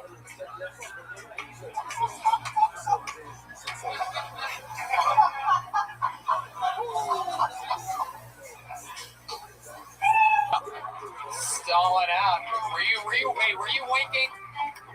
Were you winking there at the end? Were you doing that new wink that you do? I was not. Y'all should have seen me in Sacramento for probably 2 minutes. I was winking at certain people in the audience. They left up. William does this new thing now where he winks at people in the audience and the crowd goes wild. It's very impressive. Some people, listen to the crowd go wild. He's doing the wink. I mean, Jake. He's doing it. They love it. Look at that. It actually works. Wow. William Montgomery. So, he just gave one to Josh Wolf. Look at this. Oh, he's still looking at you, Josh. Whoa. It's so nice to see you, Josh. Yeah, nice to see you too, buddy. How are you? I'm doing very well. How are you? You know Josh? Yeah, we've done a couple of. He's come on Control Chaos a couple times. Oh, very cool. Heck yeah, you'd be fun on that. Yeah. Very the guy that just keeps on improvising, right? Right. One of my other characters, I think I created. I tell people I'm a stand-up comic coach. Just giving them pointers. I talk about diseases that you have, like Lyme's disease. Talk about maybe your uncle. William, you just went to Sacramento and San Francisco with us. Did any of that? You were on the road with us the entire time. We all slept in the same big house together. All this stuff. You are a heavy breather. You have snoring issues for sure. Down hallways, very far. Something called sleep apnea. I'm a heavy smoker. I'm a heavy drinker. I have dreams every now and again. Heavy person. I've actually lost a bunch of weight. I'm down to 230 right now. Yeah, how'd you lose the weight? P90X. Really? Would you mind giving us a little example of the P90X that you know how to do? Oh, you just put the microphone on the ground. Just ignore that mic stand. Just put that anywhere. Oh, what's he doing here? Here we go. Count it out! He's screaming for it to be counted out. Let's see if they go along with it. Whoa! 3, 4, 5, 6, 7, 8, 9, 10, 11, 12, 13, 14, 17, 18, 19, 20, 21, 22, 23, 24, 25, 26.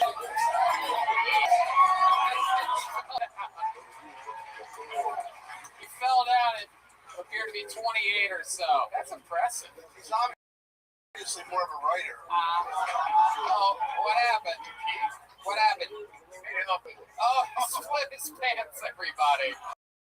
Oh my goodness. William, I have a pair for you backstage that you can have if you need them.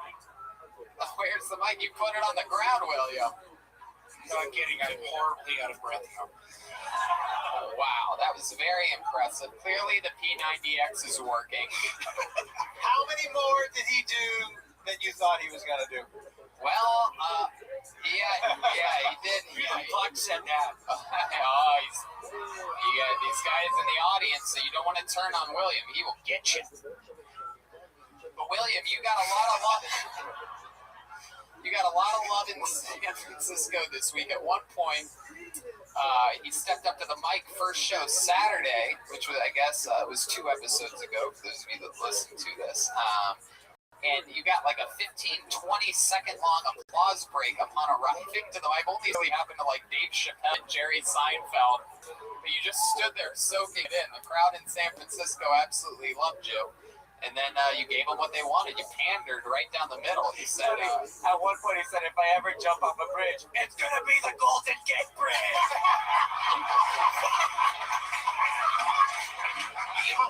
And they were like, yes. I think one of my better jokes during that set was, so I homeschool my daughter, we fuck a lot. Oh my goodness. It's incredible that you can get away with material like that. Josh Wolf, what do you think about this guy? I want to tell you something. I've only seen you do your characters. I've never seen you improv. I'm going to tell you this. This is the highest possible praise I can give you. I started with a dude named Brody Stevens. We started at the same time.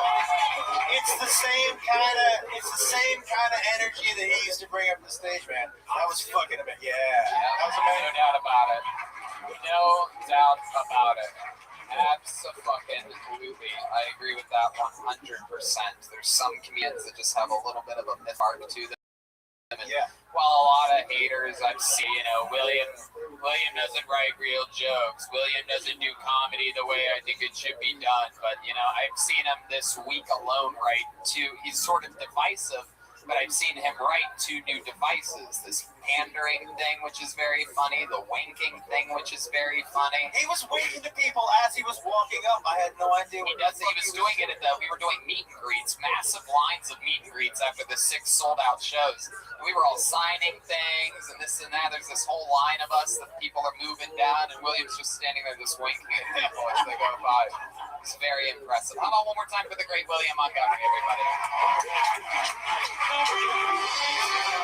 A new minute every single episode from William Montgomery. If you call to, I'll be waiting. Time after time. Alright. We have another regular on this show, everybody. He's a few weeks into his regularship here. We have a lot of fun. This guy writes a brand new minute every week, and it's always very, very funny. Again, he's coming off of this is his 8th brand new minute this week on the show. I'll just warn you guys. I'll warn you guys on the panel here. If you make fun of this guy, he is ruthless. So if you're going to make fun of him at all, be very careful. Never warned the guests in the history of the show. Somebody has a lot of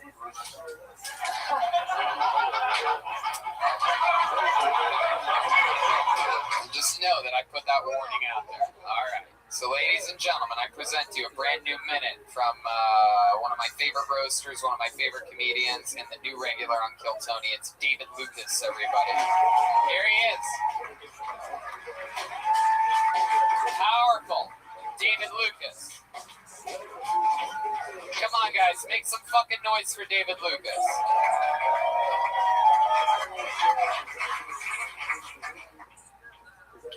I used to watch a lot of wrestling growing up. Like, I watched that shit like a nigga that had a porn addiction, you know what I'm saying? My favorite wrestler was Stone Cold Steve Austin. The Jesus of the trailer parks, you know? Like, I kept on watching Stone Cold, and the older I got, the gayer he got. I was like, this nigga is dressed like a bikini softball player.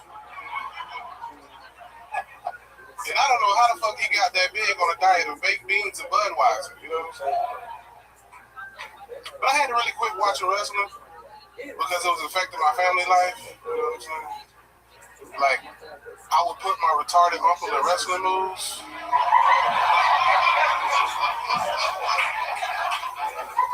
Like, my mom walked in one day and I had that nigga in the crippler crossface. She was like, turn him loose right now. I was like, well, tell that nigga to tap out. All he gotta do is tap out and I'll turn him loose. Hell yeah. David Lucas, another new minute. Fuck yeah, man. Absolutely.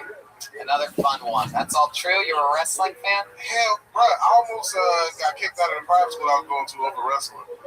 Because I would fucking put kids in wrestling moves during PE. Yeah. One kid's mom wanted to, like, press charges on me and shit. No, same, man. We used to do that in music class. It was we had a music teacher that, like... You play the flute?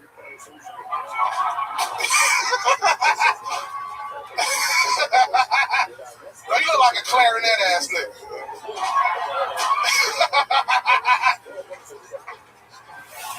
First of all, how dare you? Second of all, I will not take these insults from clearly a tuba player, alright? Get the fuck out of here. Hey, ain't Tony dressed like a public defender? Alright.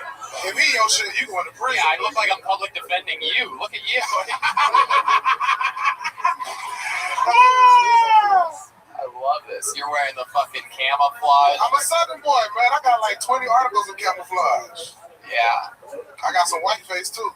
You got what? You've done whiteface before? No, but I will. If you check right. Is that just what happens when you get into a fucking powder donut eating contest? Yeah, No, I helped you. See, I helped you.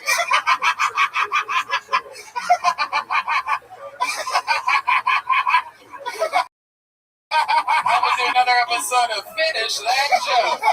Yeah. I noticed lately that you wear a lot of camouflage. Why? What is that exactly? Why do you think that is? I grew up hunting and shit, man. I'm just being me, a fucking black weirdo. You know what I'm saying? I like your style, man. You know, like, fuck these niggas. I wear what I want to wear. Hell yeah, that's what I always say. When I'm at home by myself, looking in the mirror, that's exactly what I tell myself. After you eat your fucking curry chickpea wrap, you'll be like, the hell are you talking about? I don't know, man. That sounds like some shit you'll get at Air One. I thought you were camouflage because you're an over-the-limit soldier. I know. It's almost there. It's close. It's close. Yeah. David Lucas just went with us to Sacramento and San Francisco. He shot. Swagamento. It was unbelievable. We had so much fun. Were any highlights for you or anything like that? What was that like, hanging out with everybody? Fun fact, I'll just say it. Both of the regulars on this show are extreme snorers. It's a little fun fact. Oh, that shit was fun, man. We was in a Sprinter van, going up the 5 to the whatever we went to. Those are the days, huh? Yeah. Well, you probably have Sprinter van in your days, but wait a second. Whoa. Be careful, Dave. I'm sorry. I don't even know. Nothing, Dom. Nothing. Because if this start will never end. Let me tell you something. I was in A&R. I can tell. You were in Married with Children, too. Yeah. You know, and Seinfeld. Why do you have to use the N-word? And Golden Girls. Yeah. You can't say that with I mean, I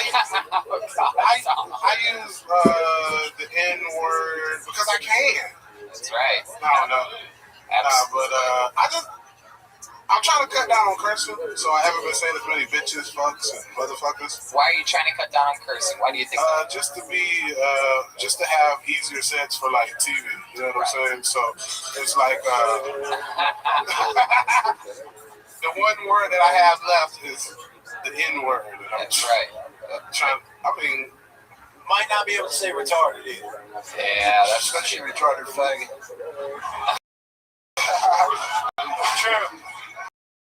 True, that's true, yeah. I don't use the way we're getting word right now. There has been deleted. His scenes have been deleted from Golden Girls, everybody. They went back. They canceled your scenes. Wow. I'm working on the N-word just for you, buddy. Heck yeah. I'm going to say Negro. Yeah. That's better. Those colored kids were nice. Oh, okay. If you need a list for other words, I'd rather be called a nigga instead of a color. Jesus. If you'd like to see a list of other words that you can call black people other than the N-word, Dom has it. It's in scroll form and in the backseat of his car. So you have you ever call anybody the N-word? What? You ever call anybody the N-word? Sorry, I'm just falling asleep. Jesus Christ, man. I feel like I'm. No, it's a good question. That's interesting. My guess is the answer is yes, and he's pretending like he can't hear you. Right. What'd you say? Nothing. Can you What is he fucking with us? He's a master comedian fucking with us. Absolutely. He's asking him like I can't fucking hear him. Cause I was like, do I need to speak sign language? Now, do you do stand up or something? Oh no! No! Oh no! Oh no! I enjoyed your speech. I just wondering. You dress like you Coach Bowling. Oh shit! Fuck! Now I can't use that as a closer.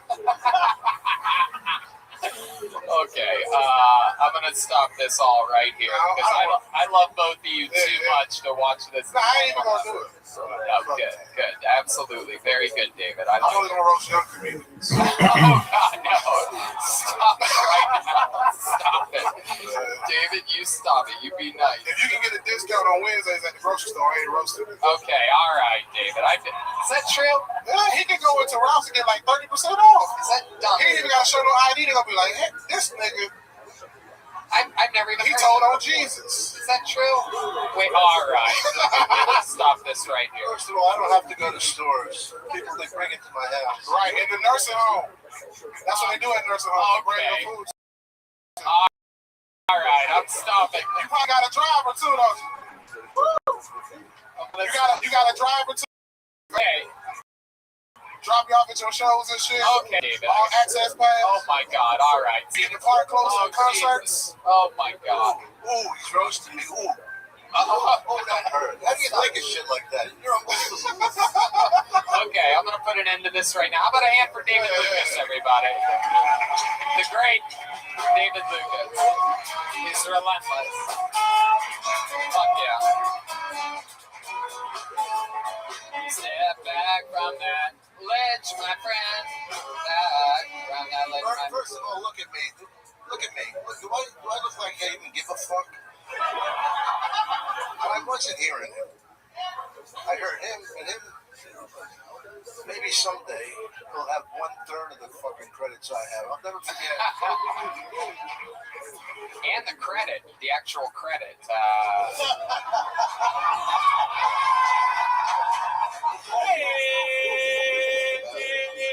Diction. It's important that be understood. Diction. You guys want to go back to this bucket one more time, huh? Dig around. See if we can get something good to end the chicken. Interesting name. Put your hands together for Ryan the Cable View VIE, and then it sort of cuts off. Ryan the Cable. If that's the beginning of your name, you're the final comedian here on Kill Tony. Any movement? Anybody see movement? Okie dokie. Ryan the Cable by. There you go. There you go. Okay, how about Kenny Weber? Kenny Weber. See here? Here we go. Kenny Weber, ladies and gentlemen. Here we go.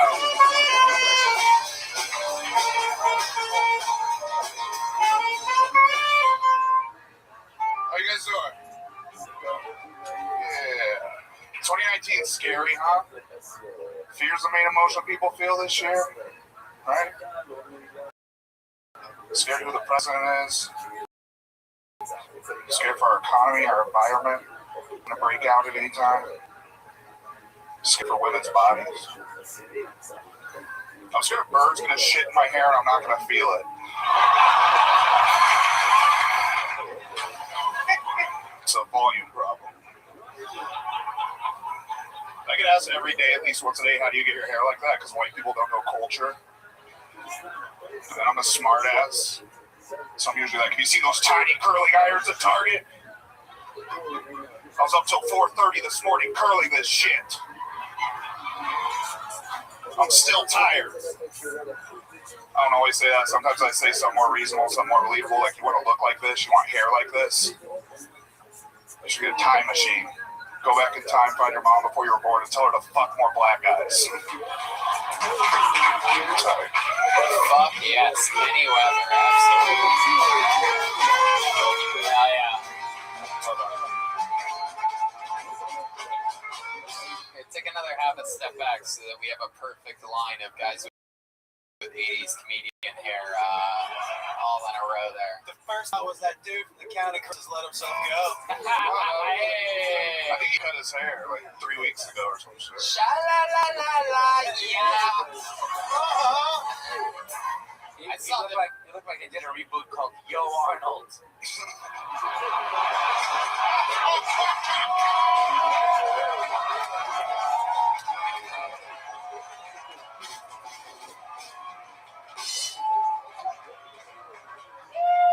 Kenny Weber. Wow. How long have you been on stand-up comedy?